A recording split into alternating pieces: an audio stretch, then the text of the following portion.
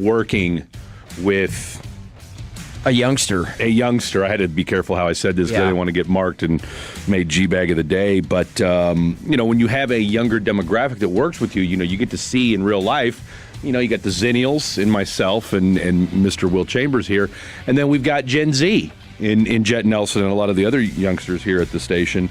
And so I asked him, I said, Jet, do you know about Fila's? And he walked out and he said, the brand? ? To which... Just told you everything you needed to know. That's all we needed to know. Yep. And then I said, have you ever seen a pair in the flesh? Live in the flesh? Mm-hmm. And his response was, I think at a thrift store. That gives you confidence. And thus the show begins. Yes. Yep. If you were to classify a tennis shoe, and I mean that in a very literal sense, like tennis. I have been watching the Rafa Nadal documentary, so. Oh, but I haven't watched it yet. I mean, it's not bad. I love tennis. I love playing. That's what these actual shoes are for. But like watching the French Open, tennis shoes. Like I like watching tennis tournaments. Yeah. So I'm in it. So I can't wait to watch this. You'd probably like it. Apparently, GQ hailed it as one of the best documentaries of the last 10 years or some crazy claim. I think it's good. I mean, I watch a lot. Look, I watch, as those know, I mean, Jet can attest to this. I mean, I watch a lot of documentaries, and I did break one of I'm not doing this today with the logging in, the Global Protect stuff. I want to chuck these computers like in the street. This thing just keeps popping up. Wants me to connect to the Palo Alto Global Protect VPN. You know how many times I've logged in since I got in the building 40 minutes ago? Okay, I'm sorry. As you You're were on one today. Yeah, I'm not doing it today. We're not doing technology today, people. Nope. Okay, technology. It popped up again. I like to drag it down. Check your ego at the door, put it to the bottom of the screen. It'll sit there and get out of your way. Meanwhile, I'm looking at, wow, I'll tell you what, whoever was on here 2 hours ago apparently pissed off the 972. So bleep Luca, huh? How you going to mention Brunson before Luca? Oh, and okay. Then, no, the 972 went on a rant this morning. Now, really? I wonder if the 972... That's exactly what I'm trying to bring up. The Franco and Franco injury attorney's fan text. If worse comes to worse, we can get you hooked up there. I'm here. Oh, you're in? You're in? I'm in. We're loading up here. Of course, the VPN is doing all it can to get me to log in. Rocking his Milwaukee Brewers hat on today. How do we feel first about place, that? Milwaukee Brewers. Now, okay, I'm a little confused by you. Yeah, I know. Okay, I don't know. I hate the Brewers. I was gonna say I don't know where your allegiances lie because one day you're a Reds fan. It's a cool I know hat. you're a dyed-in-the-wool Bears fan. Yeah. Because I've never seen you rock any other football stuff besides Bears stuff. Yeah. That I've noticed. Not to say you don't, but I've never seen it. So I am. Well, we've talked about the nostalgia of baseball, like. Okay, that's so it. If that's okay, I got you. Yeah, like all the jerseys, like all the old Brewers in the Reds division. Yeah. Okay. Yeah, I hate the Brewers, but this hat is dope. Is it as dope as the Fila's? I don't know. I don't. You be the judge. Little white guy radio. You be the judge. You're wearing it for the drip. You're wearing it for the drip factor. I do. I absolutely. I've got hats of teams that I could not. I could care less for. Okay, which I appreciate. I absolutely appreciate. I am a dyed-in-the-wool. You will not see me wear. I have an Orioles hat. Well, that and I can't bring myself to wear anything other than really Kansas gear. I mean, I've got a few Chiefs shirts which I don't wear here to the station for obvious reasons, but yeah, I don't wear. Yeah, I mean, it is funny that you mentioned that because I don't have anything like I couldn't in no way whatsoever could I wear another college. We were talking about this a couple weeks ago because I asked Maddie and Jack. So my niece and nephew. So Maddie's 16. Yeah. She'll be 17 in September, and Jack's 15. Niece 14. and nephew, correct? Niece and nephew, and so I've been asking them about colleges. Uncle Willie. Yeah. So I'm just curious, right? And Maddie's obviously closer than Jack is. And Maddie said Alabama. And I'm like, okay. Oh, man. In your mind, you're thinking, can I wear an Alabama shirt? 1,000%. Yeah. And when it came down to her, I was just like, man, I don't know if I'm going to hear Roll Tide the rest of my life coming out of her. I mean, I get why she wants to go. And you absolutely will. So, because Kentucky's out. They're Kentucky fans, but they don't want to go there. So you know what I'm pushing, and it's really Mark Pope's not it's exposed, pushing the meter for him. Really, That's a shame. Really not. That's Will Stein now. Will Stein. Now, if Billy D showed up, might that change things? Is there a basketball coach that could go to Kentucky that might change your niece's mind? She's more about she wants to go to a football school. So Kentucky's. This is where I realize that I do legit have a. It's not a close to. There's a big chasm. Yeah. But I'm like, with both of them, I go, this is what we're doing this fall. We're going to Death Valley. Okay. I'm like action? pushing LSU. Yeah. I realized I was like, well, I mean, I'm like, if I could. 877-881-1053. I could, and that would be the only way that I would ever wear any other gear of another school. Well, that's your conference, too. So, yeah, you and the nice thing is, I mean, I don't think of LSU and Kentucky as like a huge rivalry. No. Okay. There is a I think 30 you're okay. for 30. Not a 30. It's an SEC storied. That's a pretty good one about LSU and Kentucky. They juxtapose the Bluegrass Miracle and then the, what do they call it? I mean, it's when it was 1992, I want to say, the big comeback on the road, down in Baton Rouge, basketball, the Cats were down 30, came back and won. Anyway, they juxtapose those like two things with the programs. It's pretty good if you're so inclined. It's a good watch. But anyway, yeah, you're right. Not a rival. Really pisses me off, too, that the first year, I mean, it's been like 13 years since they've played at LSU in football. They're on the schedule again, but it's in Lexington. You just need an excuse. Because I went with Sandler and his crew, not last year, but the year before for the Alabama LSU. Crew. It was one of the most fun times ever. And it is one of the coolest sports experiences I've ever had in my life. I feel like you told me a story about that trip, maybe, during a break. It was definitely not an on-air. Yeah, definitely. It was definitely not an story. Yeah. If it's the story I'm thinking of, I think it was tied to that specific I went full James Harden. We'll leave that there. Just tell you what. What a way to park that conversation. Just I'll tell you this, and we'll put a bow on the intra-conference talk. When my daughter went to U of H, and she's now a proud University of Houston graduate, she gave me a shirt, knowing that the devout Jayhawk that I am, and I've never worn anything outside of, and this is going to sound very sacrilegious, almost blasphemous, I did have a Missouri shirt. Oh, my. My cousin played football there. Okay. And this was in 1999, 27 years ago. Okay, so I had a Missouri shirt, Mizzou, football, boom, done. That was the only reason why. As soon as he left, the shirt was gone too. Fast forward 20 years, my daughter's getting ready to go to the University of Houston, who at the time was in the AAC. So, and they're a Jordan those school. Days. And they're a Jordan school. You guys all know I'm a Jordan guy. Okay, yep. I can live with this. I can wear this Jordan shirt, or excuse me, this U of H Jordan brand shirt. Next year, guess what? U of H accepts entry into the Big 12. Shirt gone. Gave it to my son. Okay? Yeah. Once they decided that they were going to be in the Big 12, we're done. I'm done with you, U of H. I went through that where, growing up, speaking of, really coming back full circle with baseball nostalgia, it was easy being a Reds and a Cubs fan because the Reds were in the National League West. See, you can live with that. Cubs were in the National League East. Yeah.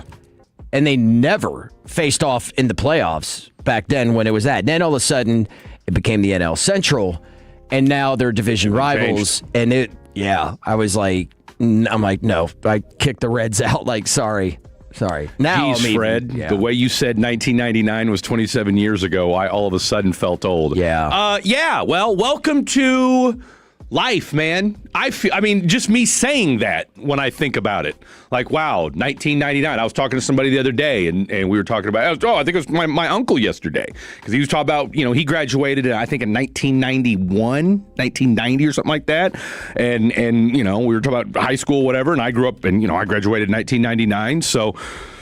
Yeah, man, it's blink and you miss it, boys. Dude, it does, Life's man. a come. I mean, we just had. Think about our boy Jet Nelson. Just celebrated a year, which was last weekend, wasn't it? Last Saturday, yeah. By the way, okay, recap that. I mean, the details that you can. Recap how it went down. Oh, it was beautiful. We went out to Sundance Square, out in downtown Fort Worth.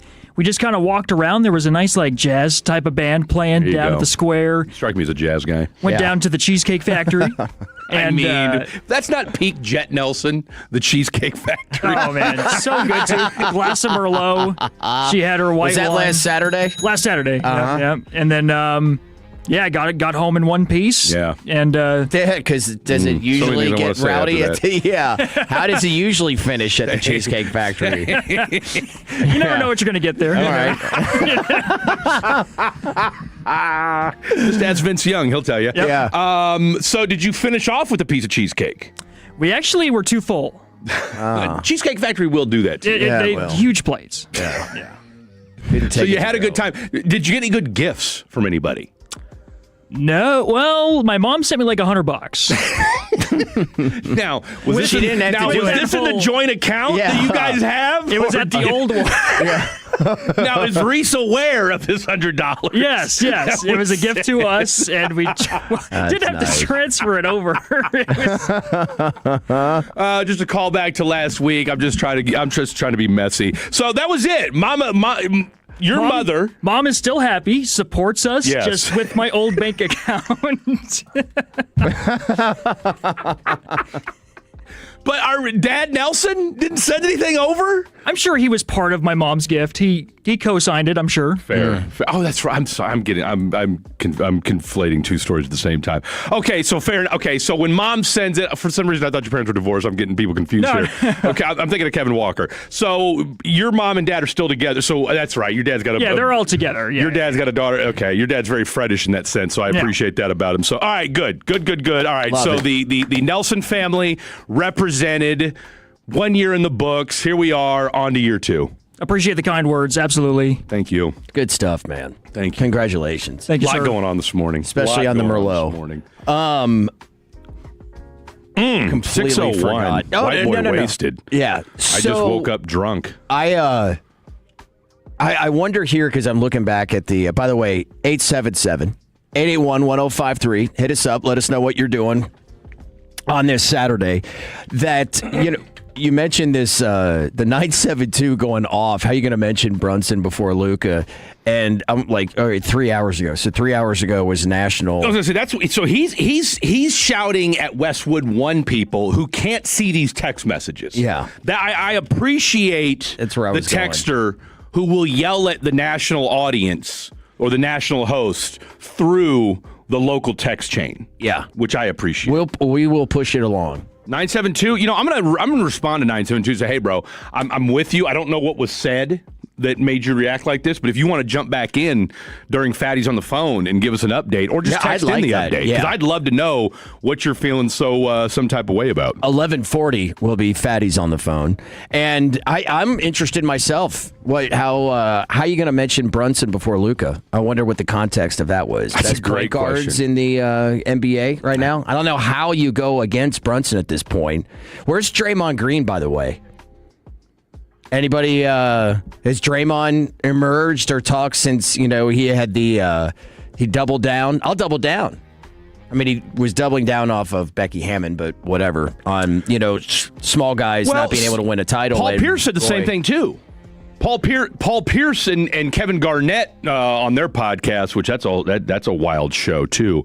But Paul Pierce also said that you can't win a championship with somebody shorter than 6'3".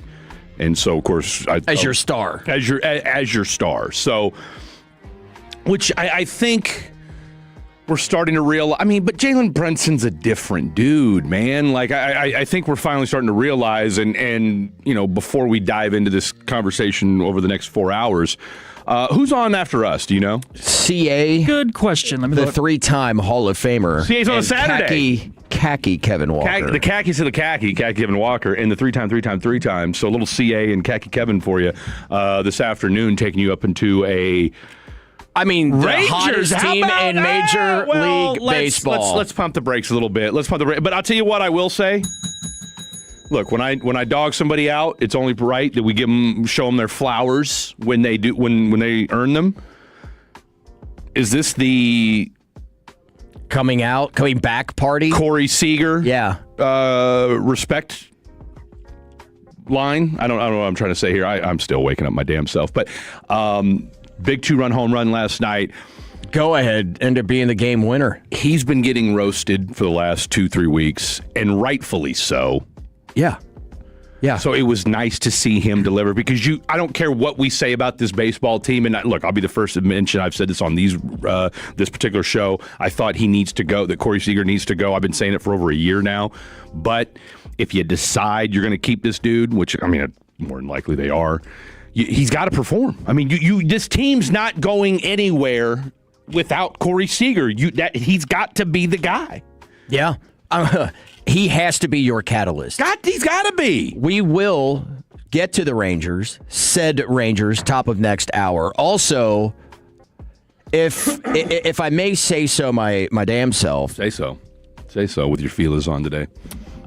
I'm going to tweet those out later. I'm going to predict all of the NFL divisions. Let's do it. And I got to say, if there's any wheelhouse that I reside in, this is the one. What about where the money resides? That's where you're at, too? No. You haven't seen that? No. That's why I'm wearing feelers. You can watch us on Twitch and YouTube or 1053thefan.com. So we're going to have that throughout the show today as we take you up to 1 o'clock. Now, I had laid a prediction down to my man here, Freddie D, after game 1, and that prediction is definitely not going to happen. And that was, I had this sense, this feeling. I'm like, this is like the 91 NBA Finals. The way Wemby talked after game 1, I'm like, I think the Spurs are going to win this 4-1. Now, clearly, not only are they not going to win 4-1, it's hard to sit here. And I'm not going to go, look, I still think the Spurs are going to win. But has it been done before? Oh, it has. And I'll tell you about it next here on The Fan. Sean and RJ, the KNC Masterpiece, G-Bag Nation, and Fan After Dark. Live and local. Turn it on and leave it on. 105.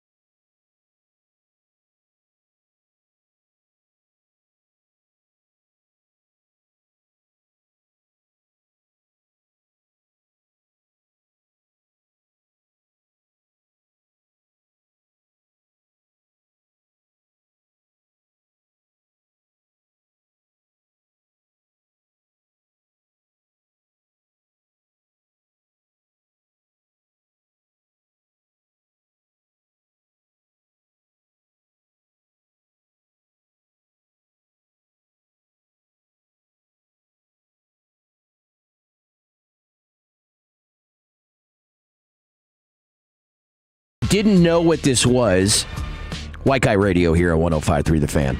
Will Chambers, Fred Davis here with you. 877-881-1053. The Frankel and Frankel injury attorneys fan text already on fire today. And yeah, the Fila's on camera. Here you go. YouTube, Twitch, check them. Can we see this? I don't know. A tad higher. Just watching you, struggle to get your leg up there. I mean, you could have just taken the shoe off. Yeah, but I got to tie him and untie him. See, there we go. That's anyway. Everybody needed that. So, are you guys playing the 82-0 game online? The KNC Masterpiece started playing. I can't put the game down. Now, I didn't know what it was. I heard on the way into work yesterday. I think I heard them alluding to it. Because somehow Corey was talking about Pascal Siakam. So Fred's telling me about it in the break. And now I've pulled this up and I have it. I'm going to Eddie Johnson at small forward. So I started at Orlando in the 2020s. And I'm like, all right, so Paolo Banchero. Then it's San Antonio in the 2020s. I got Victor Wembanyama. Wemby. Portland in the 20s. I mean, coming out of the gate. First three in the 2020s. I was going to say a lot of 2020s era love for you in this one. So Dame Lillard. Now I have Sacramento Kings in the 80s. Yeah. Man, I really, I'm kind of stuck here. You know what? I'm going to be. We're going to go. You take big. a lot longer. I'm going to go Cliff Robinson. Cliff Robinson is my small forward. All right, my last one will be Milwaukee in the 2010s. Oh, that's Giannis. Okay. Provided you have that position open, though, too. That's the other shooting guard of it. Well, you got him at 4. Yeah, so you'll have to go with who? Probably. But they're not letting me put him. No, they won't. That's what I'm saying. You got to do it by position. Monte Ellis. I'm going to go. Brandon Knight and Eric Bledsoe. There you go. Okay. I don't know. I'm feeling about that. Well, while he's doing that, I did one, and I went 68 and 14. I had World Be Free at the point. I had Luka at the shooting guard spot. Larry from the 90s Celtics at my small forward. Zion at my 4, and then Dirk Nowitzki. My team sucks. Dallas 2000s as my center. I went 68 and 14. I'm 66 and 16. So you're better than well, no, you're not, but still. Blake and I did one on air Thursday night and went 82 and 0. Okay. To sign off the show. It was pandemonium, as Fan After Dark typically is. We had LeBron, Larry Bird, Dwayne Wade, Earl the Pearl Monroe, and I want to say, who's our center? 60s Wilt. 60s Wilt. That's right. You were here. Yep. 60s Wilt. So, yeah, we went 82 and 0. I may be going 82 and 0. What's that? I may be working on 82 and 0 right now. What do you got going on? Who do you have so far? I got Wemby. Okay. Elvin Hayes. Okay. Julius Irving. At the small forward? Yeah. All right, so you still need a point guard and a shooting guard? Yeah. Oh, but I got Portland in the 70s. Yeah, you're cooked. Well, damn, that really... Was Lenny Wilkins on that team, or am I thinking Seattle? Maybe I'm thinking Seattle. Yeah, I think it was Seattle. I mean, Jeff Petrie, and it's spelled like Geoff, which is the worst. I can certainly attest to that. My sister was married to a guy named Jeff who spelled it Geoff. It's terrible. And just terrible. If anybody... Rick Adelman. You know, just... R.I.P., by the way. Seriously, this week, Rick Adelman, you're going in. That's it. Final one, Golden State in the 80s. I got World Be Free as my top. But no. And I want to say World Be Free was also on the Kansas City Kings. Oh, yeah, Chris Mullin. As well. Give it to me. 64 and 18. That's a worse team? Okay, yeah, whatever. Run TMC. I mean, we know what rabbit hole he's going to go down. Yeah. Now, you can also do 17 and 0, and I think there's another show game called 20 and 0 where you pick football teams, too. Oh, man. And it's the exact same thing. Boy, I love it. I don't know where they found this. You'll be on. For all my old heads, if you know, you know, and I'll be curious to know if anybody out there is picking up what I'm about to put down. If you remember, and this was in the 2000s, early 2000s, a website game called whatifsports.com. and it was basically... Oh, yeah, I know. I've done this. Okay, I don't know if whatifsports.com is still around, but it was basically like an online franchise where you could pretty much, and I did college basketball, and you started out as like a D3 or JUCO coach, and you had to move your way up, and it was like franchise on a college basketball or just any other EA Sports game or whatever game you want to talk about that, you're the GM. And so I was in charge of a team, and it's a real team, Medgar Evers, which is in New York. And there's got to be a 162-0 team. And you would recruit people and play them. And your boy got hooked on that for about a month or two. So I don't know if anybody's doing, if you remember. 803, Fred, you amped about KU baseball today. You know what? What shirt am I wearing today, boys? Yep. Huh? Yep. Now Rock you could argue I wear this shirt every Saturday because it's a gym shirt. But hey, it's not about how you start, it's where you finish. Yep. So yes, 5 o'clock, KU baseball. 2 quick shout outs. Once again, shout out to my Uncle Mark, who's listening to the show right now, who also corrected me. He was class of 1990, not the class of 91. And then I got to give a shout out to my boy Mayman over in H-Town. He is a diehard Houston fan, but he's also a very, very close friend of mine, and he is celebrating a birthday today. So shout out to my boy Mayman as well, who apparently now he owns a dispensary too, which I didn't even know that was a thing. So my man's doing it big down in H-Town. So if you need a plug, holla at your boy. 162and0.net. Of course you do. Be working on that. All right. I mentioned before going to the break that with San Antonio going down 2-0 following the loss last night to the Knicks, well, no team in the NBA Finals has ever come back from an 0-2 hole after losing the first two at home. Ooh. However, it's been done in the playoffs. In fact, it's been done 5 times. So can the Spurs pull off what would be a miraculous comeback? Now, what's amazing here in this year, when you look at, and Charles Barkley was talking about this in Inside the NBA following the game last night, where he just ran down Brunson's stats in this series. Not great. No, not even really good. But he's been really good, obviously, in clutch moments, more so in Game 1. But it's amazing to think that just how good they have played as a unit on the road. Well, you got to think going home that Brunson's going to shoot better, that they're going to play even better. I still contend because following Game 1, I'm on my way home from work, and I'm listening to Sports Center with Scott Van Pelt, and they're kind of talking. I hear Wemby talk.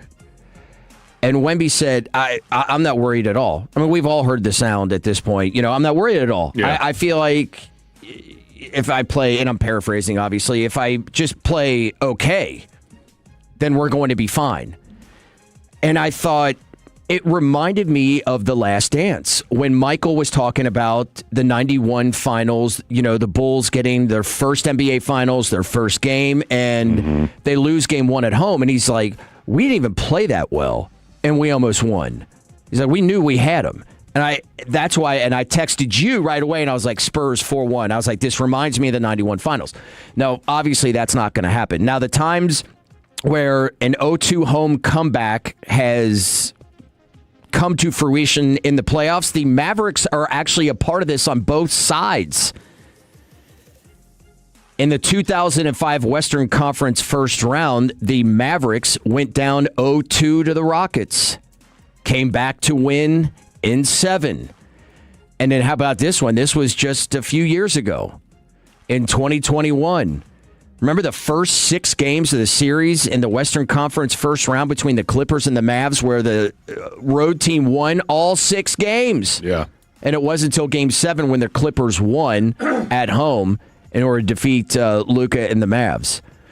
The last time it happened was in the Western Conference semis 2 years ago between the Minnesota Timberwolves and the Denver Nuggets, where the T-Wolves knocked off Denver.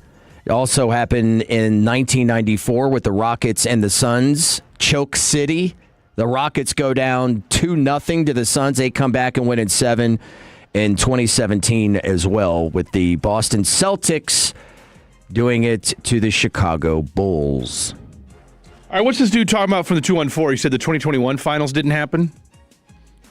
I'm guessing somebody went down 2-0 and came. I don't know. Well, no, you have to lose the first two games at home. Yeah. So that's where. I'll take a look at that real quick. But and I did this via Gemini because I tried. I love StatHead, but sometimes you can't get exactly what you're looking for. What was that? 2021. 2021 Bucks and Suns. So the Bucks went down 0-2. Let's see. It was the Bucks and the Suns. So the NBA Finals series stats, it was the Bucks won in 6 after Phoenix won both those games, but they were in Phoenix. Okay.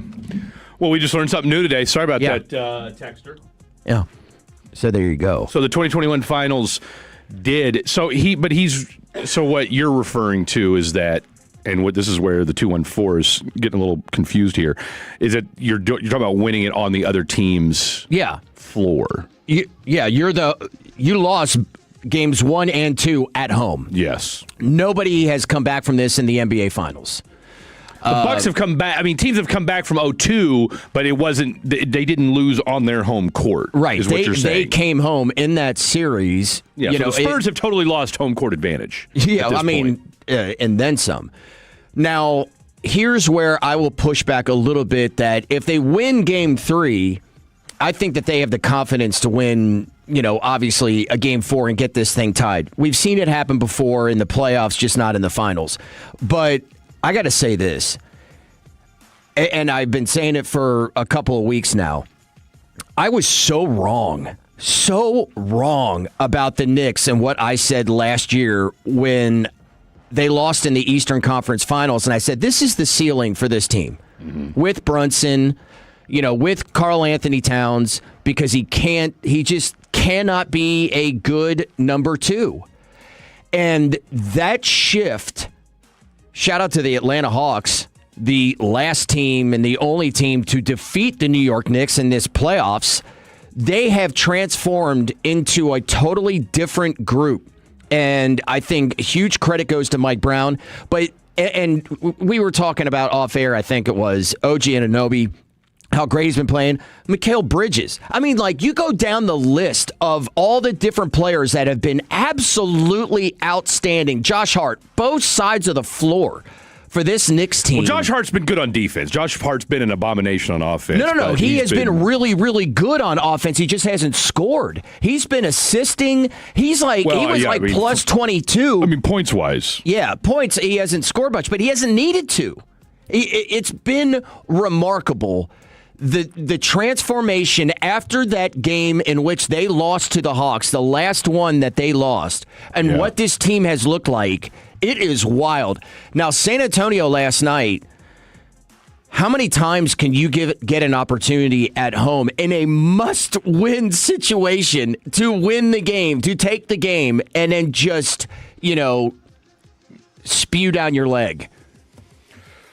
Look, Wemby, you had those 3 huge possessions down the stretch. He had a fall-away 3 that I don't care who you are, you'll force that shot all day, every day. He had another pull-up jumper that he missed, and, of course, he had what would have been the go-ahead game winner there from, 18, 20 feet out there that he missed. So, 3 jump shots.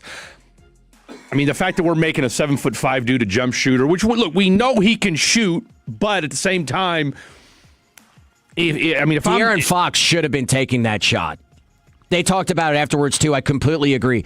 Fox, who was terrible in the fourth quarter in Game 1, was great. He's played clearly a lot better in the second game. He's clearly compromised by the ankle. He does not look fast at all. Doesn't look the same guy. But he was playing great, and they brought up a great point with Shaq and Kenny and Chuck with Ernie that if you have De'Aaron Fox take the shot, you got a shot at an offensive rebound with Wemby if the shot doesn't go in. Yeah, I mean, I don't hate that, but at the same time, too, I mean, Wemby's your best player. I mean, look, I don't have a problem with Wemby shooting the last shot. What I have a problem with is Wemby not taking it to the basket. Yeah. Okay, like you're 7'5", bro. Okay, like why do I have Wemby shooting 20-foot fadeaways? And again, not to say that as he goes along in his career, he can't create that shot. We were talking about with somebody the other day on somebody called in talking about when he puts together a Kobe / MJ like fadeaway, it's curtains for the rest of the league, and I get that, but you're 7'5", take it to the rack, draw because more than likely you're going to draw a foul. All right, now that's not to say that Cat and Mitchell Robinson and OG haven't done a great job of collapsing down on him, but if they do that, then guess what? To your point, somebody's probably going to get open. Now, I understand when the fadeaway three, the clock was ticking down, you didn't have a lot of time to shoot that shot, and so there are time constraints, but to that point, I got to believe that there's a better shot than, Wemby shooting 20-foot fadeaways. Of course, if he makes it, and again, that's what this all comes down to. If he makes it, the conversation is entirely different. This is why he's the greatest. This is why this guy's on pace to do something that we've never seen before. But, look, NBA stardom giveth, NBA stardom taketh away. I think when the conversation's over with this series, I mean, Wemby's still averaging 20 and 10. All right. Has it been an efficient 20 and 10? Not really. But he's still putting up. He scored 26 in game one. He scored 29 last night. All right. Yes, he's had some bonehead plays, but again, this is the same path that every great, not named Magic Johnson, who won a title in his first year, has had to go through. So on one hand, while we were ready to crown Wemby, and rightfully so, I think we're also starting to see, to your point, let's give the Knicks some credit, and let's give Mike Brown some credit for putting together a damn good defensive plan in slowing Wemby down, who has looked very much like a third-year NBA guy in some of the goofs and gaffes he's made through the first two games. No doubt. Okay, we got to go. Cowboys OTAs. What's the takeaway, and why the new defensive coordinator is annoying next year on The Fan? It's a KNC Texas Rangers lunchtime.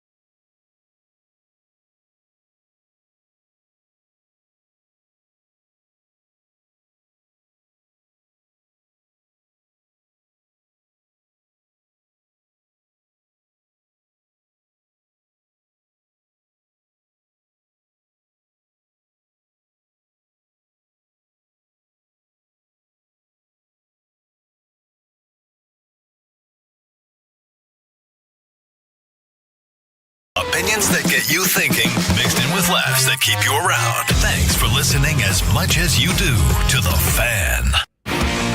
This segment of The Fan is brought to you by Classic Chevrolet. If you're in the market to upgrade your vehicle, get to Classic Chevrolet in Grapevine, the #1 Chevy dealership in the world 3 years straight. They got more new Chevys than anyone, all priced to sell.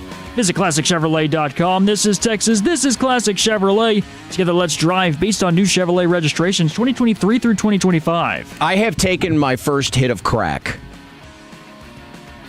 Okay. On this Saturday morning. White Guy Radio here on 105.3 The Fan. I've gone from 82-0 to 162-0. And by the way, built an absolute juggernaut. What was it, 156-6? I built a 156-16 come all on, time. dude. And now I have just started 17-0. And first spin Carolina 2000s. So they do this. Ray Caruth. They kind of. No? No. Let's see if he's an option. I don't think so. Tim Biakabatuka. Tim Biakabatuka. No, I think They only do this offense. It's like building a fantasy team. I mean, I think if you do the Carolina Penal League, then you might have a chance. I don't know if they let you go corner. Well, Ray was a wide receiver. Oh, was he? Yeah. Yeah, they didn't. I took Moose. Shout out to his son, defied the odds and is now living his best life. So shout out to Ray Caruth's son. And Ray Caruth will continue to rot in prison, as he should. See, I wish they would do it kind of like the 82-0. I mean, this one here, I'm on 17-0.sleeper.com. It's only recent teams, right? Look, I want to select a right guard. Oh, you're trying to get in the trenches, literally. Literally. I want to go deep. I want to go defensive tackle.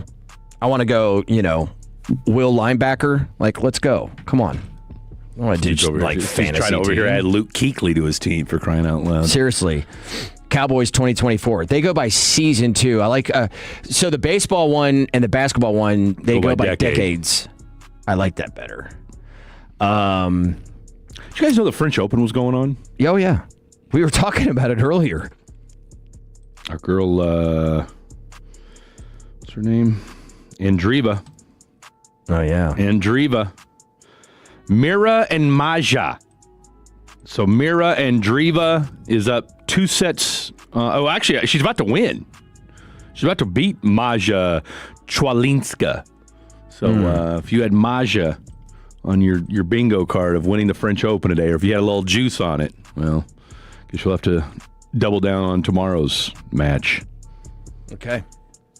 I like it. Who's the real quick? Who's the American guy right now, or do we have one? I know Tiafo lost. That's probably we got no Americans to get excited about. Had like a couple epic matches, like back to back, like epic 5-setters. That's we got Coco Gauff, and that's the women's side. It. Yeah. That's it. Okay. Although Serena's coming back, so we can get excited about that for a hot minute. I'm pretty pumped. We keep getting text about asking me on my thoughts on the Hammond, Indiana Bears. We'll get to it. We'll get to it coming up at the news at noon. We'll First talk question, about that. how far is that from Chicago? Oh, it's not far. I mean, it's closer than Arlington Heights is. So 30 minutes, give or take? Well, yeah, obviously, depending on traffic. I mean, traffic notwithstanding, and that's any big city. You're always going to have traffic. I mean, it's a good half hour, 40 minutes to Arlington Heights, which is where my parents grew up. Is it the same? Let me real quick. Is it the same distance and/or area-wise as it would be going from Dallas to Arlington to go to AT&T Stadium? Yeah, probably closer. There you go. Traffic's probably worse, but yeah. I think the whole thing is stupid. I think it's really overblown, and it's not going to happen. But you don't think it's going to happen? No. Has anybody? And I'm sure you're seeing it on some of your feeds if you're like NFL, ton of stuff like pictures of Hammond, Indiana. Yeah, it's an S-hole. I mean, it's awful. Like, there's no way they can tell me all day long about how they're doing it, and they're going to write this up, and they've got funny, and I believe every bit of it, that they're going to heavily look at it. And look, Indiana is going to make it a hell of a deal for the Bears. Yeah. They're going to. On the other hand, J.B. Pritzker, the governor of Illinois, he doesn't want to just gift or have put billions of dollars on taxpayers in Illinois for an NFL franchise. I get that side of it too. Yeah. What I don't get are the Bears with Kevin Warren and McCaskey just not even really being a part of the process with the Illinois legislatures. I mean, it's so dumb. It's so dumb.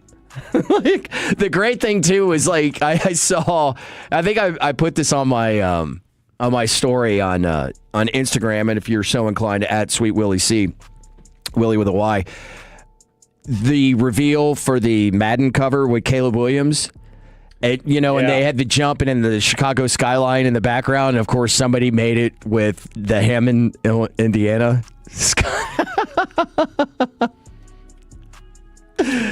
Oh, man. Well, I mean, and somebody's already texted in. I knew this was going to happen. 214, right on par with the Kansas City, Kansas Chiefs. Now, the only difference being that, it's still called Kansas City. Right. Right. So that's the one the little Giants caveat. And the Jets have played in Jersey forever. So now the difference being, when you New York, New Jersey, they kind of mesh into one. Kansas City's both got a KCK and a KC Mo. But I think, and this is what people that have lived in big metropolitan areas know, you can live in, if you live in Katy, Texas, okay, and you're out and about, you don't tell people, well, I'm from Katy. No, you tell people you're from Houston, but I live in Katy, right? Mm-hmm. If you're from, and we talked about this the other day on the show, if you're out and about if you live in Louisville, you don't go around. If you're in another part of the country, you don't tell people you live in Louisville. You tell people you're from the DFW, mm-hmm. right? Oh, what part? Well, it's Louisville. It's a little town outside of Dallas, but no one outside of the DFW gives two bleeps about Louisville. Nobody gives two bleeps outside of Chicago, outside of Hammond, Indiana, or whatever the hell this place is going to be called, right? So. When you're from a large metro area, and we talked about this the other day, bigger deal. Putting a Bear Stadium in Chicago or outside of Chicago in Indiana, or putting the new Mavericks arena at Valley View. Oh, it's a much bigger deal with Chicago because you're moving it outside the state. Moving it outside the state. Yeah.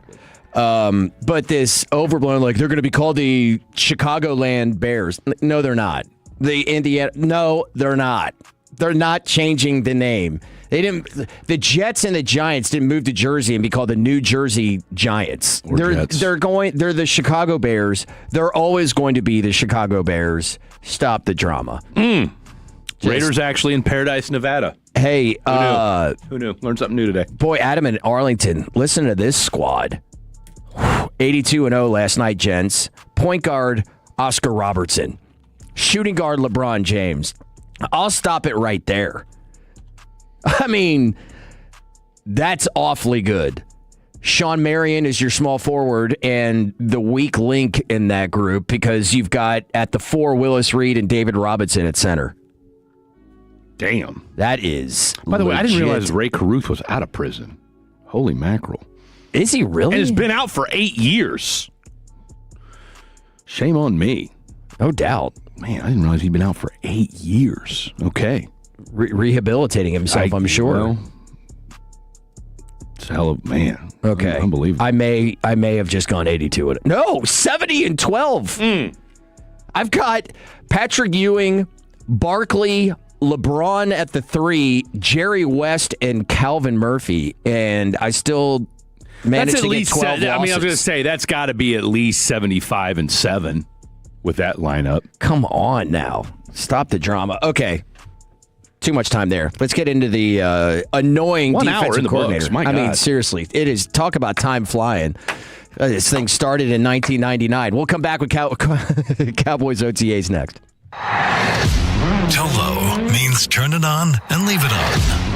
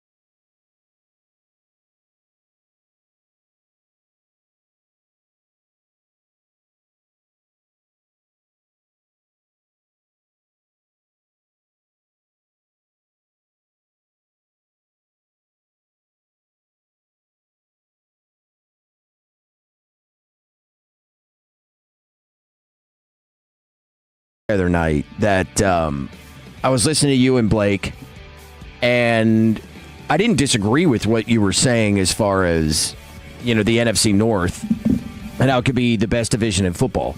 Oh, you can make an argument for I think a few, not just a couple. NFC West is going to be good again. You already know that. I think the NFC East is going to be good again this year, or will be more competitive. Yeah. Exactly, that's what I mean to say. It's going to be better this year. And then, but I think the NFC North, Minnesota got better. Chicago is only going to get stronger with your boy Ben Johnson. Green Bay is still going to be tough, and the Detroit Lions, which is what you referenced, might be the biggest question mark in the division. Yeah, I mean, I've just been hearing from everybody nationally, it's off season, so, speculating this, and this.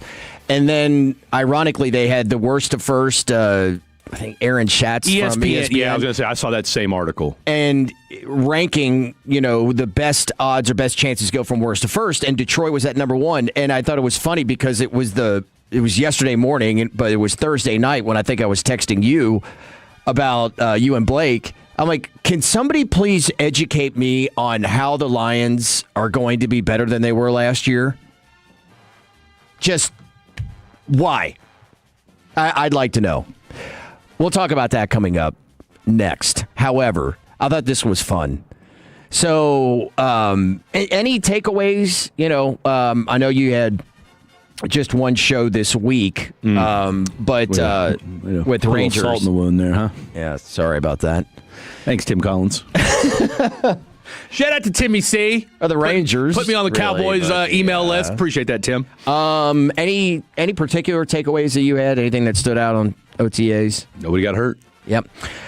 I look at it the same way on stuff like this. I'm like, okay, I appreciate the insight that we get from our guys that are out there, boots on the ground. Well, they said this year was harder to see. I think I know Broadus talked about it. I didn't get a chance to hear what Bobby had to say about it, but I know just from listening to Broadus on G-Bag, and Todd Archer mentioned this as well, that, because I guess Shoddy had him on another field, on the other end up there at the Star, so you couldn't really tell. And I think Broadus mentioned he's going to have to bring his binoculars the next time. So you couldn't see a lot.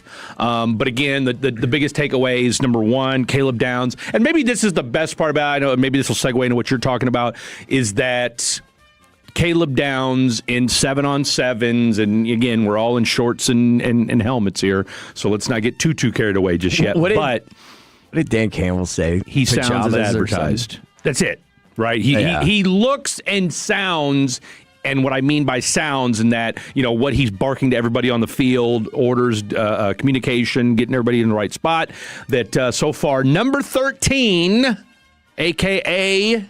Caleb Downs, looks to be the real deal Holyfield. I thought it was pretty fun that I saw the tweet from Nick Harris, Fort Worth Star-Telegram, on Cowboys DC. Christian Parker has implemented a heavy dose of disguise elements into his defense this offseason. And CeeDee Lamb has taken notice. It's annoying. Yeah. It's been annoying to prepare against, but obviously you've seen it practice every day and seeing different guys. I love that. I guess, I remember when the old Jason Garrett days, and I was going to say Scott Linehan. I'm just drawing a complete blank on the old DC here. Who, Mike Rod Nolan? Marinelli. Oh, Rod Marinelli. On how, and it was the same on both sides of the ball. It was like, we're not disguising really anything. We don't care that what we do or what we can do. We have better personnel, and we're just going to beat you. Yeah. And I think that there is a little bit to that, but when you have the kind of personnel to do that. Yeah. But also, doesn't it just make it more fun? And also, you feel much more challenging for an opposing offense or opposing defense if there is a lot of disguise to what you do? I mean, look, the whole we're just going to line it up with our guys and beat your. I mean, it's a very meatheadish, which I appreciate. I mean, the 45-year-old meathead that I am, but there's something to be said for being savvy, and again, those guys on the other side get paid a lot of money too, so their whole job is to, make things more difficult for you. So I appreciate what Christian Parker is bringing into this. I thought about this last night as I was driving home, listening to G-Bag, and by the way, the New York Knicks audio that Lucius was playing during LA Live, that city... Just quick aside, are we going to deploy the National Guard?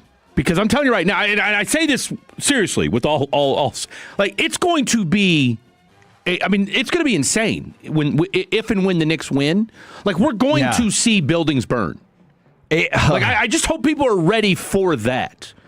Knicks fans are going to lose their minds. It is when and if they win this championship. It's gotten to a fever pitch of. I saw this from my boy Mike Leslie on Instagram. He showed the seat map for Madison Square Garden, like a StubHub seat map. Like with what the prices? It's like $11,000 as the cheapest ticket. So I'm thinking also you have your rabid fans too that can't. There's obviously way more fans that can't afford than can and all that, but it's just you're going to have all those types of fans all outside the building, those inside. It's just I think it's going to be absolute chaos. Oh, it's absolutely going to be chaos. No, chaos is underselling it, by the way. Yeah, chaos is underselling it. This is going to be, we're going to see it for at least a day or two, the fallout from them winning. So anyway, that was a quick aside. Like I said, think about LA Live yesterday, another banger edition. But I'm going to throw this out there, and you talk about OTAs and just my thoughts from it. We're all in kind of agreement that, I think everybody's in agreement that Christian Parker was a home run hire. Everybody across the NFL, it looks like it is look on early returns, right? Like we all agree right now that we feel good. I think we can all say this: we feel much more encouraged by Christian Parker than we did by Sweet Willie's doppelganger, Matt Eberflus. Okay, like there were people like, oh, okay, but like we're geeked about Christian Parker. Okay. Hopefully it's post-glow up for Eberflus where he became my doppelganger. Plus, he's got the diastema thing going. What does that mean? Gap. The teeth gap. Oh, does he? I guess I never paid attention to that. Yeah. But you can win with that. Well, that's why you grow the David beard. Letterman's made a career Michael Strahan. Who made a point that he was not going to get his teeth fixed for that sole reason. Yeah. I never knew that about Matt Eberflus. I learned something new today. Okay. Broadus brought this up after he interviewed Christian Parker at the Combine. And I think we're all kind of, because that was one of my contentions was, okay, if this guy does what we think he's going to do, he's not going to be here for very long. Could Caleb Downs prolong if this defense does what we think it's going to do, or at least improves and gets better year after year, that Caleb Downs could prolong Christian Parker being the Dallas Cowboy DC for at least a year? I give it 2 years that Christian Parker will be here. Could we see a year 3 or a year 4 just because he likes coaching up Caleb Downs so much? Could be a stretch, but I just wonder. You saw Barham yesterday. The images coming out from him next, and the fact that he's your middle linebacker, or they're going to put him at middle linebacker, or just kind of move him up and down, and how much bigger he is than Donovan Ezeraku, as the two of them are walking off of practice yesterday or the day before, and you look at this dude and you're saying to yourself, like, okay, if this dude can move like the way we think he can. And I know we're loving up Downs, and I know we're excited about Malachi Lawrence, and we're excited about the kid from Florida, the cornerback, and what have you. But man, if this Barham dude turns out to be, I'm wondering if this guy could. We're not going to call Downs a steal because we already know, and really the steal is the fact that he slipped to the 11th spot. How that guy lasted 11 picks is going to be. We're going to look back at this, I think, in 5 to 10 years and question how the hell did this guy slip to number 11. Secondly, I'm getting kind of tired of everybody saying, well, the safety position, it's one of the more it's one of the less important positions in football. I think that's so ridiculous. I couldn't agree more with you here. Totally. Let's look back at the defenses, or let's look back at the last 5 Super Bowl winners, okay? Every one of those teams had a difference maker at safety, all right? This idea that, well, safety, you can get by without it. No, you can't. Great team. Why did Seattle make the leap that they made last year? Emanwari, who they were able to, dare I say, much like Caleb Downs, move him all over the field. Absolutely. Made a huge difference, okay? A couple things on that. One, going into the college football season last year, we were all saying Ohio State had the best defensive player and the best offensive player going into the year. Yeah. There is nothing Caleb Downs showed throughout the year to make it look like it was anything different than that. Now, you had some players emerge as great players too, and some on his own team. Right? Sonny Styles, Arvell Reese, which I think took kind of the shine away from Caleb Downs. But I made this point, I've been making it for a while now, and really banging the drum on this for months, and a lot of it right around the Max Crosby situation with the Ravens, who I think is a great player, and Myles Garrett, which we haven't even touched on this yet, who is a great player. Myles Garrett last year had 5 sacks against the New England Patriots. I'm pretty sure the Patriots won by like 20. Okay? Okay. And you look at the defensive players of the year over the last, decade or so, or at least better part of a decade. They're rarely on winning teams. What is more important for your defense is the middle of the defense. Absolutely. You have to. Do you need a pass rush? Absolutely. You've got to have one. But Seattle last year, who was their stud pass rusher? Oh, I forgot. Not really a stud pass rusher. They rushed the passer well as a unit on defense. You got to be great up the middle. And so the biggest problem that I have with the Cowboys defense right now is middle linebacker. That's a huge deal for me. I feel the same way that you were just talking about safety as I do about middle linebacker, about how important it is for a defense. How much were we talking last year during the season as to how bad Kenneth Murray sucked and how big, the defense was so awful. Yeah, over the top it was bad too. It was bad in a number of areas, but my God, at middle linebacker it was awful. Well, and I was pleasantly surprised to hear that Shamar James was getting some reps at middle linebacker during OTAs. And, of course, if you listen to this radio station, we know that a lot of you do.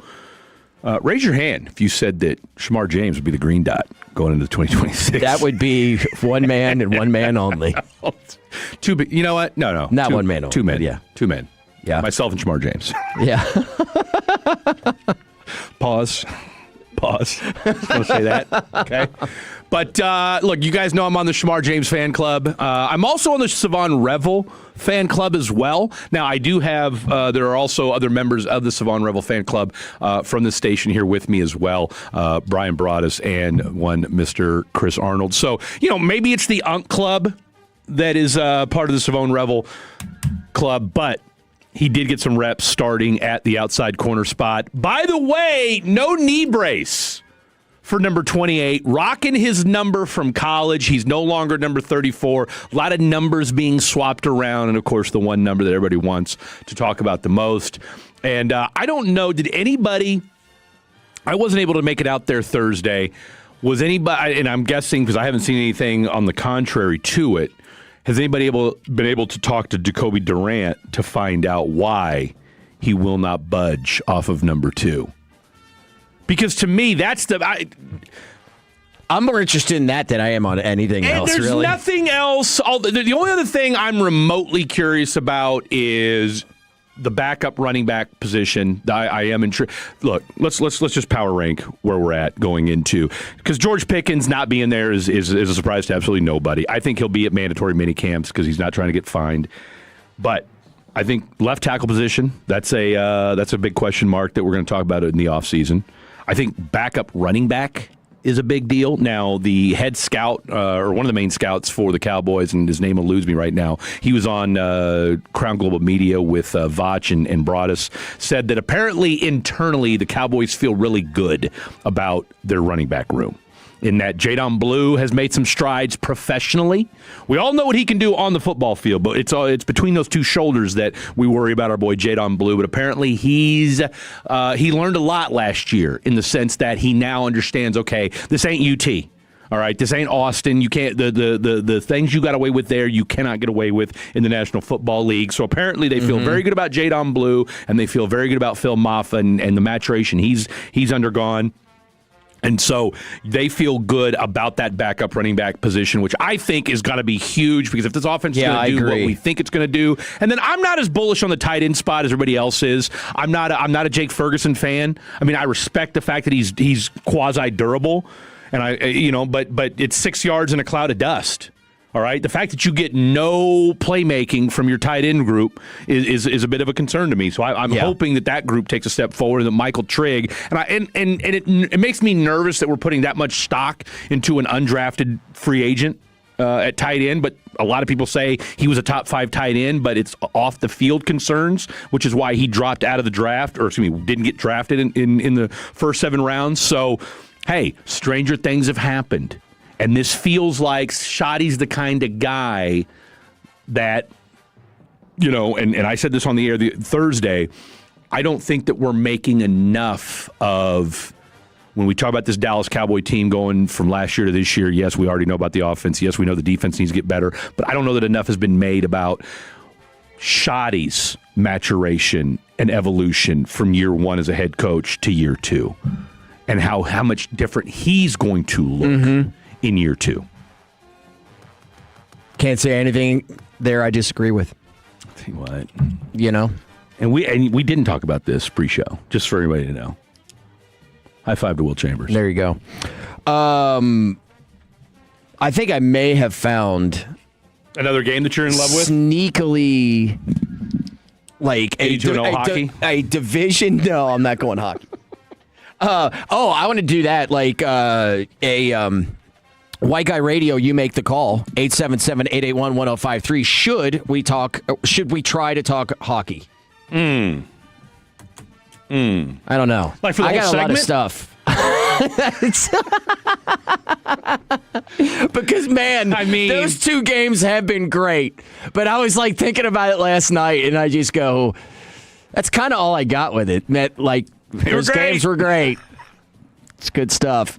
I will tell you that there's hockey talk for the show. We just did it. Yeah, we just did it. You just did it. Never mind. We made the call. Okay. I'm going to predict the NFC next. The more time you give, the more our crush grows.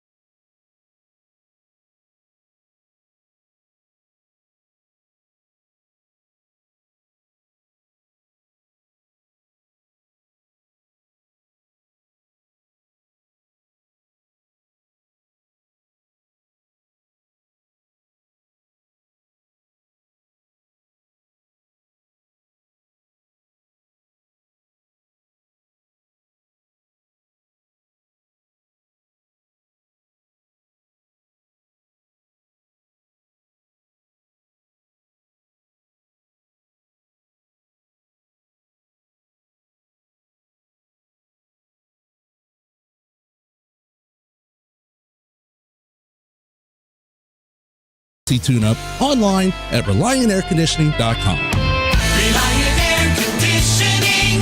Call 877-your-hero. This segment of The Fan is brought to you by the personal injury lawyers Frankel and Frankel. If you have been injured in a car or truck wreck, call Frankel first, 214 or 817-333-3333. With Frankel and Frankel, there is never an out-of-pocket cost. They only get paid when you win. Frankel and Frankel, the go-to car and truck wreck attorneys in Dallas. Oh boy, the Tell you what, discussions. 6 degrees of Will Chambers. No doubt. What a break. What Kevin a break. Bacon is a never mind.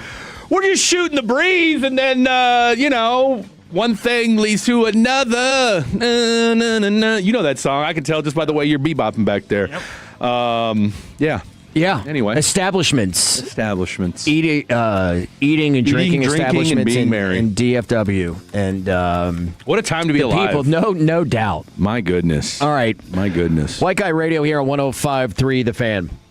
Will Chambers, Fred Davis here with you. Kevin and CA, the 3-time Hall of Famer and the khackiest of the khaki, as Fred would put it. They're taking over for us at 1 o'clock. Before we go, we'll have some fair or foul. Fatty's on the phone at 11:40, so get ready for that. Or Tolo's on the telephone, however you identify. No doubt. Okay, we don't want to discriminate. I want to say that I've gone 2 full segments and breaks without doing 82 and 0. So I'm weaning myself off. Look, and here's the deal, right? And maybe this is just me getting older, but like I said, Blake and I talked about it. He showed it to me the other night. We did a couple, played a couple games. I mean, I'm good. Have you done it? Oh, a bunch of times. Yeah. I'm always happy to improve my NBA ball knowledge as well, especially those older generations, so, yeah, I'm having fun with it. Okay. Have you played it today? Not today. Okay. Yeah. Yesterday? Yesterday, absolutely. Okay. I appreciate you working on yourself. Yep. All right. Always improving. Self-betterment. Yeah. Right there. UTA. I'm predicting the NFC. Let's do it. Are we ready? Okay. The NFC East. This is really going to get off to a bit of a rough start. And I say that because I don't have much change here. I wanted so badly to put the Cowboys winning the division. Because, and we talked about this a little bit earlier with OTAs and all that, and Caleb Downs and, Christian Parker, they're going to be an improved team. What I can't get past and why I'm still going to have Philadelphia with the slight edge is I think the Cowboys' schedule is ridiculous. I have never seen a schedule for a team that did not make the playoffs be that rough. It is a really rough schedule. So Cowboys. Say this again. I'm sorry. I had to text this guy back. I have a really hard time. I wanted so badly to put the Cowboys winning the division, but I can't do it. Why not? Of course because you can. Of the schedule. Of course you can. I don't like the schedule, and I don't like the first month and a half. Thinking that they'll just probably go 2-2. Just go 2-2. If you do, I think you're in really good shape. I'm going to. Who's your concern, real quick? Flip. So. Who's your concern, real quick? Where did I have? I have to pull out those sheets in order. Because I remember I mapped this out once the schedule. It is, while he's doing that, it is a little bit, real quick, while you're doing that, let me give a shout out. Let me give a shout out to the 817. Let's see here. Yo, FD, can I get a shout out to my nephew Jacob? He just got accepted to the Navy nuclear program. Heck yeah, man. You know what they say about Navy submariners, don't you? I don't. 300 sailors go down, 150 couples come up. Just a little Navy humor, boys. Just a little Navy humor. It is Pride Month, after all. Okay,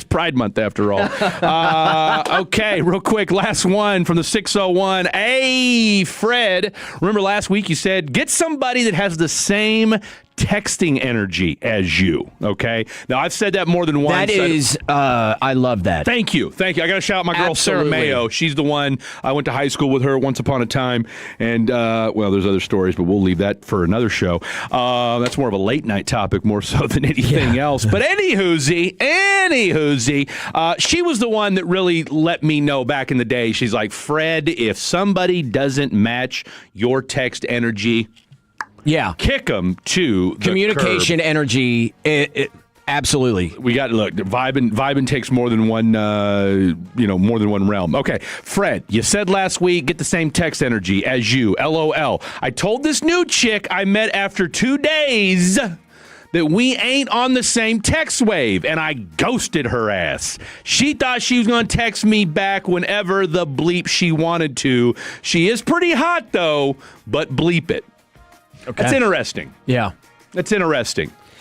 Hot girl privilege. Maybe you drop one in on her every now and again, just for bleeps and grins. Mm-hmm. Hot girl privilege. Hot girl privilege is a real thing, but you know what, King?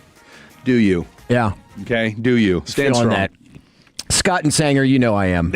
We'll get to that in a second. Okay, Giants, Commanders. You're at the Giants in week 1. Obviously, at best, at 2-0. You could be 1-1. But then you go, like the Brazil game with Baltimore. You come back to go to Houston to take on the Texans. And then you got Tampa Bay, Green Bay, Philadelphia, the latter two on the road. That is a rough start. I'm sorry. When you get to the end of October, it's rough. I still, don't get me wrong, I got the Cowboys going to the playoffs. That was the only reason, that was the thing holding me back from them winning the division. I think the Giants and Commanders flip. I do believe that you're going to have all 4 of those teams at around 500 or better. Because I think the Giants will take a step up. I think Washington is still good. They're just a year removed from making it to the NFC title game. Jaden Daniels will determine what this team does. Yeah. They did address a little bit, not enough at wide receiver, but I still think that they'll be okay. That wide receiver room leaves a lot to be desired. Defense is going to be good. All right. NFC North. I'm just really sorry, and if you want to be like, you're such a homer or whatever, why in the world would I not pick the Bears?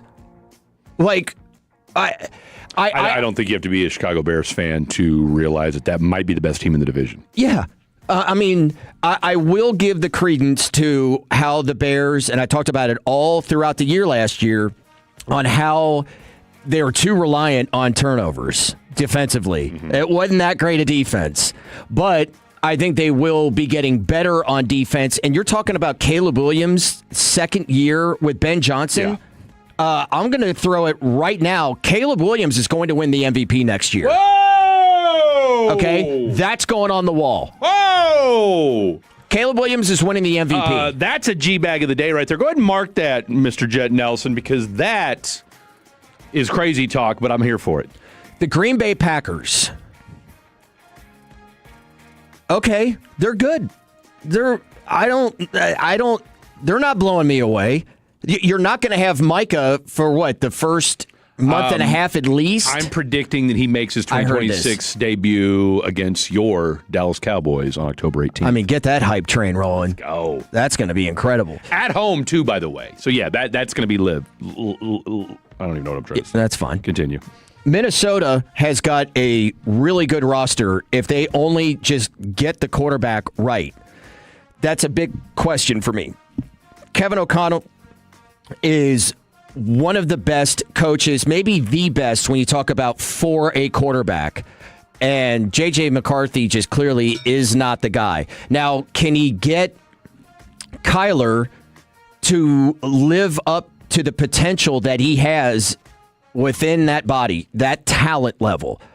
We will see. If they do, I would have Minnesota as the second place team in that division, but that's a huge ask right there. Right now, I'm going to put Minnesota fourth. Now, last year, the Vikings and the Lions both finished at 9 and 8 at the bottom of the division. I think it's going to be very similar to that. But again, I'll say this. Somebody educate me as to why Detroit is going to be better than they were last year. I'll hang up and listen. The offensive line, which was incredible 2 years ago, not good. I don't know why that's going to be any better. And they keep losing people on the line, too. Yeah. So, look, that's where I'm going with this. I tell you what. Let's take a break and come back. I'm going to do the NFC South and the NFC West and then sprinkle in a little AFC. How about that? I got my boy Woody talking mad bleep, too. So, all right. Who's winning the South and the West and who's coming out of the NFC? That's coming up next. You guys have been awesome coming out to our Sean and RJ Firehouse tours. Your chance to grab breakfast and a one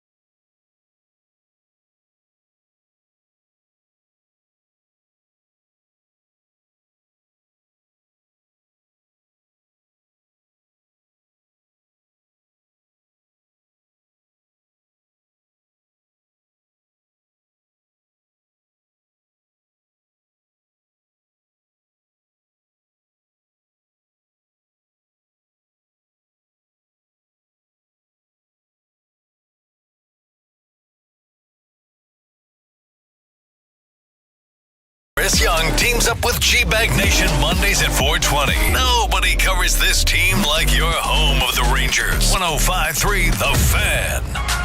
This segment of The Fan is brought to you by Classic Chevrolet. If you're in the market to upgrade your vehicle, get to Classic Chevrolet in Grapevine, the #1 Chevy dealership in the world. 3 years straight, they got more new Chevys than anyone, all priced to sell.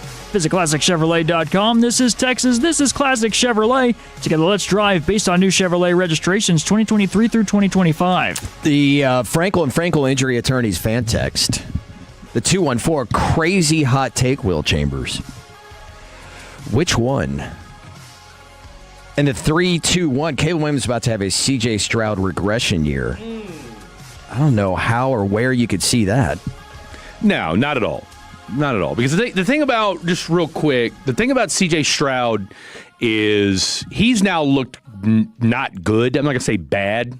I mean, you could say bad. At times, it's been really bad. Oh, no. He's looked awful at times. But the thing about C.J. Stroud is C.J. Stroud has regressed 2 years in a row. Like sophomore year and this past season, he didn't look great. I mean, and look, we had Lance Zierlein on during draft talk, and I asked him just kind of off the cuff. I said, hey, because he's in Houston and works for 97.5. He does their morning show, the ESPN 97.5 morning. And you know, Lance is as plugged in to the Texans as anybody. He said internally, that's their biggest concern. Like, they feel good about everything else on that football team. And of course, you guys know I'm still on, I still follow the Texans to some extent. And look, everybody knows the backup quarterback is the most famous, or is everybody's favorite when the starting quarterback's not playing well. The rumblings coming out of their OTAs are that Davis Mills has looked better than C.J. Stroud. So take that with a grain of salt. But anyway, back to what Lance Zierlein said. He said internally they have concerns about C.J. Stroud as to whether or not he can be the guy. Regardless of what Nick Caserio says, which of course he's going to say C.J. Stroud's our guy, rightfully so, but there are concerns about whether or not he can be that guy that we all thought he was going to be 3 years ago. So Caleb Williams is going to be fine. He is not C.J. Stroud, not on his worst day. And I'm saying it right now. I'm going to mark it on a Post-it note and put it on the wall of takes that he's going to win the MVP next year. I mean, the biggest weapon that the Chicago Bears have, make no mistake about it, is Ben Johnson. And now you're putting a Patrick Mahomes type talent with Ben Johnson. I mean, that is just recipe for crazy time. All right, man. So I got the Eagles and the Bears winning the division. NFC South. You guys ready for this? I got the Cowboys winning the NFC East. Okay. And I'll say it again. The only reason why I don't have the Cowboys winning it is because I just don't like the schedule. I have your New Orleans Saints winning the NFC South. I'll let that sink in for a minute. I don't hate that take. I don't. I'm still going to go with Tampa Bay, begrudgingly. I got Tampa Bay in last. Oh, you are on one today. Yeah. You are on one today. The Saints won all four games in December last year. I think that they're on the rise. Tampa Bay, it's just kind of meh. I like what Carolina, the step that they made last year. And I'm like, okay, Atlanta and Tampa Bay. So I got New Orleans winning the division. I got two teams that are making like big steps next year from where they were last year. That's a huge step. Yeah. Because I could see Carolina. If you told me Carolina wins the NFC South, which I'm going to give they won it last year at 8-9, but that's right, they did. If you told me I totally forgot that now that you mentioned it because that was such a quagmire of a division. Totally. Where are you at on Bryce Young? I like what I saw last year. I do. I do too. I'm curious. Can he do it again? Like, are we convinced that his ceiling is going to continue to grow, or was last year kind of that's as good as he? Like we saw the peak of what Bryce Young can be. I think he will grow into a really good, not great quarterback. Yeah. The biggest concern I have with him is his size, man, because, like Jaden Daniels, you're like, that dude takes a couple of hits, and it's going to be rough. But see, that's the crazy thing about. But see, that's the interesting part to me about Bryce Young, is that while we continue to have question marks, and I do too, about the fact that he's just not a big guy, but he's not Kyler Murray small, right? Kyler Murray standing next to J.J. McCarthy, because we've all seen that meme of where they've literally shrunk down Kyler Murray and the ball's like bigger than him. The problem is like that's the image I still have of Kyler Murray. Mm-hmm. For as freak of an athlete he is, and we all agree he is a freak athlete. I mean, look, if you're going to be drafted top 10 in 2 professional sports leagues, you're a different beast. But Bryce Young, injuries really hasn't been his issue. The problem with Bryce Young's been, number one, you didn't have any wide receivers to throw to. You finally gave him Ted McMillan last year, and he showed you that, okay, if you give Bryce Young a running game and at least one good wide receiver, Bryce Young can make you pay. And oh, by the way, if and I can't think of the kid's name, he was a Colorado player who if he doesn't drop the 4th down conversion, Carolina might move the ball down the field and shock the world and beat the Rams in that opening weekend of the playoffs last year. So I'm with you, though. I like Bryce Young. I could see the Carolina Panthers winning that division. Yeah. To me, it's between them and look. I'm fully aware that it's pretty hot with the Saints, but I like them making. I like that call though because they look good down the stretch, and Tyler Shuck's not as bad as people think. NFC West. No, I mean he was showing last year that he's like he could be a franchise quarterback every bit as much as Jackson Dart. And he's a good sized dude too. Tyler Shuck's like what 6'4", 6'5". Like he's not a small fry. The West, it's the Rams. I want to get on this for a second here.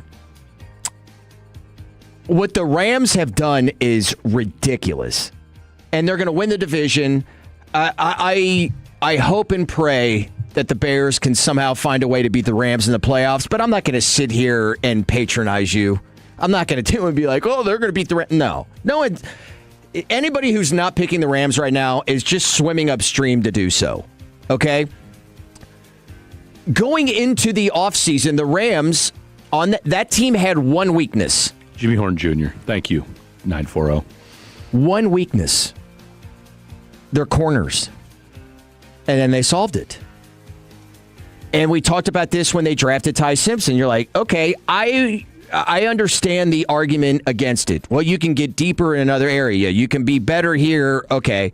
Well, now knowing what we know about the Myles Garrett trade, that once Cleveland restructured his deal, that made it easier, whatever way it was, to make it easier for them to trade, the Rams were on the phone with the Browns. And they kept going after him, and for months now to try to get it. And Cleveland at first was like, no, we're not moving him. We're not. And they finally obviously agreed to do so.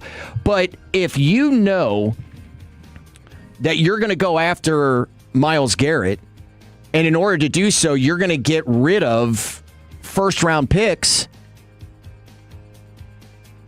you have a year or 2 years left of Matthew Stafford. In order to get his replacement, the only time you are going to be drafting in the first round to replace Matthew Stafford is what? This year. Mm-hmm. This is the year. Because you are hoping you're getting rid of your first-round picks that you have over the course of the next couple of years to get Myles Garrett. So that makes that move that they did, and I don't know if it's going to work out, if Ty Simpson will be a good quarterback or not, but I totally agree with them drafting him now. I mean, I agree with them to begin with. I was on that side of it. But, it's insane. They have no weakness. None. So they're coming out of the NFC. It certainly doesn't appear so. And right now you've got Matt Stafford under contract through 2028. As per Spotrac. So this year his cap hit's going to be $48 million. Next year it's going to be $24 million, and the year after that it'll be $22 million. And then he's got a void year in 2029. They got to have some sort of out, I would imagine. Well, here's the thing. No, they just got. He's under. I mean, there's no team, no player deals. He will be an unrestricted free agent in 2029, and then to but stretch he'll retire. it out. I think he'll retire like after maybe not this. It depends. I mean, look, right now he could go out on top. He could go out like Elway. I mean, here's the thing. Hard to imagine a year removed from an MVP that he retires, but I think after. I'll say 2 years and then he retires. I was going to say, they've got him under contract until 40, until 2020. He'd be a Martian by then. Until 2028, which puts him playing 3 more seasons, which would put him at 41 years old. Which, as we've learned in today's NFL, you can do that. You can very much, and one thing we know about the Rams is they got no problem building around, and you're going to become kind of the place where might you get guys that would play for a hair cheaper with the Rams than you might. By the way, I don't think there's any way in hell that Aaron Donald comes back. Oh, God! I mean that whole situation. If he comes back. I mean, this isn't Madden. Print the shirts. No, here's where I'm going to push back on that. The NFL, quarterback, which we've seen it happen once, and let's not pretend like Phillip Rivers looked like the old Phillip Rivers, okay? There was a reason why he looked like he'd been out of the NFL for 5 years.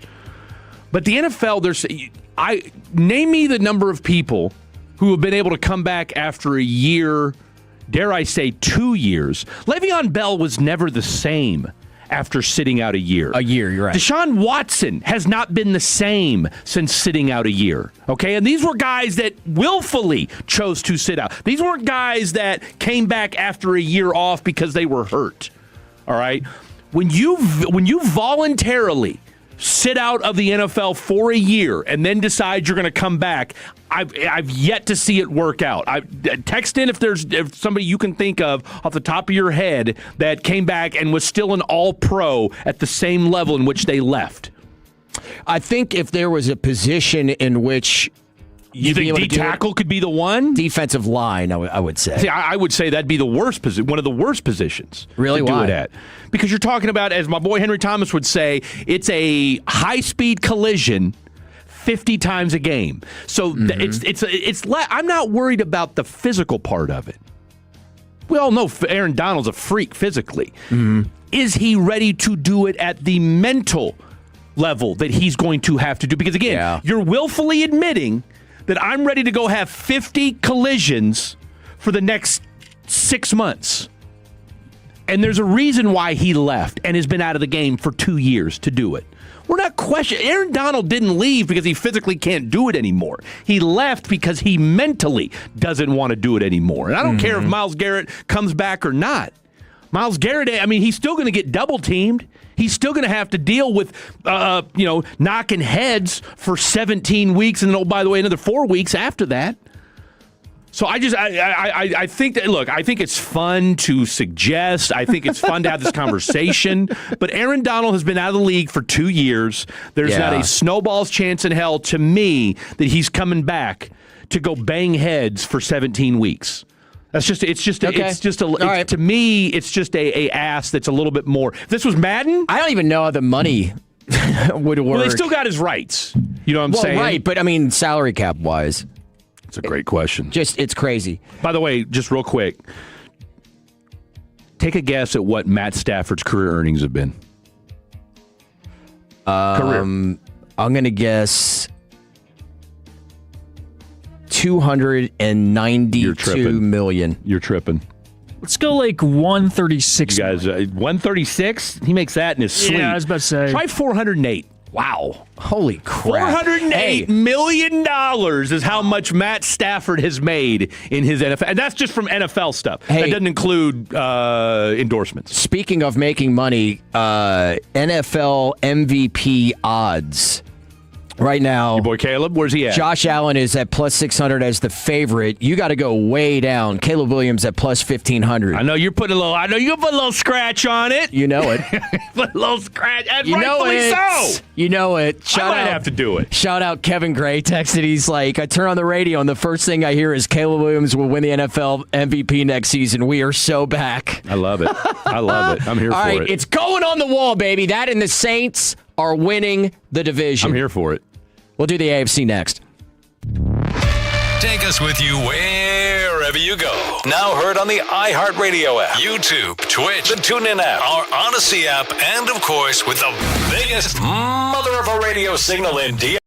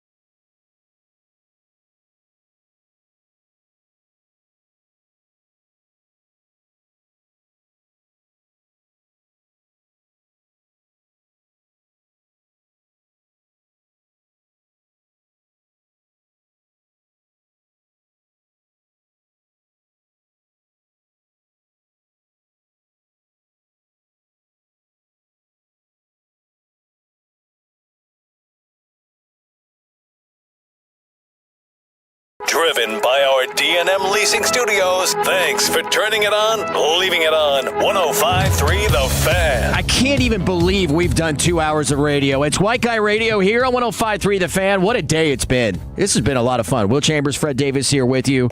Just going through the NFC and my predictions. I love it. I love it.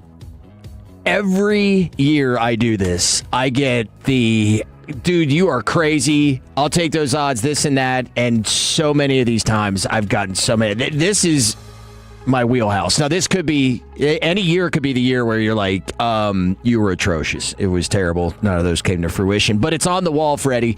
It's up there. Caleb Williams is going to be your MVP. And New Orleans Saints are winning the NFC South. Now, I'll say this. So, Blake,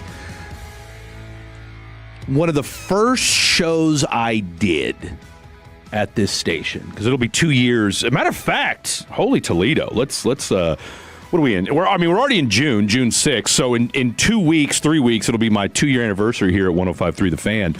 And one of my first shows, so my first show I did was with Alec Medford, and Khaki Kevin was the producer. And then I want to say the very next weekend, it was me, you, and CA at a Globe Life Field. And then you and I, and so it was a 3-man booth for a little while between me, you, and CA on some Saturdays. And I remember one of the first heated discussions that me and Will got into was when he picked the Bears to win the division. This was 2 years ago. Now, this was the final year of Eberflus. This was the final year of Eberflus, right? And that wasn't good. But you change those 5 games that they literally snatched defeat out of the jaws of victory, and things could have been very different. Now, he also picked the 49ers not to make the playoffs that year, which they didn't. Mm-hmm. Now, he did have Washington. He did pick Washington to go to the playoffs. All right. Now, he did have the Cincinnati Bengals going 15-1. Yeah. Yeah. I had it right. So you were 2 for 4. Yeah. 2, that 500 was some ballsy picks. Yeah. So the one thing I can attest to when it comes to Will Chambers, look, we all love a hot take.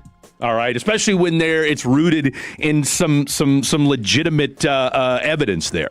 So look, I'm here for it. 817. Did you just compare Caleb Williams to Patrick Mahomes? 100%. Man, that is hilarious. I'll take $100 on that MVP prediction to give you 3-1 odds. I don't think I told you during the break. I have no problem with the Pat Mahomes comparison. If there's because we've seen a lot of them being thrown out here in the last few years. I mean, I get it. It's a fun thing to do when quarterbacks come out. But Caleb Williams legitimately makes the most Patrick Mahomes-y type throws. I mean, and I told you, hell, in that Rams game, there were nobody, the way he throws across his body, the back foot stuff, the touchdown pass to DJ Moore, there was the a one to fourth down. Rome, the jump man, Rome Odunze, is one of the best plays I've ever seen in my life. The only guy that can do that is Pat Mahomes right now. Now, are we going to start to see more of this now that Mahomes has kind of broken the mold on it a little bit? Absolutely. Well, and win. Right? And win. The first year as a starter, Mahomes, had a bit of bad luck in the AFC title game. They would have gone to the Super Bowl. In his third year, they win the Super Bowl. Okay? And so I'll take the criticism of the comparison being early because he hasn't won yet, and Mahomes was not just spectacular, but they were winning Super Bowls. Won an MVP his second year. Exactly. But, and as much as it is Caleb, to me, it's Ben Johnson, too. That's the thing for me right there. Well, and I think we get so lost, and I think that's one of the things that I don't think it's a coincidence that, you look at a guy like a Dak, all right? Dak's been pretty fortunate that he's always had offensive-minded coaches, but I think he finally found a coach in a Brian Schottenheimer that, Schotty's never had anybody that can do, he's had a Russell Wilson for a time, but, he can do Dak Prescott can do just about everything, I'm guessing, that Schotty has in his playbook, all right? I don't know that Pat Mahomes is the same Pat Mahomes if he doesn't have Andy Reid as his quarterback. All right, Andy Reid's had great quarterbacks, and he's had the Donovan McNabbs of the world, but he's never had anybody that can do everything that calls for in his playbook. When you look at Ben Johnson, look, Jared Goff's been a pretty damn good quarterback. All right, looked pretty good. Looked good with Sean McVay. Looked even better with Ben Johnson. All right. Caleb Williams is a better overall quarterback than Jared Goff. I don't think I'm being presumptuous and or hot takey by saying that. All right. Mm-hmm. So now you pair him with Ben Johnson after what we had to see him with the first 2 years prior to that. I think it's only going to get better in year 3. What is this, year 3 for Caleb Williams? Yeah. Year 3 as a quarterback, year 2 with Ben Johnson. There's something to be said for when you've got a quarterback and a offensive coordinator that are on the same page and complement each other very well. Okay, so I want to do the AFC here. I'm going to move somewhat quickly through the East and the North because the South is where I think is going to be a sneaky, really good division. But the East, I'm going to go with Buffalo. With New England, they're going to be the top 2 teams. I'll choose Buffalo because I like Josh Allen. New England with their schedule, and you lose the Super Bowl. A lot of times you take a step back, but I still think New England's going to be good. But I got Buffalo winning that. Make your argument, anybody out there, for who wins the AFC North, and I can make an argument against it. So why not go with the Bengals? They added to their defense. They got Sexy Dexy. We all know it's completely reliant on the health of Joe Burrow. But let's just say at this point, every team has that same. Yeah. I mean, if God forbid, if something happens to Mahomes or something happens to Dak or something happens to, any starting quarter. Look, I mean, who's the backup in Buffalo? God, Trubisky? Is it still Trubisky? I don't even know. Let's see. I'm actually curious. I mean, he was. Now. I know he was last year, but I think he might have signed a deal somewhere else. But it's Kyle Allen. Yeah, Kyle and Allen. then Shane Buechele. Wow. Shane Buechele could probably win you a game, maybe 2. But I think he's our size, so I'm not too uber confident on that. But and Blake says this all the time. Every team is one quarterback injury away from no doubt, withering away. But I think, with the additions that they've made, they're making it as much as they can to give Joe Burrow what he needs to be successful. Is this the best Bengal team since they went to the Super Bowl? On paper, anyway? Yeah, on paper, yeah. I mean, look, that was a pretty good defense. I mean, they had just gotten Hendrickson, the safety that went off to Atlanta. I forget his name. They were pretty good. Simmons? No, I know what you're talking about, but hold on.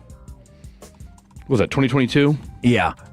But they were a good squad. Now, Baltimore last year, look, they went 2-4 to close out the season. Do I think Baltimore is probably a good team? Yes. Pittsburgh won the division. I'm going with the Bengals there because why not? Now, the AFC South could be super interesting. I mentioned New Orleans as one of my 2 teams that I think are going to make leaps. I think the Titans will too. I do not have them winning a division. I will have Jacksonville repeating as winners of the AFC South, but then I've got Tennessee, Houston, and then Indianapolis.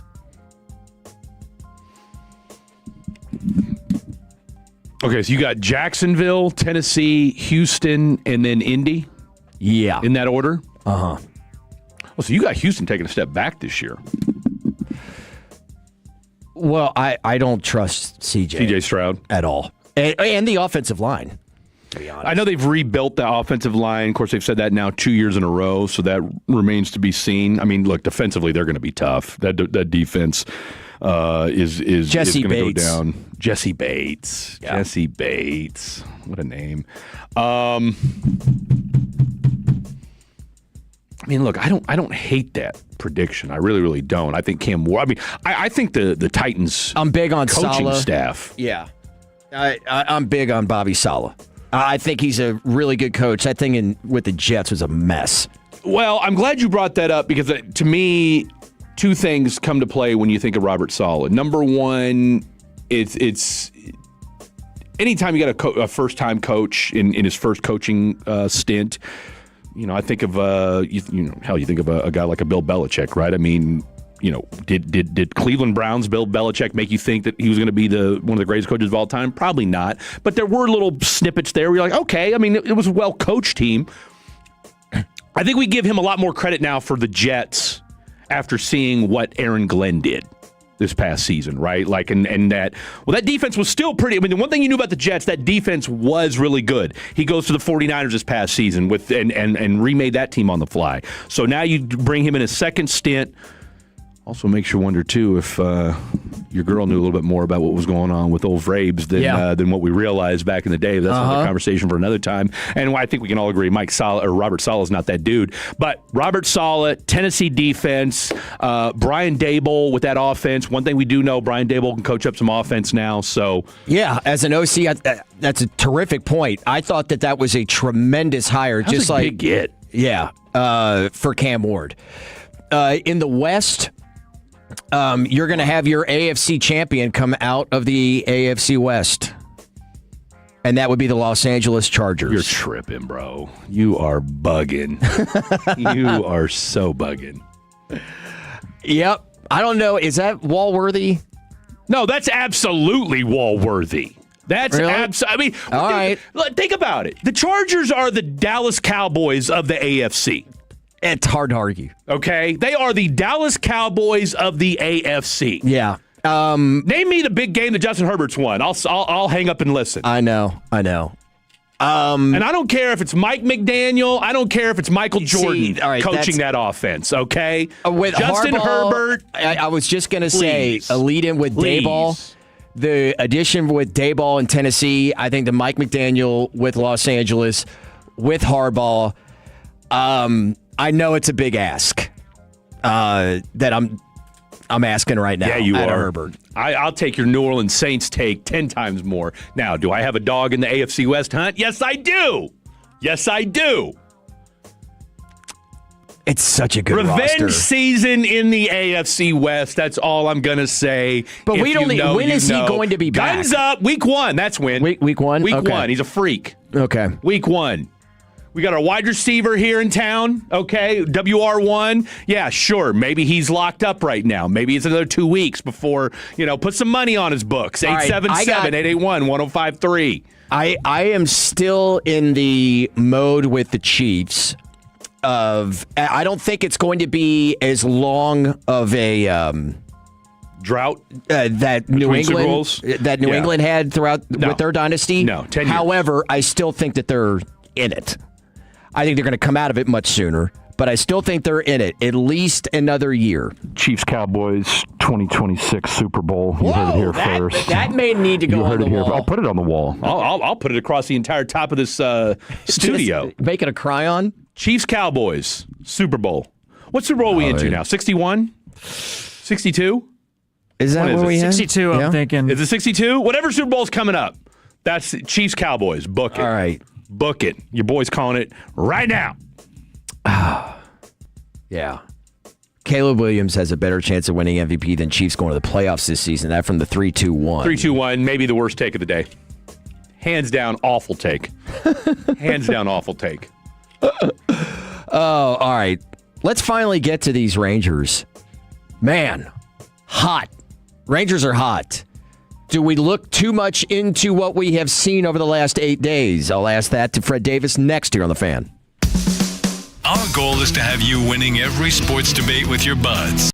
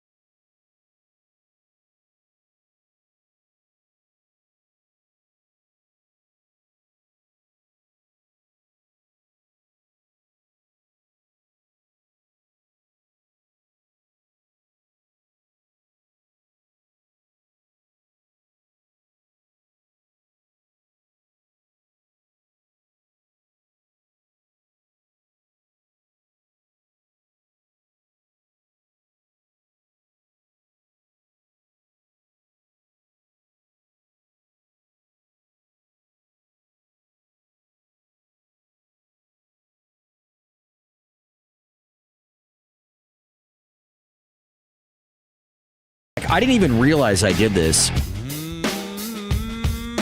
I predicted an all LA Super Bowl in LA. I mean, I had a hard time putting two and two together there. I mean, look, the Rams is that's kind of a layup. The Chargers, though, that's the real I got to say, prediction by you. That's the shakiest for me. I mean, of what I just they're threw the third up best there. team in their own division, for crying out loud. So let's call it what it is. Call it what it is. I don't know. It's awfully talented. Awfully talented over there. White Guy Radio here on 105.3 The Fan, Twitch, YouTube, and 105.3thefan.com. Will Chambers is invited to all cookouts this side of the Mississippi. That's Charger Bro from the 214-877-881-1053. 11:40. Well, you won't be getting invited to Fatties. playoff games because there won't be any to watch. Wow. Well, no. See, they get to the playoffs, and then that's where Herbert really. Well, I mean, yeah, you can get invited shines. to the first game, and then he'll spit the bit and give up a big lead. So you can at least enjoy the first half of the cookout. We're doing Fatties on the phone, or if you're so inclined, Tolo's on the telephone at 11:40. Yes. Are we getting too fake hyped on these Rangers? I mean, I'm not hyped at all. I mean, maybe I'm in the minority on this, but I mean, look, it's been the bats have seemed to have woken up a little bit. Now, granted, in a Major League Baseball season, we're talking 8 days. It's an insanely small sample size, but it is what it is. Corey Seager, by the way, what did it sound like, Jet? First pitch here, Corey Seager drives it deep to left. Kwan going back, it's gone! Opposite field home run for Corey Seager, his 8th of the year, and the Rangers now enjoy their first lead, 3-2. And they win it over Cleveland, 3-2, and have now won 5 of their last 6. No, they absolutely have. I mean, this is a team that, for as shoddy as it looked, and I don't mean Brian Shoddy, as SHODDY shoddy as it looked, I mean, you did what you were supposed to do, right? I mean, the Cardinals are not a great baseball team. You took 2 out of 3 from them. You beat up on a bad Royals team. You swept them. And, the Guardians, who did not, the Guardians kind of remind me, I mean, Terry Francona is kind of like, is in that same mold as a Bruce Bochy. Right, where when he shows up, your team gets better. Because, I mean, this guy's forgotten more about baseball than 99% of human beings will ever know. He's a all-time great. He's a Hall of Fame manager. And that's the one thing you know about the Guardians is they're going to be a very well-coached team, which is why they're leading the AL Central right now. Of course, it doesn't hurt that the Detroit Tigers have been an absolute disaster. So, to get the win last night, but I'm going to say what I think a lot of Ranger fans feel like. I mean, you're 31-32. I mean, we've seen this story before. This is what it's been like. Outside of the World Series team, this has been what this team is. I need to see 8 out of 10. I need to see 10 out of 12. I need to see, and plus, I need to see you beat a couple good teams in a row. All right, beating up on the Royals isn't doing it for me. All right, beating up on the Rockies, beating up on the Diamondbacks. I mean, that's okay, great. It's very Cowboys-esque. This is the time right now. I mean, you just mentioned the schedule. All right, you've got 2 more with Cleveland. Well, then you get 3 with Kansas City again. Then you got 3 with Boston, and they're not good. Sucks. Then you got 3 with Minnesota, who sucks. Well, they suck, but at the same time, though, they're a lot better than what people thought, right? Like, they cut $50-60 million from their payroll this offseason and just kind of went in and said, all right, look, we're just going to baling wire and duct tape this thing together. And I want to say they're second place in the AL Central right now, and I want to say they do have a winning record. They are. They're in 3rd. Okay. They're behind the White Sox, which is exactly wild. right. So the AL Central's just a freak show right now. But here's the deal, right? You've got 3 series before you get to San Diego at home. All right. So you've already taken 1 out of 3 from Cleveland. If you win tonight, you got Leiter on the mound. You got DeGrom. Like, dare I say, you might be able to sweep the Cleveland Guardians. Then you go back to Kansas City. You should take 2 out of 3 from them. You got Evaldi, Gore, and Rocker on the mound for those 3 games. All right. So let's just say you go 4-2, 5-1. Then you got Boston. That's another you should take 2 out of 3 from. So theoretically, like, you should win the next 1, 2, 3, 4 series. You do that. All right. You go 8-4, 9-3 over that stretch. And then and then San Diego comes to town and you win that series. Now I will believe that you're a legitimate baseball team that could actually make some noise versus a middling 500 team in a middling AOS. And with that, Jeff Passan of ESPN writing, his trade deadline preview, an early one, has him in tiers. The Rangers are in the tier of could acquire, but ... Could sell. Their objective, score some runs. All right. If they were to unload someone, it could be Jock Peterson. If they were to get someone, it could be Luis Arias. Mm-hmm. What do we think about this? I guess, what do you give up for him? I don't think let me see. Yeah, he doesn't go into exactly what that would be. He just said that he would cut into Texas's 23% strikeout rate, as well as shore up a second base that hasn't been a strength. And also bring it up, obviously, if you get back Wyatt Langford and he lives up to any bit of what we believe he can be, and Corey Seager turns things around, which I was saying for a while that I thought, all right, you have sample sizes, and I'm just not going to give up on Corey Seager. He went through a bad stretch. Every great, outside of maybe a handful of the greatest of all time, go through really bad stretches. Mm-hmm. And in the grand scheme of things, how big of this one is it, Corey, comparatively to others? I don't really think it's all that big. So it wouldn't surprise me. It wouldn't surprise anybody if it just gets turned around very quickly. But they still, even if you get Corey back to what he has always been, and you get Wyatt Langford to start producing, I heard Jared talking about this a couple weeks ago. You still got holes in the lineup, and I think you particularly do. I don't know if he necessarily said second base, but I thought it was an interesting player to be added if that's what indeed the Rangers do. Now, the greater question is, will they actually, ownership actually make moves or allow for moves to be made? I mean, I could see him doing it. It's just the question's going to be, who do you got? Who you moving off of? Because you're going to have to throw an everyday player in there. Because you don't have enough of a. Oh, it could be Jock scouting. You don't. Your farm system isn't near as robust as you'd like it to be. I want to say it's in the ESPN just put out top 10 prospects for each team, ranked them 1 through 30, and I want to say the Rangers are in the early 20s in theirs. Look, you unloaded the clip for Mackenzie Gore. Mm-hmm. And of course, Sebastian Walcott's hurt, so he's off the mix, or out of the mix right now. So, I mean, again, I don't know that you're brimming with a lot of talent, so you're going to have to throw in an everyday player. Is my guesstimation if you're going to make a move. Do you really want to do that just to try to win this year when really you probably don't have the team to do that? And that's really been. Or do you when you look at the pitching? Okay. Man, that's wild. That was literally going to be the next words out of my mouth. Because we've been talking about it for weeks. We all have. Everybody at the station, everybody that covers the Ranger, all of it. Do you really have it? I'm like, damn.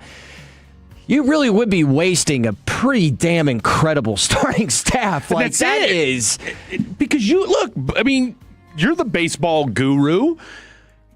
If Evo, DeGrom, Gore, and Leiter and Rocker are all healthy going into the playoffs, and you're in the mix, you've got a puncher's chance. Yeah, you really do. The old cliche: momentum is only as good as your next day's starting pitcher.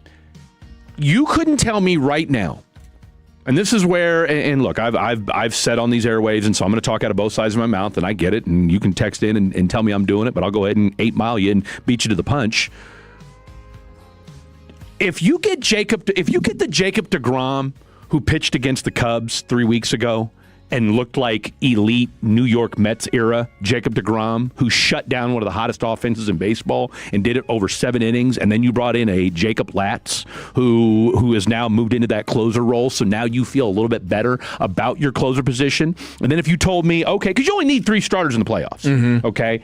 And if you've got a bevy of riches in that, okay, I'm going to move, you got deGrom and Evo. Those are your 1A, 1B. Boom. I'm good on those two, okay? And those are tried and true dudes who, when it comes to, being big game dudes, I'm not worried about. All right, great. Those are 1 and 2. And then you're telling me I got to choose between, or I get the luxury of choosing between McKenzie, Leiter, and Rocker as my number 3, and then whoever I don't pick is my long relief or coming out of the bullpen? Dude. And I got Latzy as my closer? Yeah. Suddenly, all right, now I just need to be able to hit. And again, that's a big if. That's a big what if. But you've look, let's just, for the sake of this comparison, again, this is very Cowboys-esque. You had a Super Bowl caliber offense last year with the Dallas Cowboys, all right? I don't think I'm being hyperbolic when I say that, or I don't think I'm gaslighting anyone by saying that was a Super Bowl caliber offense. Caliber, all right? And then you had an atrocious defense, boom, we all know. You've got a World Series caliber pitching staff with your Texas Rangers. Problem is you've got barely a wild card caliber, barely AL wild card caliber offense. And that's where Arraez would be. And therein lies the rub. Yeah. Therein lies indeed. Man alive. I'm holding off, although I'm looking down over at this like I've held off for, I think, over an hour now on 82-0. And CY wants a World Series to his own credit. Because because if I'm CY, I'm tired of hearing about how I won it with John Daniels people. Right. All right. And again, and look, he may not care. I mean, the World Series is still the World Series. There's going to be a portion of folks out there that could care less. I think it's more about how he's probably tired of hearing on his whiffs in recent years. Well, they've been pretty apparent now. Yeah. Jock Peterson's having a bounce back year. Yeah. Okay. Marcus Semien for Brandon Nimmo has looked pretty damn good. All right. So, those two moves haven't looked. I mean, the reality is he hasn't made a bevy of huge moves outside of the pitching staff. The guy can remake a pitching staff on the fly with his eyes closed. He's been phenomenal at that, and I think that's the one thing about CY where he's thinking to himself, look, we just need to get to the dance. We get to the dance, all bets are off. But to your point, Jock Peterson needs to keep playing well, and shout out to Skip Schumacher, a shrewd move on his part, moving him to the top of the order, and the guy's been a revelation since he moved back to the top of the order. This team will look a lot different if. He's hitting 385 in Jock? June. Since he got moved to the top of the order? OPS is 1.159. I mean, he is. And if you're CY, you're saying to yourself, see, I told you fools this guy could do this, but, we all got so caught up in last year when, you had an offense that couldn't get out of its own way. And the one thing about this year's offense, and I've said this time and time again on these same airwaves, at least this year when it comes to the offense, you're getting guys on base. And maybe this is what's more maddening about this year's team offensively than last year. Last year's team offensively couldn't even get on base, right? Like, it was just a hopeless cause from soup to nuts. What's, I would say, even more frustrating about this year's team is that at least you're getting on base, but then you can't get them home.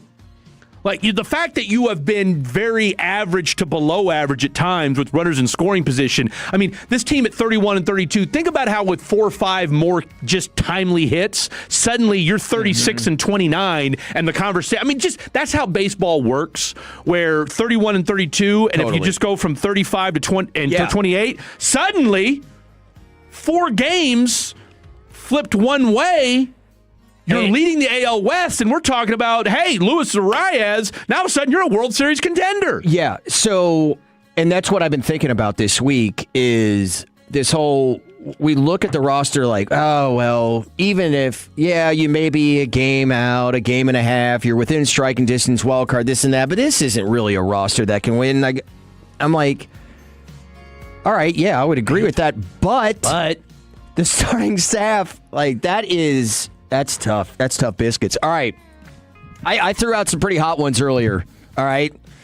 Takes on takes, bro. So we want fatties on the phone. 877-881-1053. What are your predictions for the NFL season? And do you think I'm nuts? We'll take them next year on The Fan. Tolos Chiafalo here, and I got to be honest with you. My home has become my happy place, but I started noticing scuffs.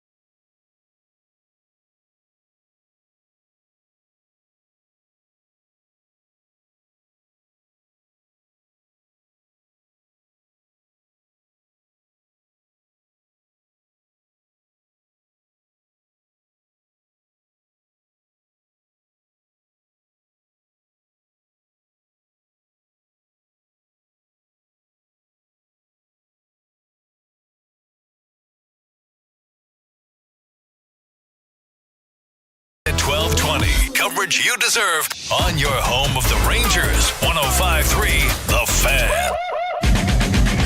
This segment of The Fan is brought to you by Classic Chevrolet. If you are in the market to upgrade your vehicle, get to Classic Chevrolet in Grapevine, the #1 Chevy dealership in the world. 3 years straight, they got more new Chevys than anyone all priced to sell. Visit ClassicChevrolet.com. This is Texas. This is Classic Chevrolet. Together, let's drive based on new Chevrolet registrations 2023 through 2025. I don't know who found this game. It's awesome. I'm going to go back to the baseball one. White Guy Radio here at 105.3 The Fan. Alongside Fred Davis, I'm Will Chambers. 877-881-1053. Don't be afraid to call in. I mean, if you're scared, say you're scared. I got to give a shout out to my boy Michael Parenti's mustache on the old Twitter sphere. I mentioned earlier about the Cleveland Guardians and how Terry Francona is one of the greatest managers of all time, and he is. I still stand by that reference and by that remark. However, he is not. He used to be the Cleveland manager. Oh, he's the Reds manager. He's the Reds manager. That must have slipped right past me. It slipped right past you. So shout out to my boy Michael Parenti's mustache for letting me know that Terry Francona is the Reds manager. So I knew that. I knew that. I was just saying that when I think of the Cleveland Guardians, I think of Terry Francona for whatever reason. So of course you do. Put he that in was your just pipe and recently smoke it. there. All right. He was. That's exactly right. I've got an all LA Super Bowl. That is the shakiest of the predictions that I had. For Hands how down. I feel. Hands down. How I feel about your New Orleans Saints take is 10 times better than the Chargers getting to the Super Bowl. I'll buy that all day, every day, twice on Sunday. I got Caleb Williams as the MVP. Love it. Love it. Now, I'll say I'm going to bring up their schedule. Let's see here. Let's go LA Rams. Because at this point, like the undefeated nature, like could they really go undefeated? No, they're not going to go undefeated. They're not going to go undefeated. That's stupid. Okay. So let's And look at their schedule. I'm not saying that you think they're going to go undefeated. But the NFL is too difficult. And 17 games, and oh, by the way, the NFC West is a juggernaut. The 49ers are going to be tough again this year. You got the defending Super Bowl champions. I'm going to push back on that. I think it's going to be weaker than people think. Seattle, like quite as it's kept, they lost a lot of guys. Yeah. They lost a lot in free agency. I think San Francisco's old and getting older. McCaffrey, if you tell me McCaffrey plays 17 games, I'll be with you there. You tell me Brock Purdy plays 17 games, I'd be willing to do that. But although I don't mind Mac Jones. No, as a backup too, he may get moved. I mean, I was going to say Mac Jones could be the next Sam Darnold. Yeah, he may get moved. But okay, so they start out with San Francisco, and then they've got the Giants. Weeks 3 and 4, they go on the road to Denver, to Philly. Yeah. If you come out of that, now obviously they're going to be favored in every game. If you come out of that, then they have the Bills at home. Yeah. Let's just say, for argument's sake, if they do come out of that at 5-0, then they are on undefeated alert. Because you're going through, that's got to be their toughest stretch of the season. It has to be. They do have one in November where they're at home versus Green Bay and the Chiefs, and then go on the road to San Francisco, and then at home versus the Cowboys. This is kind of a tough schedule. Yeah, they're not 14-3. 14-3. 14-3, I think. And that's a damn good record. 14-3 in today's NFL? Yeah. 17 games? They also let's see, non-conference stuff like that. They do have a game with the Chargers in early November. Mentioned the Chiefs. So obviously they're playing the AFC West. You got the Raiders in there. And then the Cardinals suck to fighting Jacoby Brissett's. So they're not great. Don't tell Blake Elliott that, though. Big Jacoby Brissett fan. Huge Jacoby Brissett fan. All right. Fatty's on the phone. 877-881-1053. Tepid response by you guys today. Tepid response. Not from Mr. Nasty Time in Oak Cliff, though. What up? What's going on, dude? How's it going, guys? Nothing much. Hey, last time I was on White Guy Radio, I think I was talking with Will about the Knicks going after winning 2 straight games, and I put it in the parlay to see if they bang the next one out.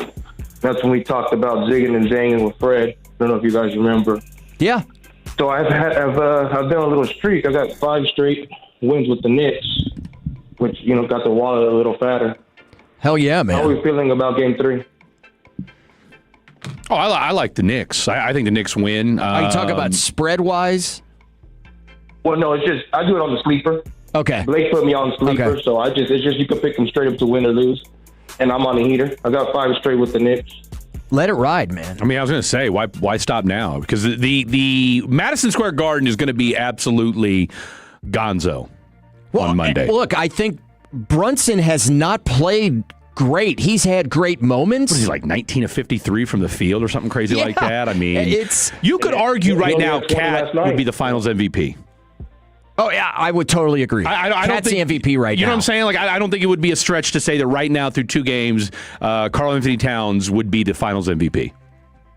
Well, here's what I have to say. I don't know if you guys remember that Jazz series with the Mavericks where all of the AAC was behind Brunson. I don't know if you saw the way the guy played. He's going to be in New York, and that's a loud stadium to play in. Yeah, no, I think Wemby. Look, Wemby's gonna deal. Wemby's gonna ball. But I think one thing that we have not talked about, and I think just overall, is you've gotten better bench support from the Knicks supporting staff than you have outside of Dylan Harper. Keldon Johnson, who's a 6th man a year, has been a no-show. All right, a couple big threes here and there in the first half, or a couple threes he knocked down in the first game, but outside of that, he's been a non-factor. Luke Cornett, for as great as he looked in stretches against Oklahoma City Thunder, has been outscored. They've been outscored 14 points in the 20 minutes that he's been on the court without Wemby, and that's been a huge deal. So I mean, Mitchell Robinson and company have just feasted on Luke Cornett. So the success that bench had against the Thunder has not repeated against the New York Knicks. Well, and I'll say this too. De'Aaron Fox had a nice bounce back game last night, but he did. The dynamic of the Spurs would be very, very different if he wasn't hampered by that ankle. Oh, I totally agree. And maybe do you? And I know everybody wants to start. Dylan Harper over De'Aaron Fox. Why not start him over Vassell? Yeah, I think so too. Why are we locked in Bolden on Vassell being the starter? Why can't he come off the bench? Just something to think about. Drinks on you next time, Mr. Nasty. That's it, Mr. Nasty time. I got you. By the way, real quick, since I got you here, next Friday. Now, look, I know you like to watch a little football, and I don't mean Americano. We will be out at Cold Beers and Cheeseburgers next Friday for a watch party, USA style. Because I got to be careful about what I say. Let's just say that there will be soccer on the television. Run it back. I'll be there like I was there last time. Love to see it. We'll see you next Friday, my friend. Hell yeah. All right. What time you guys getting there? Don't give me the lion. We're supposed to be there around 7:30, but I like to be fashionably late. So, but there's gonna be 5 of us there. There's Bobby Belt, Lucius, Medford, myself, and I don't know who the other person is. the goal that night.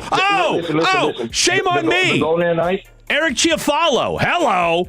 Eric Chiafalo. He is the as a matter of fact, if you had like a matinee, he has the biggest picture on there. So Eric Chiafalo is the is the lead performer, the headliner. Okay. For Friday.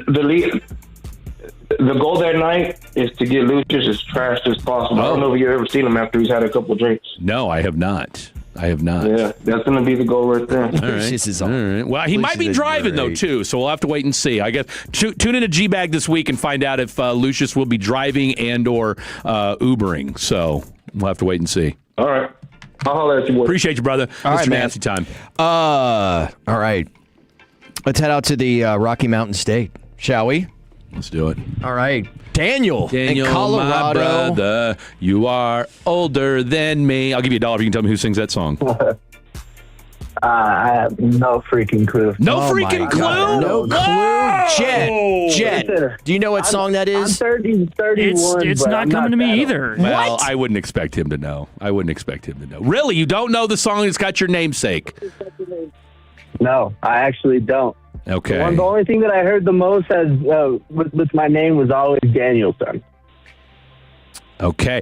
Always the Danielson. So from the apparently Karate your Kid. parents, ask your parents if they were Elton John fans. Oh, no, they absolutely would not.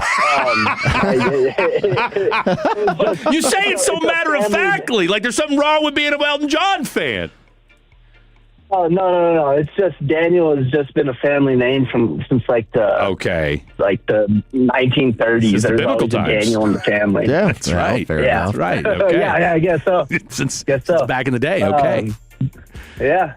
But no, I was just calling in because I got to say, Willie C., I do agree partially with the Chargers being a really good team, but I don't think they come out of the AFC. I think they win the AFC West, but I don't believe they're going to.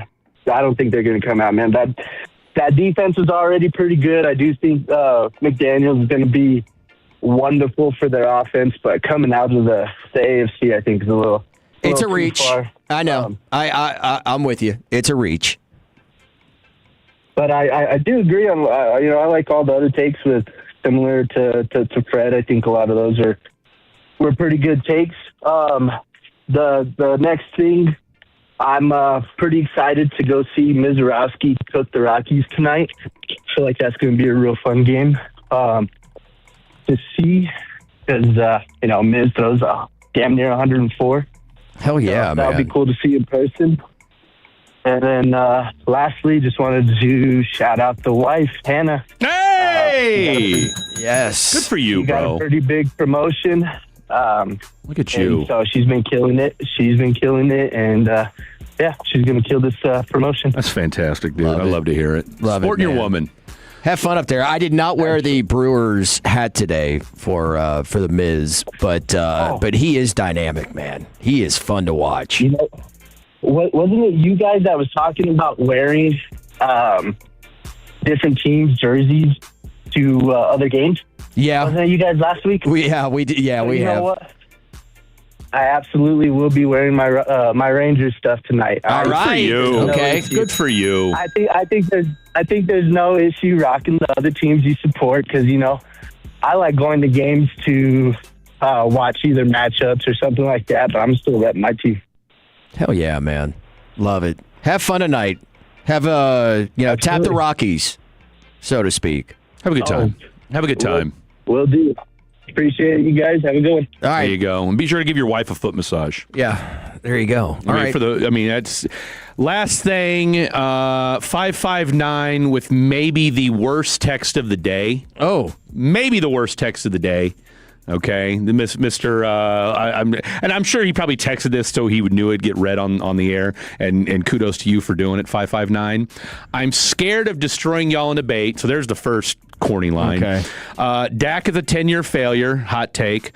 A product of politics. Wow. And on the field. How is Dak a product of politics? Who knows? Does not beat good teams, and Wemby flinches in the clutch. Then call in quotation marks whatever. Okay. So, all right. There you go. So just Dak three is such a text lines political of figure. just drivel. Just drivel. I'm scared to beat y'all in the debate, so I'm going to text it in and do it during the call-in segment instead.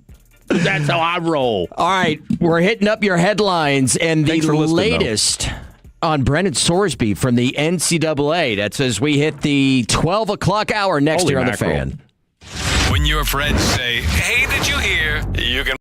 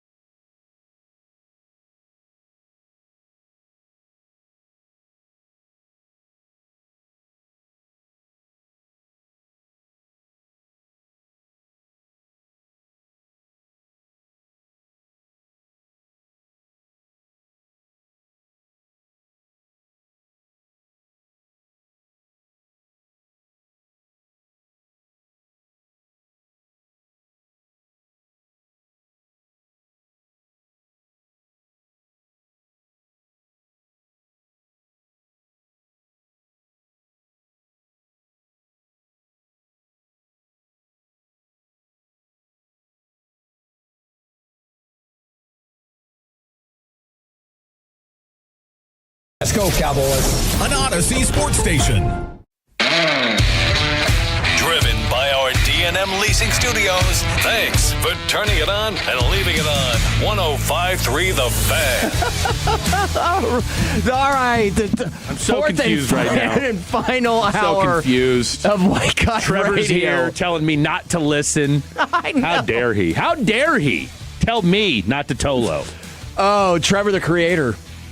I'm Toloing so hard at 520. He'll be producing Khaki Kevin Walker and the three-time Hall of Famer Chris Arnold, who will take over at 1 o'clock. We'll cross with them at 12:40. We'll do fair or foul before then. What's the update from the 559?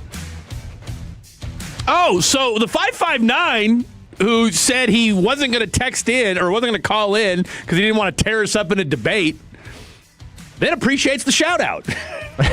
Appreciate the shout-out, Fred. Also, like you defended Dak as well as the Cowboys defended in 25.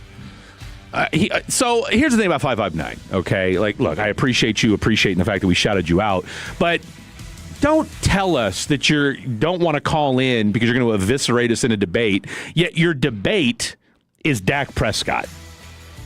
Okay, like that, I mean, come on, man. Of all the things we're going to... First of all, of all the things we've talked about in the last 3 hours, like, Dak Prescott debate is lazy radio. It is. Okay? Yeah. Like, if you'd have told me before... Like, you and I have been doing this long enough... There's nothing that moves the ball forward. Nothing.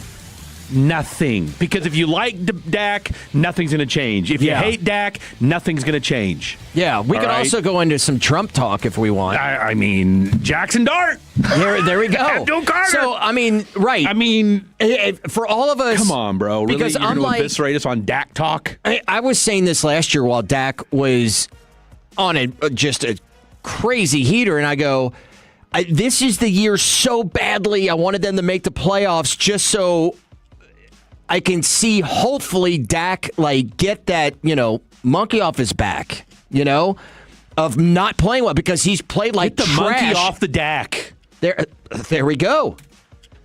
And obviously it didn't happen. We all know that as good as he can play in this regular season, we're all going to be like, okay. Doesn't matter.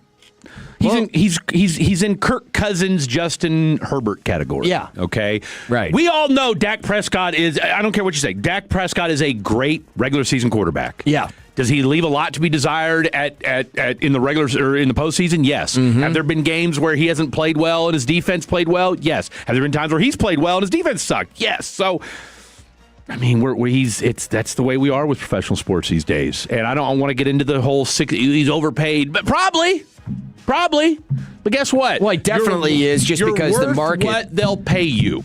And Jerry Jones paid him $60 million a year. I ain't mad at him. I think the real question is this. Here's the real question we need to get into when it comes to Dak this offseason. Are we buying that the girl he took to the rodeo was just a platonic friend? Yeah. That's okay. A much better discussion. Let's dive into that, 559. Yeah. You want to debate Dak? Let's debate that, Dak. Because Dak knows anywhere he goes in DFW, there will be all eyes on him, right, wrong, or indifferent. So you went to a social event on the weekend in Fort Worth, rodeo event. That in itself's not anything crazy. But you brought a woman, not crazy in itself, but you brought one that was going to be in your wedding. And no, she wasn't going to be the wife. Mm-hmm. And then she comes out and says, oh, I'm just a friend. Yeah, Bismarck, he said that too. How'd that work out? Shout out to Bismarck. You got what I need. Yeah. And you say she's had that just on my a friend. bingo card today. And you say she's just a friend. The NCAA rejects Texas Tech's appeal. I'm over this dude.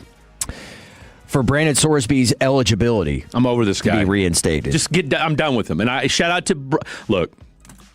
I am a degenerate Jacob Ray and Brennan Baxter fan of both of those gentlemen. Pause. However, Brendan Sorsby does not deserve to play college football. You cannot bet on your own team. I don't care if you were a walk-on. I don't care if you were on the practice squad. It does not matter. You cannot play football again. You made that decision. It's insider trading. Period, end of story. You cannot do it. I don't care if you were in the booth all 17 weeks. Does not matter because the precedent, college football and college sports have enough problems as it is right now. Right. I don't need us opening another Pandora's box where we say, well, you bet on it, but you weren't really playing, so let's go ahead and let you play again. No. Brennan Sorsby, you made your bed, lie in it, be done, go enter the supplemental draft, and we'll see you at the next level. Sorsby in the NCAA, well, he is waiting for a ruling from a Texas judge in Lubbock, of all places, of course, after the quarterback filed a lawsuit back a few weeks ago on May 18th for the temporary injunction against the NCAA. I can't imagine Judge Ken Curry in the 99th District Court. Like, it just doesn't matter. Everybody needs to move on. And, man, I feel bad for Tech fans because it's a tough situation there. You're essentially your backup or the guy that you would hope be playing the bulk of your season is going to miss a chunk of it. I want to say, God, Brandon and I were talking about it. I want to maybe like the first month, I think is what it probably looks like. That's tough. That's tough. But yeah, it's almost like having this debate is like almost like having the Dak one. I'm over it too. I'm with you there. A lot of sensitive folks on the text line today, I've noticed. From the 214, right? Dude, stay out of Dak's woman's business. Who cares if the rest of the media does it? Be a man. Don't act like that. Okay. Be a man and act like what? Clarify that for us. 877-881-1053. It's again, we're not hating on him. Okay? Tell you what, you know what I've noticed for some of these folks? And then we've got another guy from the 682. Y'all out here acting like talking about Dak is crazy on the radio home of the Cowboys. What the hell? Okay, let's just address those in order here. Number one, apparently satire has gone over some of y'all's heads. Okay? All right, so Google it. I'll tell you what, ChatGPT it, Claude it, Gemini it, whatever you want, all right? And then understand that, maybe the thing called being tongue-in-cheek, all right? So 214, that would be my first suggestion to you. Satire, tongue-in-cheekness, learn it, become one with it, and then this show will make a lot more sense to you. And then to the second guy who wants to complain about us talking about Dak, well, give me something to talk about. Give me something to talk about on today. Because there's nothing. OTAs, he did nothing. Okay, he's a good, not great, not elite quarterback. And we've been having this discussion now for like the better half of a decade. Okay, so that story's tired. All right, we're not getting into his outside of a joke about a woman that claims that she was or wasn't with him, which we already made a joke about and we've moved on. So what are we talking about with Dak?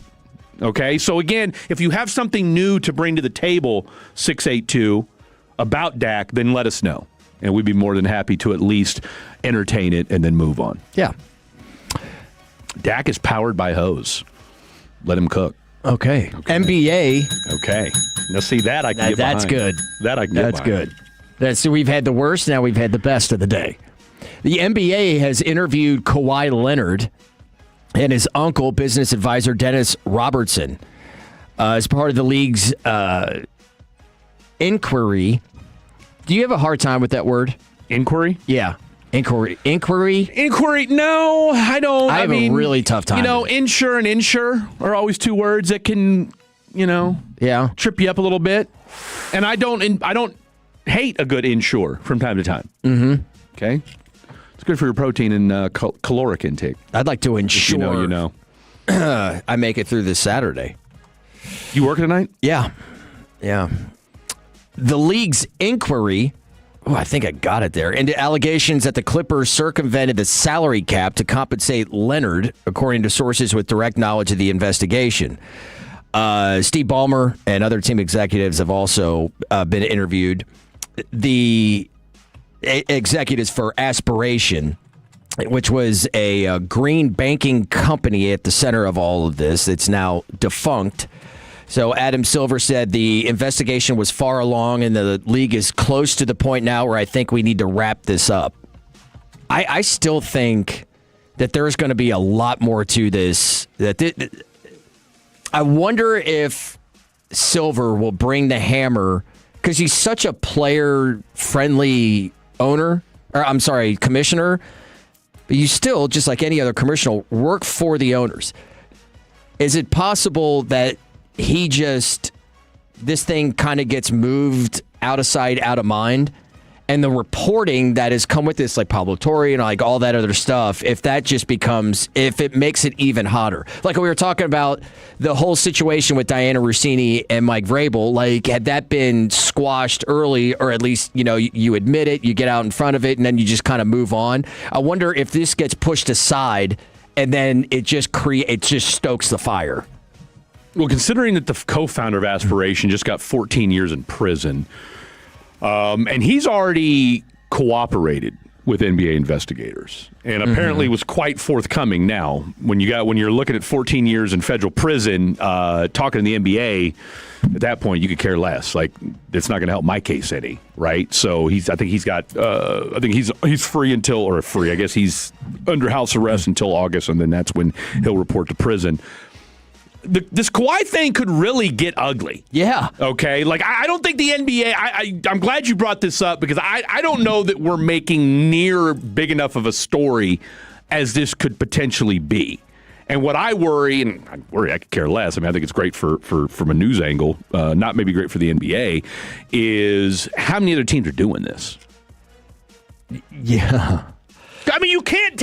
You and I are old enough to remember when the Minnesota Timberwolves gave Joe Smith, number 1 overall pick from Maryland, Joe Smith, who was a good NBA player, not a great NBA player, but and you circumvented the salary cap for Joe Smith.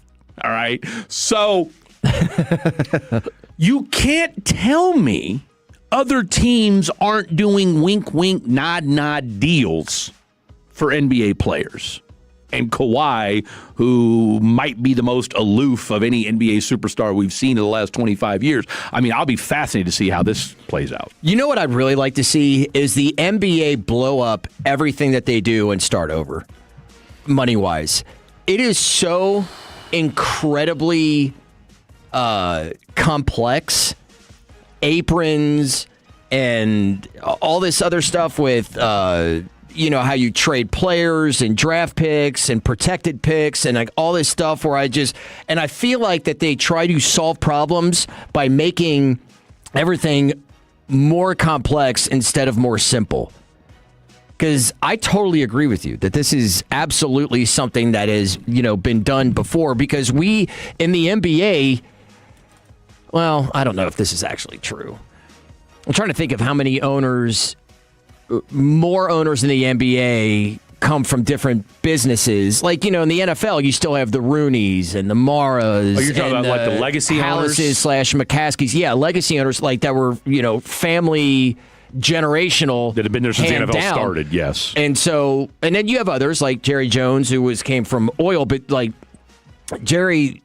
I don't know if he's even involved in oil anymore. I know he's he is. Diversified. Yeah, remember, because he caught a lot of flack last year when somebody talked about, he mentioned that, going to making a $100 million oil deal was more important than paying attention to football. So you do have a mix of those but in the NBA, it's all of them, right? All of them have gotten their money from other businesses, not from growing through, having generational NBA franchises. I think the only one that jumps off the page to me, and we all, and then we heard after the fact, were the buses, right? But the buses bought them from Jack Kent Cooke.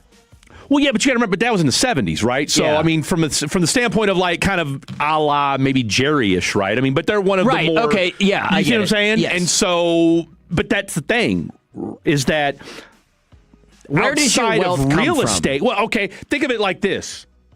We think of Mark Davis as one of the poorer NFL owners because that's all he has. Yeah. Are the Raiders. Yeah, no, that's exactly... Where does your wealth come from? Man... Well, and they've talked about how since the buses sold to the dude that bought the Dodgers, how they've totally remade their basketball. They brought in a rocket scientist because it was a mom and pop shop, totally, which lends even more credence to my NBA conspiracy theory, which is the NBA is the one that made the Mavs trade Luka. Ooh. That's tasty. I've been on that since day one. Okay. I've been on that tinfoil hat from day one. Should we circle back to the Brunson Luka thing from the beginning of the show? Apparently people are frustrated about it. And I thought I retweeted out something during a break where, Michael Wilbon, who I'm a fan of his, but he has had some pretty tired takes here as of late, tries to bring up the fact that Jalen Brunson's as good as Luka Doncic. And who said Wilbon? Your boy Wilbon. No, I hate Wilbon. I hate him. I really there's a few people take. That because you want to know why it's personal. Yeah. He trashes my state. He trashes it. Anytime Kentucky is brought up, he just trashes it. I'd love to see him in person. I will read him the riot act if I ever meet him in person. 972, by the way, with some interesting nuggets. 3-2-1. Fred with the freezing cold take that NBA made the Luka trade. You can say whatever you want. I've been on this since day one. I don't care. You can say whatever the hell you want. I stand by it. And you ain't gonna until somebody can come through with more concrete evidence that the NBA wasn't involved and a leading advocate for this trade going down. And all I'll say is this. All I'm going to tell you is this, and you can take this however you want it. That trade went down on a Saturday night. That Friday, the Mavericks were playing who? At where? You remember? Lakers? Was it the Lakers? Negative. Wasn't the Lakers. Okay. Take a guess. Let's go Thunder. I can't tell you. Good, not great. The Detroit Pistons, okay? They were in town for the Detroit Pistons that night, all right? You know who else was in Detroit that day? Eminem. Nico Harrison. Might have been. Nico was. You know who else? Adam Silver. I remember Adam Silver. Yeah. Okay? Adam Silver was there to shout out the Detroit Pistons and the Detroit franchise because they were going to bring in a WNBA team or something along those lines. They were working towards women equality or something. Okay? And they both together, Nico and Adam Silver, had no idea. He didn't tell the NBA. The NBA knew nothing about the Luka trade. So you're going to tell me, Fred Davis, that the Friday before the biggest trade in NBA deadline history, the GM of said team and the NBA commissioner are in the same arena in BFE Detroit, don't cross paths. Hey, heads up, Adam. I'm moving Luka to the Lakers tomorrow. Wink, wink, nod, nod. Don't worry about it, though. You'll hear about it like everybody else will. Give me a break. Okay. Fred was born at night, but he wasn't born last night. Fair or foul? We doing it next? Let's do it. Let's do it. Don't go anywhere. Sean and RJ, the KNC Masterpiece, G-Bag Nation, and Fan After Dark. Live and local. Turn it on and leave it on. 105.3 The Fan and our Odyssey, iHeartRadio, and TuneIn apps. Jim Follow here, Tolos, and I'm so fired up because CertaPro Painters just came into my home and gave me that brand new paint job, and I could not be happier. You can schedule your free estimate online at CertaPro.com. That's Certa with a C, and you can trust them to get the job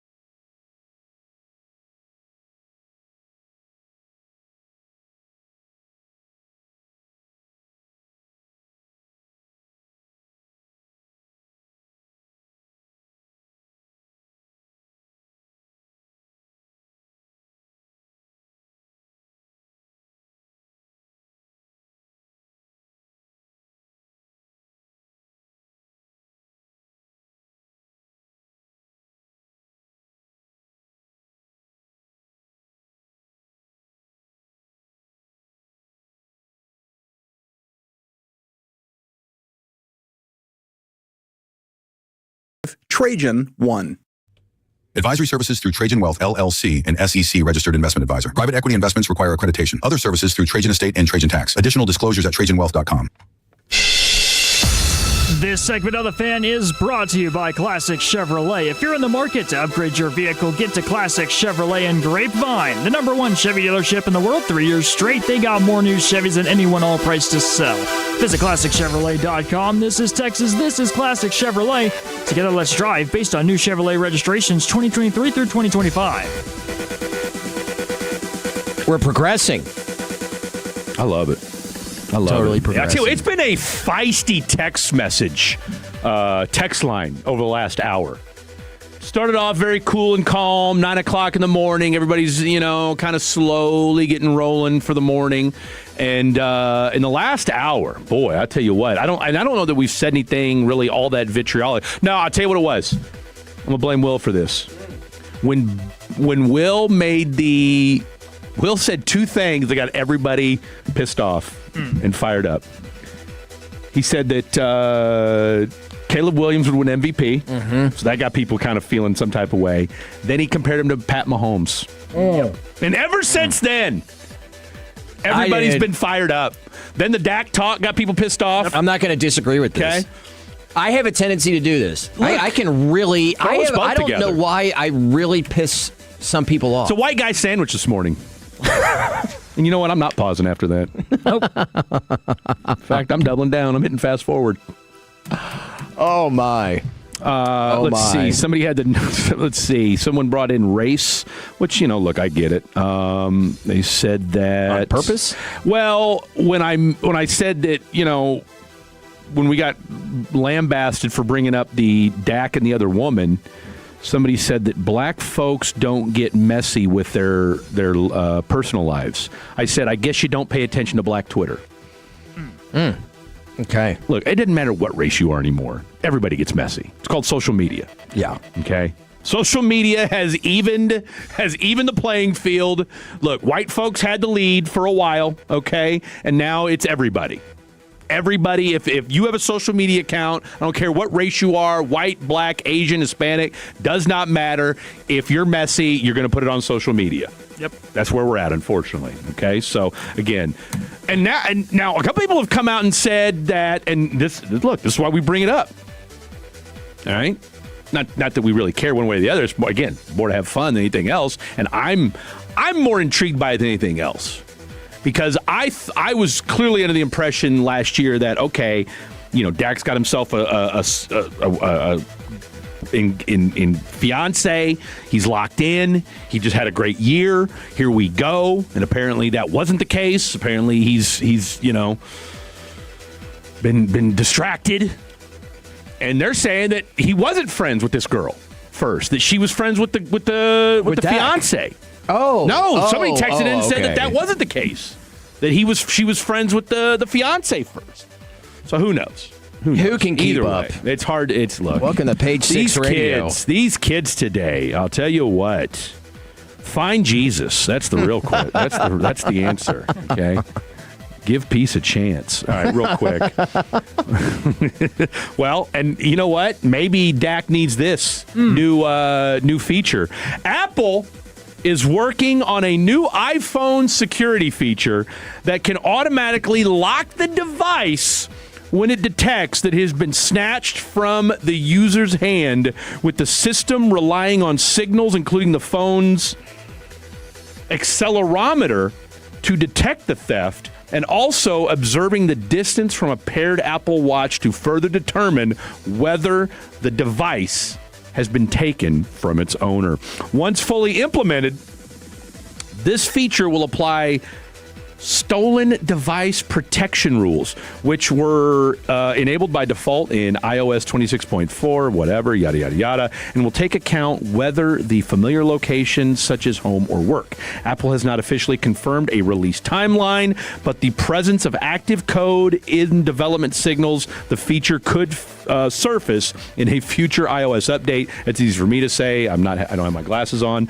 In the meantime, users can enable stolen device protection in settings under Face ID and passcode. Fair or foul, Apple is working on an iPhone anti-snatch feature that would automatically lock the phone if it detects that it's been snatched from your hand. This is fair. I think any man whatsoever wants your phone to, like, how many... Becca, turn off the radio. This is fair. I agree. I mean, I'm with you 110%. Seriously.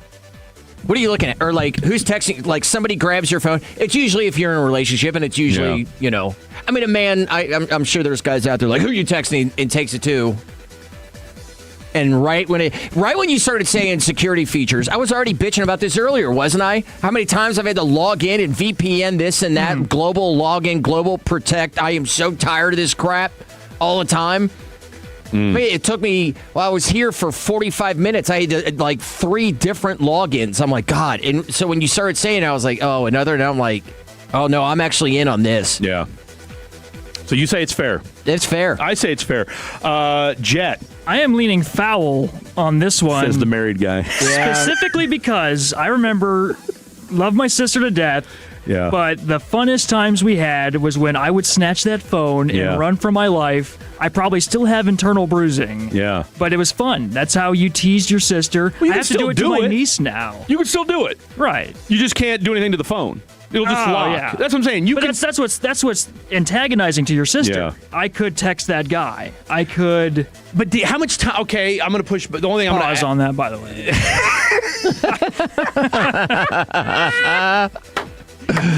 Hey, no judgment here.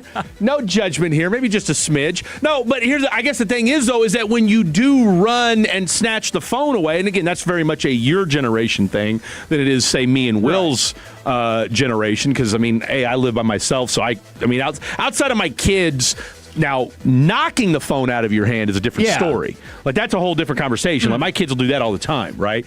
But as far as snatching it and running with it are two totally different things. But how, even if you snatch it from your sister, how are you going to be able to text in time? Because obviously she's going to take off running after you as soon as you do. It's hard to be that successful. I mean, with you're running and texting at the same. I mean, not to say you couldn't do it. No, you're right.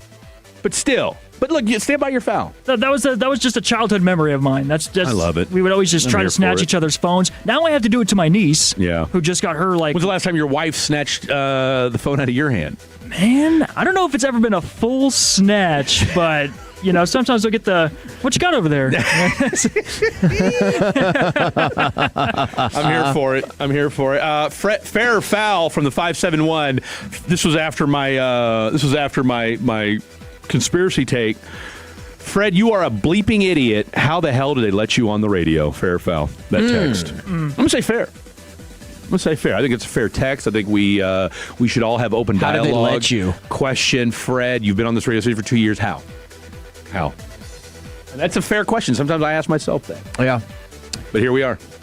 Saturday morning. I know. Saturday mornings. I can right see here on 105.3 The Fan. I'll tell you what. Let's take a look real quick. I wish everybody could see. I would love to be able to turn the fan cam around so we could see the in-depth prep that is going on with Khaki Kevin Walker and CA. I mean, they're rotating around the desks. Yeah, they are. They're moving audio around. Not Jet Nelson. You got Trevor in there as well. I mean, what a roster. He had the ultimate tease coming in here talking about the trivia that he's got coming up. And told me. Yeah. Not you. You can't. I can't listen. That's right. How dare he? Seriously. How dare he? I do think we need to calm it down, like on the security features. I mean, at some point, do we just give up and be like, hey, look, hackers are going to hack? Because the people that are coming up with the stuff... Hackers are going to hack. People who are coming up with this stuff, they're the ones that can, like, hack it anyway. Like, quit asking me all these damn passwords. If somebody really wants to get into Sweet Willie C's phone, they're going to do it. Have fun. You know? I'll sue you if you you try to use any of it against me. Yeah. So whatever. What's the one app that if it deleted, you'd be upset about? And again, I get it. You can reinstate all of them, but I'm just saying, what's the one app that you'd be like, oh God, here we go? Like I would be. You'd be upset. I would miss it. Yeah, you'd miss it. Let's just say, for the sake of this conversation, you couldn't bring it back. What's the one app that if we deleted it? I'm an Instagram guy. I am too. I am too.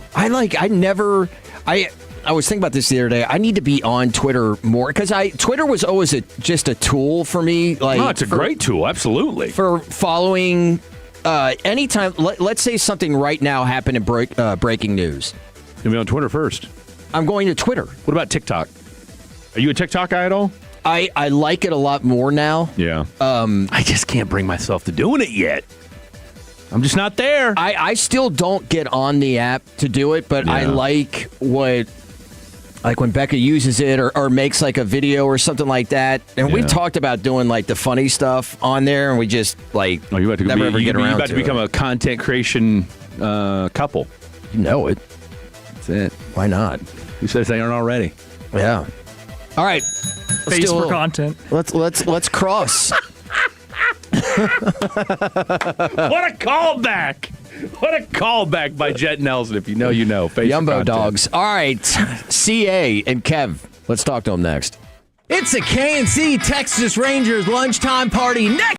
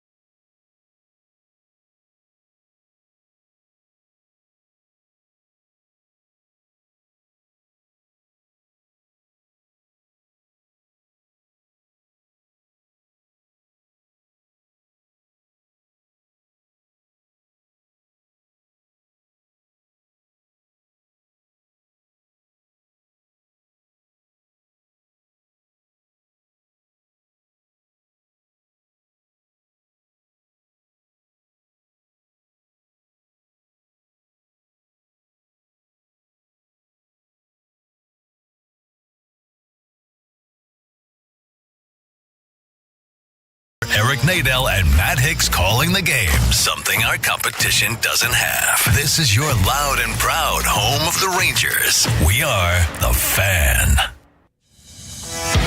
This segment of The Fan is brought to you by Classic Chevrolet. If you're in the market to upgrade your vehicle, get to Classic Chevrolet in Grapevine, the #1 Chevy dealership in the world 3 years straight. They got more new Chevys than anyone, all priced to sell. Visit ClassicChevrolet.com. This is Texas. This is Classic Chevrolet. Together, let's drive. Based on new Chevrolet registrations 2023 through 2025. Thank you very much, Chet Nelson. Terrific work today. Thank you, sir. Glad to hear you had a very positive experience at the Cheesecake Factory last week, despite not having any cheesecake. Jet. It's my only pushback. Jet. I know that Brian Broaddus would applaud you for not having any cheesecake at the Cheesecake Factory, but I find it sacrilegious. And I've already pissed off one person about talking about Jesus today, apparently. But that said, Jesus is my homeboy. That said, if you're going to go to Cheesecake Factory for a wedding anniversary, you got to have at least something. We did eat our wedding cake. You save it for a year. Oh, you do? We ate that before we even went in the out. freezer. Yeah. People do that. Yep. Save it We saved in the it. freezer and thaw it out. What? Yep. Yeah. That's insane. And it was still pretty good. My wife did that with our cake. I'll take notes. I didn't eat it, but she saved it. Yeah, I mean, I have heard this before. Really? Yeah, Yes. I have. I was like, why is this cake in the freezer? Oh, you got to save it. I wish I would eat that cake. It's gone now. Wow. Okay. And it was okay? It was great. I thought it tasted just like the day we had it. I would imagine that the power's gone out a couple times between now and the last year. Not for us. We're all right. All right. You live next to a hospital, so even if the lights do go out, your lights are still working? Okay. All right. Get ready. You're gonna It's be right next to a fire station. Everything's been fine. Okay. And no circling, no rolling blackouts over there. All right, we learned something new today. Yeah, I've never been married, so I don't know. Kevin, get ready. I was just saying, I'm taking notes. I didn't know that. Find it today. You're today years old. Your Finding this out. fiance is going to be saving some of that cake. Yeah. Well, you'll probably have to get a bigger freezer then. Well, you only have to save a piece. Yeah, it's not. You got gonna to be save the whole cake. Everybody's going to eat the cake. Yes, just go a little, like the top part of it. Okay, see, I misunderstood because I didn't know if we were like, we're saving 10 pieces of cake for 10 years, or if we're just saving one piece. The for the littlest year. part where the groom and the bride are standing, those statues, right, Jet? Right on. Yeah, it's just that top. It might have been this big. Yeah. Okay. Whoever cuts the cake, who's handling that's not your responsibility. It's like the mother or something. Yeah. They'll take the cake apart and then they'll chop it all up for all the guests and they'll save that top for you and you wind up having it in your freezer. Like, I think Dak had one of his bridesmaids as the person that was supposed to do it. Funny you say that, yeah. No? Rumor has it. I thought that's what. No? Okay. I've just cut the cake. TMZ. I saw that on Reddit. Khaki Kevin Walker and the 3-time Hall of Famer Chris Arnold in the building. We talked. Let's get into some NFL stuff here. You and I have done a lot of radio together. Yes, we have. And each year, right around this time, is when I start getting into prediction mode. And you're pretty good at this. I had my 3 this year. I've got the New Orleans Saints winning the NFC South. I've got Caleb Williams winning the MVP, and I've got an all-LA Super Bowl in LA. That's where you're wrong. Probably. That was the shakiest one for me to go there. And then, we also discussed a little bit of the possibility with this super team on, I think we're all in agreement here that they're not going undefeated. But I look at this team like it's the best team on paper I think I've seen I don't even know the last team to compare with this one. Not many flaws. On paper, they have the greatest opportunity. Remember when the Patriots tried to match it and lost in the Super Bowl? That was probably the closest it's ever going to come again. Nobody is going to go undefeated. Those Miami Dolphins, RIP, the ones that didn't make it right now, but the ones that are still alive, they're going to be drinking that champagne forever because it's not even about the talent and the balance of the league, because Fred was talking about all these teams are pretty much balanced. How many more games they're playing, too. Yeah, in 70 games. It's the schedule. And I'm not talking about the difficulty of the schedule. Yep. It's one thing, is the schedule easier? It's not. It's a gauntlet because you're playing Thursday night games. And you can't predict if you're going to win a Thursday night game. Totally. You don't know the health of your team down the road. Nope. All of these teams, as talented as they are, like the Rams are very, very talented. You don't know how many of them are going to be healthy the whole way. Yeah. You just don't know because of this crazy-ass schedule. They're so busy scheduling Monday night games, Sunday night games, Thursday night games, Saturday games in December because there's no college football. I mean, it's so haphazard. You'd be lucky to win 14 games. And how many, and we're seeing it more and more. I mean, hell, the Cowboys dealt with this last year, and every team, 3 games in 11 days. Right. All right. I mean, exactly. The idea that you're going to go 3-0 during that stretch, and it's one of those things now where, to your point, CA, we're like, all right, just go 2-1 during that stretch, and we're good. Okay, it's just it's the way the NFL is. The NFL is designed not to go undefeated anymore. Exactly, they're designed to be parity, and anybody can win, and that's what keeps everybody's attention to it. Well, and another thing is the division itself. The division itself, you're literally playing the defending Super Bowl champions. Well, twice. see, that's the point that Fred made. I think that division is not as strong as, say, it was last year. Seattle is still, I think, a good team, but I don't know how much has been talked about it, how many players that they lost in free agency. Including the running back, the MVP. Yeah. A number of guys on the defense, too. So, and they have made an addition here or there. I think San Francisco is, again, getting a little long in the tooth in Arizona. Cardinals are easy. So, that's too different. I don't know. But, yeah, I don't see anybody going undefeated again in NFL history. I just don't. I've always wanted to see somebody do it. In fact, I was very I was at that Super Bowl game where the Patriots lost to the Giants on that helmet catch, and I was shocked that the Patriots weren't. They were actually, after the game, they were very accommodating. I thought they would just be ticked off and whatever, because they were undefeated. Yeah. And it was the Giants, their nemesis, but and the way, the way they lost it. But I give them credit. They answered every question, and they've lost, just real quick, 3 big. You already mentioned Kenneth Walker. The 3 defensive names that they lost: Kobe Bryant, Reek Woolen, and Boye Mafe are 3 of the bigger names. But apparently Eric Edholm, the NFL.com lead draft writer, still says that they have a top 10 roster in the NFL. So we'll see. I mean, look, they drafted Jadarian Price, 32nd. Obviously, JSN, Rockwall Zone, got himself the bag, as the kids say. So, and hey, what's our boy's name? Mike McDonald? Yeah. I'm telling you right now, they're going to be good again, and I think they're going to be good. Still there? I'm not saying that they're not going to be good. I mean, you had them going 2-15 earlier. No. How did I get on the radio? That was asked earlier in the show too. Yeah. Still questioning. I do every day. What do you guys think? What is your biggest? I mean, one of the other things that I was asking, and I was actually texting Fred about this while he was on with Blake the other night. I'm like, could somebody please explain to me why all of a sudden everybody's like, oh yeah, Detroit's going to be a lot better?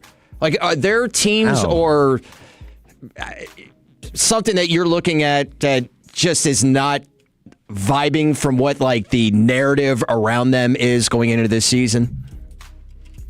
I mean, as far as the Detroit thing goes, I don't know why we're all of a sudden crowning Detroit like they're coming off their greatest season ever. I mean, Aiden Hutchinson is like, I get it, but I mean, they still have flaws, and I don't trust the new coordinators. I wouldn't say they've gotten better since the departure of their guys either. So that right there. Well, that was the biggest loss. Yep, the coordinators. So that's you're now going into the Lions are pulling their own Cowboys defensive game here, where this is now going to be the 3rd year in a row where they'll have a different OC. Isn't that something? All right. Obviously we know 2 years ago you had Ben Johnson. Last year I'm not even pretend to know who the hell the guy's name was. I want to say somebody from Denver. Johnny Morton. Was it Johnny Morton? OC or DC? No, OC. Yeah, it was Johnny Morton. Not the wide receiver, is it? I thought it was. I don't think it is. Okay, I don't think yeah. So, but that's his name, though. So you had him, and then, of course, obviously they weren't, I mean, hell, Dan Campbell took over in the middle of the season, and now it's Drew Petzing, who came from the Arizona Cardinals, which I don't know that anybody in their right mind has ever. John Morton was the correct John answer. Morton.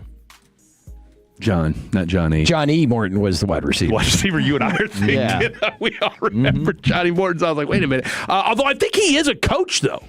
Maybe. I think you're not wrong. I think he is like a wide receivers coach or something like that. But yeah, so really of all the trees we're picking from for offense, we're going to the Arizona Cardinals tree? Yeah. I mean, I can understand if Bruce Arians was there.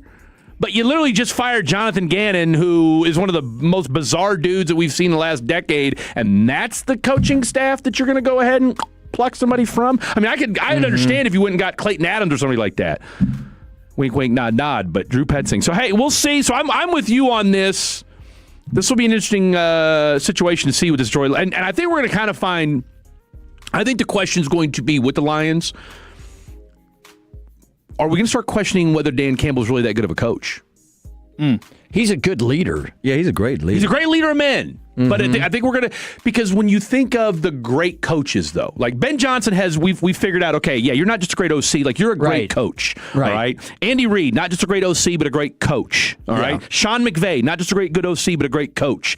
Dan Campbell, I think we're questioning, all right. You and I had many, many discussions about this in the hiring, especially in the lead up to Schottenheimer, where you go, when we were discussing, getting different guys in and where you go as a franchise, because when you have a good lead, like a Campbell, well, you're really reliant on those coordinators, and if you have a really good one, they're going to go get a head coaching job. That's what happens. And I'm going to say I think it's greater to have the head coach be a leader of men than just being a good offensive or defensive coordinator. And I'm only saying that because I watched Jimmy Johnson not be a coordinator or, offensive line coach, defense. He was a head coach. He was a leader of men. He knew the guys to surround who could coach up his, and he also knew psychology. So he was able to do all of that and not have to do X's and O's. But he could set the tone for that particular game. We're going to be aggressive this game. No, we're going to be more conservative this game. Yeah. And he knew how to do the tempo of a season.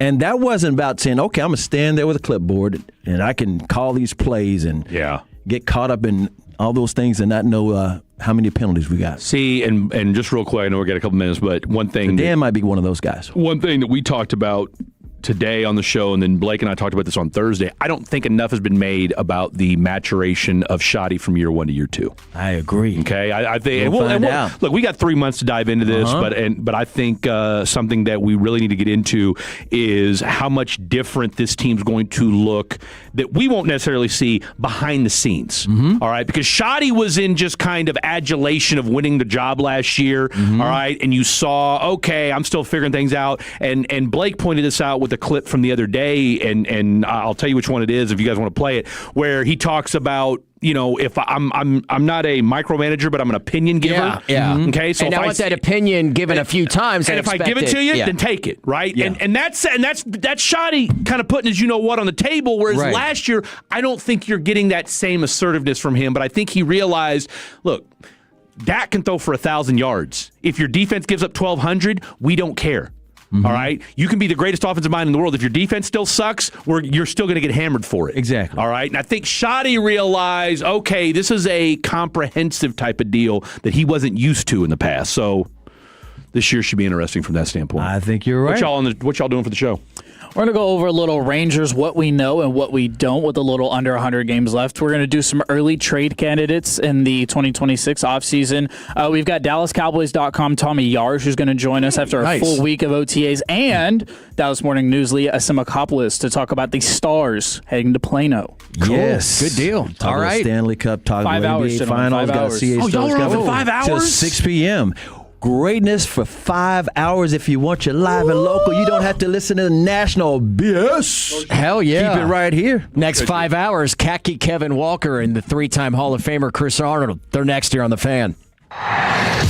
Tolo means turn it on and leave it on. Thank you for making 105.3 The Fan and the Odyssey app part of your day every day. Follow here, Tolos, and I could not be happier thanks to CertaPro Painters who recently painted my home. You can schedule your free estimate online at CertaPro.com. That's Certa with a C. And now's the time to complete that painting project you've been putting off. CertaPro Painters provides a free estimate quickly and at the right price. And they exceeded all of my expectations. True professionals, top to bottom. My wife couldn't be happier. I couldn't be happier. CertaPro Painters knows how important your home is to you. So schedule that free estimate online at CertaPro.com. That's Certa with a C, CertaPro.com. Each CertaPro Painters business is independently owned and operated. Best Buy Windows and Siding. You hear it once, and suddenly it's stuck in your head all day. Best Buy Windows and Siding. But that's not the worst thing, because we're the home of 10 windows for just $59.50, plus 0 down and 0% financing with approved credit and a lifetime warranty. Best Buy Windows and Siding. The only way to get it out of your head is to call 469-WINDOWS or visit us online at bestbuywindowsandsiding.com. Boomerjacks is sending 3 lucky fans to see the action live at Dallas Stadium this summer. Download and sign up for the free Boomerjacks Rewards app. Dine in, spend $20, and you're entered to win tickets plus a VIP watch party for 4 at your favorite Boomerjacks location. Visit boomerjacks.com for details. Tolos, it's springtime, baseball's back, and it's truck season in Texas. That's right, Tony from East Dallas Diesel. If you're ready to roll up to the ballpark and something that stands out, we've got the best custom trucks in DFW. We're talking lifts, wheels, tires done right, no shortcuts. We've got options for every budget and concierge service with easy financing to get you in and out fast. Skip the big dealership runaround. Visit EastDallasDiesel.com or call and ask for Tony. East Dallas Diesel, where custom comes standard. Did you know that 1 in 4 men over 40 have low testosterone, but 100% of them can get it back? The Low T Center tailors their testosterone to every Tolo to make sure your levels are where they need to be. They even take insurance. So head on over to FixMyLowT.com for your free T-test. That's FixMyLowT.com. We all hear the radio ads about the IRS. They tell you to be afraid, to be scared, and they try to frighten you into calling. I'm not here to do that. Tax Relief Advocates is different. TRA is here to tell you that if you owe money to the IRS, whether it's $5,000, $50,000, or $500,000, we have a solution. It doesn't matter if you're sitting in your car, at work, or with your kids. No matter where you are, call now. 800-575-9834. Don't lose hope. TRA can eliminate or reduce what you owe to the IRS. Generous programs are now available that can give you a fresh start. Our passion is taxes and helping individuals fix their IRS problems. We have over 1,000 5-star reviews on Google and an A+ with the Better Business Bureau. You don't need to be afraid of the IRS any longer. End your tax nightmare today by visiting us online at TRA.com or call 800-575-9834. That's 800-575-9834. Tax Relief Advocates. Real solutions for real people. Are your allergies driving you crazy this spring? Well, your air conditioner could be part of the problem. I'm Jeff Stewart with Reliant Air Conditioning. And right now in North Texas, pollen and dust levels are through the roof. And without the right air filtration, all of that pollen ends up moving through your home and into the air you breathe. And that's why during our Spring Clean Air event, when you install a qualifying high-efficiency system, Reliant Air Conditioning will include a complete clean air package for free. And that includes a UV light, an air scrubber, and a hospital-grade air filtration system. That's a $3,750 value, included at no additional cost. And during our Spring Clean Air event, you can also save with manufacturer rebates and special financing. So call us at 877-YOUR-HERO or schedule your free estimate online at ReliantAirConditioning.com and see how we've been gimmick-free since '83. Reliant Air Conditioning. Call 877-YOUR-HERO. This is the exclusive home of Dallas Cowboys football. KRLD-FM and HD1, Dallas-Fort Worth. Let's go, Cowboys. An Odyssey sports station. Driven by our D&M Leasing Studios. Thanks for turning it on, leaving it on. 105.3 The Fan. Comeback win in Game 1 versus the Guardians. What do we know and what do we not know about these Texas Rangers? The New York Knicks are up 2-0 in the NBA Finals, and OTA's Week 1 is in the books. 105.3 The Fan. It's myself, Kevin Walker, alongside the 3-time Hall of Famer Chris Arnold. But you already knew that. You already knew that. Trevor Beck on the 1, 2s, and 3s behind the glass. We got you until 6 o'clock. Ladies and gentlemen, 6 o'clock, Radio Gold for 5 hours. For 5 solid hours of greatness. And I say greatness because you're not having to listen to some national stuff on any other station down the dial or flip over to something because, oh, man, I can't. You keep it right here. We got you. All the Tolos, turn it on, leave it on, all the way to 6 o'clock. And by the way, I can't tell you if it's going to rain or not in North Texas by 6 o'clock. All I can tell you is you never know because the last 5 days, oh, yeah, it just depends on where you are. It's cutting up. Yeah. I mean, just crazy or not at all. So, again, 877-881-1053. I will tell you this. It won't get up to 90 degrees today. And you know what? If it does rain today, you got to stay tuned right here because CA is our weatherman. Yes, I did get a minor degree. I shouldn't say degree. I minored in meteorology, University of Oklahoma, Tornado Alley. And I do like talking about the weather and chasing tornadoes and like saying squirrel to a dog. The other thing I want to tell everybody is, this is a gig economy. We know people work on the weekends, various things going on. 877-881-1053. That's the Frankel Injury Attorneys text line. Let us know what you got going on a Saturday afternoon, no matter where you are. You might be outside of North Texas. You might be listening to us on the Odyssey app. We will shout you out and give you your props because, again, we can't thank you enough for letting us ride shotgun with you and you and you. Yes, of course. And we're going to take you all the way up until Rangers pregame when they face the Guardians in Game 2 tonight. Before we get into some of the sports, I got to ask both of you a question. Tons of sports going on right now. Yeah, we got lots of sports to get into. We haven't forgot about the Wings. Okay, you know what? Teams moving is a sport. I would say team building is a sport. Teams moving is a sport, and we're going to get into some of those situations that's been happening, not just locally, but even in Chicago. Teams moving is a sport. I want to ask you guys what you were doing earlier today, like before we got up here around noon. What were you doing earlier today? Because I can't wait to tell you what I was doing. I guarantee you what I was doing is nowhere near as exciting. No. It wasn't exciting. Okay, all right. Well, I was sleeping because... Oh, you're well rested. I was well rested, yeah. I'm well rested because I was sleeping. I got in late because I was doing the Rangers game last night. And then I've been house sitting for my mom because she's been on a cruise this week, which she never does. Which cruise? Where? She was going to she went out from Galveston and then she went to Cozumel. So it's her first cruise ever. So she really enjoyed it. I just called her on the way up to the station. Very nice. She never does things for herself, and I know the Tolos. You probably got your mom, or you probably. I did not. She chose that she wanted to go. She took my brother and everything like that. I knew that I wasn't going to be able to go about a year or so ago because I was like, I'm probably going to be saving up for a wedding or a ring. So, but yeah, she had a ton of fun. So I was house sitting for her because she has not one, not two, not three, but 4 dogs. What types? So we have 2 dogs that are like boxer bulldog mixes, and then 2 that are Shih Tzus. I can say that. Don't dump me. I can say that. Don't dump me. You will AI doctorate. Anyway. So, yeah, I was house sitting for her, and, now I can go back to my apartment after this. But, yeah, I was just sleeping. I was just tired. Okay, what about you, Trevor? What were you doing earlier this morning at midday? Whole lot of, I was at the bedside estate or whatever you want, the comforter, however you want to say. Dude, I was on the sleeping. Couch. Yeah, I was on TV watching you? I was getting ready for this. I did a little good news segment. I was getting ready for this USA soccer game going on. Yes. So I was to get your World Cup on, getting ready for that with USA playing, what, 1:30 this afternoon? Yeah, 1:30 versus Germany. They got the pregame going on right now, so we're checking Dirk's things out gonna be here. watching that too, Darn right he is, and he's probably going for, you better, Lennart Carl, watch out. That 18-year-old on Germany, he's pretty good. Have you seen that McDonald's commercial with all of those World Cup legends?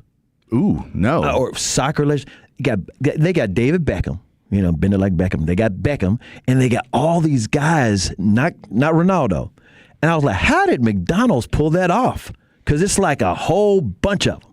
I'm just saying, keep an eye on it because that just lets you know the World Cup is about to hit this summer. And, of course, Dallas has, 12 games? Dallas-Fort Worth has 12 games. I think we have 9 games. 9 games? Yeah, 9 games, I believe, yes. Okay, bottom line is a whole lot of games coming. A lot of them. And I got some areas where a couple of the teams are going to be.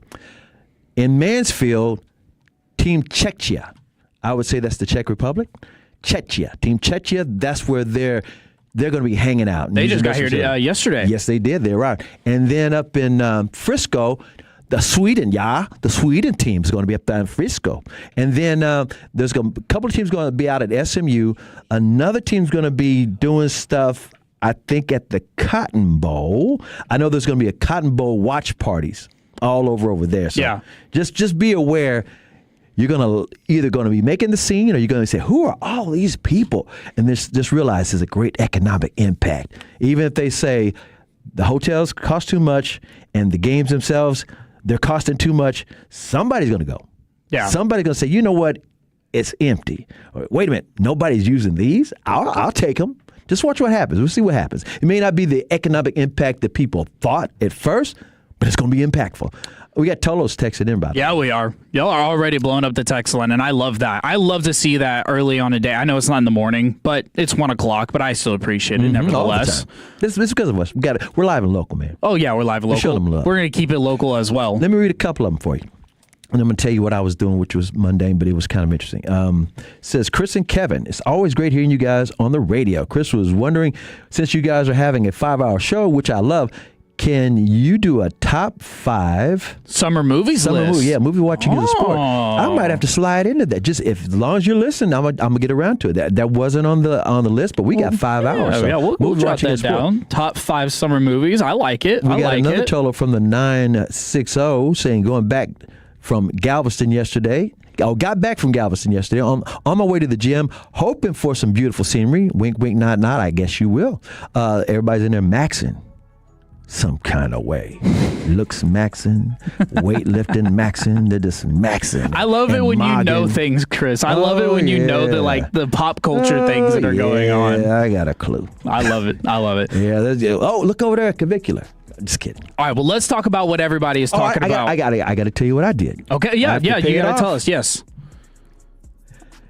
Okay, so I'm minding my own business and the sink broke. Clogged up both sinks. Garbage disposal side, the regular side. And I'm like, I'm not going to pay a plumber. This is the wrong time of the year to be paying a plumber. I can't. I'm just going to do what I normally do because I fix things around the house because I go on YouTube and I hit pause and I look at several videos first to see which one matches up what I got to get done. So this happened yesterday. I spent all day working on this sink yesterday. It started getting late at night. The game's going on, and I'm going back and forth from the sink to the Knicks-Spurs game. Right. And I said, okay, I got to pause. And I went running back and forth to Home Depot. Shout out to my man Tim down in Waxahachie because Tim was hooking me up. He's like Yoda of the Waxahachie Home Depot. He was like, this is the way you do it. You do it this way. And so he was explaining all the things I needed to do. I took the whole damn thing apart. I had a snake. I took the snake and it went 15 feet all through the pipes. I did everything you can do because I watched a lot of different videos. I poured some Arm & Hammer soda down, and then I followed that with some cleaning vinegar. I got the plunger. I did that. Nothing worked. And I had it prepared, and I cut the pipes with the C-trap. I emptied that thing. I got the hair that was my wife and daughter's hairs all stuck. Got all that stuff out. And then at 11:15 this morning, I was done. I was finished. I was good to go. I turned on the water, and it's still sitting on the sink. So I don't want to have to call a plumber. It's definitely not in the pipes. It's got to be outside the house. But they say you got to call a professional if you've done all those things. Sounds like you've done everything possible. I'm a shade tree plumber right now. I mean, you heard of shade tree mechanics? I'm a shade tree plumber. So you have a bowl of water just sitting in your sink. There. And I told my wife and kids, it's not fixed. Do not try anything. Please don't touch it. Don't touch it. Just leave it alone. And I'm trying my best not to give it a. We got a Tolo out there that has a recommendation because I've done it all. I don't want to have to pay a plumber $300 just to come over and say, you know what, we got to go outside and use my big old rig that's not a snake. It's bigger than that. So anyway, I will focus on sports, and this has been a nice break from my doing stuff around the house. I could tell by all the time, energy, and effort that you put into that plumbing situation. I think you needed to get that out off your chest, though. I did, because this has been going on for over 24 hours, and I'm like, I was a man on a mission. Yeah. I wanted to complete the job. I'm not like, well, I'm not going to let this thing beat me.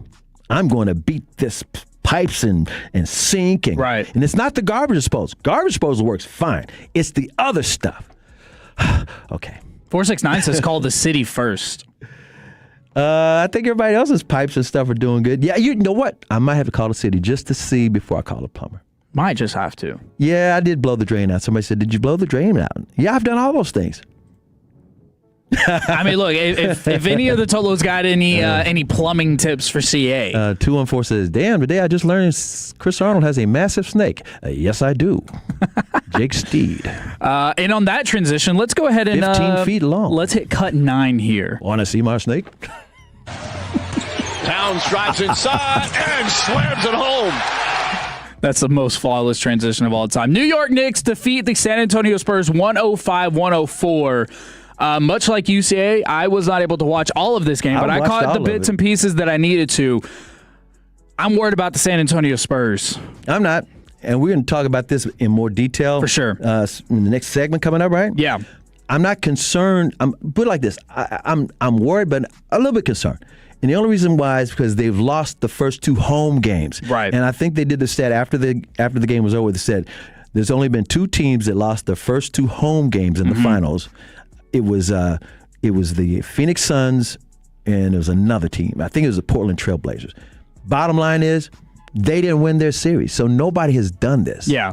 But I just think that the Spurs are so young, you can't tell them nothing. They don't know that they're not supposed to. They don't know what they don't know. They don't know what they don't know. That's the most famous line. But on that same coin, Jalen Brunson has been nails. Yes, I love JB. In the playoffs in general. By the way, with no dog in the hunt, I mean, I don't care if the Spurs. First of all, I don't hate the Spurs, this version of the Spurs. No, me neither. They're not our big brother from back in the day when Dirk's the little brother and you couldn't get past Duncan and Ginobili and Parker.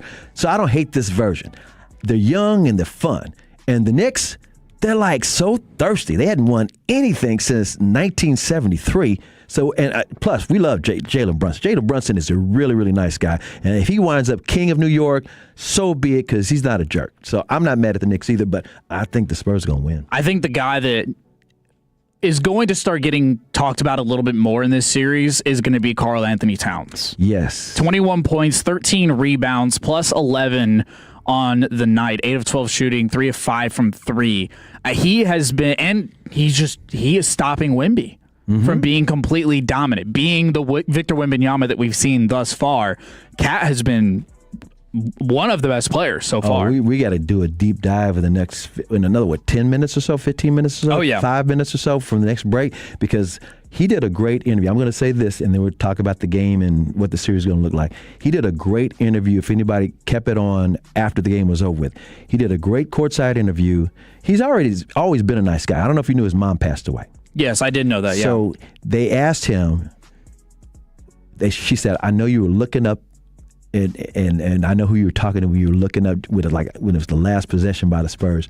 He said, "Yep, I was looking for a sign from my mom, and my mom must have been listening to me. She's one of the reasons I'm doing this." And I mean, he just gave a really heartfelt interview, and it was just so sincere. And it's definitely sincere because his mom was always at the games when he was first starting out with Minnesota. I mean, his mom was always at the game, and she was a nice lady too. And he lost her during the pandemic. So bottom line is, Cat, he might get to be the MVP. You know what? He's got a heartfelt motivation going on. At this point, it wouldn't be the most insane thing to happen. Let's let out a little bit of the show, though. How about that? We've got Leah Asimakopoulos of the Dallas Morning News is going to join us. She's got all the details. She was in the court hearings before the Stars left for Plano. We're also going to have DallasCowboys.com Tommy Yarish join the program at 2 o'clock to talk about everything from week 1 of OTAs. We'll have some early trade candidates for the Dallas Cowboys and who they might be linked to, a name that might be surprising to y'all, and a little Rangers, what do we know and what do we not know? All of that and a whole lot more coming up in the program, but the Knicks are up 2-0. Now we head to Madison Square Garden. Was it worth Garden of the Garden? What was it worth the risk, and what would you sell for a pair of tickets to go to the Knicks game? We got the prices. We got the prices. Oh, it's the insane. prices. Next on 105 Through the Fan. The more time you give, the more our crush grows. Together we continue to build something special. Keep turning it on and leaving it on 105.3 The Fan and the Odyssey, iHeartRadio, and TuneIn apps. Summer moves fast, just like the season's shortest homestand will. June 5th through the 7th, the Rangers will host the Guardians for a 3-game weekend series that'll be packed with summer fun. There'll be theme nights, 2 giveaways, and plenty of ballpark memories to be made. 3 games, 1 weekend, that's it. That's the homestand. Don't let it get away. Lasso your summer. Grab your tickets at Rangers.com. All for Texas. The world's biggest soccer tournament has arrived, and you can trade the entire tournament on Kalshi. On Kalshi, you can trade every match from the opening stage all the way to the final. Let's take a look at this potential tourney winner. It's one of the favorites. England is trading at 10.9% to win it all, meaning a $100 trade pays out at $863 if they win soccer's biggest prize. And what you got to love about that is you don't have to root for them to enjoy the trade. On Kalshi, you're trading against peers in a live market, meaning there's no house, and as the probability changes, you can buy in and out of your position. For a limited time, download the Kalshi app and use code TOLO. That is TOLO. You're going to get $10 when you trade 10. KALSHI. Kalshi. Trade the beautiful game. 18 plus only. Restrictions and eligibility requirements apply. Event contract trading involves risk and may not be suitable for all investors. Prices, values, and available markets may differ from those mentioned. For more information, see Kalshi.com/regulatory. At Siemens, we take pride in what we build. We're growing our carbon-neutral manufacturing hub in Fort Worth alongside our teams in Grand Prairie and Carrollton. Right now, we're hiring talent at every experience level to build the advanced infrastructure powering EV networks and industrial AI. Enjoy competitive pay, great benefits, and career growth. Plus, you'll do work you can truly be proud of. Transform the everyday with us. Apply at Siemens.com/jobs. Hi, I'm Dallas tax attorney Jamie Flores from the law offices of Namath and Flores. We've successfully resolved IRS cases for thousands of clients like Michael. Here's his story. Hi, I'm Michael. I had not filed a tax return in almost a decade. I was worried that the IRS would freeze my bank accounts. Jamie's team did not stop until everything was filed, and I was in good standing with the IRS. Like Michael did, call the law offices of Namath and Flores, Texas tax attorneys at 972-484-0TAX or go to myiRSteam.com. A family office is a team built to handle the 3 biggest financial responsibilities a family faces: wealth management, tax strategy, and estate planning. Most firms only manage your investments and refer the rest out, hoping everyone stays aligned. At Trajan, we built something different.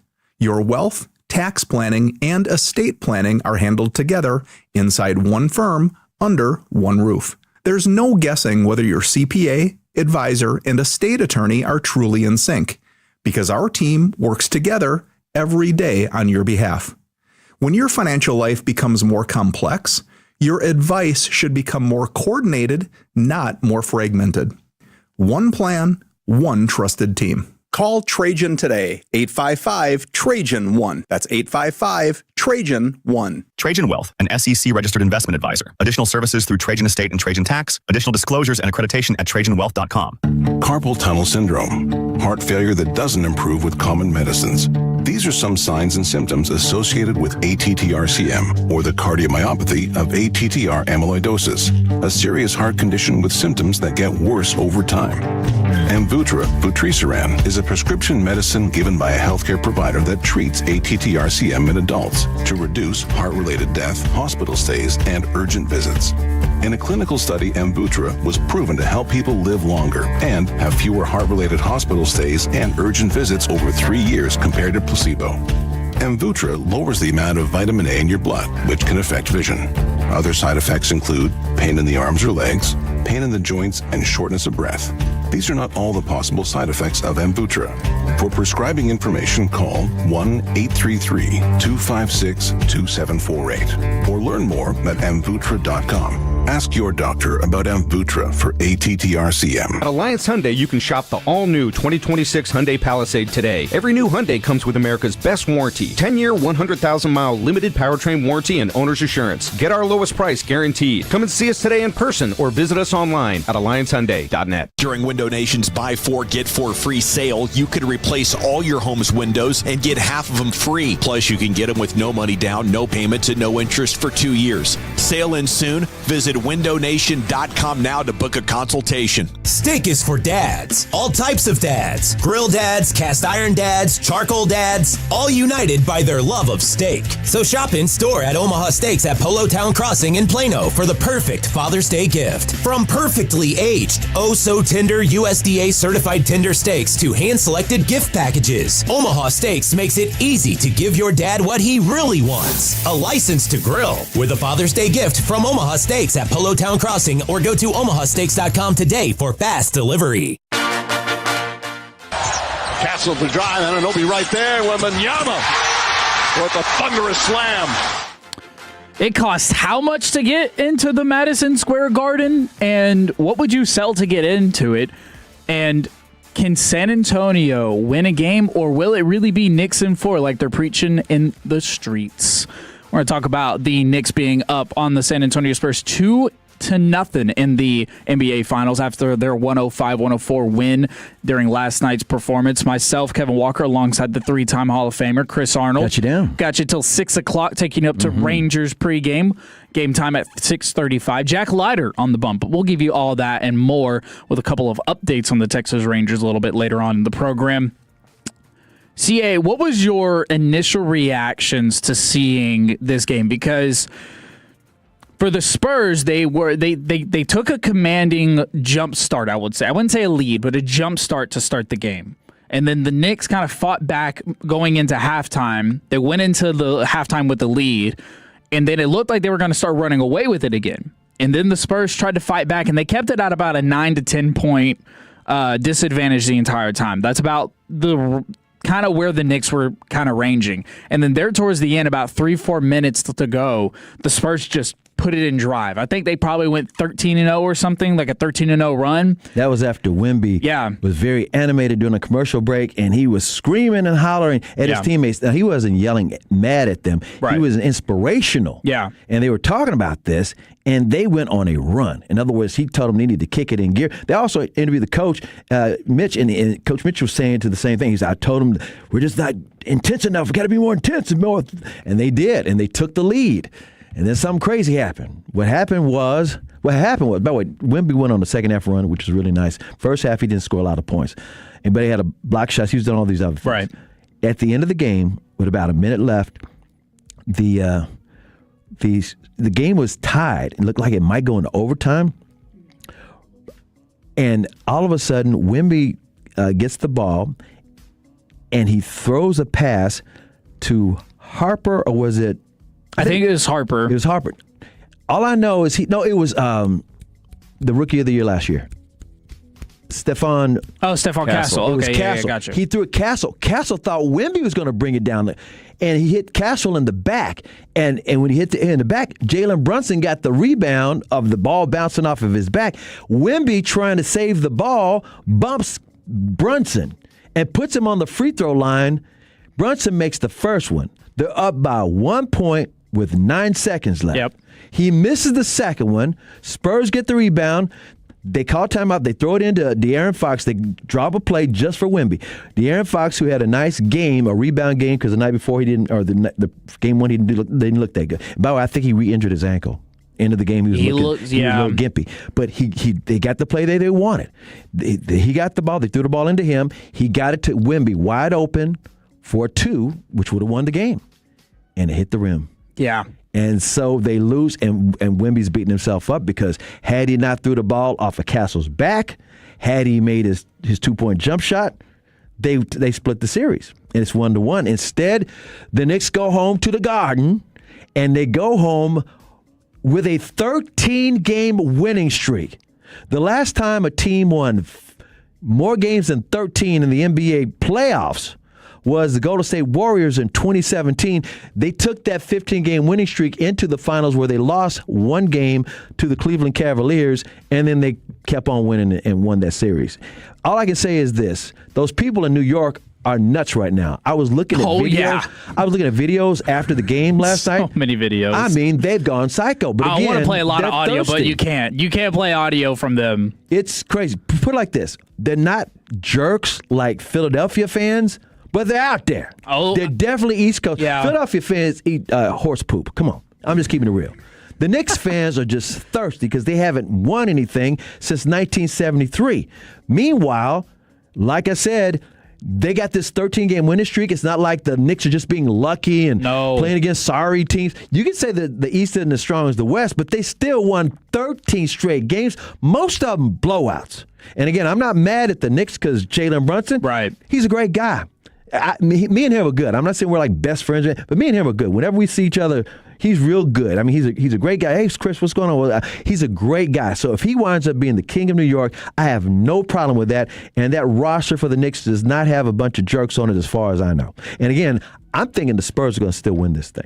And that's a great point because going into this series, and I don't know what you heard, I heard a lot of like, man, I don't know, the Spurs. I heard a lot of, hey, Spurs OKC, that's the pseudo championship. The Knicks don't stand a chance. You know, the Spurs are going to, the Spurs might even sweep the Knicks. They were saying nobody in these had a chance. Nobody.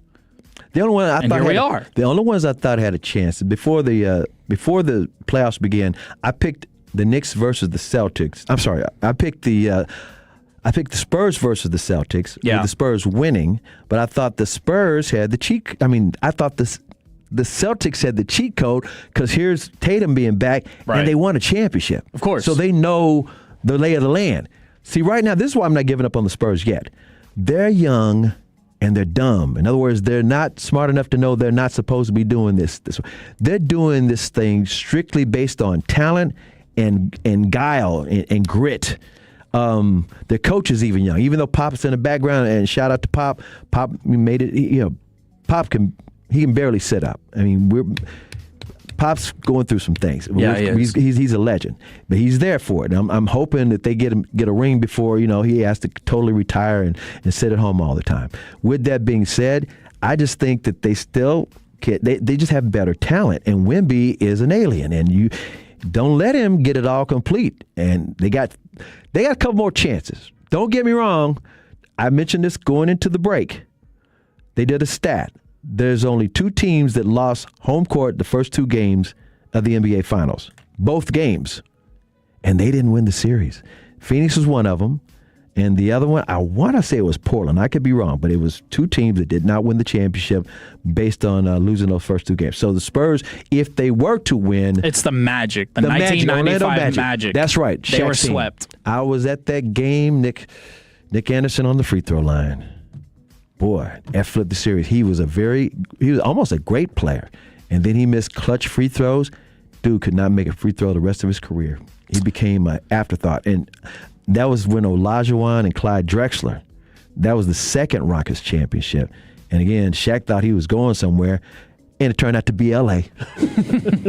All right, if you have opinions on the NBA Finals, because I know that the Dallas Mavericks fans are split on wanting to or not wanting to go for the Spurs, like this one from the 940, hoping the Spurs lose in 4. I can see that. And let me tell you why I don't really hate the Spurs, hate like Philadelphia Eagles or Houston Astros. Of course. The reason they were a rival, it was like a nemesis situation in the early 2000s because Dirk and Finley, and Dirk by himself, and Dirk and Devin Harris and Dirk and J. Kidd, they always had to go through the Spurs, and the Spurs had championships every 2 years. And it was Duncan, Ginobili, and Parker, and it was like big brothers sunning us. They was like, oh. So it was like, man, them damn Spurs, they were just in the way. Hate the Spurs because they're in the way. But I never hated them overall because a lot of people don't know this. Did you guys know that the Spurs started their franchise in Dallas? I actually think I did know this. Yeah. Were the Dallas Chaparrals in the ABA, and then they moved to San Antonio. They used to play their games at the Dallas Convention Center, where the Wings will be playing one day. Next year, they're supposed to be in the American Airlines Center, but they were in the Dallas Convention Center way back in the 70s. Then they took their talents to the Riverwalk in San Antonio, where they became the Spurs. And just like the Kansas City Chiefs used to be in Dallas, they were the Dallas Texans. And they took their talents to Kansas City. There's a lot of people whose families grew up watching the Texans and the Chiefs. A lot of people's families grew up watching the Spurs because the Mavericks didn't come along until 1980. And they weren't any good for a while. Then they were terrible in the 90s. So there was a lot of people, the Spurs were their team because they didn't want to pull for anything from Houston. Right. So I've never hated the Spurs. But I really don't hate them now because it's not the same. They're not squad. a hateable team. They're not a hateable team. Victor Wembanyama is not a hateable guy. But I'm not mad at those who won't let go. Some people have to reconcile their emotions a little bit differently. Now, if OKC made it through, I'd be completely fine with voting for any team that was playing them, but I'm okay with it. That's you. That's just me. That's just me. I went to OU. Everybody on my mama's side of the family is from Oklahoma. That's just me. She's still in Oklahoma. Here's what's wild. My wife's side of the family, they're all from New York. They're losing their damn minds because Madison Square Garden, oh, man. Oh, yeah, we're about to get to it. From the 940, I would love to see the Knicks fans crash out if they lose after being up 2-0. Oh, man, talk about a crash out. I mean, either way, the city's going to probably burn down, if we're being honest. One way or the other. Wemby thinks he's Curry, and he is soft, and that's why they're going to lose from the 817. The Wemby hate. The Wemby hate is, I don't want to say it's real, but there are some people that are kind of like, hey, you talk a lot of talk, but whenever it comes down to the clutch moments, you're not being clutch. You're making mistakes. Granted, he is only 22 years old. He's not talking talk like he's trying to brag. He's just very he's hard on himself, and he has high expectations for himself. He learned that from those monks when he went to China last summer, and they cut his hair off, and he became all with one, or one with all. I'm not mad at Wemby at all. He's an alien. Well, he spoke after... He's proof that Area 51 exists. Oh, yeah, that is true. He spoke after the game. Cut 7 here. Yeah. I threw that one away. I messed up. We didn't play great as a team. We needed to win that game. This game was ours. But at this point, it's done. Yes, am I going to regret it? Yes, of course. Am I going to use that to fuel me and to fuel us next game? Absolutely. Did you know he's got a little brother? And an older sister. His mom's 6'3", his dad's 6'8". Yeah, well, that makes sense. I got a family picture of them from when he got drafted. His little brother is either senior in high school or... Oscar Wembanyama? Uh-huh. And he's tall, too. You can't tell because Wemby's so tall. It would be kind of funny if one of them was like 5'5", just for the whole, just to be funny. I mean, his mom, his dad was on the court giving a big hug, and his brother's 6'8" at 19. See? Isn't that something? I'm just saying. I mean, it's just wild that he's got a younger brother, and there's like another one. There's another one out there. You know that Max Schmitz. I'm just saying. Because Matt Schmitz is the Mavericks' new GM, and he's the one that saw Wemby first. You know how way back in the day, Donnie was the first one that saw Giannis. Yep. Well, Mike Schmitz, he saw Wemby. He said, this kid's going to be something special. And he was right. Did, yeah. 29 points, by the way, 4 blocks, 4 turnovers for Victor Wembanyama in Game 2. So definitely things to capitalize on, definitely things to fix. By the way, there's the family picture. Yeah, no, that makes sense. I mean... And his sister's hot. She is. Look at her. In other words... I didn't say that. I have a fiance. I didn't say that. I'm not trying to get in trouble. I can say whatever I want. I'm not trying to get in trouble. Do you ever hear me do the CA stories about how I got set up on a blind date with Michael Jordan's sister? No, I've heard them. And have you heard me tell that one, though? No, I have heard that story. So let me just say this for those who haven't. I could never get serious about that at all. I was not even interested because she looks like Michael Jordan in the face with long hair. And there's just no way. It's like, no. Michael.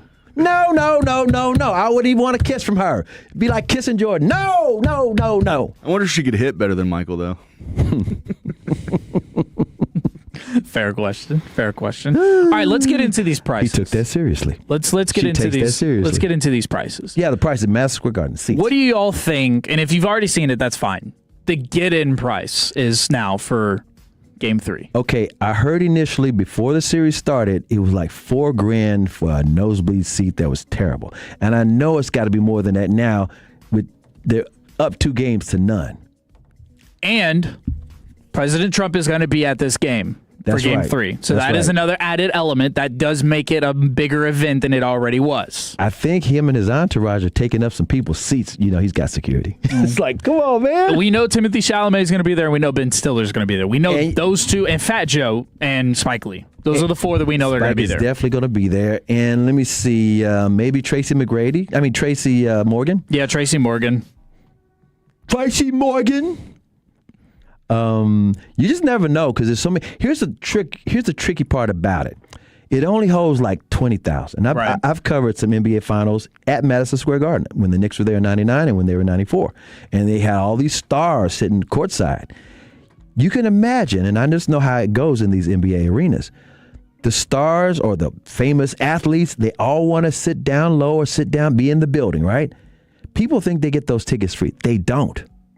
They have to pay sometimes even more than what you might see on Ticketmaster or whatever. And the reason why I'm saying this is because you got season ticket holders who are like, no, I've been waiting for this moment my whole life.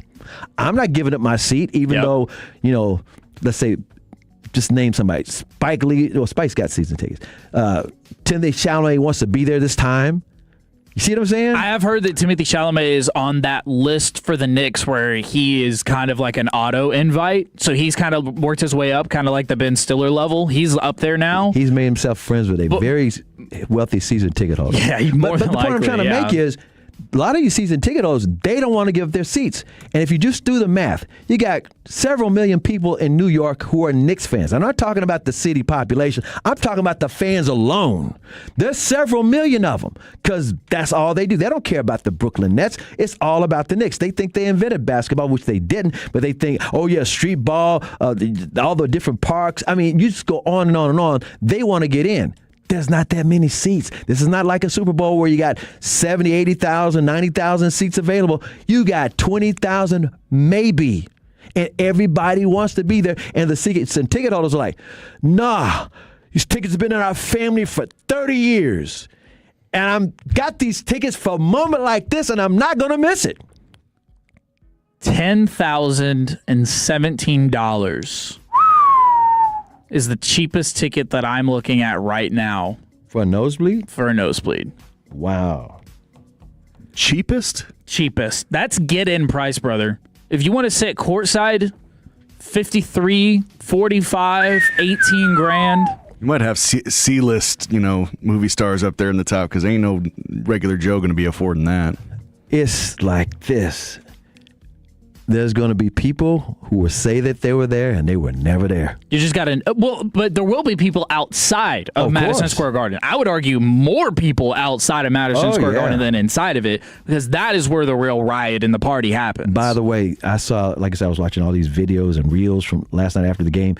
They were showing the crowd going crazy, and they showed the Empire State Building lit up in Knicks colors, blue and orange. As it should be. As it should be. They I'm deserve telling it. you, they're like, just like I said, imagine the Cowboys going to the Super Bowl all these years since 1994, 95, right? That's the way these Knicks fans are, except it's worse. It's been 53 years since 1973. So, and the way they're running through the playoffs, they think this is their year. They think, the basketball gods are finally shining upon them, and they don't want to miss the moment. All I know is too rich for my blood. When I see these celebrities on TV tomorrow night, because it's tomorrow night's Game 3, I'm just going to be saying, who got the hookup? Because nobody got in free unless they know a season ticket holder. Right. You got to know somebody to know somebody. Do you know who's not going to be there? Hear about the Charles Oakley situation? I did hear about this. Knicks I did hear about legend Charles Oakley, who headed out with James Dolan, the original owner's son. I mean, he runs the team now. He's been in running for years. They had it out like 4 or 5 years ago, and he has been banned from Knicks games. And he's banned. And you see all the rest of the legends, even Dallas's own Larry Johnson, who went to the finals with the Knicks in '99. He's a Knicks legend. John Starks, Patrick Ewing. There's a couple of former Mavericks who are Knicks legends, but they're not there. Rolando Blackman and Derek Harper. They played for the Knicks in '94 in the finals, and I've told the CU stories about them. Derek Harper, if they had not lost to the Houston Rockets that year, I kid you not, Derek Harper would have been the MVP because Patrick Ewing was playing fine, but he wasn't doing anything unusual. Derek Harper was setting the table for everybody. John Starks was looking good. Rolando Blackman should have been coming off the bench. He should have come off the bench to save Game 7 because John Starks went cold and got in foul trouble. And Patrick Riley walked down the end of the bench, did not put Rolando in. And just the last 4 years, Pat Riley told Rolando and put it in an article. That's his biggest regret of his entire coaching career because they would have won the championship in '94 and he would have been Pat Riley, King of New York, and Rolando Blackman, who grew up in New York, from Panama, but grew up in New York, he would have been the king of New York. Not as much as Jalen Brunson might be. Yeah, I was going to say. But that was like, how in the world you don't put in Rolando Blackman when you know what he does? You were coaching the Lakers, and Mavericks went to the finals against the Lakers. You know what Rolando can do. And all you needed was a jump shot. Back in those days, final score was like 93-89. Come on, man. Pat Riley. But he finally admitted it. You know, coaches got egos. Oh, for and sure. Who knows the logic was in their brain? Ask the Cleveland Cavaliers coach who did not call timeout when they were up by 22 in Game 1 in the Eastern Conference Finals. That changed history, didn't it? Yeah, it did. There you go. Game 3, Monday night, by the way. Monday night for Game 3 at Madison Square Garden. Is it Monday night? It is Monday night. They know what they're doing. By the way, if they go to a Game 6 and a Game 7, those Game 6 and Game 7s will be spaced out, I think, 3 days. Just letting you know. It's going to be – because they want to make sure everybody's healthy, and they want to build the drama. Correct. You're correct. Yeah, they are. They're pretty spaced out. They're pretty spaced out. All I know is it's going to be over by June 23rd. You know why? NBA draft. It will not overlap the draft. No, last game, Game 7, if necessary, will be June 19th on a Friday. Ding, ding, ding, ding. So there you go. An SEC and a Big Ten Super League and the updates on the Protect College Sports Act. I love this topic. Let's do a little college football. I can't wait. Save college 105.3 football! You guys have been awesome coming out to our Sean and RJ Firehouse tours. Your chance to grab breakfast and a one-of-a-kind Tolo item is coming up again. Where are we going to be next Friday, Choppy? John, we're coming to your side of town. Fire Station 1 in Mesquite, 410 South Galloway Avenue. And what's that one-of-a-kind item, Bobby? Real cool fan soccer jerseys, and they are high quality, so you need to come out. We'll be giving away one of these jerseys every 10 minutes. Our Firehouse tour is presented by Fraser Roofs and Gutters, the Law Office of Branch and Dillon PC, and Tolbert Garage Door. We'll see you next Friday morning at our Firehouse tour in Mesquite with the Fan. Tolo's Chiafalo here, and I got to be honest with you, my home has become my happy place, but I started noticing scuffs, faded colors, and peeling paint that needed attention. And that's when I reached out to my friends at CertaPro Painters and scheduled my free estimate online at CertaPro.com. That's Certa with a C. And whether inside or out, you can protect your home with quality paint in a worry-free process. Free estimates, detailed, easy to understand, and you get a quote right away. They're dedicated to bringing fresh color to your home with quality craftsmanship, just like they did for me. So schedule your free estimate online at CertaPro.com. That's Certa with a C, CertaPro.com. Each CertaPro Painters business is independently owned and operated. Hey, Mom, now that I have an after-school job, I think I want to buy a drum kit. Okay, Rockstar. Let's look at your account. When kids start making money, Chase has easy-to-use tools and expert bankers to help them learn how to manage it. And next month, I'll buy the bass drum and the cymbals. Oh, and maybe some noise-canceling headphones for you. Aw, you've thought of everything. Help kids save, budget, and build financial independence, all with Chase. That's good for kids and good for parents. Visit your local Chase branch and get started. Account subject to approval. J.P. Morgan Chase Bank, N.A. member FDIC. Having insurance isn't the same as having State Farm. It's like needing a lawyer, but getting some guy who just watches courtroom dramas. How does the defendant plead? Guilty. Wait, what? Also, objection. You object to what? Erroneous. Counsel, approach the bench. Hey, can I get a whack at the gavel? You wouldn't settle for just any lawyer, so don't settle for just any insurance. Get the real deal with State Farm. Like a good neighbor, State Farm is there. Hello, it's Pete Thompson from the Consumer Team. If your air conditioner breaks down, don't get ripped off. Call the On-Time Experts. They'll be at your home same day, or the service and diagnostic fee is free.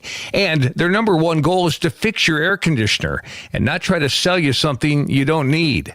Go to the ontimeexperts.com and set your appointment time today. The ontimeexperts.com, the choice of the Consumer Team. Staples presents Celebrations Made Easy. I went to Staples for a custom printed graduation banner and invites and saw that Party City is now at Staples. Wait, what? Party City is now at Staples. So now Staples has balloons? Yep. Decorations? Yes. Streamers, cups, table covers? Yep, Staples has everything for a party. And now buy two, get one free on select foil balloons. Holy confetti! So the best party started at Staples. That was easy. In 613 select stores, exclusions apply. In-store or buy online, pick up in-store only. If you have unfiled taxes or are in debt to the IRS, this is important news. Did you know the IRS has programs specifically designed to help people struggling with tax debt? Powerful tax assistance programs that can save you thousands if you qualify. No one knows these programs better than the experts at Optima Tax Relief, America's most trusted tax resolution firm. A-plus rated by the Better Business Bureau, their award-winning tax attorneys and licensed professionals have resolved over $1 billion of tax debt for their clients.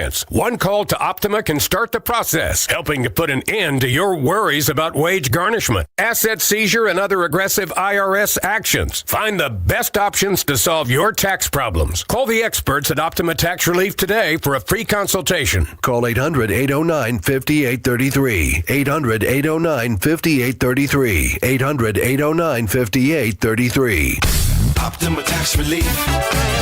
Some restrictions apply. For complete details, please visit OptimaTaxRelief.com. This summer, North Texas welcomes the world for that major global championship you might have heard about. Match days will bring increased travel activity, so planning ahead can help keep your day moving smoothly. Check match schedules, review travel maps, and allow extra time if you're riding transit. Small adjustments like carpooling, combining errands, shifting travel times, or working from home can help keep North Texas moving. Get match day travel tips, maps, schedules, and more at nctcog.org/gameplan. Welcome the world. Plan ahead. Help keep North Texas moving. If you're carrying a lot of credit card or personal loan debt, every month can start to feel the same. All those bills, all those due dates, all that stress. There's a solution that's designed to make it easier for you.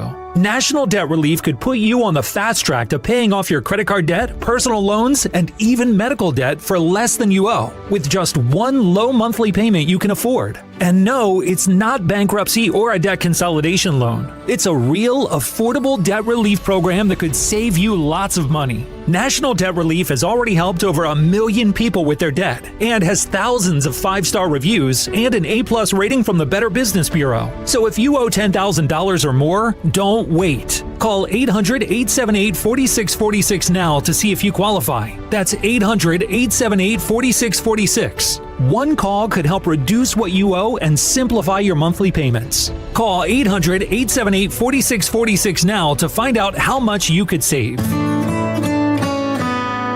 It's the first day of the first grade, and she found a new best friend. It's a laid-back Sunday afternoon you wish would never end. The homemade taste of Bluebell and good friends gathered round. The good old days are being made right now. Bluebell doesn't fudge on deliciousness. Our new black raspberry fudge ice cream in pints and half gallons combines black raspberry flavored ice cream with dark chocolate flavored chunks and a chocolate fudge swirl. The result is real. Taste the truth. The good old days are being made right now. The good old days are being made right now. Look for Bluebell ice cream at all Market Street stores and select Quick Trips. Hear from your favorite Rangers each Tuesday afternoon at 3:20 with the G-Bag Nation. This is the place for Rangers coverage right here on The Fan. This segment is brought to you by Classic Chevrolet. If you're in the market to upgrade your vehicle, get to Classic Chevrolet in Grapevine. #1 Chevy dealership in the world, 3 years straight. We got more new Chevys than anyone, all priced to sell. Visit ClassicChevrolet.com. This is Texas. This is Classic Chevrolet. Together, let's drive. Based on new Chevy registrations 2023 through 2025.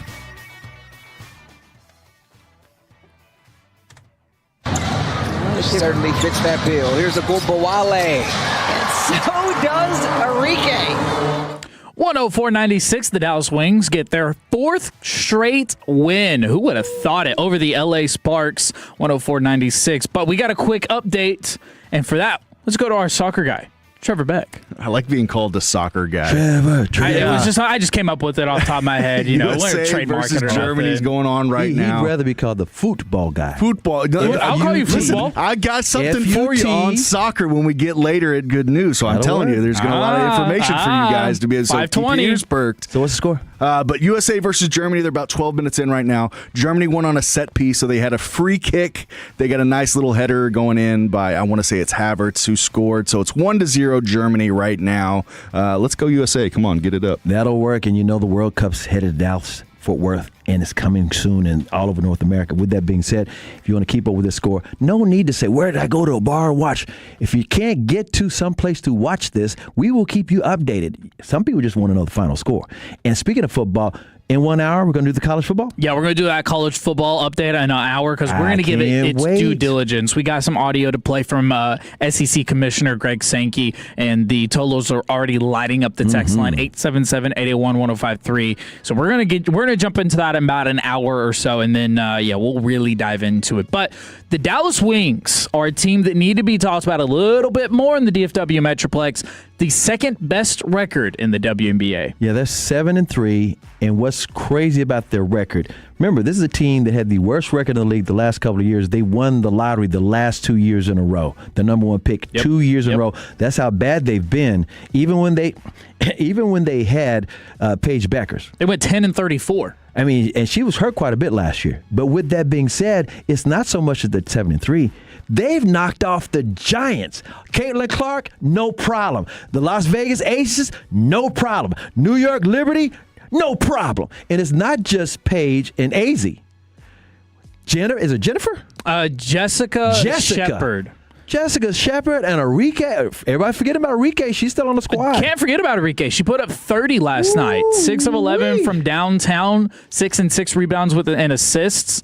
Arike Ogunbowale, Jessica Shepard, Paige Beckers, AZ Fudd. I mean, the names on this team, the turnaround that they've done from the past 2 years of being really bad, it's incredible. And you're going to have to start paying more attention to the Dallas Wings because they're going to be one of the more successful teams in the DFW Metroplex. And a side note, while the Mavericks and the Stars are leaving the American Airlines Center in 2031, Oh, 30-31. We don't got to worry about nothing. I'm thinking about the 30-31 season for both teams because in the 30, they're going to be gone. The Dallas Wings will be leaving Arlington. I love College Park. Boy, that's a great stadium. But it's very intimate. It's cozy. I just really like. But they're going back to Dallas, where their name is from. Dallas Memorial Auditorium, I believe, is what they're remaking it. Before they're doing. There's an arena in the Dallas Convention Center. That's where they're supposed to be moving. But until it's ready, and it's not going to be ready for a while, they had to push it back because the media from the World Cup, their headquarters for all over North America, is at the Dallas Convention Center. In other words, that's the epicenter. The games may be taking place Toronto, Seattle, Miami, Mexico City, Kansas City, New York, San Francisco, L.A. But the media's base from all over the world, Dallas Convention Center.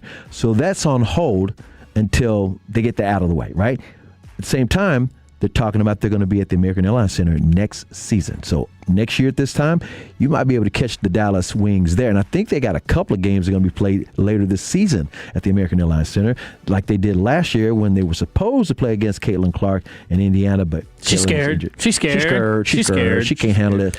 Make your fingers go like that. She's scared. And one other note about the Dallas Wings.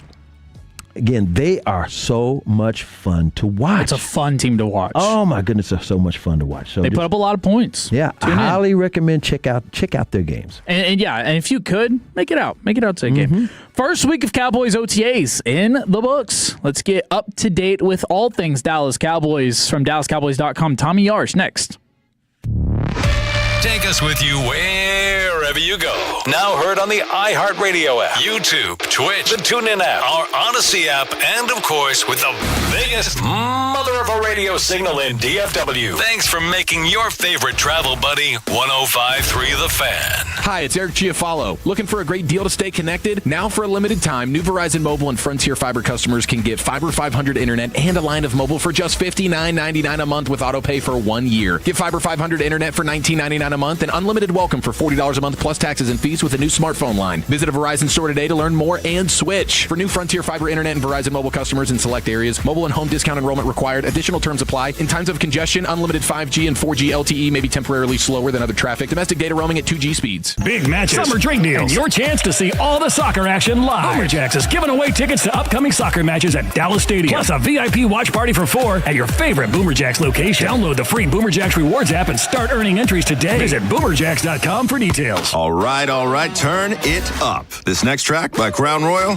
it's got a way of getting everybody together. So grab your people, grab a glass, and play this one loud.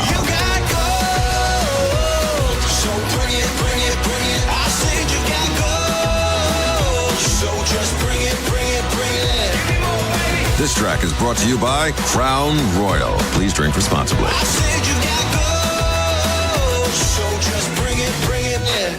It's a Friday night fan hang, June 12th. Come cheer on Team USA and join the fan hosts as we all chant and get rowdy at Cold Beers and Cheeseburgers. We'll have USA swag, drink specials, and a 50-inch 4K TV to give away. We'll see you next Friday night, June 12th at 7:30 at Cold Beers and Cheeseburgers in Euless. Veterans and active duty service members, when your call to service ends, your mission doesn't have to. Go from GI to IT in just a few months at My Computer Career. Prepare for a high-demand career in cybersecurity, protecting people, systems, and institutions from real cyber threats. Cyber warriors are needed now. Will you answer the call? Go to mycomputercareer.edu/CWP to learn more. That's mycomputercareer.edu/CWP, an Elite CompTIA certification partner. VA education benefits are available to those who qualify.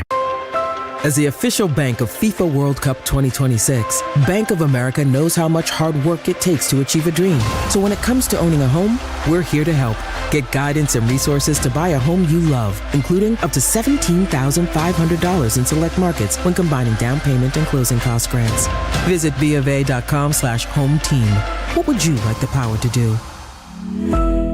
Bank of America N.A. Equal Housing Lender. Credit and collateral is subject to approval. Restrictions apply. This is not a commitment to lend. You know that Big Bargain detergent jug is 80% water, right? It doesn't clean as well. 80% water? I thought I was getting a better deal because it's so big. If you want a better clean, Tide Pods are only 12% water. The rest is pure, concentrated cleaning ingredients. Oh, let me make an announcement. Attention shoppers, if you want a real deal, try Tide Pods. Stop paying for watered-down detergents. Pay for clean. If it's got to be clean, it's got to be Tide Pods. Water content based on the leading bargain liquid detergent. Okay, class, let's begin. Psst, love your boots. I just sold a pair like that on eBay. Oh, really? Yeah, it took like 2 seconds to list, and they sold almost immediately. I've been selling everything lately. Some chunky boots, a faux fur coat I never wore, and a vintage chair that was more of an expensive clothing rack. You know, I actually bought these on eBay. Wait, are you Kitty Sell Stuff from Brooklyn? Okay, quiet, please. Find what you love. Sell what you don't. eBay. Things people love. My name is Whitney Allen, and I'm a widow. My husband, Ryan, died. We never thought we'd ever have to use life insurance, but the unexpected happened. With Ethos, signing up was fast and 100% online. You can get a quote in seconds, apply in minutes, and get same-day coverage. No medical exams, and you can get up to $3 million worth of coverage. I'm grateful we were prepared. Get your free quote at ethos.com/radio. That's ethos.com/radio. Paid spokesperson. Time spent on application may vary. Online health questions required. Your turn it on, leave it on. Home of America's team is 105.3 The Fan. Hello, baby. KRLD-FM and HD1, Dallas-Fort Worth. An Odyssey sports station. Driven by our D&M Leasing Studios. Thanks for turning it on, leaving it on. 105.3 The Fan. Week 1 of Dallas Cowboys OTAs is in the books. We're going to give you all the updates and information that you need on your home of the Dallas Cowboys, 105.3 The Fan. Myself, Kevin Walker, alongside Chris Arnold, the three-time Hall of Famer. Trevor Beck, keeping us nice and crispy. We got you till 6 o'clock, but let's waste no time. Head out to the D&M Leasing Hotline and welcome in DallasCowboys.com Tommy Yarsh, who joins us after a week 1 of OTAs. Tommy, how are you this afternoon? Tommy. I'm good, fellas. How are you guys doing? I'm doing particularly great because the Texas Longhorns won the softball championship, and my coworker here, Chris Arnold, who is an OU alum, cannot say the same for his team. And I know, Tommy, you can. Oh, I sure can. And I'm sorry to rub it in your face, CA, but that's back-to-back, and it couldn't have happened against a better team. In Texas Tech, obviously, you know, Najee Kennedy is one of the best softball players I think we'll ever see, but I think you put Tegan Kavan in the same category. If it was up to me, she and Kat Osterman would have statues outside of Austin. So that was a lot of fun to watch. It's a congrats to Mike White and that team. They're a heck of a group, and now we're going to go for 3. Hey, I'm not mad at you. Don't get me wrong. I have mad respect for the ladies of softball. I've been up there in Oklahoma City before this time of the year when all the people travel from all over the country and they pack all the hotels to watch some college softball with the girls. I'm going to say this as well. I think OU, we ran out of money. Texas Tech's got unlimited money, NIL money, wink, wink, nod, nod, to pay all their softball players. UT's got a war chest as well. I think we just ran out of money trying to reload for the football team. I'm just saying. That's just me. That's my excuse. Hey, they don't call it Brooklahoma for a reason, man. I mean, that's just kind of what it is. Oh, you got me. I got to pull that knife out of my side. We're going to talk about the college football in about 45 minutes? 45 minutes or so, about all the different rule changes, and maybe in Congress they're going to try to... It's going to affect all college sports. We're going to try to get the Wild Wild West under control. And it's not just football, but it's all of it, but it's led by college football. But we are digressing. A lot of Cowboy fans are wondering some of your takes from the first week of OTAs and what Shoddy was looking at and what was CP doing and Dak, and name some of the guys that looked like they were doing what they're supposed to be doing. And why wasn't George Pickens there the first day? Well, it's voluntary OTAs. I think nobody was really expecting George Pickens to be in the building. The expectation, I think, is that he'll be there for mandatory minicamp on June 16th. I think this is just kind of the usual off-season portion where when somebody's going through a contract dispute, even though I don't know how much of a dispute it is now that he's signed the tag. Exactly. But you certainly think that Pickens wanted an extension, so this is maybe a way to show frustration with that, which I don't blame him one bit. Obviously, every player is going to want long-term security, but at the end of the day, I don't think it'll end up mattering too much. He's been throwing with Dak Prescott and CeeDee Lamb over the summer, so I don't know if the installs are going to be too difficult for him to pick up, and obviously he'll have all of training camp, which I would expect him to be at as well. So I don't think there's too much there. Yeah. But from the rest of what was going on, it was interesting to hear a lot of players' perspectives on Christian Parker and what he's doing. And, detail-oriented is kind of the main vibe that we got from talking to a bunch of guys in the locker room. Kenny Clark and Quentin Williams specifically. I wrote something on DallasCowboys.com based on what they had to say, and it was all about the details for them. How nothing really flies unnoticed under a Christian Parker defense. He demands so much out of his players, and it is a complex scheme, but he's received high knocks in the past for making it really simple for his players to understand. So is it going to take time to get to that point? Probably. I think naturally that's just, I know I have a terrible memory, and certainly these guys have better memories than I do, but naturally it just takes time to fully grasp, but you got a lot of time from now towards the season, and maybe after a couple of weeks you'll see things start to really click for this team. Now, as far as Christian Parker goes, everything that we've heard is the communication factor. Last year, it was lack of communication. This year, it seems to be communication is one of the things that's going to be the strength of this Dallas Cowboys team. Is communication one of those things that you've seen jump off the page? I understand it's just OTAs, or as Lions head coach Dan Campbell likes to call it, pajamas. But just as far as the communication aspect goes, are you seeing a difference? Well, we haven't really seen too much in terms of like 11 on 11 or 7 on 7. We got to watch practice the other day. So there's not really a gauge just yet on full scale what communication has been like. But I can tell you that that's going to be one thing that Parker's going to emphasize. He's talked a lot about how he doesn't like any gray area. He wants all of his players to be on the same page. And you just look last year at the Cowboys defense, how many times their guys in the secondary were pointing at one another, kind of not on the same page and confused as to what their assignments are. You would expect that there would be a decrease in that this year. Again, it is complex, so you might see some renditions of that just as guys continue to try and get on the same page. But if you look at the guys that they've brought in, namely Caleb Downs, the first-round pick, you saw so many times on his film at Ohio State that not only is he kind of one step ahead of the offense, but he's pointing other guys in the right direction, and he's making sure that his guys are in position to make the right reads. We've heard several examples of the pre-draft process of where he'll notice several plays happening over and over again and what an offense likes to do and communicate with his teammates on the sidelines. Hey, if they're showing this, I'm doing this, you need to do that so that we can get a stop on them. I think it was the Miami game where they saw a couple times that come to fruition. So with players like him and other guys that they're going to have in their, they are certainly hoping that turns the page this year.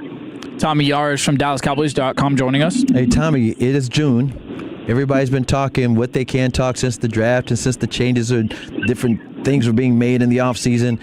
And I know in OTAs, you got to come up with an angle. Have you come up with the angles that you wanted to? It could be serious. It could be just completely different now that you're amongst the guys again, and they're getting with their new coaches and whatnot, and the old coaches.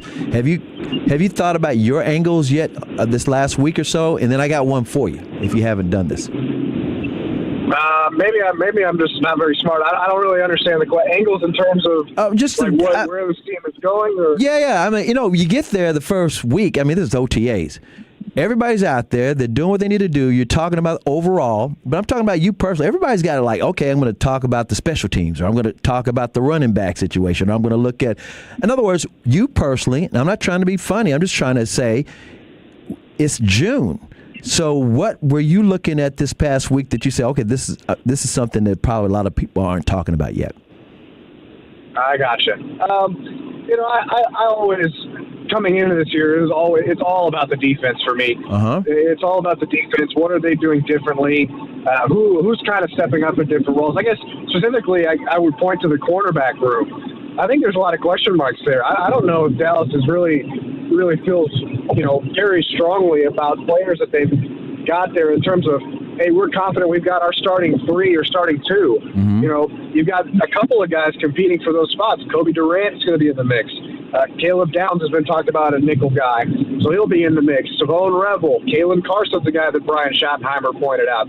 Where's Deron Bland at with his injury?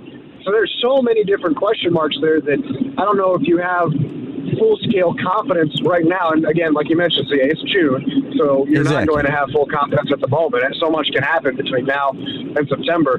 But that's what that's I guess my angle is, what does the cornerback room look like? What does the secondary look like? Because Christian Parker, throughout this entire process, he's being interviewed and now has been lauded so much for how he develops players in the secondary. So who is he going to pick to run his secondary here in Dallas? Who does he trust to be able to execute his vision back there? Because this is going to be a team that, maybe relied on to get a lot of coverage sacks. And they're going to have to be really disciplined in order to do that, especially considering what the unit did last year. So when they go to mandatory OTAs, I got an angle for you. You can choose to follow up on it, or maybe one of the other writers or media guys listening to the show today, they might want to follow up and steal it. But next week, on the 16th, when you get back to the mandatory OTAs, catch up with Brandon Aubrey and ask him if he's going to try to make one of these World Cup games, and what does he think since he's a former soccer player? I think somebody actually has asked him that a little while ago, and I think he said he would try and get out there. Oh, good. And yeah, I don't blame him. That's pretty awesome. I'm really looking forward to watching it myself this year. Yeah, I know that he went out to the racetrack and drove in one of the Indy cars, of those Formula One cars last month.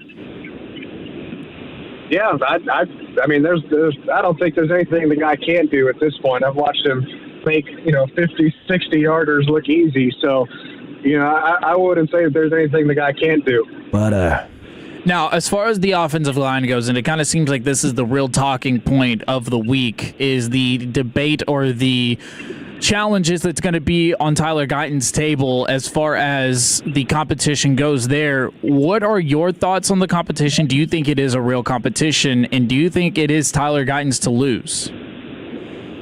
I do think it's Tyler Guyton's to lose. Yeah. And I'm just basing that off of the sample size that we saw from Nate Thomas at left tackle last year. If you're comparing and contrasting when Guyton was on the field, I think there's a clear difference there, that Guyton is better, although he still needs to improve. He still needs to get better. But I think that this is Tyler Guyton's job to lose. I think the biggest thing for him is getting through this offseason. He still, I don't think, has yet to get through one fully healthy. Obviously, he had the injury at training camp last year that sidelined him for a little bit. This is a guy that, I think has gotten his body to where it needs to be. You can tell that he's really, really honed in on, hey, I need to get my body right. He's got the right voices in his ear. Tyron Smith was one of them. We talked about that a little bit on Thursday. And now I think it's just getting the practice reps there, because that's so important for a young player, especially a guy who had played right tackle in college. He played defensive tackle in high school, so he hasn't played a lot of left tackle. And you're being asked to do that at the NFL level, where you're one of the most premium positions in the entire league. He's shown flashes of what he can be. I think he can get there more consistently if he has consistency in the offseason, and that just all comes down to being available.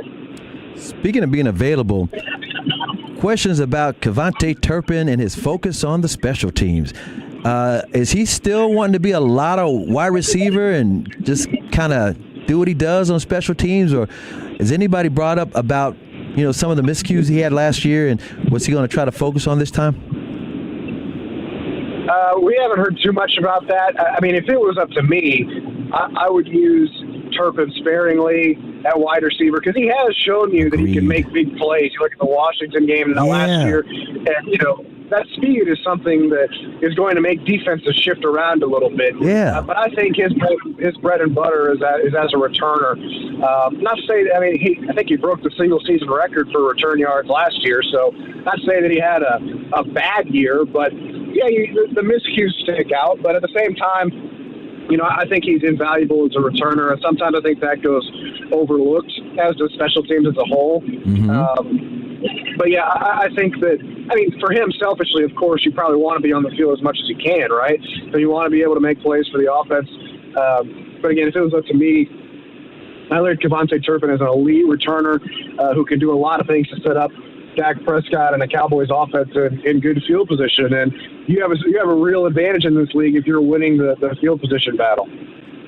As far as the wide receiver core, everyone's going to talk about CeeDee Lamb and George Pickens, but the questions for us are going to be who's going to take that third spot and keep it. Is Ryan Flournoy kind of one of those guys that we can really expect to take that next step? We also got guys like Jordan Hudson, and now we got another year of Jonathan Mingo, Anthony Smith, who we just drafted. What are your senses of who's the guy they're really looking at to take that next step?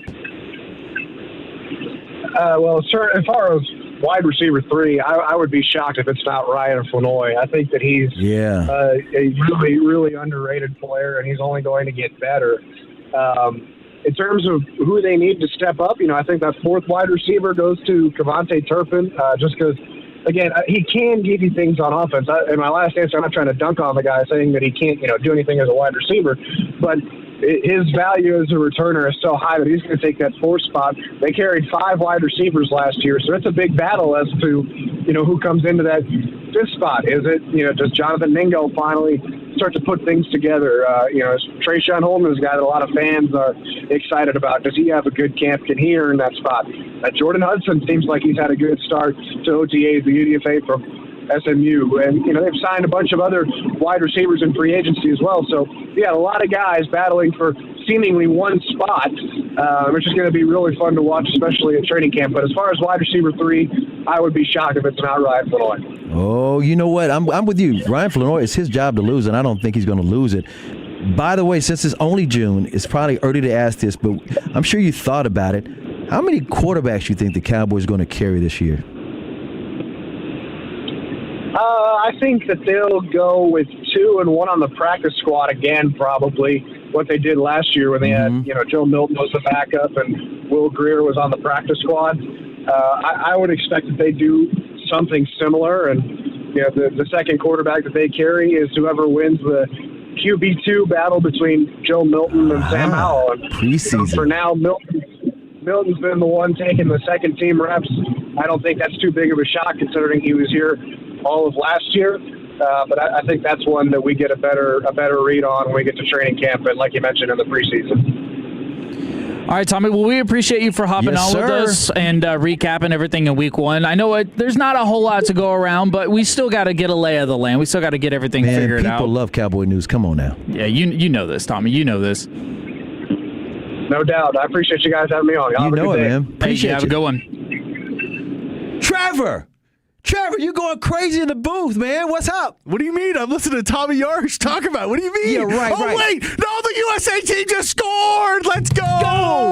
Robinson got himself a goal, baby. What's the score? Now it's 1-1 USA with Germany, 1-1. It was, oh, man. That was a beautiful goal. I don't know a whole lot about soccer, but that looked pretty. It was off a corner kick, little header out, and then Robinson just made it happen, baby. We got you. There's no reason to think you're missing anything. We're going to give you the updates right on the spot. Right on the spot. All right, and then, Trevor, how much time we got left in this match? So there's about 7 minutes left. They played till 45, so there'll probably be some extra time. They'll probably be to 47, 48. Oh, we'll be here. But we'll see. We'll be here. We'll keep you updated. We're going to keep you updated. We're going to keep you updated. And it's only what you get when you have the three-timer on himself. It's a little CA Stories Confidential next. You know what? I'm going to tell you something. Cowboys, Stars, Mavericks, Rangers. Stars are headed to Plano. Mavericks headed to North Dallas. Cowboys in Arlington. Rangers in Arlington. All these teams moving stadiums around, right, in arenas. How and what happened to get the Cowboys to Arlington? You might know part of the story. I got the rest of the details next to 105.3 The Fan. Our goal is to have you winning every sports debate with your buds. We'll do the homework. You just listen and enjoy. Turn it on and leave it on. The Fan and our Odyssey, iHeartRadio, or TuneIn apps. Jim Follow here, Tolos, and I'm so fired up because CertaPro Painters just came into my home and gave me that brand new paint job, and I could not be happier. You can schedule your free estimate online at CertaPro.com. That's Certa with a C, and you can trust them to get the job done right. I know firsthand they take pride in what they do, and the process is worry-free. Free estimates, reliable communication, and professional painting, all at the right price, and that's what I'm about. So schedule your free estimate online at CertaPro.com. That's Certa with a C, CertaPro.com. Each CertaPro Painters business is independently owned and operated. Doug. There's nowhere I wouldn't go to help someone customize and save on car insurance with Liberty Mutual, even if it means sitting front row at a comedy show. Hey everyone, check out this guy and his bird. What is this, your first date? Oh, no. We help people customize and save on car insurance with Liberty Mutual together. We're married. Me to a human, him to a bird. Yeah, the bird looks out of your league anyways. Get a quote at libertymutual.com or with your local agent. Liberty, liberty, liberty, liberty. Finding great candidates to hire can be like, well, trying to find a needle in a haystack, but not with ZipRecruiter. Its powerful technology actively finds and invites qualified candidates to apply to your job. So while other companies might deliver a lot of hay, ZipRecruiter finds you the needle in the haystack. See why 4 out of 5 employers who post a job on ZipRecruiter get a quality candidate within the first day. Try ZipRecruiter for free at ZipRecruiter.com/team. That's ZipRecruiter.com/team. ZipRecruiter. Are your allergies driving you crazy this spring? Well, your air conditioner could be part of the problem. I'm Jeff Stewart with Reliant Air Conditioning. And right now in North Texas, pollen and dust levels are through the roof. And without the right air filtration, all of that pollen ends up moving through your home and into the air you breathe. And that's why during our Spring Clean Air event, when you install a qualifying high-efficiency system, Reliant Air Conditioning will include a complete clean air package for free. And that includes a UV light, an air scrubber, and a hospital-grade air filtration system. That's a $3,750 value, included at no additional cost. And during our Spring Clean Air event, you can also save with manufacturer rebates and special financing. So call us at 877-YOUR-HERO or schedule your free estimate online at ReliantAirConditioning.com and see how we've been gimmick-free since '83. Reliant Air Conditioning.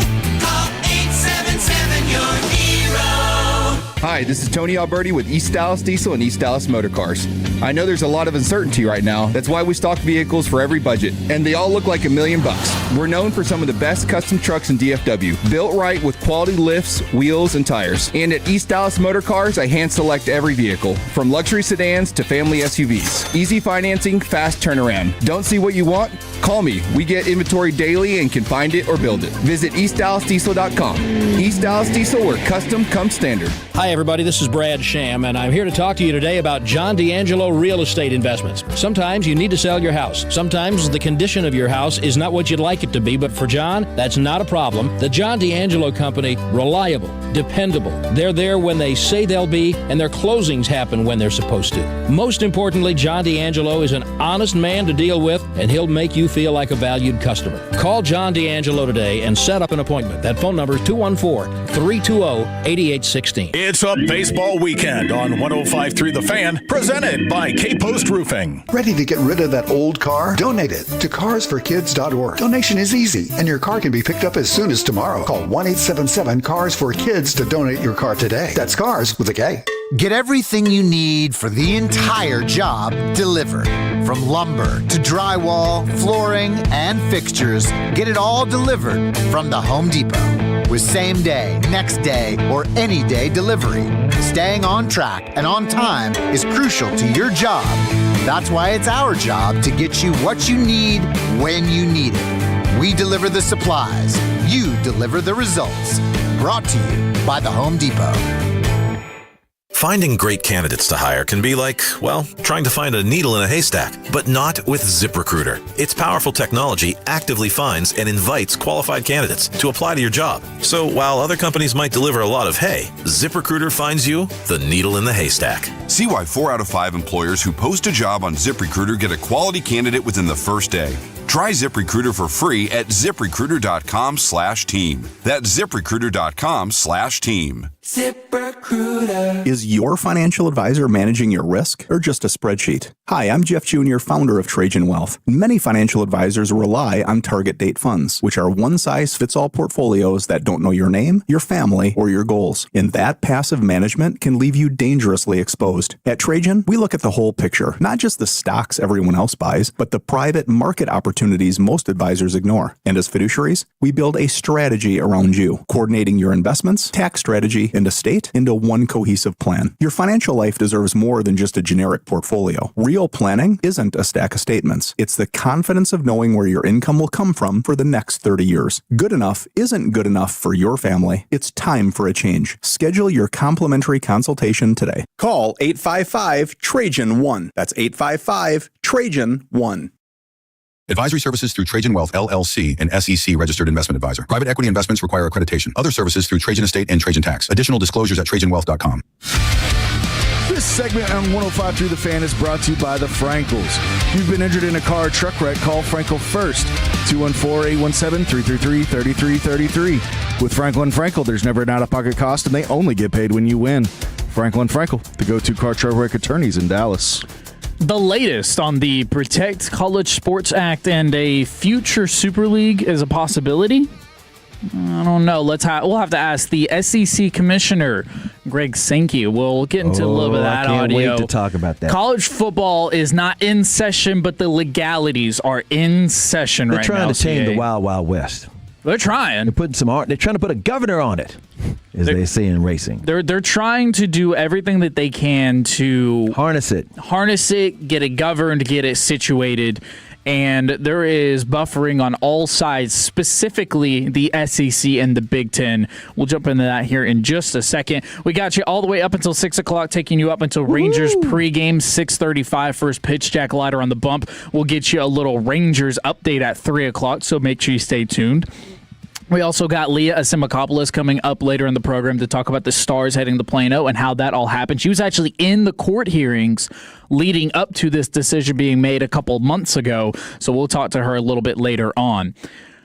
Time for some CA stories? And there you go, yeah. And one-time transfer, 5-year eligibility / pro player ban, which kind of is already in the works. They've already kind of agreed that there's going to be an age restricted as far as the player goes. A hard cap, 5% max free. What are you talking about? Well, I'm laying it out. This is what was proposed to on the Protect College Sports Act, the bipartisan back deal. To that. I thought you were talking about her and the Stars going to Plano. No, just letting the Tolos know what we got going on the program, so that way they can stay tuned for the rest of the program, because we got a lot of stuff.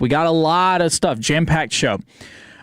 the Lane Kiffin rule, which is kind of, I think it's pretty funny. Just pretty much you can't let the coach leave. A 5% max agent fee, optional pooling of TV rights. It's all these different things. But that was what was proposed in the bipartisan deal. And so now we have to figure out what we're going to do with it. And we will.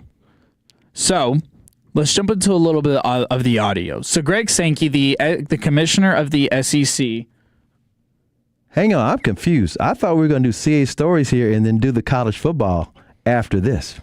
We can do college football now. Oh, yes, you're right. I'm so sorry. I was my wondering goodness what gracious. you're doing. Yes, you're right. You're right. I'm so sorry, you CA. were teasing what was coming up, and then you just went into it. You're right. It happens. You're right, CA. Wait a minute. In the words of Southwest Airlines, want to get away? It happens, man. That's on me. So let me grab steering wheel right quick and get us back on track. Okay. And do a little CA Stories Confidential. It'll be worth it. Appreciate you, Kevin. Appreciate you. You might wind up on the G-Bag of the day. I might. I deserve it. I was like, me and Trevor look at each other like, what is he talking about? I was just so excited to talk about college football, I guess. Well, we're going to get to it early. I know we will. I can't wait to talk about this, but I do want to talk about CA Stories Confidential, which is the rest of how in the world these different teams are moving out into the areas and not necessarily staying near downtown Dallas.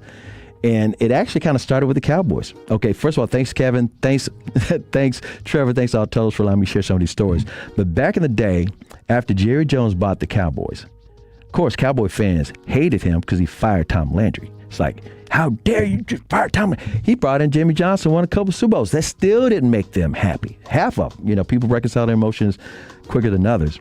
They were still, I remember the Cowboys, Tom Landry, you got rid of him. You fired him. Well, he kept telling a lot of different media, and me in particular, that he was moving out of Texas Stadium. And I was like, why? Now, you notice how some of these teams are moving out because they want to own the real estate around the stadium or the arena. They want to be able to say, okay, we want to build something and the arena be the entertainment centers. Exactly. So I'm asking Jerry, I said, wait a minute. You got Texas Stadium, and when Jerry bought the team, they built more suites than any other team in the NFL.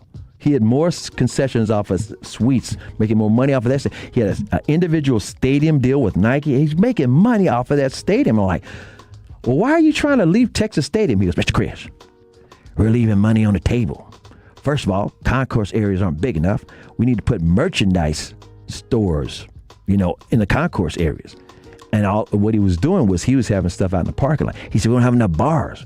In fact, he came up with a bar called Cowboys Corral in the parking lot. And he said, it's just not big enough. We need even more suites. He said, I'm leaving money on the table. It's like if you're a bar, you don't have enough bartenders. We're cranking out the stuff, but we ain't got enough. I was like, okay, so what are you going to do? He said, I'm going to build a new stadium in Dallas. And this is what he told me. He told us a lot of people too. He said, everybody, all the original Cowboy fans, not the ones that just started liking Troy and Emmett and Michael Irvin and Jimmy. They kept saying, man, I remember I used to go, little kid, I used to go to Cowboys game at the Cotton Bowl. He said, I'm going to bring it back. I'm going to bring it back to Dallas. That's what I'm going to do. I'm going to bring it back to Dallas. So his whole game plan was to bring the Dallas Cowboys back to Dallas. But it wasn't going to be in the Cotton Bowl.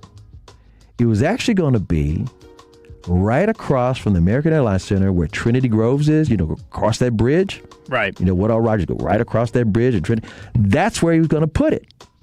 But it turns out that American Airlines Center with the Stars and the Mavericks, they had a rights deal where you couldn't be in a certain radius, a couple of miles radius of that arena and have the same kind of activities, sports or concerts or whatever.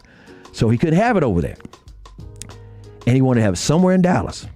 And the mayor of the Dallas at that time, a lady named Laura Miller, she was not big on the city footing half the bill. She was just opposed. She said, these owners in sports teams, they need to own their own. The city don't need to pay for nothing. And Jerry wanted the city to pay for half. And he also said, well, okay, we're going to have, Dallas won't have, we're going to have it anywhere, but they have. And at the time, the bill was going to be, I want to say it was supposed to be like $750,000, and the city taxes would be like $325 million, $750 million. Mind you, The Star in Frisco, that's $1.5 billion. And I already know AT&T Stadium, I think he wound up spending close to $1 billion. But I knew Jerry, with his ego, he kept saying, I remember when I was in college, we played down at the Astrodome, and that was the seventh wonder of the world, blah, blah, blah, blah. And I knew everywhere we went, whether it was in Tokyo, London, Mexico, Toronto, anywhere I traveled with the Cowboys around the world in these American Bowl games, he kept saying, Mr. Chris, we're going to build a stadium bigger than this. And we were in Mexico City at Aztec Stadium, holding 110,000 soccer fans. Mr. Chris, we're going to build a stadium bigger than this.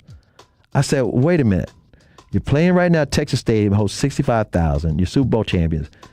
What if you have a bad year or two? 110,000 people?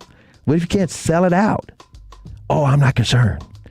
I'm going to get big black curtains and cover up the empty seats and put signage on the big black curtains. Now, mind you, he's got big black curtains at AT&T Stadium. Just not on the windows. He got them on the windows. He just don't use them with football games. Those curtains have been drawn when he's had, not preseason games, but Cowboys training camp practices. Those curtains have been drawn when they've had like an NBA All-Star game. Curtains have been drawn for NCAA Final Four game. Curtains have been drawn for concerts, tractor pulls, boxing matches. He's got the curtains, which drives everybody crazy because he could use them. It's not like he's got to add them. He's got them. And they cover the windows. He just won't do it. So back to the stadium being in Arlington. How did it wind up out there? A lot of people say, hey, it's Laura Miller's fault. She's partially to blame. At one point, while this debate was going on, where is it going to be and can they get it back to keep it in Dallas or get it back into Dallas and all that? And by the way, City of Irving wanted to keep it. They wanted to keep it right there. They're trying to come up with all kinds of tax incentives. Keep it where it is, or we can rebuild Texas Stadium. Just keep it in Irving. Well, at one point, the Dallas Press Club asked me to debate Mayor Laura Miller about the merits of the stadium. And she kept saying, which was wrong, $325 million is too much for 8 games a year. I'm like, 8 games? He got an electric bill. He's going to put something in there every freaking day if he can, which he did. And I kept going back to the movie. If you build it, it will come. The infrastructure all around it is going to be an economic boom. There's going to be restaurants. I mean, it's going to be everything you think of. It's going to be all around that stadium. She wasn't having it. But it got even deeper than that. She even said, if he's going to build it, then he needs to build it in the Cotton Bowl. Just replace the Cotton Bowl, blow that up, and build it right there. And he said, okay. They looked into it. And they'd buy up all the different property around it. They were going to do all that. And then he did this. This is what a lot of people forget or don't realize. And this is how Arlington got it. He said, I have to have a deadline. The deadline has got to be, we've got to decide on this, and the city's got to vote on it on the major national election day, the presidential election of 2004. In other words, I'm not going to have this on a special referendum in June. He said, because only the people who don't want it are going to show up. He also said, I don't need to be the lightning rod. And see, in the early 2000s, Jerry loved the fact that people thought he wanted to be a coach. He didn't want to be a coach necessarily, but he also, I could coach this team if I wanted to. And he didn't mind the controversy of Jerry thinks he can take over and coach the team. He doesn't need to he's going out on the sidelines. He wants to be the coach. Jerry loved that attention, but he didn't really want to do it. He just loved that. Well, he knew, because they did the research, that people weren't going to build him a new stadium. And he also wanted the Dallas County Commissioners to vote on this, or call this thing into a vote for the presidential election, not a special referendum, because he knew that would lose. He wanted real Cowboy fans to vote on it, not just people showing up saying, just say no to the new Jerry Jones Stadium, Jerry World. He knew he would lose that. He also did something else. He hired Bill Parcells. He did that because he did this secretly. They met on an airplane at Newark Airport on his plane, on the tarmac. Nobody knew it was coming until he announced it. He did that so that no one would think that Jerry's trying to coach and that the coach is Jerry's puppet. They would say, Campo's Jerry's puppet. Switcher's Jerry's puppet. Just name any of the coaches. They're Jerry's puppets, but not Parcells. He already had rings, and everybody knew he didn't take anything. So it was like, and Jerry told him, we got to govern our relationship. Because Parcells says, I hope we win a Super Bowl while I'm here. And Jerry said, no, we've got to. We got to govern our relationship because that's the only way we're going to win a Super Bowl. Well, how come it didn't get built in Dallas at the Cotton Bowl? Like I said, Jerry wanted the vote to be during the presidential election. The county commissioners were hemming and hawing, and it kind of reminds me of like what's going on with the American Airlines. It's like, wait a minute, y'all act like you got plenty of time. No, he was serious about, here's the deadline. And he also said, I don't know where I'm going to put it. Louisville was interested. They weren't the only ones. Rockwall wanted Cowboy Stadium. And then out of nowhere, Arlington said, guess what? We paid off the ballpark in Arlington early. In other words, Arlington citizens, if you vote for the stadium, the Cowboy Stadium, your taxes will not go up. We're not adding anything. Your taxes were about to get decreased because we paid off the ballpark early. Ranger Stadium's paid for. We could add AT&T and it does not raise your taxes. And Arlington said, we'll do it. And they voted during the presidential election of 2004, and thus AT&T Stadium is on Arlington. The taxes were paid down. Jerry wound up paying more than $325 on his side of it, $325 million. Arlington only paid $325 million. I think they've paid off that now, and that was one of the reasons Globe Life Field got created. Arlington came through.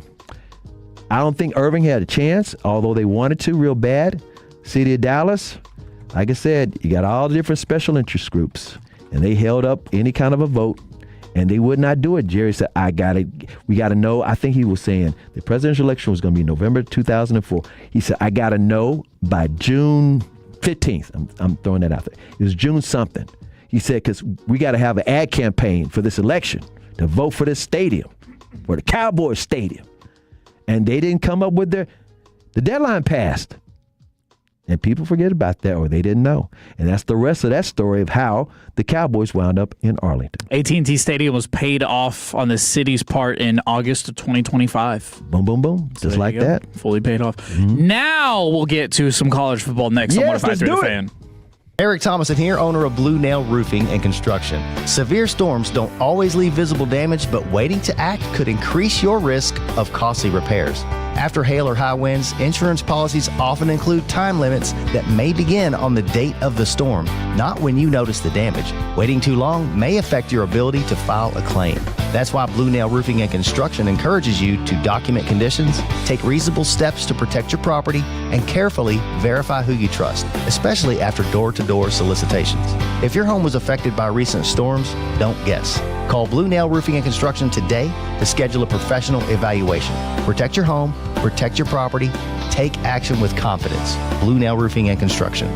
Call Blue Nail at 855-255-1975. 855-255-1975. BlueNailRoofing.com. When you're hell, remember Blue Nail. Blue Nail Roofing. Hello, this is Pete Thompson from the Consumer Team. During the hot Texas weather, nothing's more aggravating than waiting for days, even weeks to get service on a broken air conditioner. And that's why we recommend the On-Time Experts. They'll be at your home same day, or the service and diagnostic fee is free. And their technicians are there to fix your air conditioner and not try to sell you something you don't need. Go to theontimeexperts.com to set your appointment time today. Theontimeexperts.com, the choice of the Consumer Team.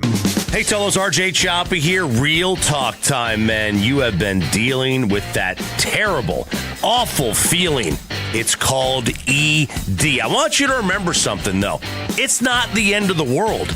There are fixes to that problem nowadays. It's called Blue Chew Gold. A 4-in-1 upgrade targets both body and brain. That's right, most blue pills only focus on Blue Chew Gold. Goes further, enhances arousal, desire, connection, total performance, both physical and mental. It dissolves right under your tongue. Starts working in as little as 15 minutes. Look, we don't have time to wait and wait and wait for it to kick in. That's why Blue Chew Gold is a turbocharger. It's a PED for the bedroom. It works in as little as 15 minutes. Ladies, if you're listening, send your man this link, BlueChew.com. Promo code RJ, 10% off your first month of Blue Chew Gold. With the promo code RJ, get your confidence back and your little fella feeling big again. Yep, he's planning another project. So, this Father's Day at Lowe's, tap into free gifts for Dad. Get a free Select Craftsman power tool when you buy a Craftsman B20 charger with 2 amp-hour and 4 amp-hour batteries. Plus, get a free DeWalt power tool when you buy a Select 20-volt Max XR 4 amp-hour battery kit. Dad knows our best lineup is here at Lowe's. Valid through 7/14 while supplies last. Selection varies by location. Texas isn't just a place, it's a feeling. We take pride in the way we treat each other, both on and off the road. So drive like a Texan, kind, courteous, and safe. Brought to you by the Texas Department of Transportation. This is the story of the one. As a maintenance engineer at a beverage manufacturing plant, he starts his day knowing every line is ready to run because Grainger delivers the industrial-grade products he needs to keep mixers, conveyors, and packaging equipment moving. With Grainger's vast selection of bearings, belts, and motors, he keeps operations running smoothly, so nothing grinds to a halt. Call 1-800-GRAINGER, click Grainger.com, or just stop by. Grainger, for the ones who get it done. Pump up the volume. Business moves fast. Orders roll in, deadlines close in. When you ship with USPS Ground Advantage, you can keep up with confidence. Every package stays in our secure network from dock to door. And with nationwide reach, dependable tracking, and upfront affordable pricing, you get built-in peace of mind. You run the business. We run the routes. Visit USPS.com/Ground Advantage to learn more.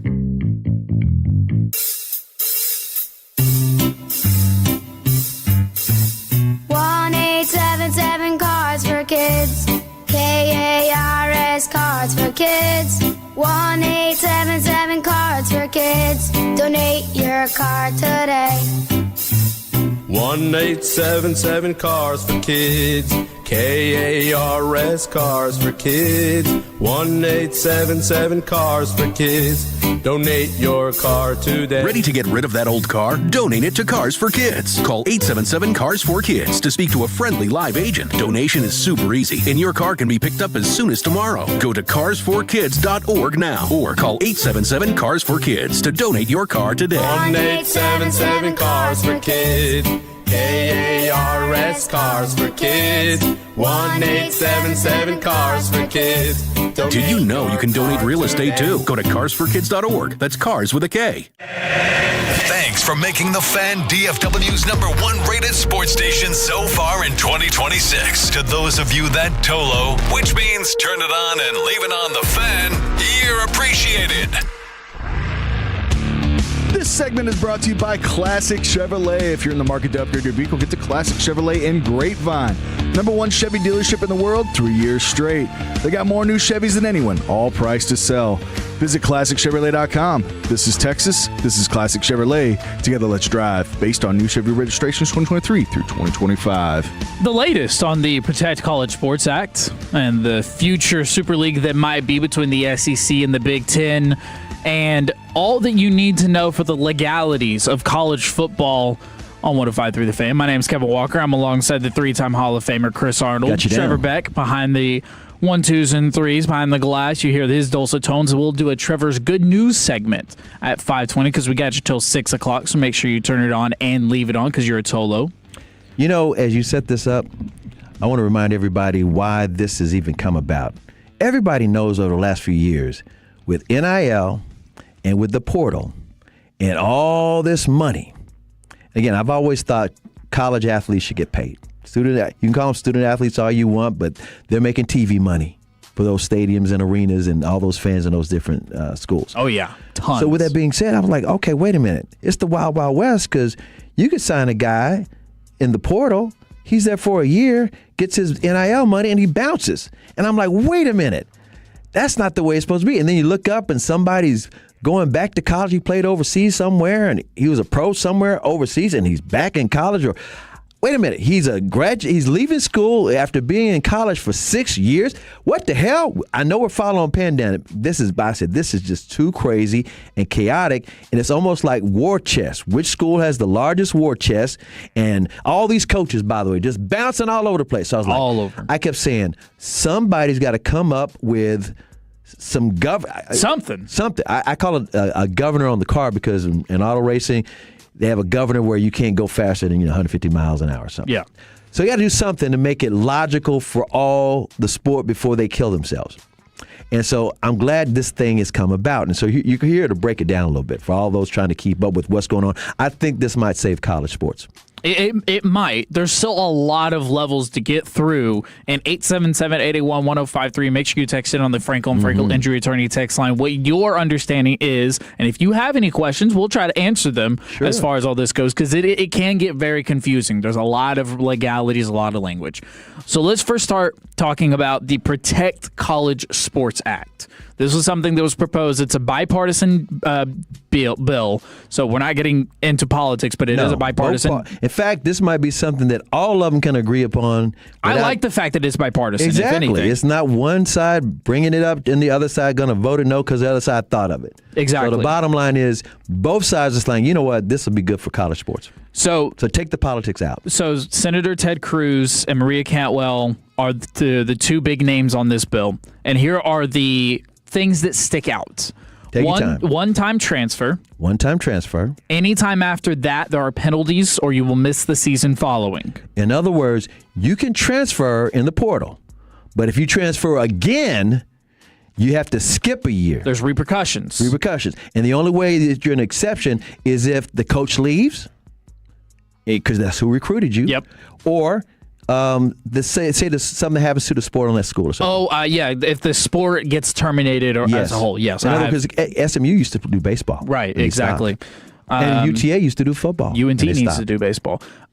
5-year eligibility and pro player ban. Pretty self-explanatory. Yes, you can play up to 5 years, including a redshirt year somewhere.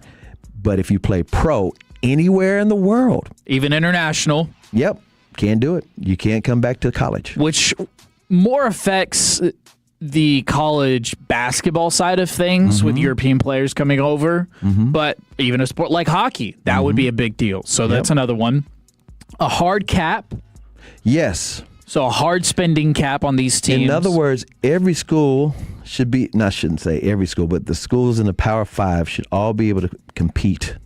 So if you have a cap, in other words, you can't say, okay, we're going to just throw money at it like way back in the day baseball. Yankees just throw money at everything. They kind of wink, wink, nod, nod, have cap in baseball now. Like the Dodgers, wink, wink, nod, nod. Yeah, well, saying you got to have a hard cap, not just a cap, a hard cap.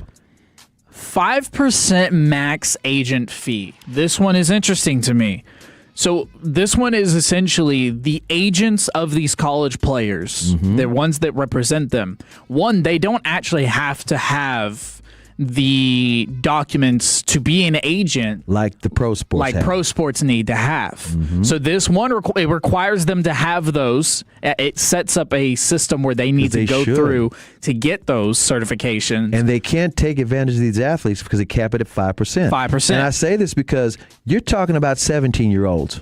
18-year-olds. All they see is $1 million. They're signing the Not dollar only line. that, their mom and daddy only see that. Exactly. When you're a professional athlete, a pro, let's say even if you're only 20, 22, you at least are grown enough to vote in an election if you're 21. Come on. You're at least old enough to go to get drafted into the war, go to the service. You see what I'm saying? Yeah. So you're more responsible for yourself as opposed to your family, and all of a sudden you don't know what's going on because you're only 17 or 18, even though you've been playing AAU or whatever. I like that high 5% cap because some of these agents are so slick. Yeah, and they put in all these different languages in the contracts. This would help. It wouldn't completely eliminate it, but it would help get rid of those bad contracts. Correct. That these players are going to try to get out of. They're reading it and they're like, oh, this actually doesn't allow me to do this, that, or the other. So that's another thing. By the way, did you know that Reggie Bush lost his Heisman Trophy because his agent bought his family a home? Did you know that? That's how come they took away his Heisman Trophy when USC got suspended or got retro-suspended from their national championships. Yeah. And they snatched up his. They didn't even snatch up OJ's Heisman Trophy, but they snatched up Reggie Bush's, all because his agent bought his family a house. It's another conversation. And again, I'm not saying it's right, but today that'd be no big deal. Right. Yeah, I know. That's why they gave it back to him. This one's a fun one. They even let him do Heisman House commercials now. The Lane Kiffin rule. I like this. A coach cannot Properly leave named. in the middle of a season. Any coach, any sport. Head coach, offensive coordinator, defensive coordinator, nobody can leave in the middle of the season, even if you're going into a playoff run. Because an assistant coach may be the one that recruited the kid. Of course. You see what I'm saying? He might not know. Like a head coach might have closed it, but it been the defensive coordinator promised me, and he left. No, you got to stay the whole season. And then the last two here that we're going to highlight is the optional pooling of TV rights. That's just the money that gets split up between teams and conferences and all that. And then this one. This one's been the talking point this week. The prohibiting of a super league. Something that people have been saying that the SEC and the Big Ten have been trying to create. Plotting up. Now, the SEC and the Big Ten, kind of rare that they did this, put out a joint statement on the Protect College Sports Act yesterday, and they highlighted a lot of it, but why don't we just hear it directly from him himself? The SEC Commissioner Greg Sankey joined Paul Feinbaum yesterday and said there are actually no talks of a merger. Cut 3, please. What seems to be the tipping point in this discussion is this notion, an erroneous notion. I want to be clear about that. And then I shared this with Senator Cruz along with my colleague Tony Petitti. We are not having some conversation about a merger. In fact, Paul, I do not want the SEC network to somehow be confused with the Big Ten network, okay? Just so you and I are clear.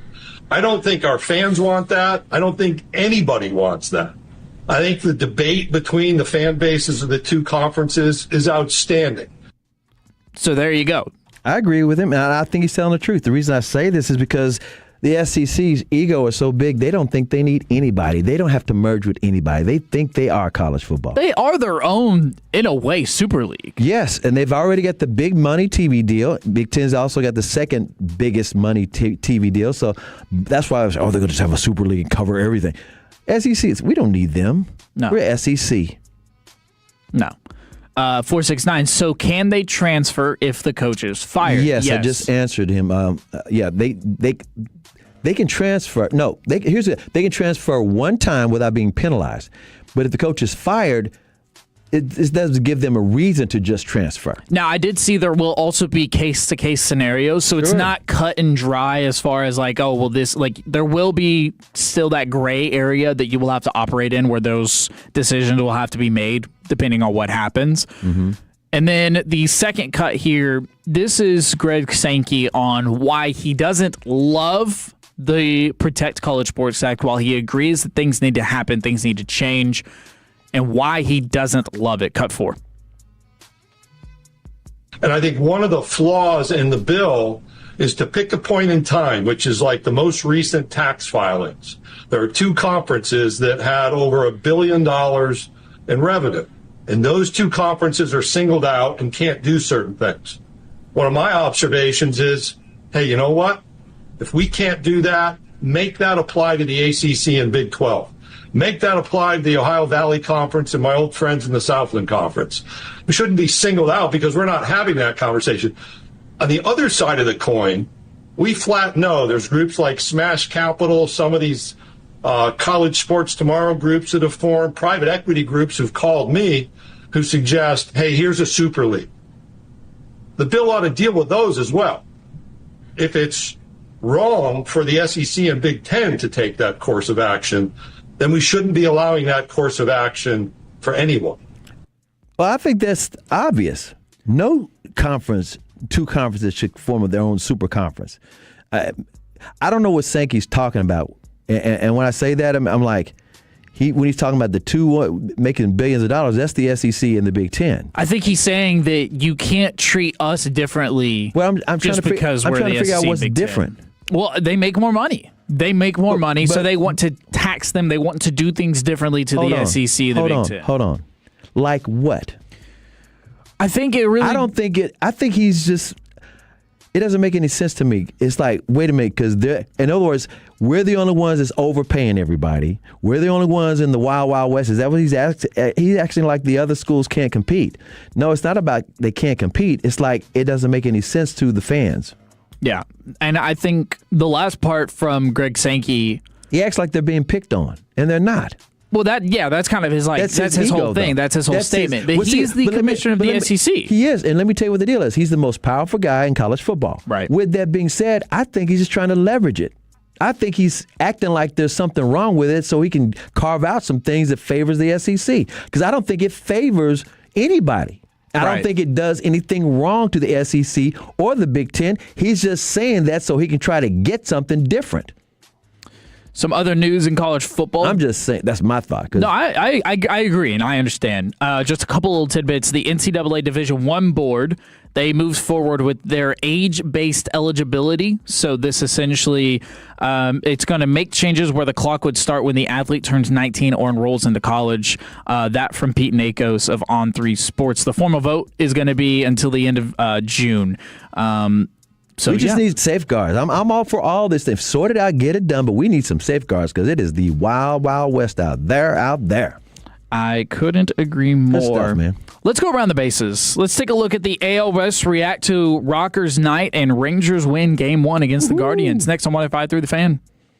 When your friends say, "Hey, did you hear?" you can proudly say, "I heard it on The Fan." Keeping you sports informed with some quality laughs along the way. Turn it on and leave it on. 105.3 The Fan, the Odyssey app, iHeartRadio app, and TuneIn app. Chiafalo here, Tolos, and I could not be happier thanks to CertaPro Painters who recently painted my home. You can schedule your free estimate online at CertaPro.com. That's Certa with a C. And now's the time to complete that painting project you've been putting off. CertaPro Painters provides a free estimate quickly and at the right price. And they exceeded all of my expectations. True professionals, top to bottom. My wife couldn't be happier. I couldn't be happier. CertaPro Painters knows how important your home is to you. So schedule that free estimate online at CertaPro.com. That's Certa with a C, CertaPro.com. Each CertaPro Painters business is independently owned and operated. A family office is a team built to handle the three biggest financial responsibilities a family faces: wealth management, tax strategy, and estate planning.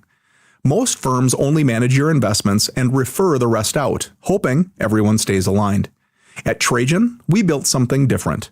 Your wealth, tax planning, and estate planning are handled together inside one firm under one roof. There's no guessing whether your CPA, advisor, and estate attorney are truly in sync, because our team works together every day on your behalf. When your financial life becomes more complex, your advice should become more coordinated, not more fragmented. One plan, one trusted team. Call Trajan today, 855-TRAJAN-1. That's 855-TRAJAN-1. Trajan Wealth, an SEC-registered investment advisor. Additional services through Trajan Estate and Trajan Tax. Additional disclosures and accreditation at TrajanWealth.com. When was the last time you laughed and didn't think about your teeth? A lot of people walk around covering their mouth, skipping pictures, and avoiding certain foods because they don't feel confident. That's no way to live. That's why I've been telling people about my friend Dr. Jeff Buski at Granbury Dental Center for over 20 years. Look, doing nothing isn't an option, and dentures aren't a real solution either. Dr. Jeff Buski has placed more than 10,000 dental implants in his 29 years of experience, so he knows how to give you a smile that feels like your own. With dental implants, we're talking about real teeth, secure and natural, no slipping, and no embarrassment. You can eat what you want, laugh when you want, and stop thinking about it. And yes, it's worth the drive to Granbury. So if you're ready to stop hiding and start living again, go to GranburyDentalCenter.com and schedule your free consultation. And tell them Dave sent you. That's GranburyDentalCenter.com. I'm Piera Palazzolo, VP of Digital Marketing for the American Management Association, a company focused on the management training skills needed to enhance the careers of business professionals. We did our research when it came to the best companies for website development and chose AmericanEagle.com. And we couldn't be happier. AmericanEagle.com worked closely with us to understand the front and back end requirements needed to launch an e-commerce website that could handle the complexities of running thousands of seminars nationwide, a robust new website, and improved SEO saw immediate increases in site traffic and web revenue. If you're in need of managerial effectiveness and success, visit our website at amanet.org. If you're in need of a website that provides an unparalleled consumer experience, I highly recommend AmericanEagle.com. Transform your business today. Dial 877-WebNow1 for a free digital consultation with AmericanEagle.com. Boomerjacks is sending 3 lucky fans to see the action live at Dallas Stadium this summer. To enter, download and sign up for the free Boomerjacks Rewards app. Dine in, spend $20, and you're entered to win tickets plus a VIP watch party for 4 at your favorite Boomerjacks location. Visit Boomerjacks.com for details. Get the recognition your leadership deserves among North Texas's top innovators. Apply now to represent the best of DFW at Dallas100.com. When you own your own business, you need to keep things moving. Need to book a last-minute flight? Earn a $300 travel credit to cover that. Need to take a meeting before takeoff? Do it from the comfort of the Chase Sapphire Lounge by the club. Need to catch your breath before you board? Done. Chase Sapphire Reserve for Business, the business card that gives back all you put in. Visit chase.com/reserve business to learn more. Cards issued by JPMorgan Chase Bank and a member of FDIC, subject to credit approval. Terms apply. This is the exclusive home of Dallas Cowboys football. KRLD-FM and HD1, Dallas, Fort Worth. Let's go, Cowboys. An Odyssey sports station. Driven by our D&M Leasing Studios. Thanks for turning it on and leaving it on. 105.3 The Fan. Let's take a look at the AL West. ESPN's Jeff Passan might have buy and sell trade options for your Texas Rangers, and we'll react to Rockers' night last night on the bump as the Rangers took Game 1 against the Cleveland Guardians 3-2. On your home of the Texas Rangers, 105.3 The Fan. You can catch Game 2 tonight at 6:35. First pitch will take you up until pregame at 6 o'clock. It's going to be Jack Leiter on the bump tonight, so make sure you stay tuned for that. Leah Asimakopoulos is going to be coming up later in the program to talk about the Stars heading to Plano, because that is the big talking point so far throughout the week. She's actually going to be joining us at 3:20, so we'll talk about that. But Kumar Rocker. No. Slow down. I'm distracted because Trevor's distracted. We got a new score on the game. Yeah, not in a positive way either. I'm a little disappointed. That's okay. What's the score? Germany won. Germany, and Leroy Saini scored for Germany. And the way our guy Matt Freese was yelling at our defensive players tells me that it was probably something position-wise that they weren't doing correctly. Okay, so how much time's left? There is, math, 90 minus 60, so 25 minutes. 25 minutes left in this match? Left. Yeah, you're 64 minutes into the second half. And who scored for USA? Anthony Robinson scored for USA. He just got subbed out for Sebastian Berhalter. The Jedi? I'm wearing a Star Wars shirt right now. Jedi. Yeah, that lightsaber. Hey, real quick, I was talking about that McDonald's commercial, and I said, getting everybody ready for the World Cup, and I said David Beckham's in it. I'm going to ask Trevor a couple of questions. I'm going to ask him a couple of names and see if he's familiar with some of these names on this commercial, because I found the information about this World Cup campaign that McDonald's is doing, a star-studded commercial with retired icons. David Beckham. I know who that is. Ronaldinho Gaucho. Mm-hmm, yep. Thierry Henry. Yeah, Henry, France. Yeah. Current global stars, Lamine Yamal.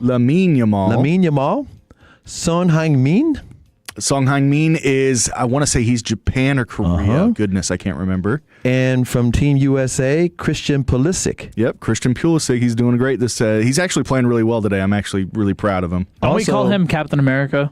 Yeah, that is Captain America for us now, and I need Captain America to score us a goal. And two more. We got Alphonso Davies from Canada, and Santiago Jimenez from Mexico. Yes, sir. See, they're all on that commercial. That's crazy because Nike did a huge commercial. Nike's doing a massive commercial right now. They had a ton of people. Travis did a huge North one. Texas, man. Travis Scott's on it. They've got LeBron on it. They've got I think it's Ronaldo. I think it is Cristiano Ronaldo he's with. So they've got a lot of people on there too. So Nike's also doing it. All these big brands, they're doing things for the World Cup, and rightfully so. It's a big brand. It's a big market. So before this match ends, Trevor, Keep us updated if somebody scores a goal again or somebody's threatening, because we want the Tolos to know we got them. It's a gig economy. We appreciate everybody riding shotgun with us on a beautiful Saturday afternoon. Absolutely. I'm locked in on the show, but I'm also locked in on this game. So. And we're going to be on the air till 6 o'clock, and that's when the Rangers take on the Guardians game 2. Game 2, because game 1 was a win. Another one. 5 innings pitched. DJ Khaled, another one. 6 hits allowed, 2 earned runs, 1 walk, 5 strikeouts. We're the best baseball team. Let's try to compete in our own division first. But like this, Kumar did not have the best. One of the hottest baseball teams. Before you get into Kumar Rocket struggle, the Rangers won 6 out of 7. I remember just 2 weeks ago when they were getting swept. Yeah, the season was over. over. They were getting no hit. There was a lot of people saying that, but I kept saying they're not 100% healthy. We got a dominant pitching staff. If you're just hot with your pitching at the end of the season to get into the playoffs, anything can happen. And I did not want to throw away the baby with the bathwater before the All-Star break when all you need to do is add a bat. And I kept saying, we haven't seen the real lineup yet. And last night, what happens? You get Corey Seager back. What did he do? A home run? Did he not do a home run? I don't know. We'll have to hear it ourselves. Prove it. First pitch here. Corey Seager drives it deep to left. Kwan going back. It's gone. Opposite field home run for Corey Seager. His 8th of the year. And the Rangers now enjoy their first lead. 3-2. And wait a minute. And didn't I say Wyatt Langford, he's been hurt so many times. He's just a theory. I want to see him healthy. Let me see what he can do in a stretch. And what, did Wyatt Langford show up last night? Did he not? He did. He was on base for Corey to score that 2-run home run. He doubled in the 6th inning. He scored on Seager's home run. He's affecting the score. The Rangers are now 1 game under 500. They own the Guardians. I'm just saying that they do. At least, believe it or not, Leiter does. Did you know that? Leiter's faced him 3 times. Yeah. He's beaten him. 3-0? Another reason to feel good about tonight's. I'm just saying. I'm just saying. Yeah, all right. I'm just saying. 2 games back of the Seattle Mariners of the American League West. The Texas Rangers are 2nd. The Athletics right behind them. I'm sorry, I shouldn't say 3-0. He's 2-1. 2-1. Okay. So, hey, still winning record, though. Yeah, exactly. He owns them. Athletics right behind them. 3 games back of first place, 30-33. The Houston Astros, 5 games back of first place. That. And the Los Angeles Angels are 9.5 back. So they're not really, they're not really competing. But then again, they did. Let me say this other thing about Cleveland before you do a deeper dive into the American League West. Cleveland, of course, in first place with 36-29 record. But they've lost 4 of their last 6, have a 2-game lead in the American League Central. So they're still being Cleveland, which is good for them. No, and Cleveland's a good team. Yes, and the Rangers are handling up. What everybody was all upset about was when the Rangers went on this road trip into May, it was like it was there for the taking. The worst teams in baseball, all you had to do is beat those teams, fatten your record, and you're off to the races. Instead, people were swan diving off the bandwagon. Not just jumping the bandwagon, swan diving. And I'm like, I'm going to say this again. It's 162 games. I don't know if they're going to win or not. I just know that they got a hell of a pitching staff. And Fred Davis was talking about this earlier today with Will Chambers. It's kind of like the Cowboys last season had that great offense with Dak Prescott, but the raggedy defense. Well, the Rangers' offense, the bats, they were raggedy like the Cowboys' defense. But I kept saying, there's guys injured, and I can't make a decision on this yet. But I'm going to say this one more time. It's 162 games. I refuse to get on an emotional roller coaster week by week. I'm going to look at it, and I'm going to say, okay, check back with me. But I want updates. I want to know who's back, who's playing well. Right. I want to know who's struggling. But I'm not going to say, it sucks, sell them all.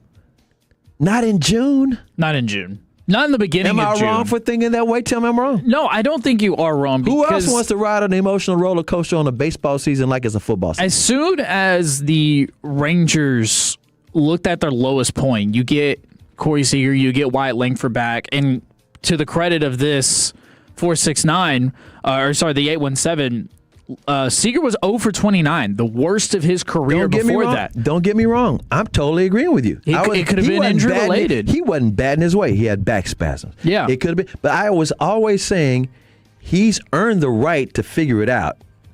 And it could have been, that's why he's been on that injury list so long. Of course. But at the same time, that's all I kept saying. I was like, you got too many guys injured. We don't really know what this lineup looks like yet. It's patchwork, and it's about who's healthiest it's a war of attrition. Most sports are a war of attrition. Who's healthiest at the end has the greatest chance of winning a championship or going to the playoffs. You got to be healthy at the end, though. You got to be healthy, and you got to be streaky. You got to be streaky, and the one thing about it, you don't want to waste this year's rotation and bullpen. Oh, I'm so glad he brought it up. That rotation was nails last night. Peyton Gray, an inning and 2/3, 2 strikeouts. Jalen Beeks came in for 1/3 relief. He got 1 strikeout. He didn't have to do a whole lot, but he did his job. And then Jacob freaking Latz, 2 innings, only allowed 1 hit, 1 walk. It got a little dicey, but he got 3 strikeouts. He took care of business. 2 innings of relief work for Jacob Latz. He's the best in the pen. They're not going to call him the closer just because they're not going to. But whenever you are in a situation where you need a game to end, I would say 97% of your confidence relies on Jacob Latz to get that win. Instead of closer, I'm going to call him the best in the pen. They He's use the best him in the pen. I think the language they use is best relief option or something like that. I forget what Skip Schumacher says. Maybe one of the Tolos can remember. But yeah, they just don't call him the closer. They use him as a best relief option or something to that effect. But game 2 tonight at the Globe, so make sure you make it out there. And then tomorrow, you and Fred Davis, y'all will be out there at the Comerica Backyard, so you can make it out there, Tolos, and say hello to the 3-time Hall of Famer. But I got the starting lineup. Oh, right.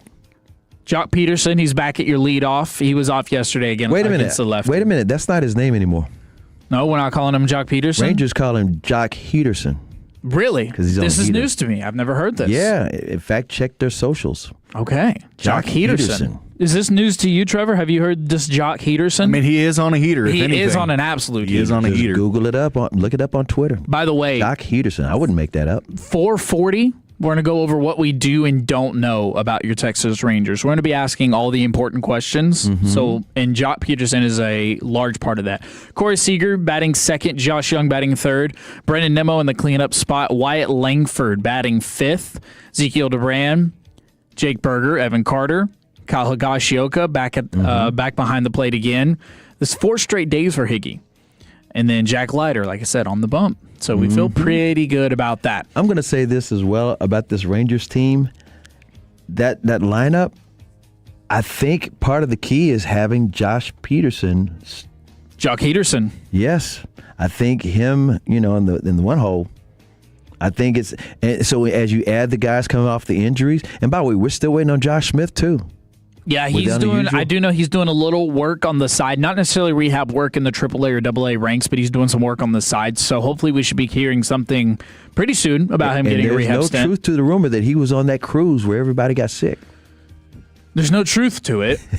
There's no truth to it. He was playing baseball for the Texas Rangers. He has a lullaby. He can get away with it. He got sick. I don't wish that illness on anybody. No, nobody does. Now, ESPN's Jeff Passan, who does incredible work. I'm sure I'm not breaking any news to anybody. He looks like he's 14. He does have a baby face, and that's coming from someone who has a baby face, so I'm allowed to say that. He did an in-depth dive into each baseball team, including your Texas Rangers, and put a couple of names that they could unload if they were to be sellers at the trade deadline, or a buyer, who would they pick up? Okay, before you say that, I got to be fair to the Tolos. We got a Tolo texted and said, what's his illness? Well, he was diagnosed with viral meningitis. He was in the hospital for over a week, middle of May. He's taking batting practice, like you said, so he'll be back. Yeah, he'll be back. And he got all the time that he needed to rest. I think it was about 10 to 15 days or so. He had to go to the hospital, man. Yeah, that was a pretty scary time for him. But we're glad that he's back and doing better. And, hopefully we can get him back on the field. And another thing for Josh Smith, when he left, he wasn't in the best spot. He wasn't performing. He wasn't looking like Josh Smith. So maybe this could be one of those things where he comes back and he's going to be able to come back with a clean mindset, and maybe he'll be back to normal. We won't have any more second base. Maybe we won't have any more second base issues. But if we do have second base issues, we're going to do with Zeke. If we do have second base issues, Jeff Passan says that we could go and get Luis Arias, the second baseman, during the trade deadline if we end up being buyers. Who's selling him? Tell everybody who doesn't know who he is. So at least Luis Arias, what team does he play for? Luis Arias, yeah. So Luis Arias, I gotta look it up because he's actually been. See, that's the whole point, because sometimes there's so many names in so many sports, and especially because people always mock things like trades and drafts and all that. It's kind of like a blur. Yeah. So he plays for the Giants. The San Francisco Giants, who are struggling right now. They're really struggling. So they're going to try to offload as many of those veteran contracts as they can because they're a very young team. Mm-hmm. But if you remember, Luis Arias was that guy that had a 300 batting average for a crazy number of games. He was just hitting all the time. He was just a contact guy. And so he's one of those guys that Jeff Passan outlines. He also put an objective for the Texas Rangers. Pretty simple, 3 words: score some runs. They do need to score more runs. Their run average is lower this year than it was last year. I think they could score 6 runs a game the rest of the season, and it still wouldn't be their normal batting average. No, I mean, you're probably right. It's a little bit of a struggle. Jared talked about this about a month ago. He said they're not built to manufacture runs. They don't have athletic guys to run the bases. Right. And it makes sense because it's just not the same team from a couple years ago went to the World Series. And the guys that they got, they're supposed to hit, but they're not supposed to necessarily run. And so if you get some guys like that, because that's what Skip likes to do. He likes to manufacture runs, and that's his style. So he doesn't have the athletes to do what he wants them to do yet. Doesn't mean you can't still go to the playoffs this year, but that's been part of the drama. Mm-hmm. That's why they can't get anybody home. And then the name that we could offload if we decided to be sellers, according to Jeff Passan, Jock Peterson. Jock Peterson himself. He's got 1 more year left on this deal where it would have to be a mutual option to agree on. But those are the 2 names that ESPN's Jeff Passan says that the Rangers fans could look out for. Jack Leiter on the bump against Tanner Bybee tonight, Game 2 at the Globe, 6:35 first pitch. We got you all the way up until 6 o'clock for the pregame. But it's been a sad week for the city of Dallas. And how did it get to this point? Leah Asimakopoulos of the Dallas Morning News joins us next to break it all down. Sean and RJ, the KNC Masterpiece, G-Bag Nation, and Fan After Dark. Live and local. Turn it on and leave it on. 105.3 The Fan. And our Odyssey, iHeartRadio, and TuneIn apps. Attention. Have you racked up $10,000 or more in credit card debt? Are you barely getting by making minimum payments? With credit card debt reaching all-time highs, National Debt Relief is notifying consumers about significant debt relief options currently being made available to help those with overwhelming credit card debt. These options may reduce a large portion of credit card debt for those who qualify. You don't need to declare bankruptcy or take out a consolidation loan, and you may only have to pay back a fraction of what you owe, even if you have bad credit. National Debt Relief has already reduced the credit card debt for more than 550,000 consumers, so don't wait. If you owe $10,000, $20,000, or even $100,000 in credit card debt, you can now take advantage of this financial debt relief as the cost of living continues to skyrocket. To check what debt reduction you may qualify for, call 800-358-6868. That's 800-358-6868. Again, 800-358-6868. Hello, it's Pete Thompson from the Consumer Team. If your air conditioner breaks down, don't get ripped off. Call the On-Time Experts. They'll be at your home same day, or the service and diagnostic fee is free. And their number one goal is to fix your air conditioner and not try to sell you something you don't need.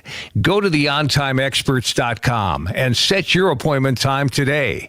theontimeexperts.com. The choice of the Consumer Team. Staples presents Celebrations Made Easy. I went to Staples for a custom printed graduation banner and invites and saw that Party City is now at Staples. Wait, what? Party City is now at Staples. So now Staples has balloons? Yep. Decorations? Yes. Streamers, cups, table covers? Yep, Staples has everything for a party. And now buy 2 get 1 free on select foil balloons. Holy confetti! So the best party start at Staples.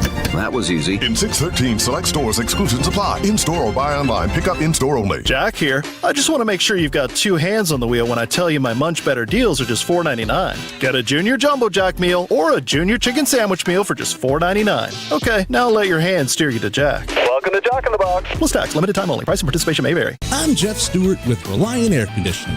Question: you wouldn't drive your car 100,000 miles without an oil change, right? Well, my teenager would, but in North Texas, your AC system runs over 2,000 hours a year.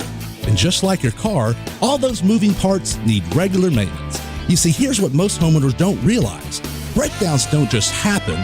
They start as small issues, like a clogged drain line that should have been caught weeks earlier with a simple tune-up. Because small problems can turn into expensive repairs. So for a limited time, Reliant Air Conditioning will tune up your AC system for just $85. But here's the best part. When you join our Hero Club maintenance program, your AC tune-up is absolutely free, and you'll stay protected year-round. So call us at 877-YOUR-HERO or schedule your AC tune-up online at ReliantAirConditioning.com. Reliant Air Conditioning. Call 877-YOUR-HERO.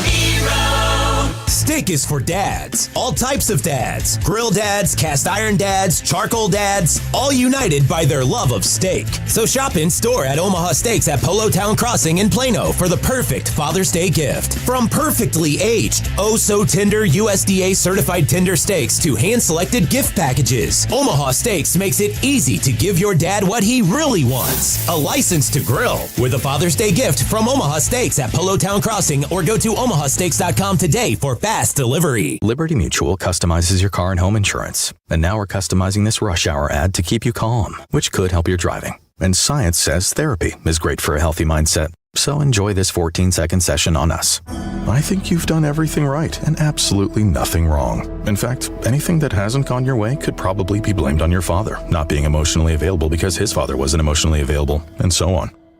And now that you're calm and healing, you're probably driving better too. Liberty, liberty, liberty, liberty. While the world watches the stars at the FIFA World Cup this summer, Hyundai has its eyes on the next generation of talent. The future stars who are already turning heads at age 14. Because next doesn't wait for an invitation, and neither do we. Hyundai has always moved the future within reach. We did it when we made advanced safety standard on every vehicle and engineered EVs with ultra-fast charging capability. Because the future isn't some far-off concept. It's already here. Next starts now. Hyundai, an official partner of FIFA. 1976. Gas was 59 cents a gallon, disco ruled the radio, and D&M Leasing opened its doors in Texas. For 50 years, Texans have trusted D&M because we make getting a vehicle easier, smarter, and often less expensive than the traditional dealership experience. No negotiating, no pressure, just experts designing the right lease for your life. Call 817 or 972-35-LEASE or visit dmautoleasing.com. D&M Leasing, 50 years of helping Texans drive smarter. We make leasing easy at D&M. Hey, John, why so glum? I just got let go. The company's downsizing. This is the third time in the last 2 years.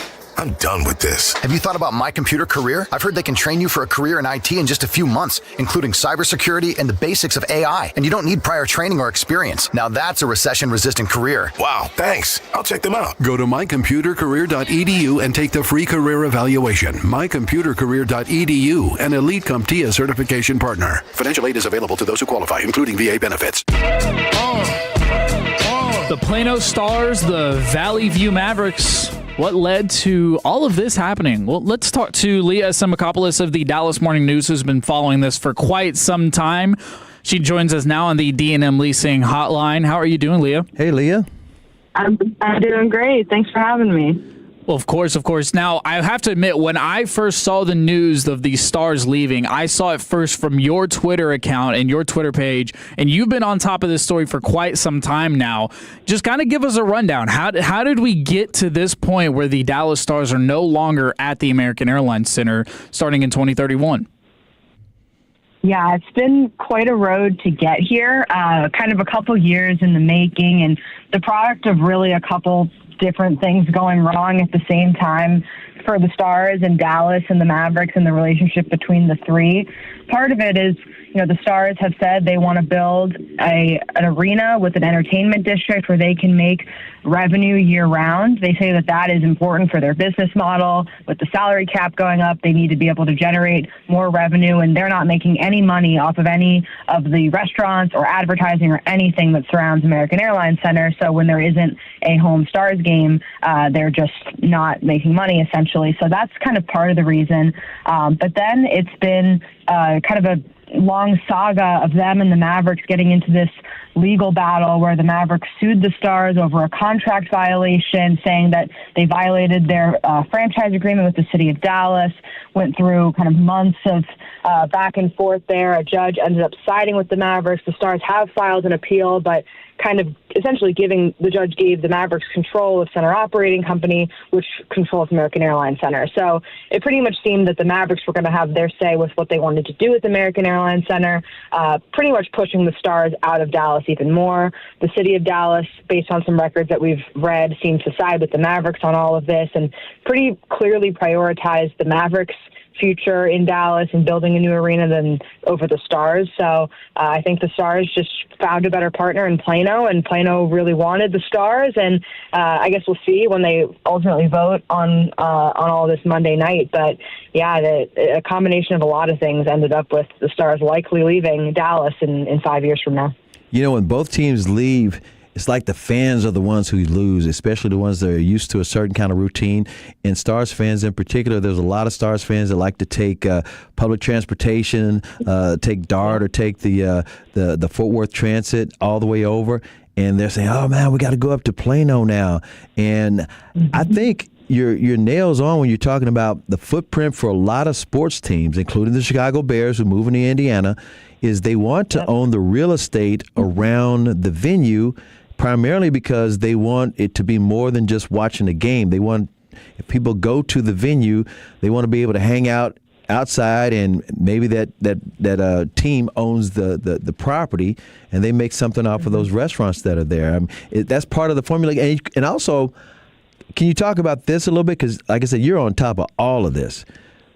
I think with the Stars and the Mavericks in particular, they're also talking about, since they're not the NFL, the regional sports television networks kind of force their hands too, because they can't pay the salaries if the TV money is not the same anymore, and they can't count on it the way they used to.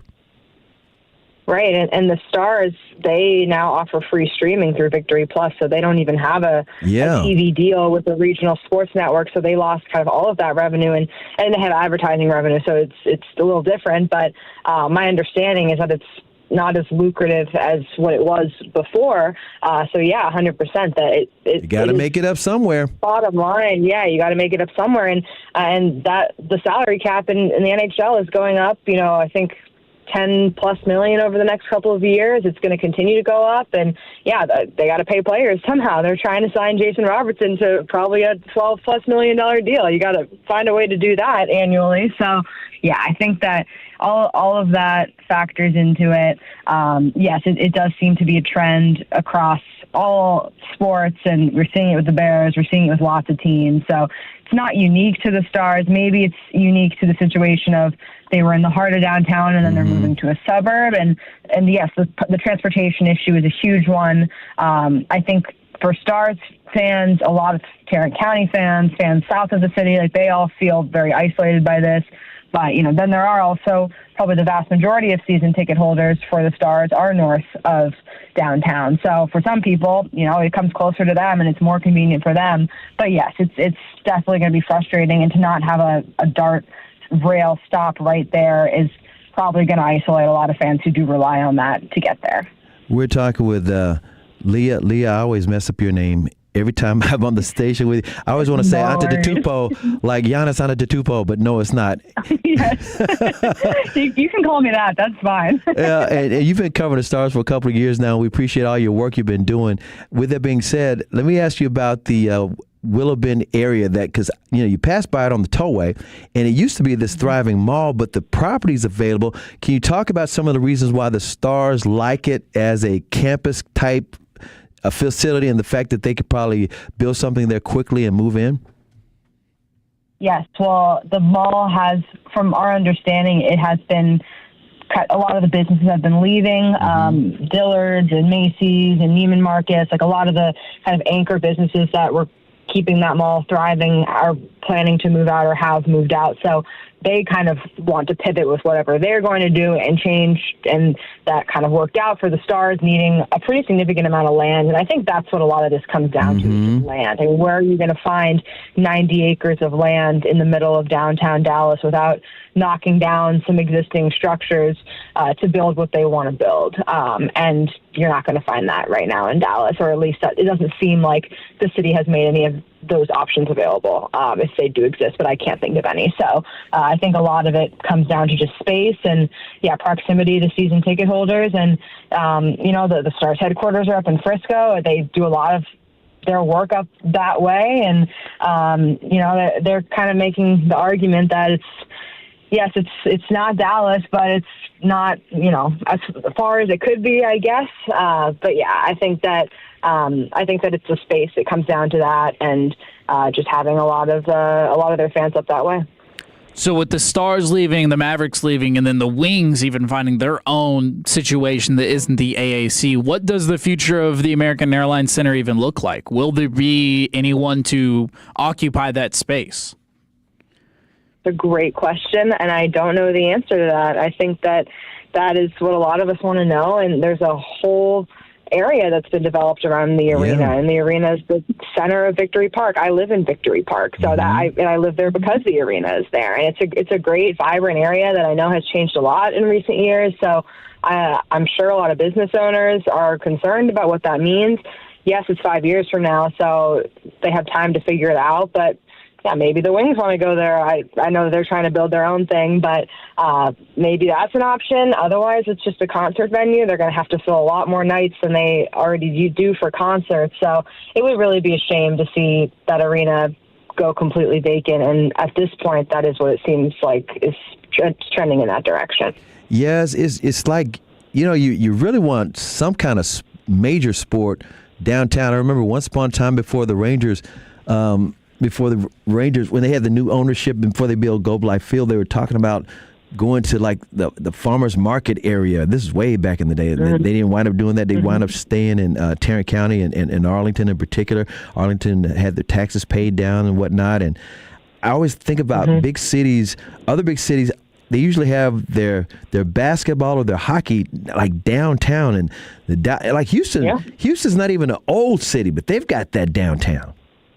Yeah. Yeah, I mean, it makes the most sense for people to get there. And, I mean, Dallas is a little bit of a weird city just because I do think a lot of people are driving. It's not like I grew up in the D.C. area, and everybody took public transit to get to, which was the then Verizon Center is now Capital One Arena. So it's a little different. I mean, I think the traffic around American Airlines Center is horrible. Like, as someone who lives in that area, they have not really figured that out. Yes, I'm sure people are taking DART, but it's still a mess driving around there at midnight. So, I guess Dallas is probably more of a driving city than maybe some others that have to have their stadiums downtown. But, I mean, it's probably going to be a nightmare to drive up to Plano, and with the Mavs also moving up that way, if they're both playing on the same night, I can only imagine what the traffic's going to be like getting up that way. So I'm sure they're going to try to hopefully plan for that, and I don't know what they can do to prevent that, and whether they can talk to the leagues and say, hey, let's do our best to try to not schedule on the same night. But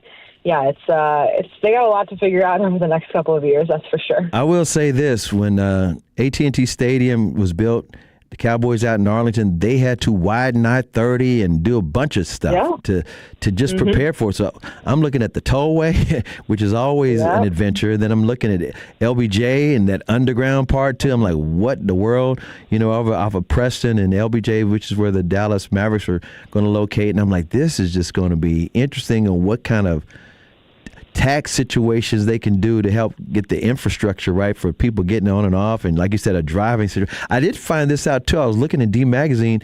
This applies to the Mavericks, I guess, or if the Mavericks go to what was Valley View Mall area, I think the city council, because that's still in Dallas, city council has some kind of deal where if somebody builds something at Valley View Mall, the tax increments applies also to Redbird. So, in other words, the owner of I think his name is Beck, who owns that property that's Valley View, he was saying, hey, this is going to be a good thing for Redbird because they can get up to $100 million in tax increments. So, they said call it like a dumbbell or a weight, dumbbells you lift up. He said it's like they're taking care of these two areas at the same time, and it was passed by the city council maybe about 10 years ago, not knowing, either of those teams would leave. It was about just taking care of those two properties because they used to be malls. Yeah. So it just shows you how things change and how people consume their entertainment and, all those different things. And like you said, teams nowadays want the infrastructure around it, the real estate around it to help make everything add up with their, growing salaries and the whole 9 yards, the bills they have to pay. Yeah, absolutely. And Leah, we would be mistaken if we didn't ask you anything about the Stars. Do we have an update on either Jason Robertson or what could be the returning captain of Jamie Benn? Nothing yet. The last we heard was, at least on the Jamie Benn front, the Stars want him back. He hasn't made a decision yet. It does seem like it's going to be his choice if he wants to come back or not, on basically as little as they could pay him to bring him back, and with a lot of bonus incentives just like he had this year. But we'll find out probably in the next couple of weeks here. But yeah, the Jason Robertson contract is kind of the big one, and they really need to figure that out before free agency, because it's kind of difficult to plan your entire roster without knowing what that big number is going to be, and that number could very well be the largest contract in Dallas Stars history if it's more than what Nico Rantanen makes. So I've seen kind of mixed reports. Some people saying that there's it doesn't seem like there's any reason why he wouldn't sign. They're making positive progress. Other people throwing out some other teams, but I would be surprised to not see him on the roster in the fall. I think that maybe they can't reach the deal they want. They decide to trade him at the trade deadline if it comes to that, but the Stars have team control. Unless they can get an amazing deal this summer, I think it makes sense to try to bring him back. And I think Jim Nill said that it's his absolute priority to get him signed, and I think it'd be a mistake to let him walk. But they got to find that number that's going to work, and I don't know that they can afford to sign him for $14 million if that's what he wants. But if they can find something in that $12 to $13 million range, I think they'll be able to make a deal work. Give him a restaurant up there in Willie Bend. That might help. Yeah, right. Hey, I gotta ask you this. Yeah, I gotta ask you this before we get out of here for sure. You got the Golden Knights and you got the Hurricane. Who you like in the Stanley Cup Finals?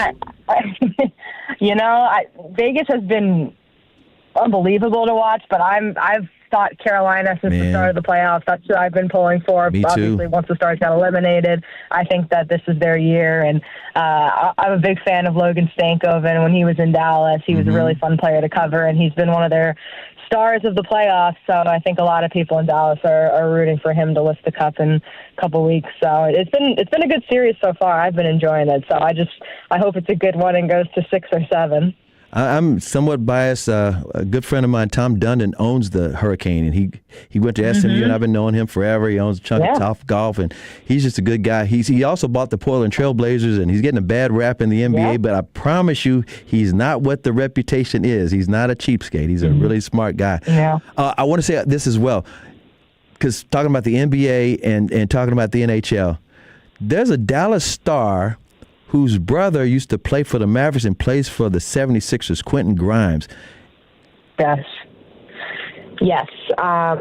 That's I forget Tyler his name. Myers, right? Say it again? Yes. Tyler Myers. Yeah, Tyler Myers. That's the wildest thing. First of all, I didn't know that, and because I knew, I was like, wait a minute, they're related? One's black and one's white, but they have the same mother. Yes, they're half siblings. They are like the first pair of siblings to play in the NBA and the NHL. They're both from Houston, and then Tyler moved away. But he's a Texas native, and they got him at the trade deadline. And he's under contract for another year, so he could be back in the fall. But it's a wild wild story. It really is, and they're both proud of each other. They talk about it all the time. And the thing that was so funny, I saw a small clip interview where somebody asked Tyler, could you score 10 points easier in the NBA than Quinn could score a goal in hockey? He said Quinn can't even skate. Well, and Tyler's 6'8", so I think he wouldn't do too badly. Right. Yeah. I thought that was just the coolest, funniest story. And I mean, if I had known that Quentin had a brother that was playing in the NHL when he was with the Mavericks, I would have been talking to him about that back then. I was like, wow, man. I know. If only they lined up here, what a great story that would have been. But, exactly. Yeah. All right, well, Leah, we really appreciate you for hopping on with us and giving us all that information. Where can the people find your stuff? You can read my stuff at dallasnews.com. We will have a lot more coming this next week about the saga and Stars to Plano and what that's going to mean. So, check us out there. All right, well, I'll be looking for the tweet when you say that we've got a breaking news and Jason Robertson's re-signing a massive contract to come back to the Dallas Stars. I hope that's soon. You are the best. Thanks for joining us. Thanks, Leah. Thank you. Thanks for having me. Have a good one. You as well. We got a final score. Come on, Trevor. Why are you not open up your mic? You're not excited to say this. I'm not excited. Well, I'll say this. I'm very excited. So we'll not beat around the bush here. The Stars. So you got me on the Stars. I was talking to Leah. USA. The USA team lost to Germany 2-1, but it was good. It was a good game. I'm surprised how well we played. Moral wins. Listen, when it's a friendly before the World Cup, it's a moral win, especially when you're there. Germany's a top 5 team in the world. So tell me this. What qualifies as a successful World Cup appearance for Team USA? Because we're not expecting them to win. Question. It's not like they're supposed to win the whole thing. They're not like a favorite. So what would be, to you, not a disappointment, a nice stepping stone on the way to being more successful? If we can get to a semifinal, and this is the peak of what the USA team can do, if they can get to a semifinal, that would be a huge win, because again, and I have some more things for good news, everyone. Later, 5:20. We're going to be able to get into it. So I have some more things because I have some little questions I'm going to get to. But I would love to see us in a semifinal. That would be the peak if everybody's playing at top 10. Is that a knockout round? It is. It would be one of the knockout rounds. Okay, yes, so just all we got to do is get to a knockout round, and everybody says, "Yes, we did that." Yep, I would be happy round, because there's round of 32 and round of 16. So if you can get to round of 16, I would say that is a very, very successful World Cup for the USA. Star Wars fans are going to love this. This one is for you. This one's all for all you gamers. We'll do a little best bookmarks. Sure are you? Next on 105.3 The Fan. Sure are you? It's a KNC Texas Rangers lunchtime party next Thursday, Corey. Oh, man, Kevin. We're going to be at Specs in Arlington, 3909 South Cooper, celebrating Terramana Tequila, and joining us will be Rangers alums Ken Hill and Darren Oliver, plus a set of 4 premium tickets to a future game and other Rangers giveaways. What a morning into lunchtime Rangers party this will be. Get Masterpiece with the Rangers next Thursday at Specs in Arlington with the Fan. At Alliance Hyundai, you can shop the all-new 2026 Hyundai Palisade today. Every new Hyundai comes with America's best warranty, 10-year, 100,000-mile limited powertrain warranty and owner's assurance. Plus, you don't need an appointment for service. Come see us today in person or visit us online at alliancehyundai.net. Hey, Tolos, RJ Choppy here. Real talk time, man. You have been dealing with that terrible, awful feeling. It's called ED. I want you to remember something, though. It's not the end of the world. There are fixes to that problem nowadays. It's called Blue Chew Gold. A 4-in-1 upgrade targets both body and brain. That's right, most blue pills only focus on. Blue Chew Gold goes further, enhances arousal, desire, connection, total performance, both physical and mental. It dissolves right under your tongue. Starts working in as little as 15 minutes. Look, we don't have time to wait and wait and wait for it to kick in. That's why Blue Chew Gold is a turbocharger. It's a PED for the bedroom. It works in as little as 15 minutes. Ladies, if you're listening, send your man this link, BlueChew.com. Promo code RJ, 10% off your first month of Blue Chew Gold. With the promo code RJ, get your confidence back and your little fella feeling big again. It's a Friday night fan hang, June 12th. Come cheer on Team USA and join the fan hosts as we all chant and get rowdy at Cold Beers and Cheeseburgers. We'll have USA swag, drink specials, and a 50-inch 4K TV to give away. We'll see you next Friday night, June 12th at 7:30 at Cold Beers and Cheeseburgers in Euless. During Window Nation's Buy 4, Get 4 free sale, you could replace all your home's windows and get half of them free. Plus, you can get them with no money down, no payments, and no interest for 2 years. Sale ends soon. Visit windownation.com now to book a consultation. Hi, everybody. Brad Sham for John D'Angelo. If you have a house to sell that needs work, you need to talk to John D'Angelo. John buys houses, usually older homes that need work. Condition is not an issue. John will share current market information with you so you can make an informed decision, and you'll feel at ease dealing with John. You'll notice and appreciate the considerate way he does business. Call John D'Angelo today at 214-320-8816 or visit johndangeloinc.com. Pump up the volume. Business moves fast. Orders roll in, deadlines close in. When you ship with USPS Ground Advantage, you can keep up with confidence. Every package stays in our secure network from dock to door. And with nationwide reach, dependable tracking, and upfront affordable pricing, you get built-in peace of mind. You run the business. We run the routes. Visit USPS.com/Ground Advantage to learn more. 50 years in the Lone Star State, a one-stop shop so you're never late. Price is so low that you want to know which way to Specs. Come on, let's go. Specs Wine Spirits and Finer Foods. World-class service, that's all about you. Shop Specs, it's how we do. A huge selection since 62. Shop Specs, low priced, amazing. Here's to you. Shout. Cheers to savings. This is the story of the one who keeps multiple buildings running smoothly day after day. Plumbing that flows, HVAC that hums, cleaning supplies that keep surfaces sparkling. That's why she counts on Grainger. With easy reordering online and 24/7 support, Grainger helps her keep the products she needs on hand. So shelves stay stocked and buildings stay ready. Call 1-800-GRAINGER, click Grainger.com, or just stop by. Grainger, for the ones who get it done. Finding great candidates to hire can be like, well, trying to find a needle in a haystack, but not with ZipRecruiter. Its powerful technology actively finds and invites qualified candidates to apply to your job. So while other companies might deliver a lot of hay, ZipRecruiter finds you the needle in the haystack. See why 4 out of 5 employers who post a job on ZipRecruiter get a quality candidate within the first day. Try ZipRecruiter for free at ZipRecruiter.com/team. That's ZipRecruiter.com/team. ZipRecruiter. Hi, it's Eric Giafalo. Looking for a great deal to stay connected? Now for a limited time, new Verizon Mobile and Frontier Fiber customers can get Fiber 500 internet and a line of mobile for just $59.99 a month with autopay for 1 year. Get Fiber 500 internet for $19.99 a month and unlimited welcome for $40 a month plus taxes and fees with a new smartphone line. Visit a Verizon store today to learn more and switch. For new Frontier Fiber internet and Verizon Mobile customers in select areas, mobile and home discount enrollment required. Additional terms apply. In times of congestion, unlimited 5G and 4G LTE may be temporarily slower than other traffic. Domestic data roaming at 2G speeds. Bank of America is the official bank of FIFA World Cup 2026. Helping people achieve their goals is what we do. So if your goal is owning a home, we're here to help with guidance and resources, including up to $17,500 in select markets when combining down payment and closing cost grants. Visit BofA.com/home team. What would you like the power to do? Bank of America N.A. Equal Housing Lender. Credit and collateral is subject to approval. Restrictions apply. This is not a commitment to lend. Working the phones, at the practices, and covering the biggest events, we call it the Fan Difference. The more you listen, the more you know when you turn it on and leave it on. The Fan. This segment on 105.3 is brought to you by Classic Chevrolet.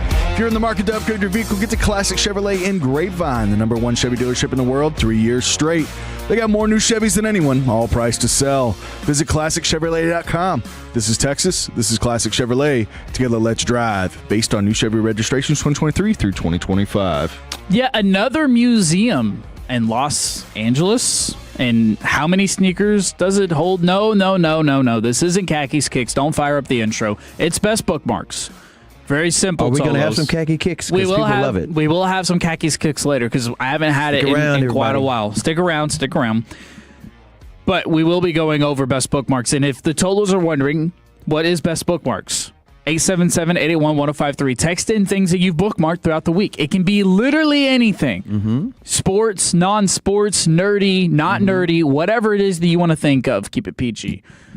Trevor, CA, I'll extend this out to y'all as well. I keep all content that I see throughout the week on Instagram, Twitter, anything that I see that doesn't necessarily have a purpose, can't have its own segment, but it definitely deserves to be mentioned. And we'll start with this one. This one's for all my Star Wars fans. I wore my shirt just for this. George Lucas is opening up his own museum in September in Los Angeles. Now, I can't show I'll try to show the fan cam what it looks like. But CA, get a look at this thing. This thing looks like a flying saucer. Wow, it does.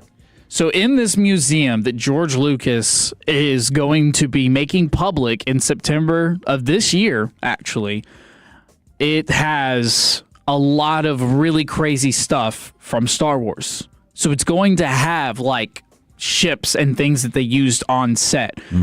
Over 40,000 works exploring visual storytelling, including comics, illustration, photography, murals, and fine art.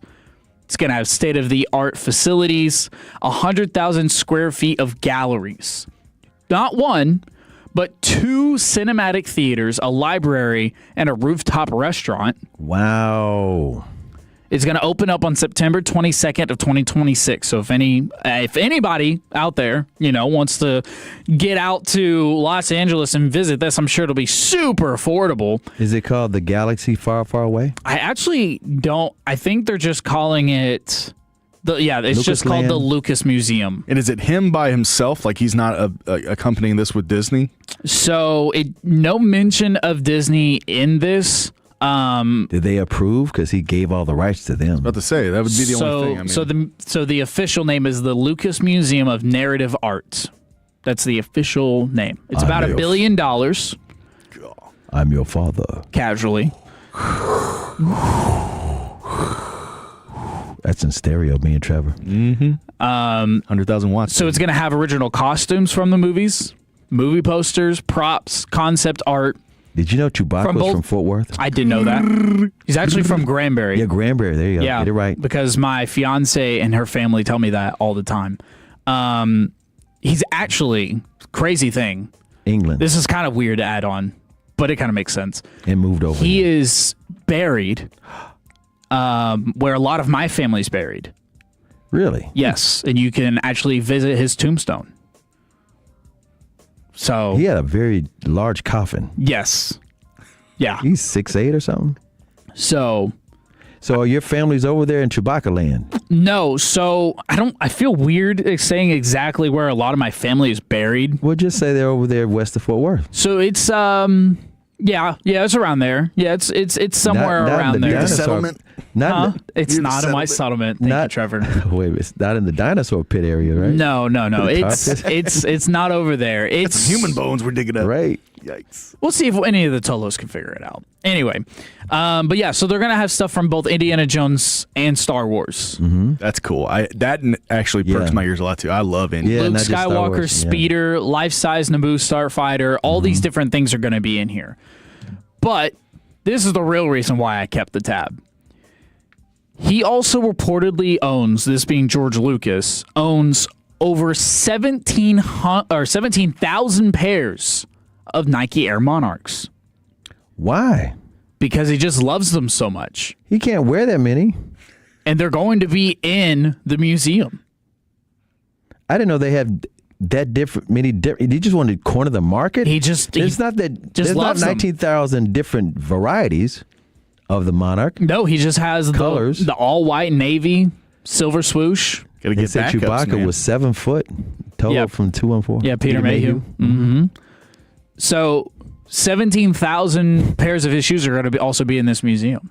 Just because. He just needs a new closet. That's all he's doing. He's just clearing out the closet. Yeah, I'll put it in a museum. Why not? See my shoes. Why not? Why not? I'll put it in a museum. I got a bookmark. Oh, really? Okay, let's see. What do we got? Okay, usually when I bookmark something, it's something I might put on the air. And I was saving this because I've been keeping up with this Michael Jackson movie. Oh, yeah. Because it's about to get $1 billion. They already got assured for second one, right? Yeah. Yeah. Michael 2 is going to come out. like I said, if you ever go to it, have you seen it yet? I have not seen it yet. Absolutely. It's like next best thing going to a Michael Jackson concert is from the time he was a little boy all the way to why he became the biggest star in the world. It stops at his Bad tour. But it's really, really good. You know all the songs. If you don't, the dancing, everything's amazing. And he's the first artist in history to now have a song on the charts in 6 different decades. He's got a song called Chicago. That was one of his deep dive songs that was not on any of his earlier albums. Like it maybe came out 10 years ago. And it's all of a sudden become, you know how things online has a life of its own. They put it on like a TikTok dance and these different challenges.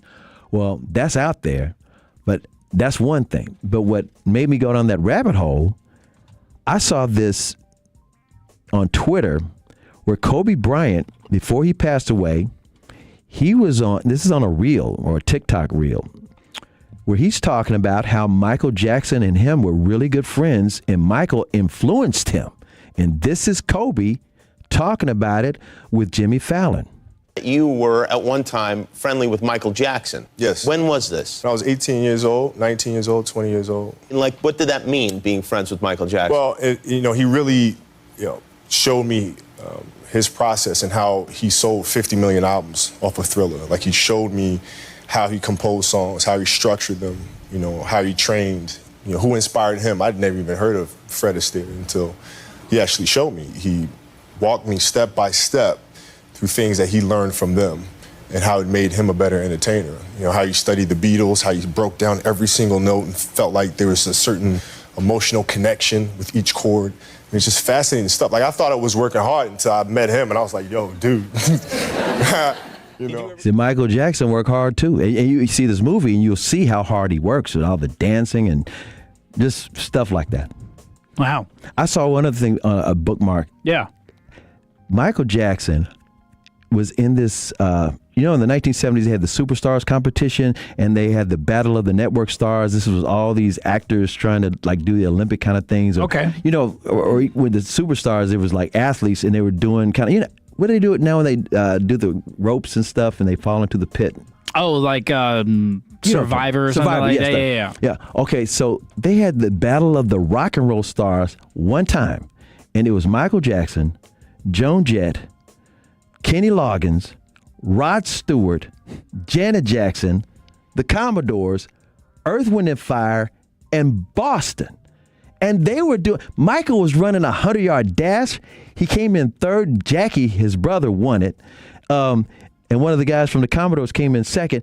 He was doing a swimming competition, like, what is it, 100-meter where you go swim the length of the pool? We need to bring this back. It was like one time. Rock stars aren't in shape. Come on now. Well, I know, but that would still be funny, even if they're not in shape. Here's Michael with his gigantic fro from the 70s. He was with the Jacksons.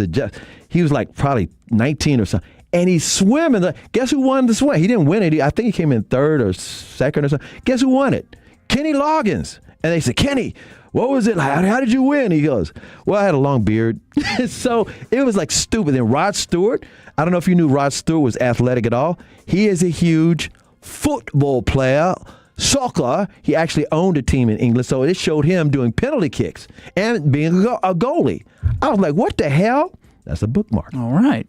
Hey, see, I appreciate all the collaborative efforts for the bookmarks. I was talking about the Superstars competition and the battle that Tolo just texted at 817. Yep, the Ninja Warriors. It's just like the Ninja Warriors, the competition you see. That's what it was like. Crazy. That's actually something I learned today. I didn't know that. Yep. But that's why you do radio with 3-time Hall of Famers, so you can learn something. It's never too late for an NFL trade, right, boys? Yeah. Who are the Cowboys linked to? Let's find out next on 105.3 The Fan. Tolo means turn it on and leave it on. Thank you for making 105.3 The Fan and the Odyssey app part of your day every day. Tolo's Chiafalo here, and I got to be honest with you, my home has become my happy place, but I started noticing scuffs, faded colors, and peeling paint that needed attention, and that's when I reached out to my friends at CertaPro Painters and scheduled my free estimate online at CertaPro.com. That's Certa with a C, and whether inside or out, you can protect your home with quality paint in a worry-free process. Free estimates, detailed, easy to understand, and you get a quote right away. They're dedicated to bringing fresh color to your home with quality craftsmanship, just like they did for me. So schedule your your free estimate online at CertaPro.com. That's Certa with a C, CertaPro.com. Each CertaPro painter's business is independently owned and operated. If you have IRS problems, you have legal problems, and you need an attorney. Hi, I'm Dallas tax attorney Nick Namath. And I'm Jamie Flores, the managing partner at the law offices of Namath and Flores. So many of our clients routinely reach out to us after they have already unsuccessfully spent thousands of dollars with some out-of-state tax resolution company. National tax resolution companies do a lot of talking, but if you're facing IRS wage levies, bank levies, or tax liens, you should have the law offices of Namath and Flores behind you. Call us today at 972-484-0TAX, offices in Dallas, Fort Worth, and Frisco. Is your financial advisor managing your risk or just a spreadsheet? Hi, I'm Jeff Jr., founder of Trajan Wealth. Many financial advisors rely on target date funds, which are one-size-fits-all portfolios that don't know your name, your family, or your goals. And that passive management can leave you dangerously exposed. At Trajan, we look at the whole picture, not just the stocks everyone else buys, but the private market opportunities most advisors ignore. And as fiduciaries, we build a strategy around you, coordinating your investments, tax strategy, and estate into one cohesive plan. Your financial life deserves more than just a generic portfolio. Real planning isn't a stack of statements. It's the confidence of knowing where your income will come from for the next 30 years. Good enough isn't good enough for your family. It's time for a change. Schedule your complimentary consultation today. Call 855-TRAJAN-1. That's 855-TRAJAN-1. Advisory services through Trajan Wealth, LLC, an SEC registered investment advisor. Private equity investments require accreditation. Other services through Trajan Estate and Trajan Tax. Additional disclosures at TrajanWealth.com. Hey Dallas, it's the Rocket Roger Clemens here. Spent a lot of time pitching heat. Years later, the pain in my joints remind me of those days, but I'm not looking to sit still, and I definitely am not interested in going under the knife. That's why I chose QC Kinetics. Not just for elite retired athletes. QC Kinetics gives everyday folks joint pain relief using regenerative treatments that work with your body to help repair joint damage. No surgery, no long recovery, whether it's your knees, hips, shoulders, or back. My friends at QC Kinetics will help you get moving again so you can get back to doing the things you love. QC Kinetics medical professionals will look at your x-rays or MRI to determine if you're a good candidate. I trusted QC Kinetics to help me feel like myself again, and I'm proud to recommend them to you. Call QC Kinetics today and schedule your free consultation. Call QC Kinetics, 972-972-8610. That's 972-972-8610. 972-972-8610. Big matches, summer drink deals, and your chance to see all the soccer action live. Boomerjacks is giving away tickets to upcoming soccer matches at Dallas Stadium, plus a VIP watch party for 4 at your favorite Boomerjacks location. Download the free Boomerjacks Rewards app and start earning entries today. Visit Boomerjacks.com for details. 1-877 Cars for Kids. KARS Cars for Kids. 1-877 Cars for Kids. Donate your car today. 1-877 Cars for Kids. KARS Cars for Kids. 1-877 Cars for Kids. Donate your car today. Ready to get rid of that old car? Donate it to Cars for Kids. Call 877 Cars for Kids to speak to a friendly live agent. Donation is super easy, and your car can be picked up as soon as tomorrow. Go to carsforkids.org now or call 877 Cars for Kids to donate your car today. 1-877 Cars for Kids. KARS Cars for Kids. 1-877 Cars for Kids. Donate your car today. Did you know you can donate real estate too? Go to carsforkids.org. That's cars with a K. This is the exclusive home of Dallas Cowboys football. KRLD-FM and HD1, Dallas, Fort Worth. Let's go, Cowboys. An Odyssey sports station. Driven by our D&M Leasing Studios. Thanks for turning it on, leaving it on. 105.3 The Fan. Would the Dallas Cowboys still be interested in this big name? We'll go over who the Dallas Cowboys are linked to in a what could be a early NFL offseason trading, as well as Myles Garrett. And is this guy who just retired, is he a Hall of Famer? Seems like there might be a little bit of Aaron Donald is a Hall of Famer. That's not who I said. Oh. It's not who I said. You said it. But we will jump into it pretty soon. We're taking you all the way up until 6 o'clock when we hand it off to the Rangers pregame. 6:35 first pitch. Jack Leiter on the bump because this is your home of the Texas Rangers, 105.3 The Fan. And it's radio only tonight. So, if you want to watch it, it'll be on Fox. But if you want to listen to the sweet dulcet tones of Eric Nadel and Matt Hicks, you can keep it on here, turn it on, leave it on Listener Tolo, and you'll be able to listen to them at 6 o'clock leading up to first pitch. My name is Kevin Walker. I'm alongside Chris Arnold, the three-time Hall of Famer, Trevor Beck on the 1, 2s, and 3s, keeping it nice and crispy until his good news segment at 5:20, where he will hopefully try to put a positive spin on USA losing to Germany in a friendly today 2-1. But that's okay. That's not what we're here to talk about. Did y'all hear about that trade that happened this past week, by the way? The kid from Arlington, Martin? Yeah. I heard that. What's his name? I'm blanking. I think he was the Defensive Player of the Year for the last 2 years in a row. Yeah. What is his name? He was number one pick in the draft from A&M, but he's from Arlington, Martin. What was his name? He used to play pickup basketball with Blake Elliott. Yeah. What was his Garrett name? something, right? Yeah, Miles Garrett. Oh, that's right. Miles Garrett. You heard something crazy? Yeah. I ran into a guy later that evening. I said, "You hear about Miles Garrett getting traded?" He goes, "You know what? I saw him working out in South Lake early that morning, and then all of a sudden, like an hour later, I hear the news." He's like, "I wonder if he knew." There's speculation that he had an idea of it, for sure. Mm-hmm. We could only do that, speculate. But if you haven't heard, for some reason, you've been under a rock, you just got back from vacation, you had no cell service, Myles Garrett is now a Los Angeles Ram, and Jared Verse is now a Cleveland Brown. The trade took place. In the deal, the Browns got a buttload of picks, but that's not what we're here to talk about. We're here to talk about your Dallas Cowboys, who just wrapped up week 1 of OTAs, and ESPN's Dan Graziano put out a early trade deadline candidates that the Dallas Cowboys could be interested in. In other words, since Myles Garrett got traded since the June 1st deadline, exactly, and then A.J. Brown got traded. Yep, that's another one. Maybe the Cowboys might get a trade. Maybe the Cowboys might be interested. Let's mock some trades going into training camp. Let's mock some trades. Why don't we? Now, one name that the Cowboys fans could probably go ahead and forget about is New York Giants linebacker Kayvon Thibodeau. Kayvon Thibodeau is entering his 5th-year option, and it doesn't look like the Giants are wanting to keep him around. He's only 25 years old, but he hasn't necessarily lived up to the hype of where they drafted him, and the chances that you're going to get him in division, slim to none. Slim to none. It's not likely to happen. Harbaugh ain't going to trade. But he does say that the New England Patriots are a team that could be on watch here because they're trying to bolster up their team, trying to get their defense better. So Kayvon Thibodeau, one of the names you could watch. Alvin Kamara, another name that the Cowboys fans may not care about, but running back for the New Orleans Saints, could be going to Cincinnati or Green Bay. I don't know what he has left in the tank. Exactly. He's got a name, and that's all we know. But Green Bay is going to be running back needy if the Josh Jacobs situation doesn't resolve itself, get any better. Now, what about this one?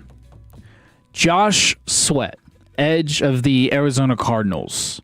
Signed a 4-year, $76.4 million deal with Arizona in 2025 after his Super Bowl win with the Eagles. I remember he was on that D-line. Oh, yeah.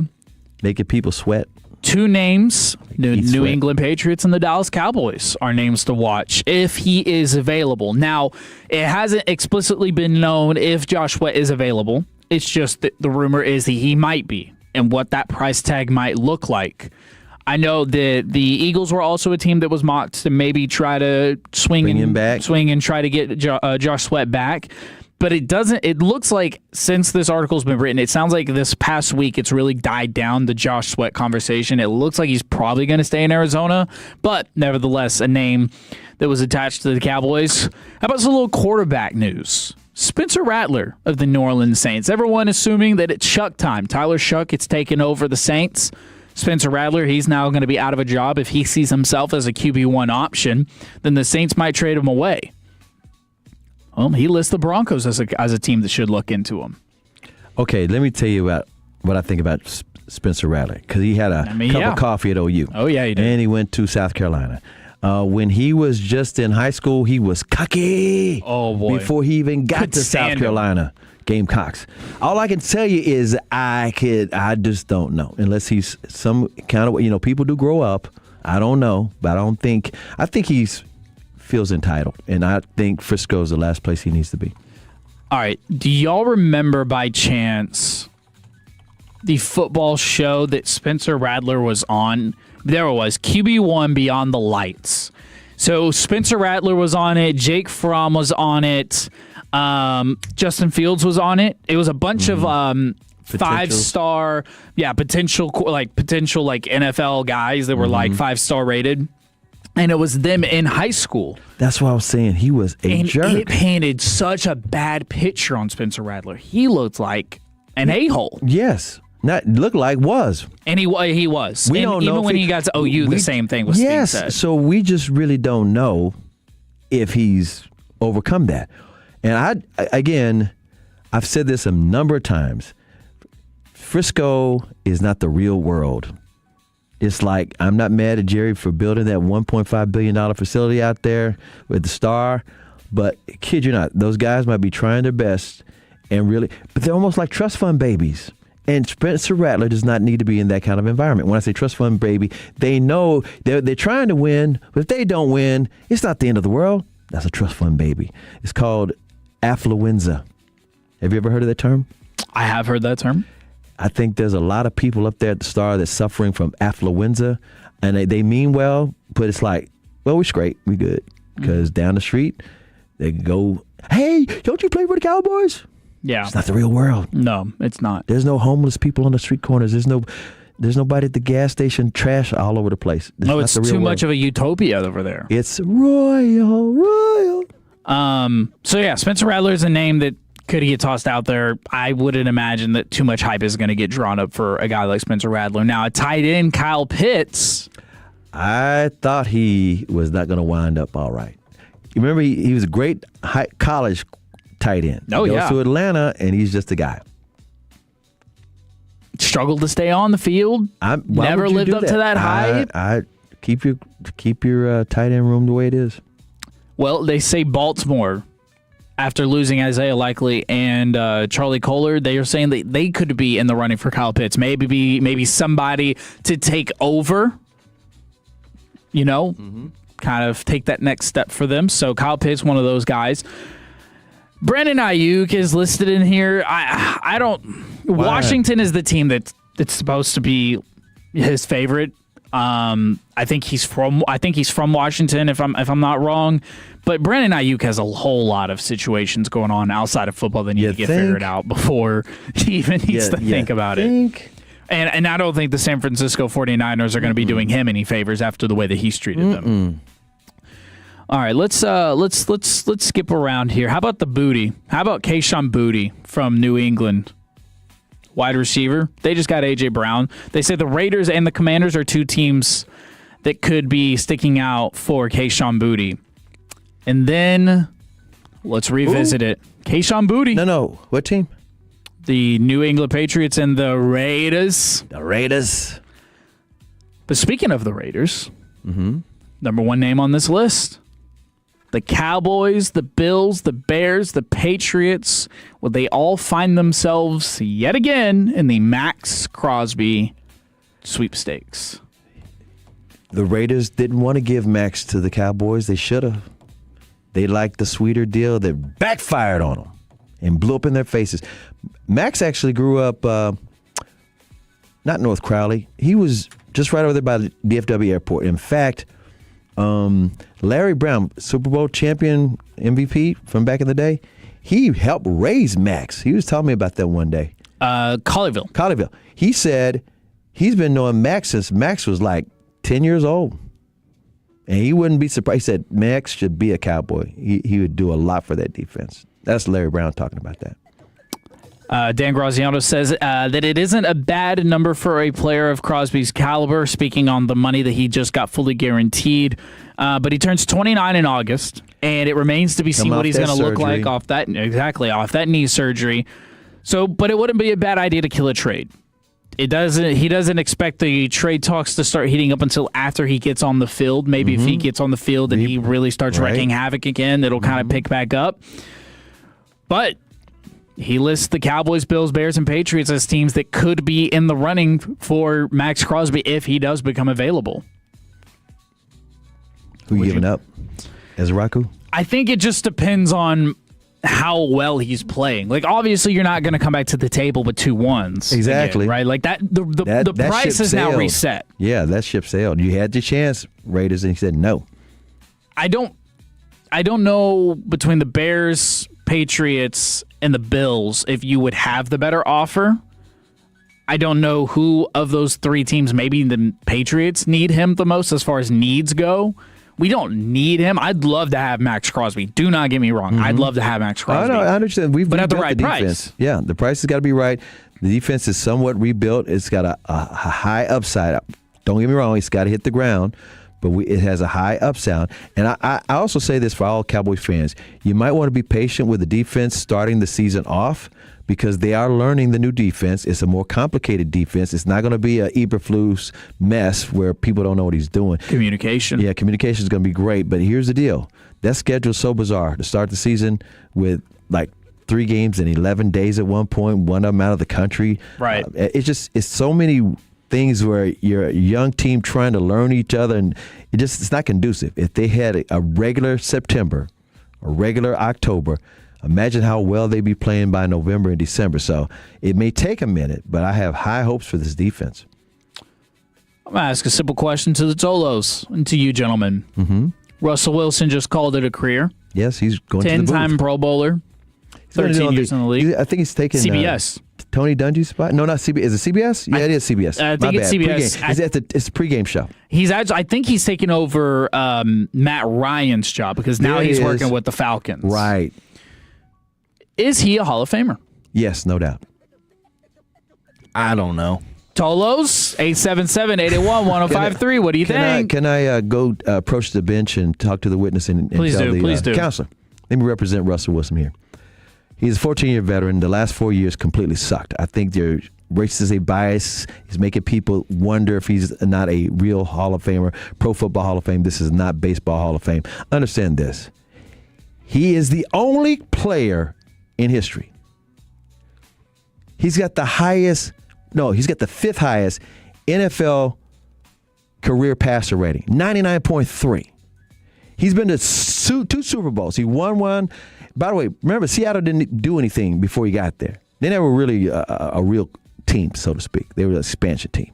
He's the first quarterback to start a career with 9 consecutive winning seasons. The most wins in a player's first 9 seasons in history. That's 98 wins. Okay? He's done that. He's also has 46,966 passing yards, 16th all-time, 353 passing touchdowns. That's 12th all-time over 14 years. Remember, the last 4 years sucks, so stop holding that against him. You look at the first 10, not first 3, first 10. He's been selected to 10 Pro Bowls. He was a 2020 Walter Payton NFL Man of the Year. He led the league in both passer rating and passing touchdowns. He's definitely a Pro Football Hall of Famer. There's just no doubt. Trevor? By the way, he's the only quarterback in NFL history with at least 40,000 passing yards and 5,000 rushing yards. The only one. Trevor? I think you have 30 seconds. Peak Russell Wilson absolutely probably is deserved to be in a Hall of Fame. Absolutely. And probably if you, two different things. But my thing is, I put Eli and him in the same categories. Eli's got more Super Bowl victories. I put him in the same category as Aaron Rodgers. And let me tell you why I do that. They have the same number of Super Bowl victories, and the last 4 years of their careers sucked too. Bottom line is this. People look at Aaron Rodgers and that arm, and they're in love with insane arm talent. And Aaron Rodgers is weird. Russell Wilson is weird as well. But he's got a beautiful wife. He's too weird. He's 2-4. He will get in on his 3rd or 4th ballot. Yeah, not first ballot. Yeah, he's not a first ballot by any means. I don't put him in the Eli. Eli, don't get me wrong, he had too many lucky things that happened to him. And the defense was strong. And I actually like Eli retired now. Yeah. But Russell, when he was cooking, you could not deny this guy was going to That's what I'm saying. I like dangerous. Peak Russell, yes. Mm-hmm. But also you had one of the biggest blunders ever where you throw an interception and lose the game for your team. So he's in the reason he's there with Eli is because I just he's for questionable. Me he's questionable. That's now, but your argument is good, CA. I will give you that because again, peak peak Russell was peak before he got let's ride or whatever. It was so wild. The 214 says limited. Yeah, that's craziness. People 214 says that one interception in the second Super Bowl will keep him out. And let me tell you, it was so wild. All they had to do was hand it to beast mode, right? Everybody knew this. Everybody acted like Russell called that play. That's not his play. It was the offensive coordinator that called that play. The offensive coordinator did.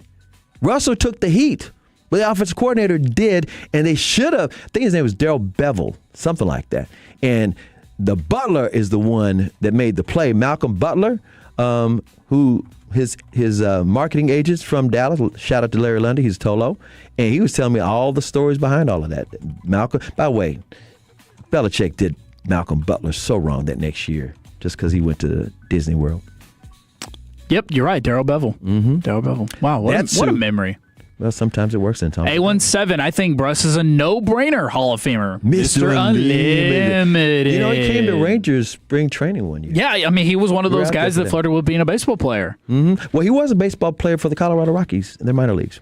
And he was just like Kyler. He and Kyler had the same kind of career. They were both drafted to play some baseball, and he seriously thought, well, I'll just be a baseball player, but he was too good at Wisconsin. Steph Curry has finally signed his contract. And a trainer shoe for this NFL star, Khakis Kicks, is next on 105.3 The Fan. The more time you give, the more our crush grows. Together we continue to build something special. Keep turning it on and leaving it on 105.3 The Fan and the Odyssey, iHeartRadio, and TuneIn apps. Okay, class, let's begin. Psst, love your boots. I just sold a pair like that on eBay. Oh, really? Yeah, it took like 2 seconds to list, and they sold almost immediately. I've been selling everything lately. Some chunky boots, a faux fur coat I never wore, and a vintage chair that was more of an expensive clothing rack. You know, I actually bought these on eBay. Wait, are you Kitty Sell Stuff from Brooklyn? Okay, quiet, please. Find what you love. Sell what you don't. eBay. Things people love. Now that Wendy's has these new biggie deals, everyone in the family can get what they're craving, from nugs to JBCs. The parental units can get an $8 biggie bundle, the eldest who think they're so grown can get a $6 biggie bag, and the little one who can do no wrong can get a $4 biggie bites. You know, assuming they have a credit card. No, I'm kidding. We take cash too.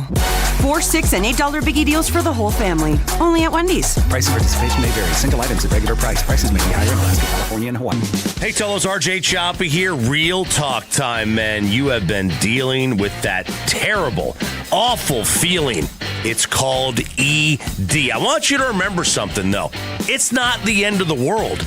There are fixes to that problem nowadays. It's called Blue Chew Gold. A 4-in-1 upgrade targets both body and brain. That's right, most blue pills only focus on. Blue Chew Gold goes further, enhances arousal, desire, connection, total performance, both physical and mental. It dissolves right under your tongue. Starts working in as little as 15 minutes. Look, we don't have time to wait and wait and wait for it to kick in. That's why Blue Chew Gold is a turbocharger. It's a PED for the bedroom. It works in as little as 15 minutes. Ladies, if you're listening, send your man this link, BlueChew.com. Promo code RJ, 10% off your first month of Blue Chew Gold. With the promo code RJ, get your confidence back and your little fella feeling big again. Most car buyers don't know this. The longer your loan, the more likely you are to owe more than your car is worth. Millions of drivers are stuck in 6- and 7-year loans facing negative equity. Leasing with D&M avoids that trap, letting you drive the car you want without years of depreciation. For 50 years, Texans have trusted D&M to keep payments under control and drive smarter. Call 817 or 972-35-LEASE or visit dmautoleasing.com. D&M Leasing, the smarter way Texans drive. We make leasing easy at D&M. North Texas welcomes visitors from around the globe this summer. With busier travel periods expected on match days, a little planning ahead can go a long way. Before you head out, check the match schedule and review maps showing road closures and pedestrian routes near Arlington. Transit riders should allow extra time, and simple changes like carpooling, adjusting travel times, or combining errands can help keep travel more predictable for everyone. Get your game plan now at nctcog.org/gameplan. Welcome the world. Plan ahead. Help keep North Texas moving. Hi, it's Eric Giafalo. Looking for a great deal to stay connected? Now for a limited time, new Verizon Mobile and Frontier Fiber customers can get Fiber 500 internet and a line of mobile for just $59.99 a month with autopay for 1 year. Get Fiber 500 internet for $19.99 a month and unlimited welcome for $40 a month plus taxes and fees with a new smartphone line. Visit a Verizon store today to learn more and switch. For new Frontier Fiber internet and Verizon Mobile customers in select areas, mobile and home discount enrollment required. Additional terms apply. In times of congestion, unlimited 5G and 4G LTE may be temporarily slower than other traffic. Domestic data roaming at 2G speeds. This is the story of the one. As a maintenance engineer at a beverage manufacturing plant, he starts his day knowing every line is ready to run because Grainger delivers the industrial-grade products he needs to keep mixers, conveyors, and packaging equipment moving. With Grainger's vast selection of bearings, belts, and motors, he keeps operations running smoothly, so nothing grinds to a halt. Call 1-800-GRAINGER, click Grainger.com, or just stop by. Grainger, for the ones who get it done. Finding great candidates to hire can be like, well, trying to find a needle in a haystack, but not with ZipRecruiter. Its powerful technology actively finds and invites qualified candidates to apply to your job. So while other companies might deliver a lot of hay, ZipRecruiter finds you the needle in the haystack. See why 4 out of 5 employers who post a job on ZipRecruiter get a quality candidate within the first day. Try ZipRecruiter for free at ZipRecruiter.com/team. That's ZipRecruiter.com/team. ZipRecruiter. Relax and let Kroger Delivery handle your grocery shopping this week. We start with only the freshest items. Then carefully pack your order in our refrigerated trucks. And our cool trucks keep your food fresh right to your door. Fresh groceries your way with Kroger Delivery. And right now, you can save $20 on your first delivery order. Kroger, fresh for everyone. Jack here. I just want to make sure you've got 2 hands on the wheel when I tell you my Munch Better deals are just $4.99. Get a Junior Jumbo Jack meal or a Junior Chicken Sandwich meal for just $4.99. Okay, now let your hands steer you to Jack. Welcome to Jack in the Box. Plus tax, limited time only. Price and participation may vary. This segment on 105.3 The Fan is brought to you by the Frankels. If you've been injured in a car or truck wreck, call Frankel first. 214-817-333-3333. With Franklin Frankel, there's never an out-of-pocket cost, and they only get paid when you win. Franklin Frankel, the go-to car, truck wreck attorneys in Dallas. Wemby could be leaving Nike. What NFL star is going to get his own trainer? And the free agency period is over for one. Steph Curry. We'll get into a little Khakis Kicks, but before we get into that, we were just talking about him earlier, CA.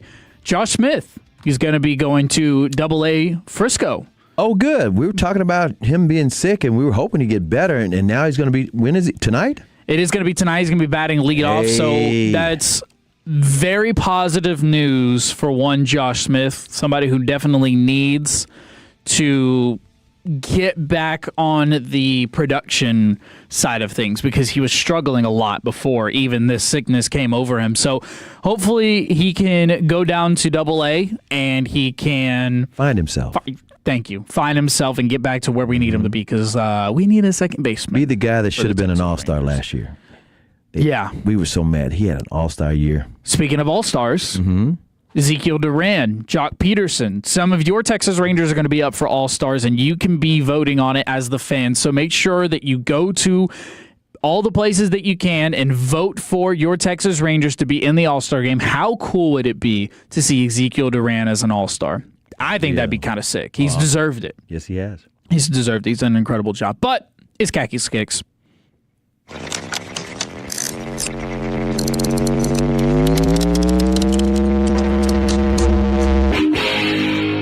The khackiest of the khaki, the one, the only, Mr. Khaki Kevin Walker. And I never gave my opinion on the Russell Wilson debate, so we're going to pick that back up at 5 o'clock because I've got some stats that I know the Tolos don't even have, and Trevor doesn't even have, and maybe even you don't have, CA, that might influence some decisions. Prove or not prove? We're going to find out, right? Well, yeah, that's what we're going to find out. That is what we're going to find out. But how about file this case? NBA Finals is going on right now. One of the biggest names in the NBA Finals, one of the biggest names in the NBA is Victor Wembanyama. He might be leaving Nike. Wait a minute. Yeah. How are they going to let that happen? So he signed a deal in 2022. An international deal? No. He signed a deal with Nike in 2022 before he came into the NBA. And so since then, he doesn't have a signature shoe. He does have a signature logo, but he doesn't have a signature shoe. Well, there's a possibility that he could be leaving Nike. But 877-881-1053, this is Khakis Kicks. If this is your first ever Khakis Kicks, welcome in. You're more than welcome. It's very simple what we do here. Just text in the shoes you're wearing. Jordans, boots, Timberlands. I don't care. Work boots, sandals. It is the summer. We've got all the different sneakers that we got going on. New Balances, Nikes, anything that you are wearing that is age appropriate to text in on the Frankel & Frankel Injury Attorney text line. It is the time to do it, and we will read it, and we will make you famous. As the great Gavin Dawson likes to say, I'm wearing some New Balances, CA. I'm wearing some Dames. Yeah, I saw that. That was the first thing I saw when I walked in today. It was on CA brought some heat today. Normally he don't wear those. He wears something else. You know what time it is? Yeah. It's Dame time. Tapping my wrist right now. Trevor? I got the dogs out right now. All right. I don't know. My feet. Barking those Crocs, my feet are tired. Yeah. Yeah, that's fair. Them dogs are talking, so you wore some Crocs. I got black Vans on. That's what I got. Vans? Yeah. So is your dogs out or is your Vans The on? dogs are out right now. Like I'm. So you're walking around the studio. Well, barefoot? I mean, I got socks on. Oh, but, okay. like I'm not like what kind of human do I look like? That's what you said. The dogs was out. Well, yeah, but that's what I'm saying. But I got my shoes are right here. It's You just took them off. They're just got to let them breathe. You're in your stocking feet. Yeah, we're in the stockings. Yeah. Yeah. Oh, so you mentioned you're talking about would Wemby leave Nike? Yeah. This is interesting to me because when Luka first came to the Mavericks, he had an international Nike deal, and then all of a sudden he was going to be on the open market, and he always wanted to be with Jordan. And they were able to get it because Jordan is Nike. They were able to get him and get him a shoe. That's how the Luka shoe. And then right after that, the Mavericks signed him to this like $200 million contract, but he also had like a $200 million shoe contract. Yeah, no. And Luka's got one of the better performing sneakers in the game. I wouldn't say it's the best looking, but it's a good performing sneaker. I'm with you on that, believe it or not. But actually, Shams Charania broke this news yesterday. Give me cut 5. You know, you think about shoe deals, right? Kevin Durant, LeBron James locked in at Nike. Now Stephen Curry at Li Ning. Those are really the three faces of this current generation of players. And you think about this next generation of guys, right? And Victor Wembanyama is at the highest of stages now at the NBA Finals. Yeah. Sources tell me his shoe deal is actually up in October as well. So he's going to be a sneaker free agent coming up. And you think about the timing of this, right? He's 22 years old. He's about to be in the finals. He just won conference finals MVP. Yeah. He just won Defensive Player of the Year, first unanimous ever. Anthony Edwards, he's locked in at Adidas. He's got a big deal too. Luka Doncic locked in at Jordan. He's got a big deal. Think about other faces in the league. Shai Gilgeous-Alexander, he's got a big deal at Converse. Jason Tatum, he's also locked in at Jordan Brand. And so when you think of all those other young faces are locked in, you have a guy like Victor Wembanyama at Nike. We'll see what happens with his future now on the shoe side. It's going to be a bidding war. I cannot imagine for sure. Nike losing him. Nike's stock is not, it's kind of up and down the last year or so. Their basketball side hasn't been the greatest. It's actually been one of the lower points of what they've got going on. They can't afford to lose him. Other than the Jaws, nothing looks original anymore. So they're struggling with that for sure. And the Jordan brand is kind of the same thing. And they know it. Put it like this. They know they got to do something. It'd be different if they're oblivious and say, oh, we're Nike. We don't wear. No, they know they better do something. You know who should be terrified? This is a message to all the brands out there. If this does happen, if he does leave Nike, you know who is probably going to be the favorite? Who? Cooper Flag is signed with him. The New Balance. That New Balance team is getting together a roster. What's his shoe size, by the way? Cooper Flag? Yeah, no. Wemby. It's got to be 18, 20. 27, 42. He's 7'4". Allegedly, he's probably 7'6". I'm looking it up right now. Oh my gracious. What is it? 20 and a half. I knew it was 18, 17, 20, something like that. So that I wear 10 and a half. That is my size of foot essentially doubled. So you put both of your feet in one of his shoes. Jeez Louise. Okay, well, that just rocked my world for the rest of the day. That's crazy. I bet he winds up staying with Nike. I hope he does. He's probably going to get like a LeBron type contract. It's probably just one of those deals where you just a negotiating thing where you just want to. Yeah. Do you see the little ad they put out when he won the final? They've got nice ads. Well, that's what I'm saying. That was a cool little thing that they did with the Tower of Americas down in San Antonio, where it looked like a little UFO thing. That looks sick. Oh, cool. So, it was a cool. Little, they're leaning into the alien thing, and I don't think another brand would be able to do it as well as Nike does. I feel like when I think of Victor, he's not an Adidas athlete because he doesn't have that. I feel like Anthony Edwards is their guy right now. That's their face, Investing and they're in not going to rival that with Victor because those are completely different personalities. Correct. That's just not going to make any sense. We'll go over to the Franklin Frankel injury return text line here in just a second because y'all are blowing it up. Yes, they are. But Steph Curry signed a deal with Li Ning, and Shams just kind of talked about it. A $400 million 10-year deal. Ooh-wee. So after wearing all these different brands, including Kyrie Irving's Anta brand, he now signs with Li Ning. One of those brands that doesn't have the name recognition yet, but in the league, it is a big deal. A lot of players do have this brand. So that's over. I didn't necessarily anticipate Li Ning being the brand that was going to land Steph Curry, but put it like this: if Kyrie and Klay Thompson can go to Anta, and that's also a shoe made in China, why not Steph Curry saying, $400 million? Why not? I mean, yeah. So Jimmy Butler, CJ McCollum. This is actually names. This is actually Dwayne Wade's brand too. Really? So So Dwayne Wade's sneaker, the Way of Wade, that has that circle and all those like lines and stuff. That's the Li Ning brand. So he's not signed with Dwayne Wade. It's still Li Ning, but Dwayne Wade is like their lifetime partnership guy. Kind of like how Kyrie Irving is one of their Anta's guys. That's what Dwayne Wade serves the purpose of for Li Ning. So there are, and D'Angelo Russell, Fred VanVleet, those are a couple of the other names that wear this brand. So like I said, it doesn't necessarily pass the name recognition test, but it is being worn in the league. Okay, so 940 says on Cloud Runner 3s. I just got a pair of Cloud Runner 3s the other day, and I am not kidding you when I say they're the most comfortable shoes that I own now. They are so freaking comfortable. Really? Yes. That's what it's all about. I absolutely love them. You mentioned those D-Wade shoes. 940 says he's got a pair of those Li Ning, yeah. Yeah, he says they are the most well-made shoe I've ever owned. Yes, they have. A lot of people have talked very highly of their quality. Like, people like to hoop in them, for real. 469 says, don't forget about Paige Becker's shoe deal. Yes, Paige Becker's. I know that's going to be another big deal for sure. I mean, but Paige has been with Nike for quite some time. I don't anticipate she's going to be leaving anytime soon. Hey, Ty in Fort Worth getting involved with the program. 682 Crocs. Adidas Stan Smiths from the 817. 214 sun shining, no sign of rain. So you know I had to bust out the BK Kings. Hashtag khakis kicks from the 214. True Religion slides at the moment. Going to be rocking the OG Air Jordan 1s for the Ranger game in a few hours from the 940. And this is, look, we appreciate the Jordan text, but we appreciate these just as much. 682 Arsenio from Fort Worth is rocking the steel-toed work boots. Look Time out. to get start on the anybody. weekend. And then it's summertime, so we got to have some flip-flops here and there from the 817. Hey, dudes, from the 682. Texas Rangers, hey, dudes. Red Wing work boots. Skechers. We got a ton of Croc love. Walmart Jelly Rolls. specials. Hey, dudes.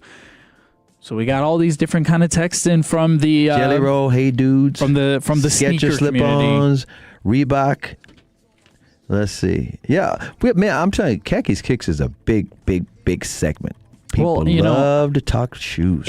Nothing happens without the Tolos. Now, last thing here in Khakis Kicks. Have you ever owned a pair of shoes, Chinese shoes, not shoes made in China, because a lot of shoes are made in China? No, I do not. Okay, back in the day, Jason Kidd had a shoe deal. He left Nike and he went to this Chinese shoe called Peak.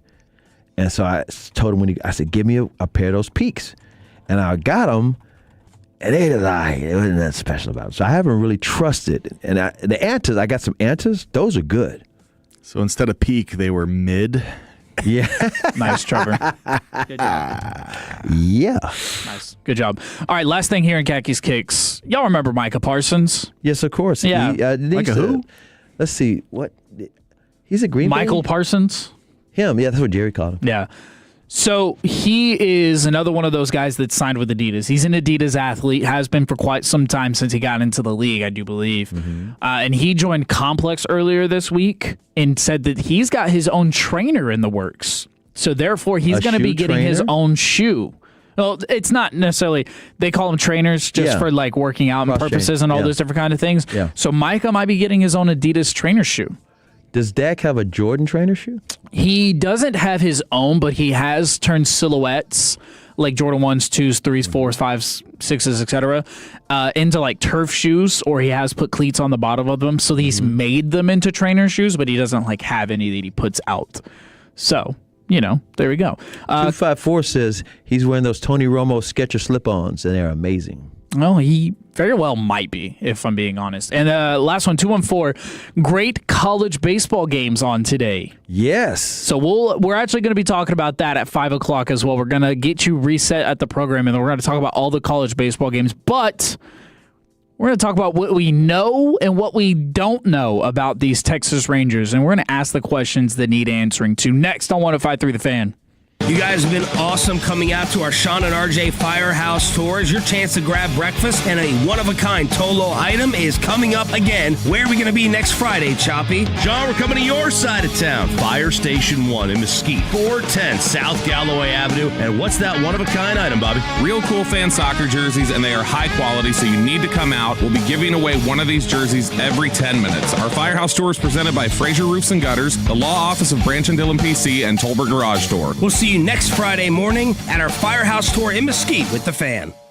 At Alliance Hyundai, you can shop the all-new 2026 Hyundai Palisade today. Every new Hyundai comes with America's best warranty. 10-year, 100,000-mile limited powertrain warranty and owner's assurance. Get our lowest price guaranteed. Come and see us today in person or visit us online at alliancehyundai.net. A family office is a team built to handle the three biggest financial responsibilities a family faces: wealth management, tax strategy, and estate planning.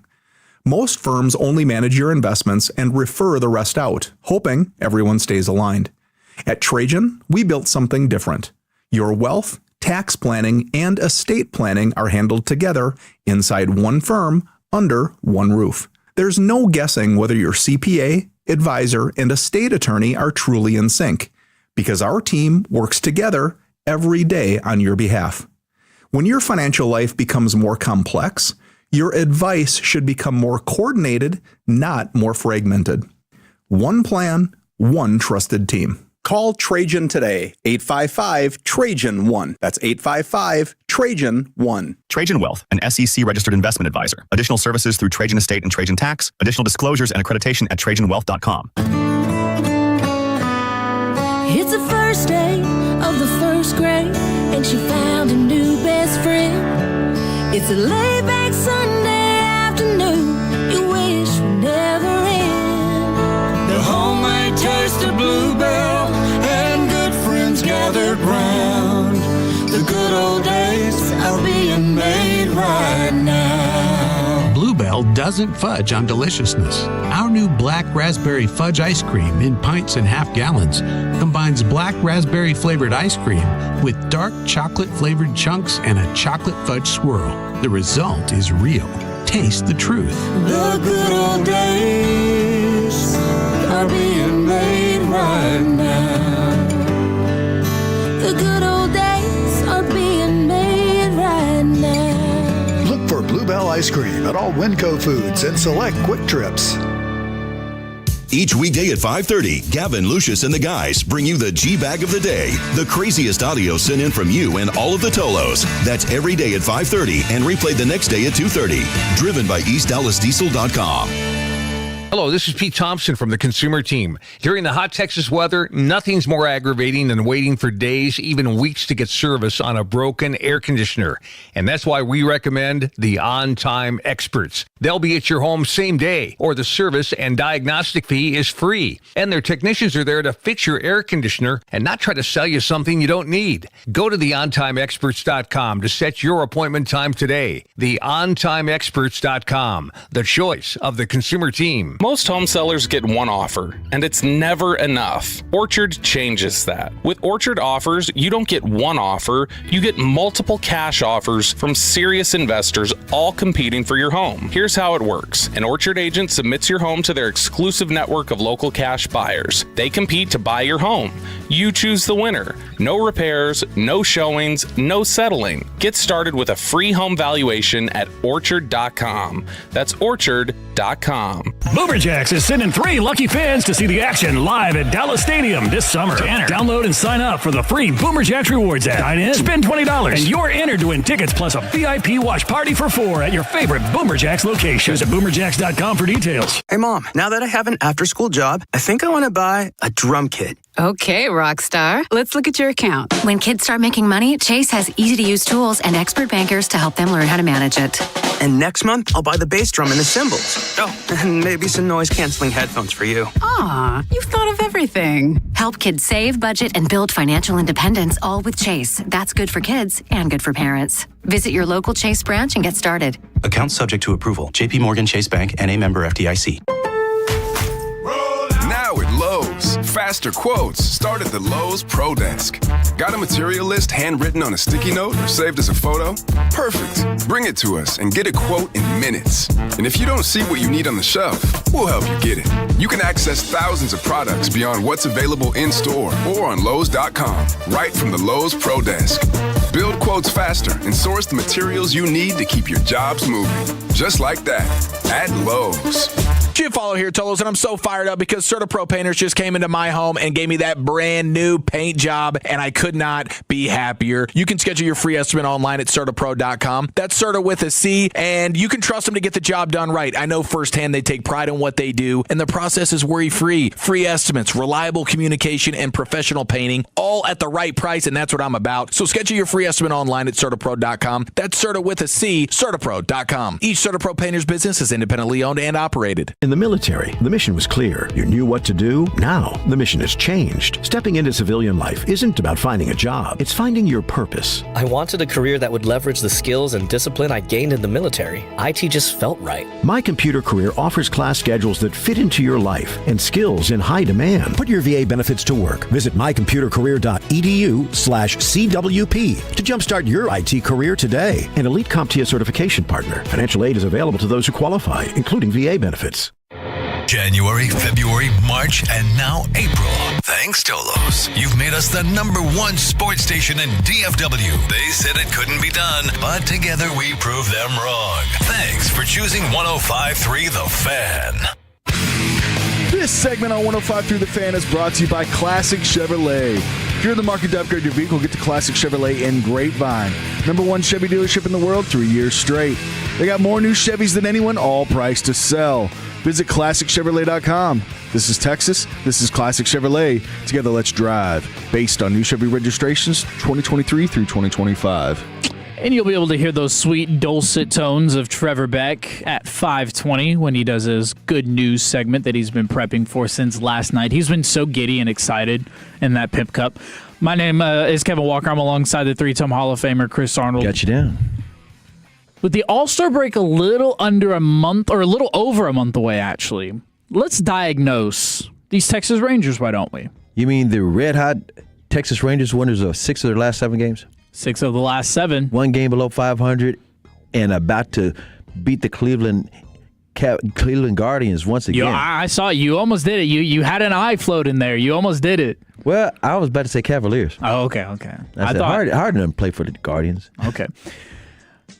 So let's do this. What do we know about the Texas Rangers? Trevor, you can pop open your mic here. You follow these Texas Rangers pretty closely. What do we know about the Texas Rangers? Let's just spitball here. I'm going to start off what I know. I know our bullpen is good. I know Jock Peterson is great in the leadoff spot.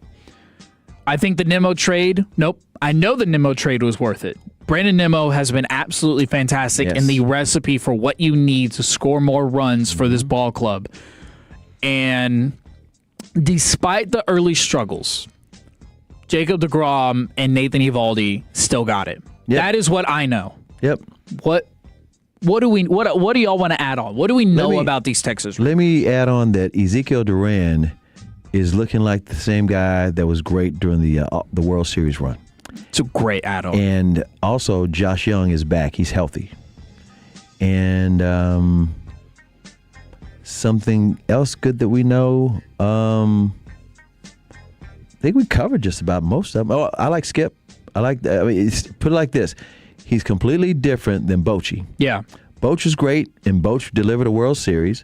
But to follow Bochy, think about this. Nobody's saying, man, we really miss Bochy in this situation. Doesn't matter what the situation. Right. And again, I'm not saying that Bochy's last year was stellar, but Bochy delivered a World Series, and Bochy's going in the Hall of Fame. So to follow somebody like that, sometimes it's hard to follow. And nobody's complaining about Skip Schumacher. No, I mean, I think there's learning things, right? It's his first year in Texas. Well, he was manager of the year with the Marlins a few years ago. So. Yeah, exactly. That's what I said. First year in Texas, but there's still things he's learning. He was out of the game last year. Exactly. Learning the team, learning the players, learning the organization, learning the ballpark, maybe part of it as well. Trevor? So I'll say something that we don't know, but we know. Is we don't know, hang on here, is that we don't know what our lineup looks completely healthy. Agreed. And so we didn't hit that 30-plus game mark where Corey Seager's there, Langford's there. You broke the rules. Well, you broke the rules. But you know that. So I'm telling you, so this is what I'm saying. We don't know, but we know. So now we get to know what it's going to be like a fully healthy roster. Now, I'll also say this. I think Ezekiel Duran, while I'm also one who doesn't want to lose a spot because of an injury, and I'm talking you, Josh Smith, but Ezekiel Duran, I think, has played himself into an everyday role. I agree. And I think the tough part about it is if Josh Smith can't come back firing on all cylinders, I think there's a legit debate that needs to happen between Ezekiel Duran being your everyday second baseman.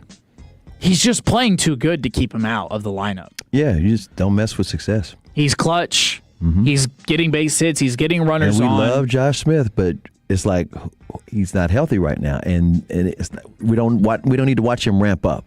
Even if he comes back and says, "I'm fine," well, Ezekiel Duran has to fall off. Maybe Zeke falls off after the All-Star break, has the August doldrums or whatever. Maybe you use Josh Smith then, but. I mean, there's no hurry. Put Josh Smith back in that utility role that he was in, where he succeeded so well back in 2023. Yeah, so maybe, and you find out one way or another what works best for some guys and what works best for some other guys. And I think maybe Josh Smith be able to flourish in that utility role like we were talking about, because Ezekiel Duran is batting .284 right now, and he's leave him alone. I mean, he won you a walk-off game, and he's just been clutch every time you need him there. He was. Mm-hmm. You could vote him also to be an all-star. Now, Trevor, we'll jump into what we don't know about the Texas Rangers. And unfortunately, gentlemen, I feel like this list is a little longer. And I'm not doing this to be negative. I think these are just things. I want to give the Tolos... You want to be a beat writer. I want to give the Tolos a platform to express their frustrations and maybe even ask the questions of what they don't understand about this baseball team, because it's a tough baseball team to understand at times. Why are you getting swept by the Angels but beating the Chicago Cubs in a series? Those are legit questions to ask. It's worse being a Cubs fan. You brought them up. They won 10 in a row twice, and then they lost 10 in a row. Shout out Jacob Ray, who's not in a great place right now with his Chicago Cubs. He's not happy with them. I refuse to get on an emotional roller coaster on a baseball season. It's 162 games, too much. 9-4-0. Josh Smith is now a bench player as far as I'm concerned. I have a problem for now. I don't have a problem with that. So here's what we don't know. What don't we know? Is Wyatt Langford ever going to be healthy enough to be a future MVP like everyone touts him to be? Well, this is what I said a couple of weeks ago, and I really like him. But I said right now, he's just been a theory. Mm-hmm. And I say that as a compliment because the theory is he's supposed to be, according to former Ranger pitching or batting coach last year who does the show with Sean and RJ, Oh yeah, Brett Boone. Brett Boone said he's the next Bo Jackson. He's got the build, the hand shot. He played against Bo Jackson, so he knows. So to me, he's a theory, and that's not a knock. I'm just saying he's supposed to be. It's better than calling him Sean Lee. Right. Sean Lee was also productive when he was healthy, but then the injuries, and that's what's looking like with Wyatt. Every time he gives you something, you just want more of it, and then he's either out of the lineup or he's just not producing to the way that you would expect him to be. Mm-hmm. And it's kind of bumming me out about Wyatt Langford being just a theory, like you said. Like, I want him to live up to those expectations. Yes, me too. So that way we can count on Wyatt Langford, Evan Carter, and Brandon Nimmo being our everyday outfield. Mm-hmm. That would be an incredible outfield to put up against the rest of the league, but you can't because even though Evan Carter's been healthy this year and he has been a really good player for you, he can't do anything against lefties, and Wyatt Langford hasn't been in the lineup to know anything about what he's going to be doing in 2026. 214, I don't know how we're supposed to build around a team with Wyatt and Corey. Well, Wyatt just this year. Yeah, I think... I'm not Wyatt. I'm sorry, Corey. Yeah, I think Corey is not the guy you're necessarily building this team around. I think when you're thinking about guys you're building the team around, I think you're thinking of Josh Young's. I think you're thinking of maybe Ezekiel Duran's in that conversation. Wyatt Langford's, Evan Carter. You're talking about guys in their 20s. Yeah, you're Jack Leiter on the, as far as your pitchers go, Jack Leiter, Kumar Rocker, Mackenzie Gore. Like, you have your youth of this team. Yeah, when you say build around, you're not talking about guys in their 30s. Exactly. And again, I don't think they're trying to build around him. They're just not trying to get rid of him. In other words, utilize him as an asset, and not as an asset to trade, but an asset to bestow some wisdom and help you out in certain situations on the field. A couple of other things. At the plate. Will the Mackenzie Gore trade prove to be worth it? Sure. This is only a half a season, or the first 62 games. Come on. I think that one on my part is a little bit of an overreaction because Mackenzie Gore is very up and down, but when he is on his game, you can see why he was an all-star. It would be a different thing if you're expecting him to be your best pitcher. He's supposed to be your third best pitcher. And to me, he's looking like the third best pitcher. All right, and then the last one here. Actually, I got two more. Do we want Jock Peterson back after this year? Yes. I think he's figured it out. He's back to what... Let me tell you why I say that. And Trevor's looking in shock. One bad year is not his whole career. Correct. His whole career this is why we were mad at him last year, because he wasn't doing what he's doing this year last year. He had done that this year. Yeah, come on. And by the way, you got him in the leadoff spot, and it's working out perfectly. Why would you say, we'll just trade him away, throw it away, not bring him back? It's the price tag for me, though. We got to find out. That's what I'm saying. I can't be paying, what is he? I want to say $37 million over these two seasons, which is just, that's too much. That's too much for a guy. Too much for you. It's too much for Ray Davis. Well, he doesn't have the utility. We throw him out in the right field, and it looks like we just threw him out into right field, and I don't. It would have to be a mutual decision between both Jock Peterson and the Texas Rangers to move on with that $18.5 million. That's a lot of money. That's what it was. It's a lot of money for a guy that. So you say he's one season we didn't trust. So you say he's headed to the Dodgers, huh? I'm back to the Dodgers. You can go. We'll pay in about 10 years or so, but whatever. It's like, why can't everybody else be creative like the Dodgers? Is it creative, or is it just a giant checkbook? You know what's so crazy? Shohei Ohtani, they're talking about the Forbes highest paid athletes for 2025, and it just came out. Shohei Ohtani, guess how much he's on the books for this year? Just for the Dodgers? $2 million. Yeah. $2 million. And they were showing that his off the field earnings, his earnings with endorsements and stuff worldwide, it's like $200 million. My great grandkids are going to be watching Shohei Ohtani get paid annually. It'll be a Shohei day. What's the guy that Bobby Bonilla? Bobby Bonilla. Yeah, it's gonna be another one of those. All right, let's reset the program. Give you an update on what happened with U.S. men's soccer PGA Memorial Championship update, and get you set for Rangers next on 105.3 The Fan. Take us with you wherever you go. Now heard on the iHeartRadio app, YouTube, Twitch, the TuneIn app, our Odyssey app, and of course with the biggest mother of a radio signal in DFW. Thanks for making your favorite travel buddy 105.3 The Fan. Indeed presents hires you can't afford to get wrong, like a data analyst. Hey, what model did you use for these quarterly projections? Astrology. If Mercury's in retrograde, sales tank. If Venus is rising, we crush Q4. You built our revenue forecast off horoscopes? Yeah, the Zodiac never lies. This is a job for sponsored jobs. This is what happens when you don't sponsor your job on Indeed. Next time, get matched with quality candidates with Indeed sponsored jobs. Visit Indeed.com/hire now and sponsor your job today. Having insurance isn't the same as having State Farm. It's like needing a best man speech, but getting one from some random +1. I am honored to be standing here today, also confused and a little hungry. Does anyone want to switch entrees? Pretty sure I checked beef.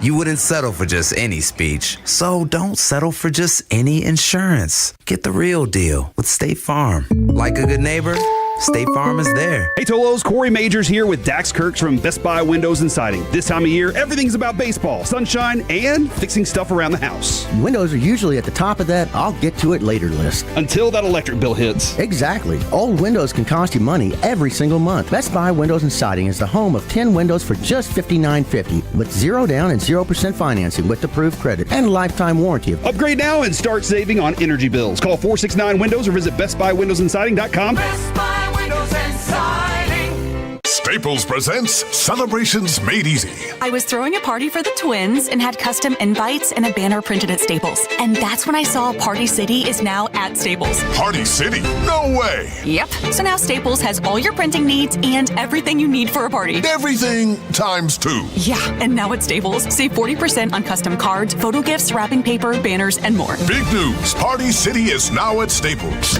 That was easy. Shop Staples in-store, online, or on the app. In 613, exclusions apply. Do you have 3 ex-wives and your current trophy wife wants a life insurance policy 3 times the size of the policies you had to purchase for your previous mistakes? If so, you need to call Big Lou at Term Provider, 800-700-6898. Big Lou is intimately familiar with your problems, and if you're 50 or 60 years old and in reasonably good health, a $1 million policy should only cost about $100 to $200 per month. Big Lou may have a solution for your previous policies as well. You may even save enough money to lighten the load on your new $1 million policy. Remember, call Big Lou. He's like you, except he's only on number 2. Call Term Provider at 800-700-6898. That's 800-700-6898. For $1 million in term life insurance that you can live with. Call Big Lou at 800-700-6898. 800-700-6898. 1877 Cars for Kids. KARS Cars for Kids. 1877 Cars for Kids. Donate your car today. 1877 Cars for Kids. KARS Cars for Kids. 1877 Cars for Kids. Donate your car today. Ready to get rid of that old car? Donate it to Cars for Kids. Call 877 Cars for Kids to speak to a friendly live agent. Donation is super easy, and your car can be picked up as soon as tomorrow. Go to carsforkids.org now or call 877 Cars for Kids to donate your car today. 1877 Cars for Kids. KARS Cars for Kids. 1877 Cars for Kids. Did you know you can donate real estate too? Go to carsforkids.org. That's cars with a K.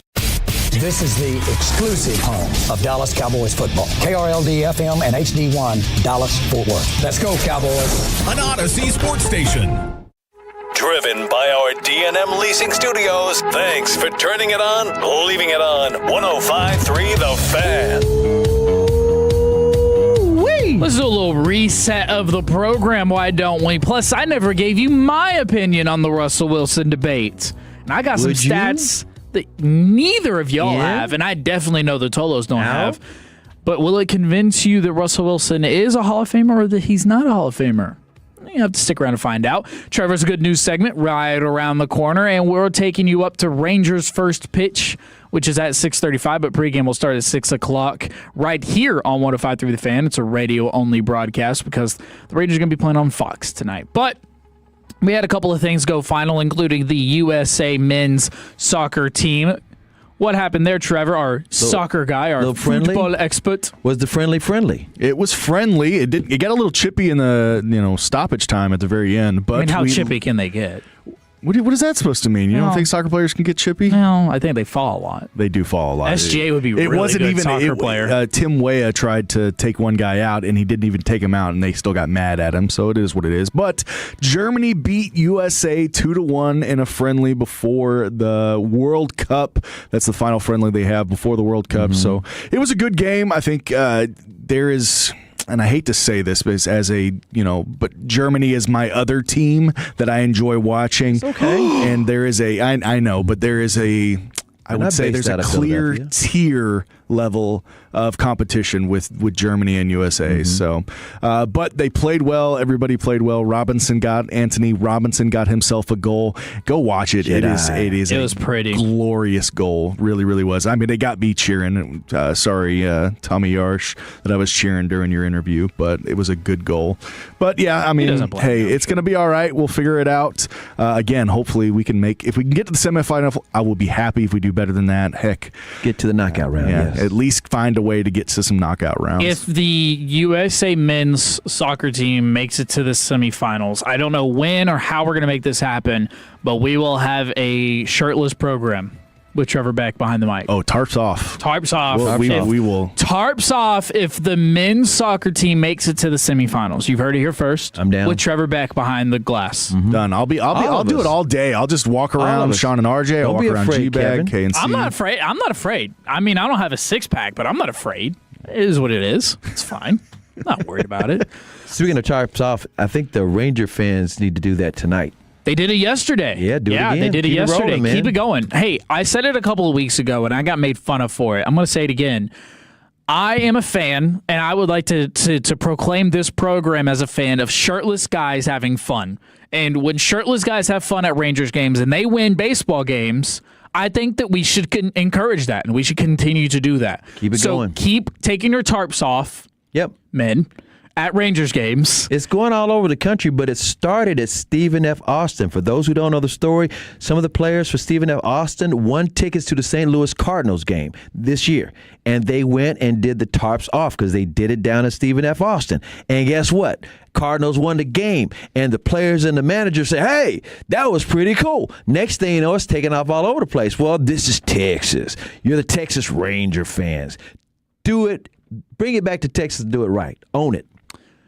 If I can be allowed the 30 seconds, I am a Formula One nerd. I know a lot of things about Formula One, and I do know that we got a text very early in the program from a Tolo that wanted to know about the Monaco Grand Prix. It is Monaco weekend, therefore it really is just about qualifying. You could still watch the race, but qualifying is the main thing because there's not a whole lot of passing. Lewis Hamilton was actually top three. He made the top three for today's qualifying round. Kimi Antonelli, the very young driver for Mercedes. Is he dating a Kardashian? Topped the charts. Lewis Hamilton is. I thought so. And Kim is actually at Monaco. Oh, he's going to This is their first public event together. No.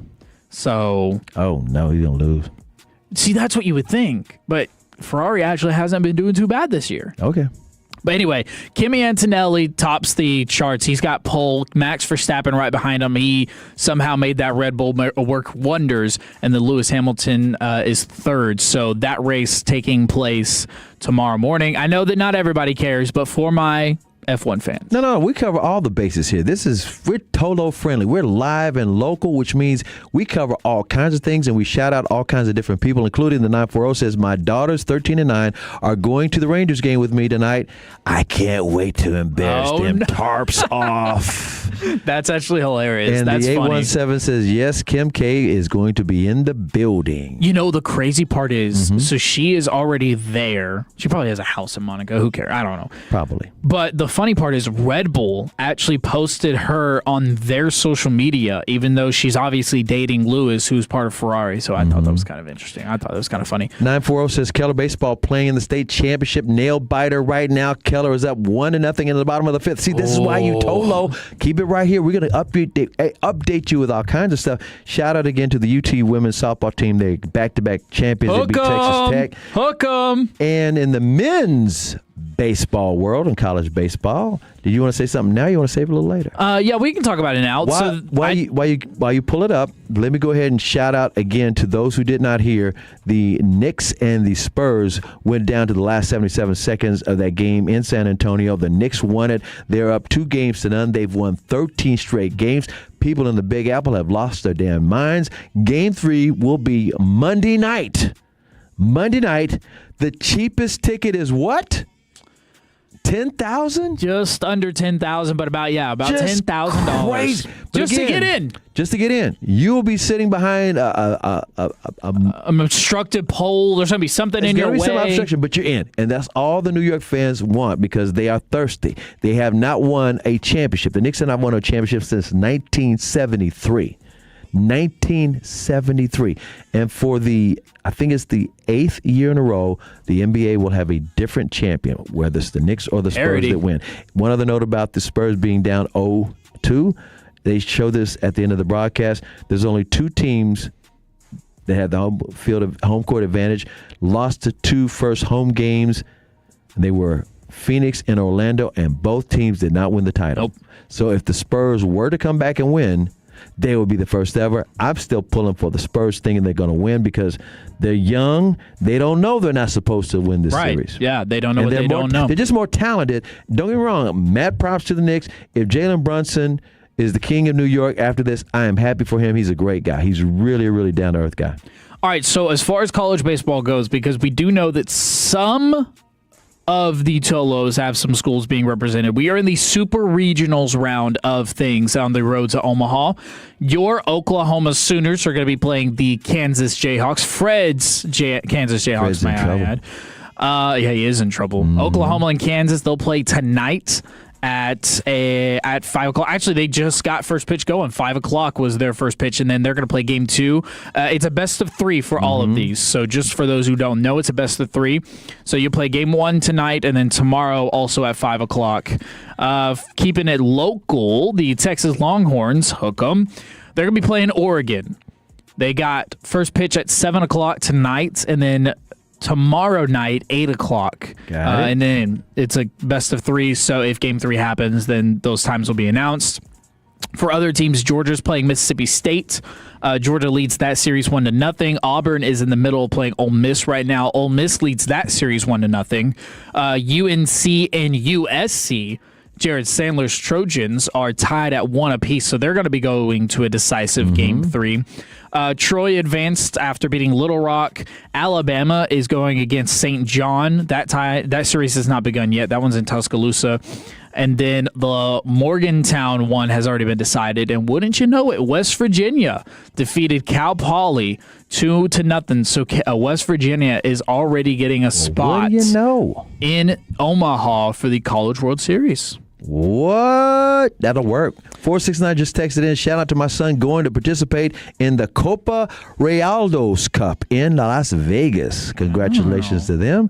And congratulations to the Dallas Wings won again last night. Yeah, they did. Man, they are on fire. 7-3 their record right now, and they've been knocking out all the big power teams in the WNBA, making They're noise. 3 wins away, CA, from matching their win total last year. And that's something. The Wings, the last 2 years, had the number 1 overall pick in the draft, Paige Beckers and AZ Fudd back-to-back, because they sucked. This year they're rolling, and they're beating all the powerhouses. It's not like they're avoiding anybody or getting lucky. No, they're rolling, and they're on fire. And they're scoring. They're scoring a lot of points. Really exciting games to watch if you get the chance and you got the time to watch little Dallas Wings basketball. I highly encourage it. I think it's a fun brand of basketball to watch. 214 says, I got a pick somewhere with no shirt CA at the fan hang called Sausage Fest back in the day. My man was walking around with no shoes and no shirt the whole damn time. SFA alumni here, Axum Jacks. That's a fact. That was a fun day at the fan hang downtown. They called it Sausage Fest because, I don't know, we had sausages everywhere. Yeah, well, your mind can wander. Yeah, well, they did that on purpose. They even had T-shirts. I didn't wear mine. I was flexing. I kind of want that T-shirt, actually. I wonder if Ask Spittle or Tim Collins. Yeah, I might try. And to there was like about that. sausages on them with smiley faces.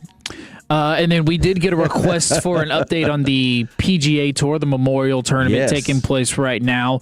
JT Poston, not even going to act like I know who that is, but it is all Americans for the top 5 leaderboard right now. JT Poston leads 9 under. He's tied with, let's see here, who is this? Ryan Garrard, who is, tied with him 9 under. Sam Burns 8 under. So those are your top 3, but we'll keep you posted with the little Memorial Tournament. And then obviously that a little bit, yes. Sunday is going to be the final day. He made the cut, yes. And by the way, if Tim Matthews is on tomorrow with the game, you will hear all about the golf. We got you down. We cover everything. We cover live everything. and local, man. There's nothing you can think of that we fan. don't cover on 105.3 The Fan, including F1. We talked about it a little earlier.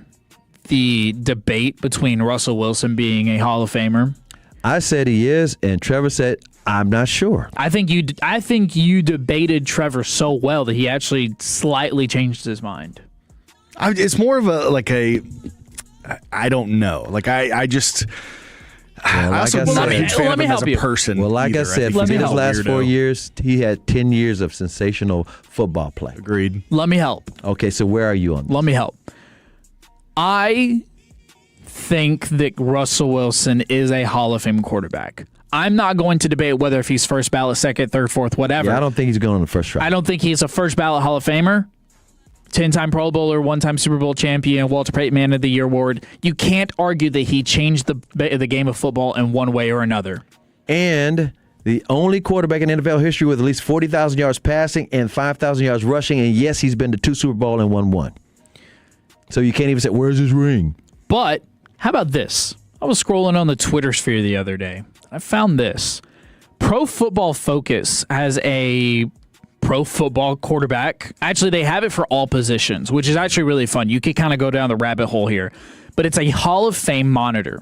They keep up with this track.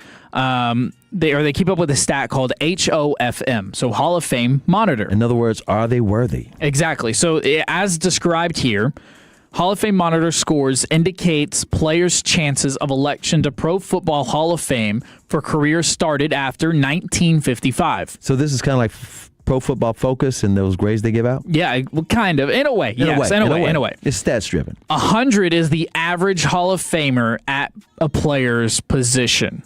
Now, the average for a Hall of Fame quarterback on this list is a 110. Now, I'm throwing a lot of numbers at the Tolos, and I'm throwing a lot of numbers at you. 110. I'm gonna keep you updated on Does anybody this. have a 110? So nobody has a 110 Who's exactly. Who's closest? The closest, because there are players above it and there are players below it. The player above it, right above it, is Steve Young with a 111. Right below him is an active quarterback, Matthew Stafford, with a 108. So the average quarterback, I'm going to paint the picture for an average Hall of Fame quarterback according to HOFM. The average quarterback in the Hall of Fame has 2 championships, has 2 All-Pro first teams, has 7 Pro Bowls, and has started 13 years in the league. Okay, so Russell has started 14 years. He's got 10 Pro Bowls. He's got, you mean been to Super Bowl or won 2 Super Bowls? Won 2 Super Bowls. Okay, he's won 1. Yes. But he also has a career passer rating of 99.3. That's number 5 in the NFL history. So the couple of other stats here for an average Hall of Fame quarterback, and then I'll tell you what we got for Russell. Okay. The average for passing yards is 41,275. He's got 46,966. That's 16th all time. Now, as you might be able to imagine, Tom Brady is top of the charts here. He's got a 263. So the average is 110. Tom Brady is a 263 HOFM. I don't need to pay his stats. Everybody knows what he's done. He's been in the league forever. Like LeBron. Exactly. Now, Russell Wilson, where would you think, if the average is 110, where would you think That's Russell Wilson average. falls? Above or below? Is that what you're asking? Yeah, where do you think he falls? What number do you think his HOFM? Be above. Okay. Trevor, what do you think? The way you're asking is making me feel below. Now, I will say this. There are players underneath the average that are in the Hall of Fame. Okay, good. Because this is just a number Pro Football Focus put out, right? No, this is it's similar. It's well, not. but that's what I'm saying. Is that it's a number that they made up. Correct. Yes. Yeah. And so I'll just say under. I mean, I'm probably wrong, but we'll be contrarian. So it is under. It's under the 110 mark. It's rigged. It's 94.82 is his HOFM. Well, he's not. So he's not good enough. That's interesting.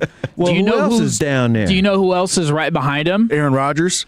No, Aaron Rodgers is third best overall. Okay. So yeah, he's definitely getting in. How about Captain America?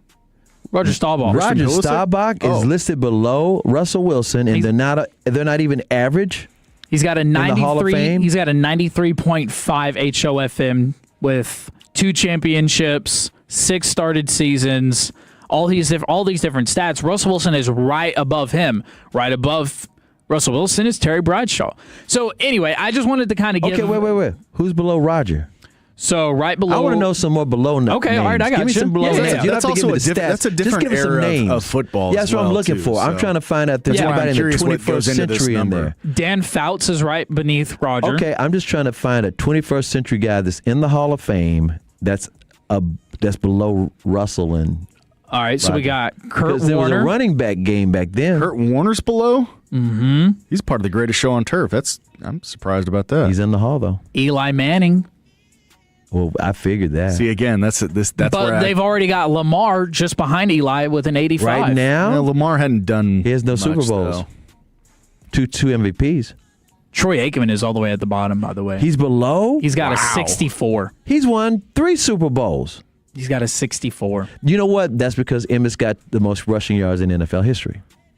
Seriously. That's what I want to know. He would have had more touchdowns, what Michael Irvin said. Yeah. That's my fault because every time I caught the ball, I get knocked down at the 1 yard line and Emmett get the touchdown. Mm-hmm. They've already got Patrick Mahomes at a 106, by the way. 106. So even Patrick Mahomes is not average. No, he's not average.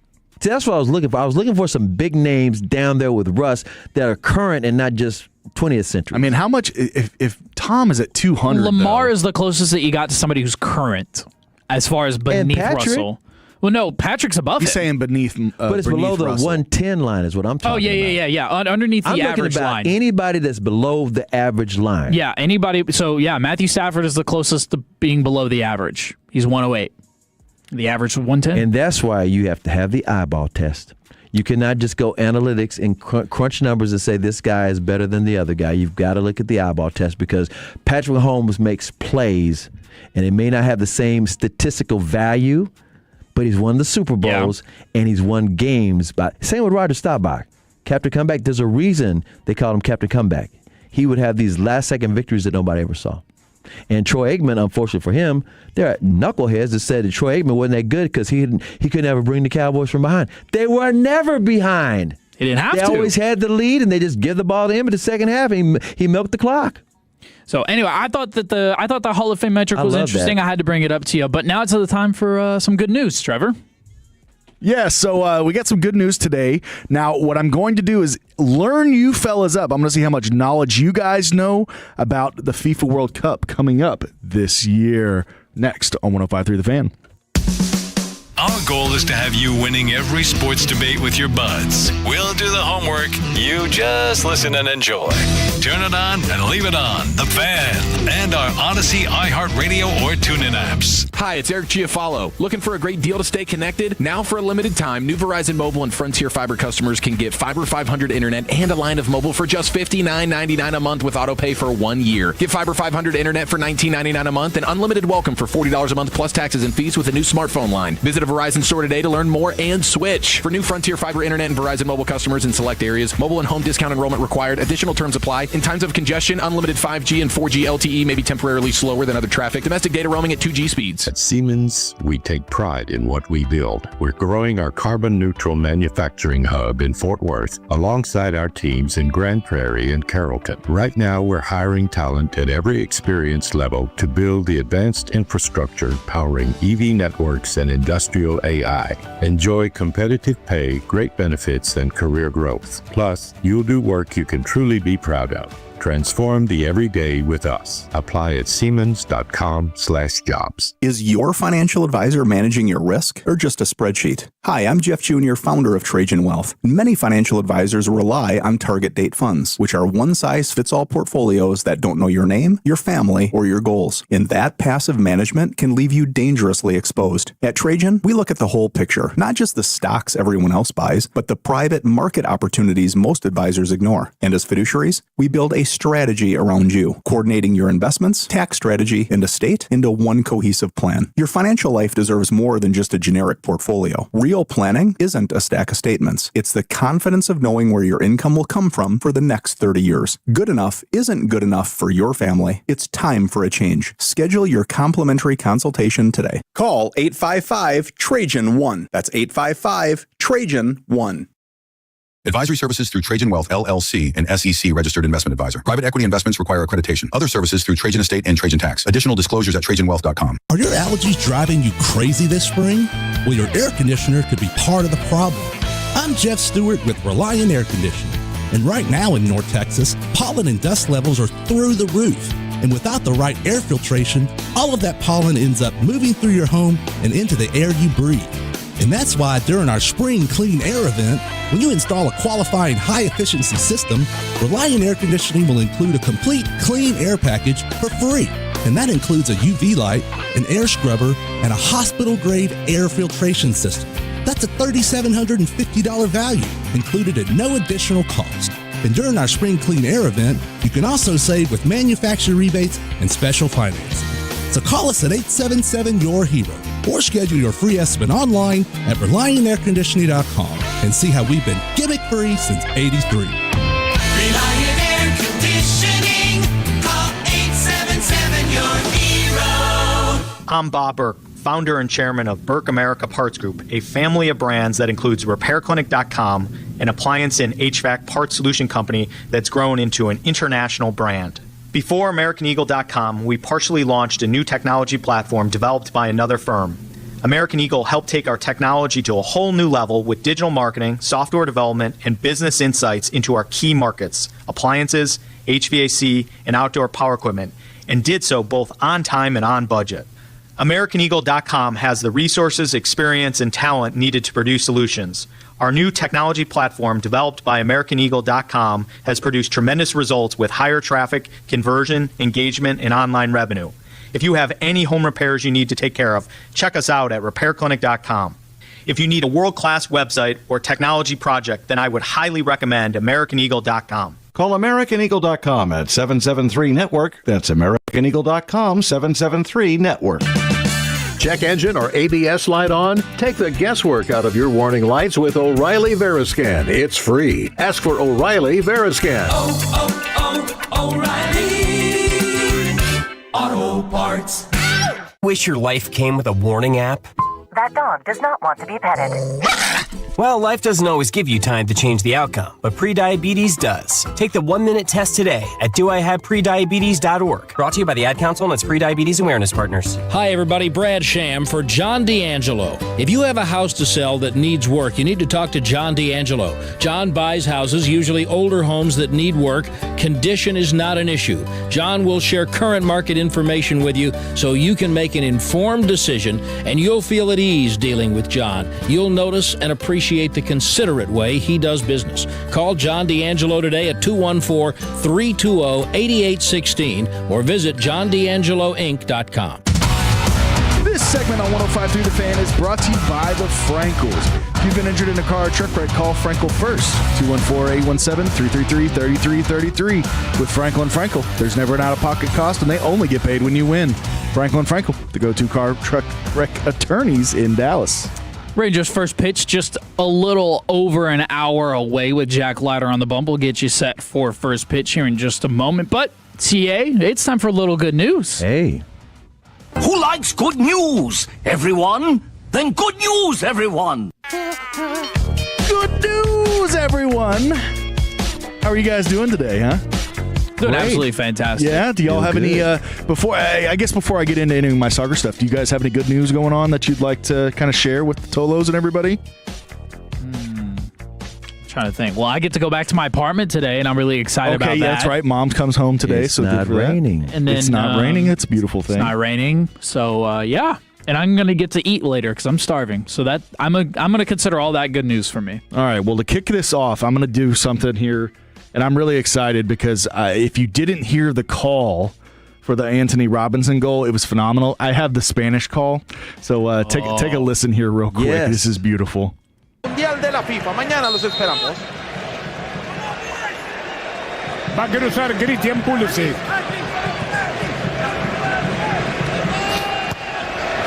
Al punto penal vino. ¡Robinson!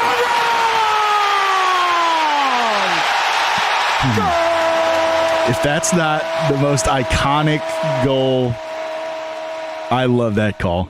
It's a beautiful call.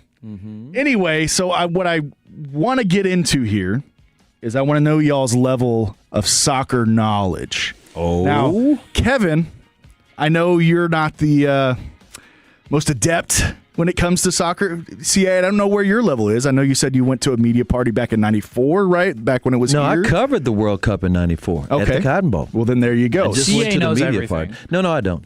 So I have a clue, though. What I have is I have several questions here. Some of them are easy. Some of them are way more difficult. Some of them are very specific to the United States. So it's kind of something that I wanted to kind of give you a see here. So my first question, and this is going to help all Tolos, is going to help all fans. Because they need to get learned up You need for to the learn before, so you understand what's going on before we get into this World Cup. So if you watch the friendly today, great. Maybe a couple of things here will kind of perk your interest here. So first question, what is VAR? Either gentleman, do you know what is VAR? Virtual assist, red card hyphenated. Close. Very Is that- close. is The that first two letters you got correct. Virtual assistance. Is that where the drones can help make the call with the refs? So it is not where the drones help. There is a specific referee, so it is called a virtual assistance referee. And referee. so Two-thirds it's right. I'll take it. a match official who reviews game footage on a screen to help the off-field referee, the on-field guys, to be able to. So they have like the drones, kind of. It's just technology. The only reason I have a clue about that is I think Adam Silver said the NBA is going to start using that to help out with people who might flop SGA. Yeah, which I think would be is very helpful. I think it's something. Now, a lot of people in soccer don't like it merely from the standpoint because it takes away like the umpires in the ABS system. It's like, oh, you're taking don't it out put of robots in our sport. Exactly, Yeah. don't put robots in our sport. But somebody's got to stop the flopping. Exactly. There's got to be something. And it started in soccer. Yeah, exactly. So whenever this the referee goes and makes a square with their fingers, that means that they're going to a visual assistance referee call. So anytime you see that, that's how you'll know. Like, oh, what sign is it? Because I know a lot of people struggle with like the signs they make in soccer or even in hockey. Like, well, what's that penalty? What's this? So that's something that you'll be able to see. Anytime they make a square with their fingers, they're going to a visual assistance referee. Okay. All right. My next question. What is a cap? Do you know what a cap is? Something you wear on your head. It is something you wear on your head. Or it could be a lie. That's another version of it. But in soccer specifically, so yeah, that's what we're looking for. What is a cap in soccer? Is it the maximum you can do something of? Not the maximum that you can do something of. So in soccer, a cap, if somebody says they have 56 caps or something like that, it represents a single appearance by a player for their senior national team in an official international match. For example, if a player represents their company 50 times, their country 50 times, they are said to have won 50 caps. The history behind that is England, way back in, I want to say 1880s, they gave away actual caps, or actual hats, to people that played for the international squad. So it just kind of stuck that anytime you play for the international squad, that is a cap that you have. They looked in their closet and they had 50 caps in there. Yep, they said, oh, look, there's 50 caps. So anybody times they say, oh, he's got 36 caps. That's how many games an international played that you know. Oh, okay. There's a little fun fact for you. All right, guys, this one is a tough one. I'm not expecting you to know all these, but I've got the whole list and who has won the World Cup out of all these teams, there has only been 8. Can you name those 8 teams who have won the World Cup? Brazil. Brazil has won. Argentina. Argentina has won. Germany. Germany has won. Italy. Italy has won. Yeah. Did we already say France? We did not say France. France has won. Okay, let's go, boys. Only 3 more. Say again. I said only 3 more. Only 3 more. Give me Spain. Spain has won. And give me. Why should be? Yeah, no. Greece. Greece has not won. Got 2 more. These are tough. One's not that tough. Okay, but England. the other is. Sweden. England is number 7. So only what? Sweden has not won. Down to the last one. Eight, It is seven, a South seven, 8, American 8, 1. country. I will give you that. Oh, okay. Wait a minute. South American country? Ooh, it might be Central America. Hang on. I was about to say. You talking about Mexico? No, not Mexico. Okay, it is in South America. It is in South America. Bolivia? No, Colombia. Nope, not Colombia, not Bolivia.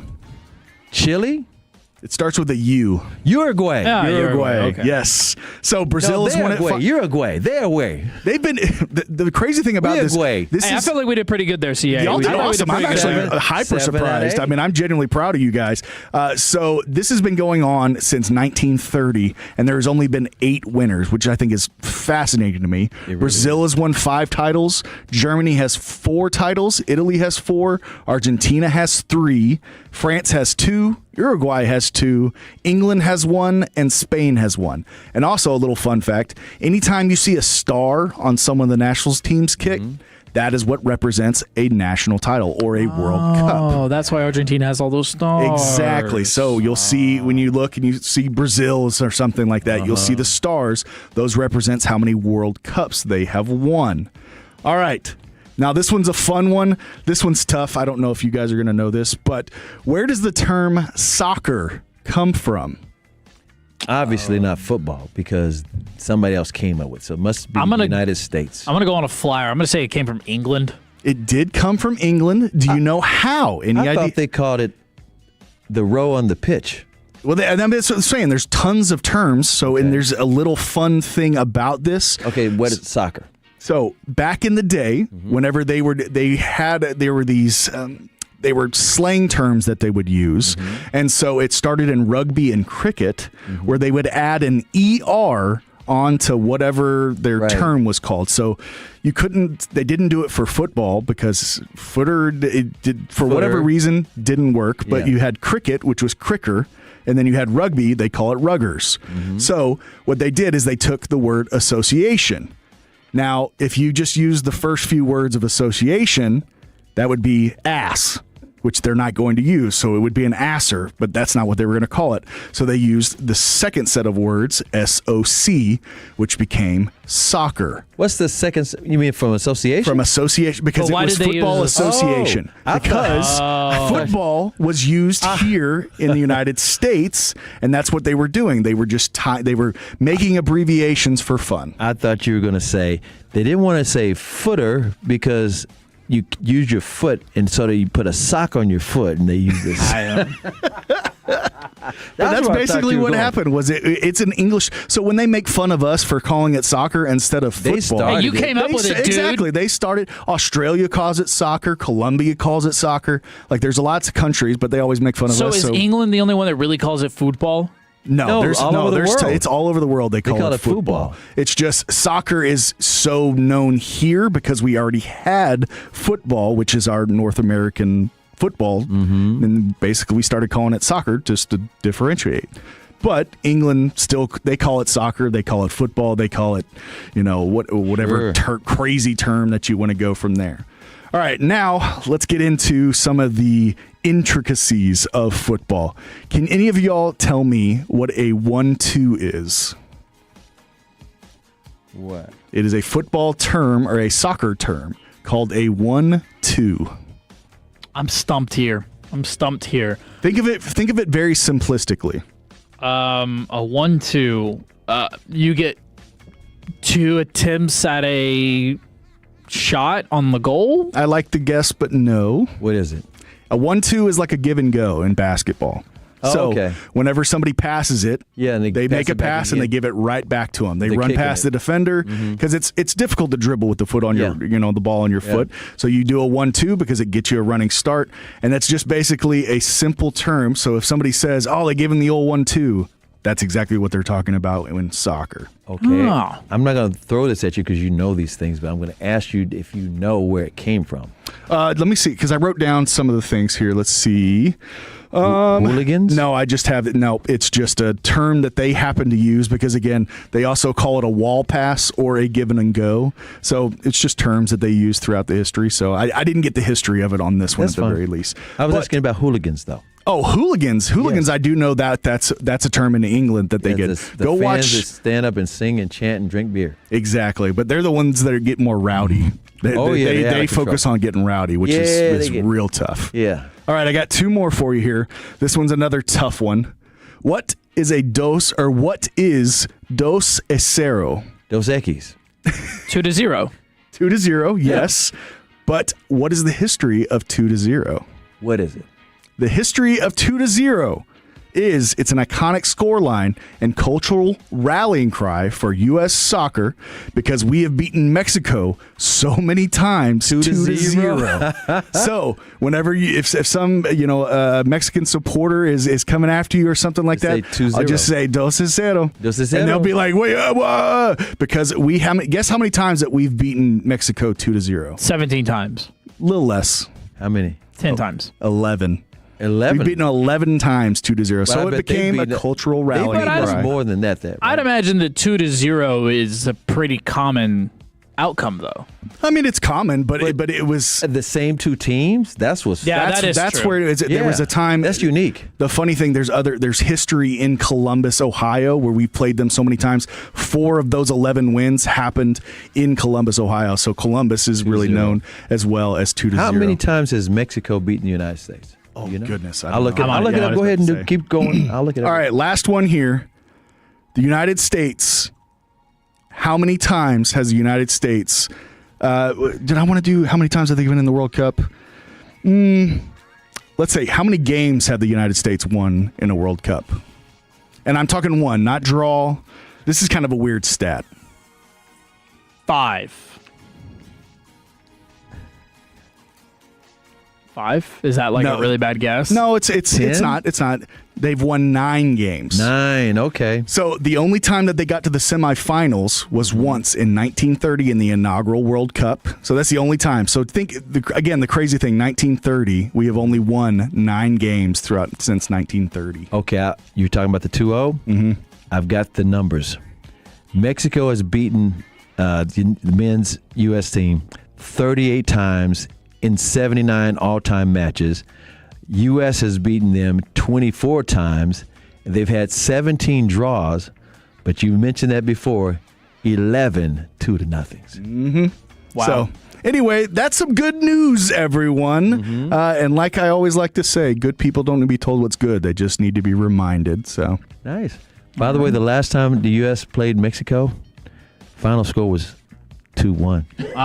They changed it up on them. And that was in 2025. 3860 says 2-0 is the most dangerous lead in soccer. Well, hopefully the Rangers can win 2-0. We'll get you set for first pitch next on 105.3 The Fan. Follow here, Tolos, and I could not be happier thanks to CertaPro Painters who recently painted my home. You can schedule your free estimate online at CertaPro.com. That's Certa with a C. And now's the time to complete that painting project you've been putting off. CertaPro Painters provides a free estimate quickly and at the right price. And they exceeded all of my expectations. True professionals, top to bottom. My wife couldn't be happier. I couldn't be happier. CertaPro Painters knows how important your home is to you. So schedule that free estimate online at CertaPro.com. That's Certa with a C. CertaPro.com. Each CertaPro Painters business is independently owned and operated. At Alliance Hyundai, you can shop the all-new 2026 Hyundai Palisade today. Every new Hyundai comes with America's best warranty, 10-year, 100,000-mile limited powertrain warranty and owner's assurance. Plus, you don't need an appointment for service. Come see us today in person or visit us online at alliancehyundai.net. It's the first day of the first grade, and she found a new best friend. It's a laid-back Sunday afternoon you wish would never end. The homemade taste of Bluebell and good friends gathered round. The good old days of being right now. Bluebell doesn't fudge on deliciousness. Our new black raspberry fudge ice cream in pints and half gallons combines black raspberry flavored ice cream with dark chocolate flavored chunks and a chocolate fudge swirl. The result is real. Taste the truth. The good old days are being made right now. The good old days are being made right now. Look for Bluebell ice cream at all El Rio Grande stores and Food City in Fort Worth. A family office is a team built to handle the three biggest financial responsibilities a family faces: wealth management, tax strategy, and estate planning. Most firms only manage your investments and refer the rest out, hoping everyone stays aligned. At Trajan, we built something different. Your wealth, tax planning, and estate planning are handled together inside one firm under one roof. There's no guessing whether your CPA, advisor, and estate attorney are truly in sync, because our team works together every day on your behalf. When your financial life becomes more complex, your advice should become more coordinated, not more fragmented. One plan, one trusted team. Call Trajan today, 855-TRAJAN-1. That's 855-TRAJAN-1. Trajan Wealth, an SEC-registered investment advisor. Additional services through Trajan Estate and Trajan Tax. Additional disclosures and accreditation at TrajanWealth.com. It's a baseball weekend on 105.3 The Fan, presented by K-Post Roofing. For all of our fan contest rules, go to 1053thefan.com/rules. As a fitness coach, my active psoriatic arthritis can slow me down. With Skyrizi, risankizumab Riza, I'm treating my skin and joint symptoms so I can keep moving. Skyrizi, a prescription-only injection for adults, helps me move with less joint pain, stiffness, swelling, and fatigue.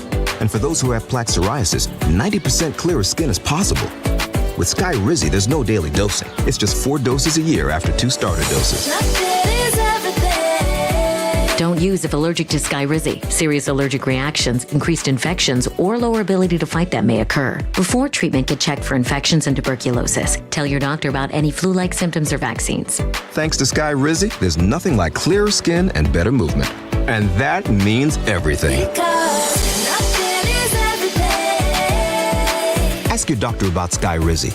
Visit Skyrizi.com or call 1-866-SKY-RIZI to learn more.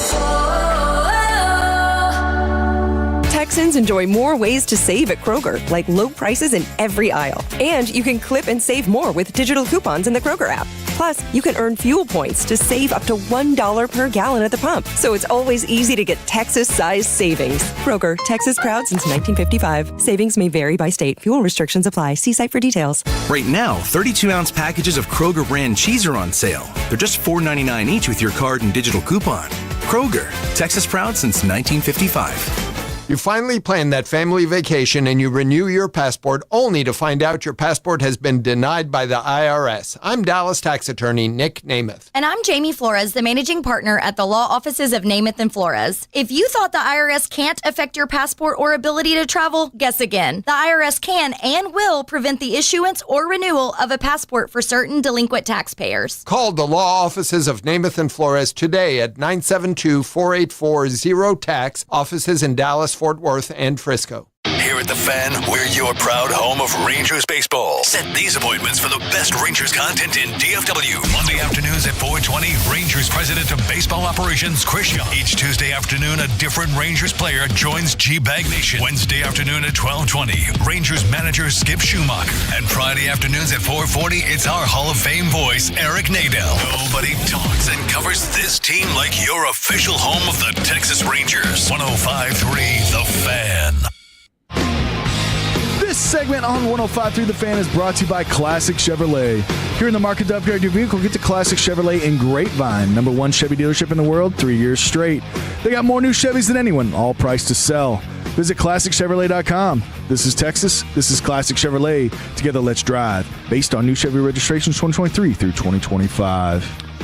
The Tolos just got a whole bunch of good news from Trevor Beck there, and I don't know about UCA. I feel 1,000 times smarter now about everything that's about to happen in World Cup Dallas Stadium.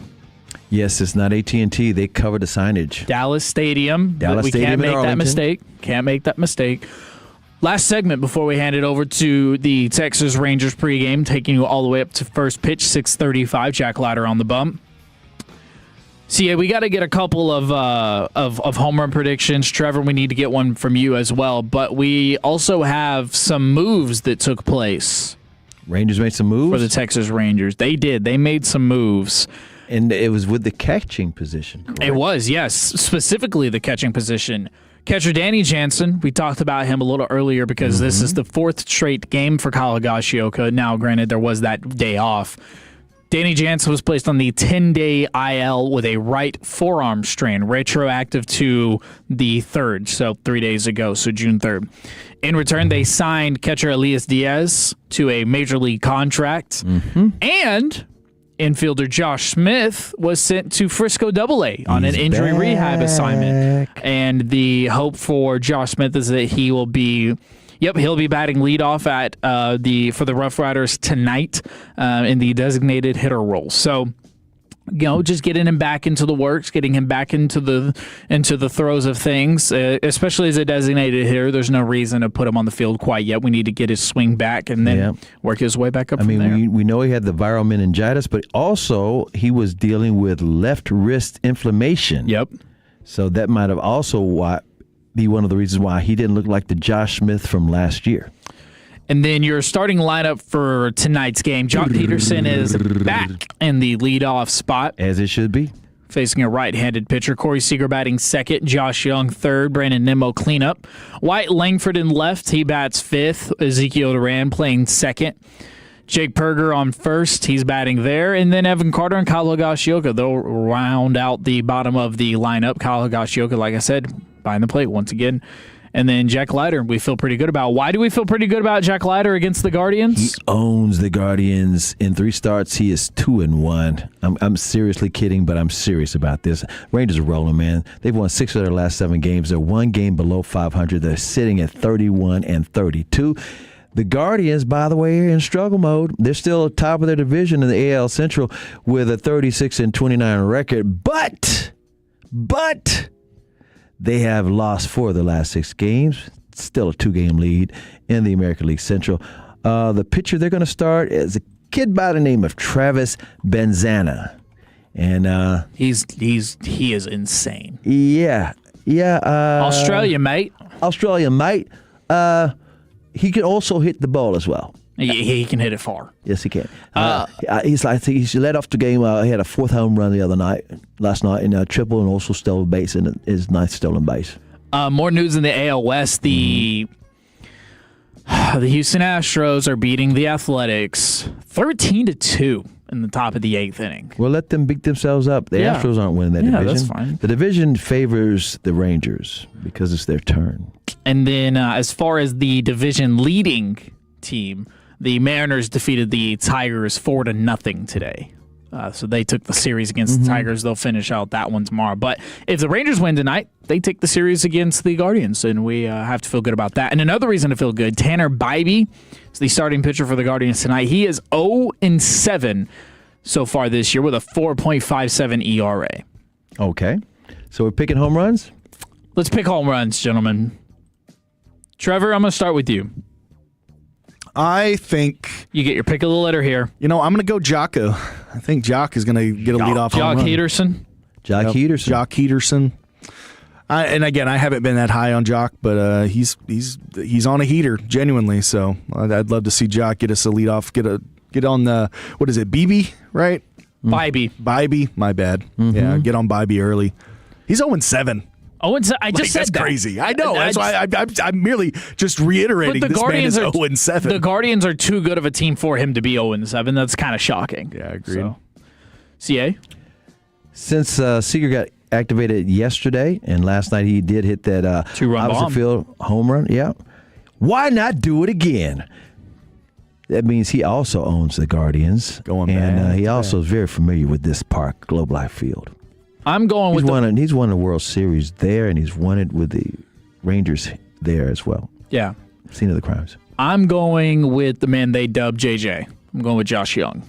Yes. So we have all picked the top 3 of the batting lineup tonight. So there is an actual world that exists where we get to hear Eric Nadel on 105 Through the Fan call a back-to-back-to-back home run, and we were all correct, where Jock Peterson, Corey Seager, and Josh Young all hit home runs. And then we all live happily ever after because the Rangers would take the series against the Guardians. Why not? I love the positivity. I think that's what we need. By the way, tomorrow, Fred Davis and I will be doing the show 9 a.m. to 1 p.m. right there at Globe Life Field. Yeah, so make sure to say hi. Yeah, I was gonna say go say hi at the Comerica backyard. I went to the Rangers game a couple of weeks ago to see Fred and Blake, and I had never been there on a day where they were hosting, so I couldn't find the Comerica backyard. Oh, it's right over there in left field. Yeah, well, so because we have some tolos that are going to be going Right out by to the the third game base tomorrow. line. So go up there, take it Concourse all the level. way up to the top to the concourse level, and then right there in that patch of grass, right next to the bar, that Comerica, you'll see the sign. Just go over there and say hello. It looks like not during the segment though. No, not during the segment. It looks like a backyard. They've got some rocking chairs. They got some picnic tables and things like that. So it's a real cool atmosphere. It's right where people walk in. That's why we usually do a lot of interviews Right, yeah, because they're going to be walking by and everything like that. No, I get you. That makes sense. Yeah, I think the Rangers are going to go ahead and handle up and continue this role again. Like I said, all they needed to be was a little bit healthy. The pitching staff's been great. Just that the bats get healthy, and so far so good. I'm not saying they're going to win it all, but it's very winnable, the American League West. So very winnable. I know I don't know the next time that we're going to be on together, but the Knicks and the San Antonio Spurs are going to be playing Monday night, not tomorrow night, because a lot of people are going to be looking for, they're going to jump on their TV and looking for the Spurs and the Knicks Especially game. on a Sunday. We've had basketball on Sundays every Monday weekend. night. Mm-hmm. What's your prediction? Spurs are going to win that game. Spurs are going to be able to handle the MSG atmosphere, you think? Put it like this. The place will be going nuts, but the Spurs, look, they beat the Thunder, the defending champions in Oklahoma City, had to do that to advance to the finals in Oklahoma City. I think the Spurs need to win that game. If they don't win that game, I think they needed to win game 2 personally, but if they don't win that game, then it's all over. Now, Trevor, you are a San Antonian in a way. You spent time there. Former San Antonian, yes. So you're going for the Spurs, obviously. Are you worried? Oh, I'm extremely worried. Are you kidding me? I mean, I think I agree with the you don't know what you don't know, but the Knicks are rolling. Like that's what's scary. That's why those Knicks fans are so going crazy, because they're dominating. They've won 13 straight games. Nobody does this. The last time a team won that many or more, the Warriors did it in 2017, and the Cleveland beat them one game, and then they went ahead and won that series. 5 hours of Radio Gold with the 3-time Hall of Famer. Big thank you to Tommy Yarsh and Leah Simakopoulos for joining the program. For Trevor Beck, CA, my name's Kevin Walker. The Texas Rangers pregame is up next on 105 Through the Fan. Have a blessed one. When your friends say, "Hey, did you hear?" you can proudly say, "I heard it on the Fan," keeping you sports informed with some quality laughs along the way. Turn it on and leave it on. 105.3 The Fan, the Odyssey app, iHeartRadio app, and TuneIn app. Whoa, okay. This one says you get a free phone if you switch. Hey, this one also says you get a free phone if you switch. Yeah, they all do, hon. The T-Mobile one says their customers had the lowest wireless bills versus the other big guys over the past 5 years. And their latest experience plans have Netflix included, plus a year of Dash Pass by DoorDash.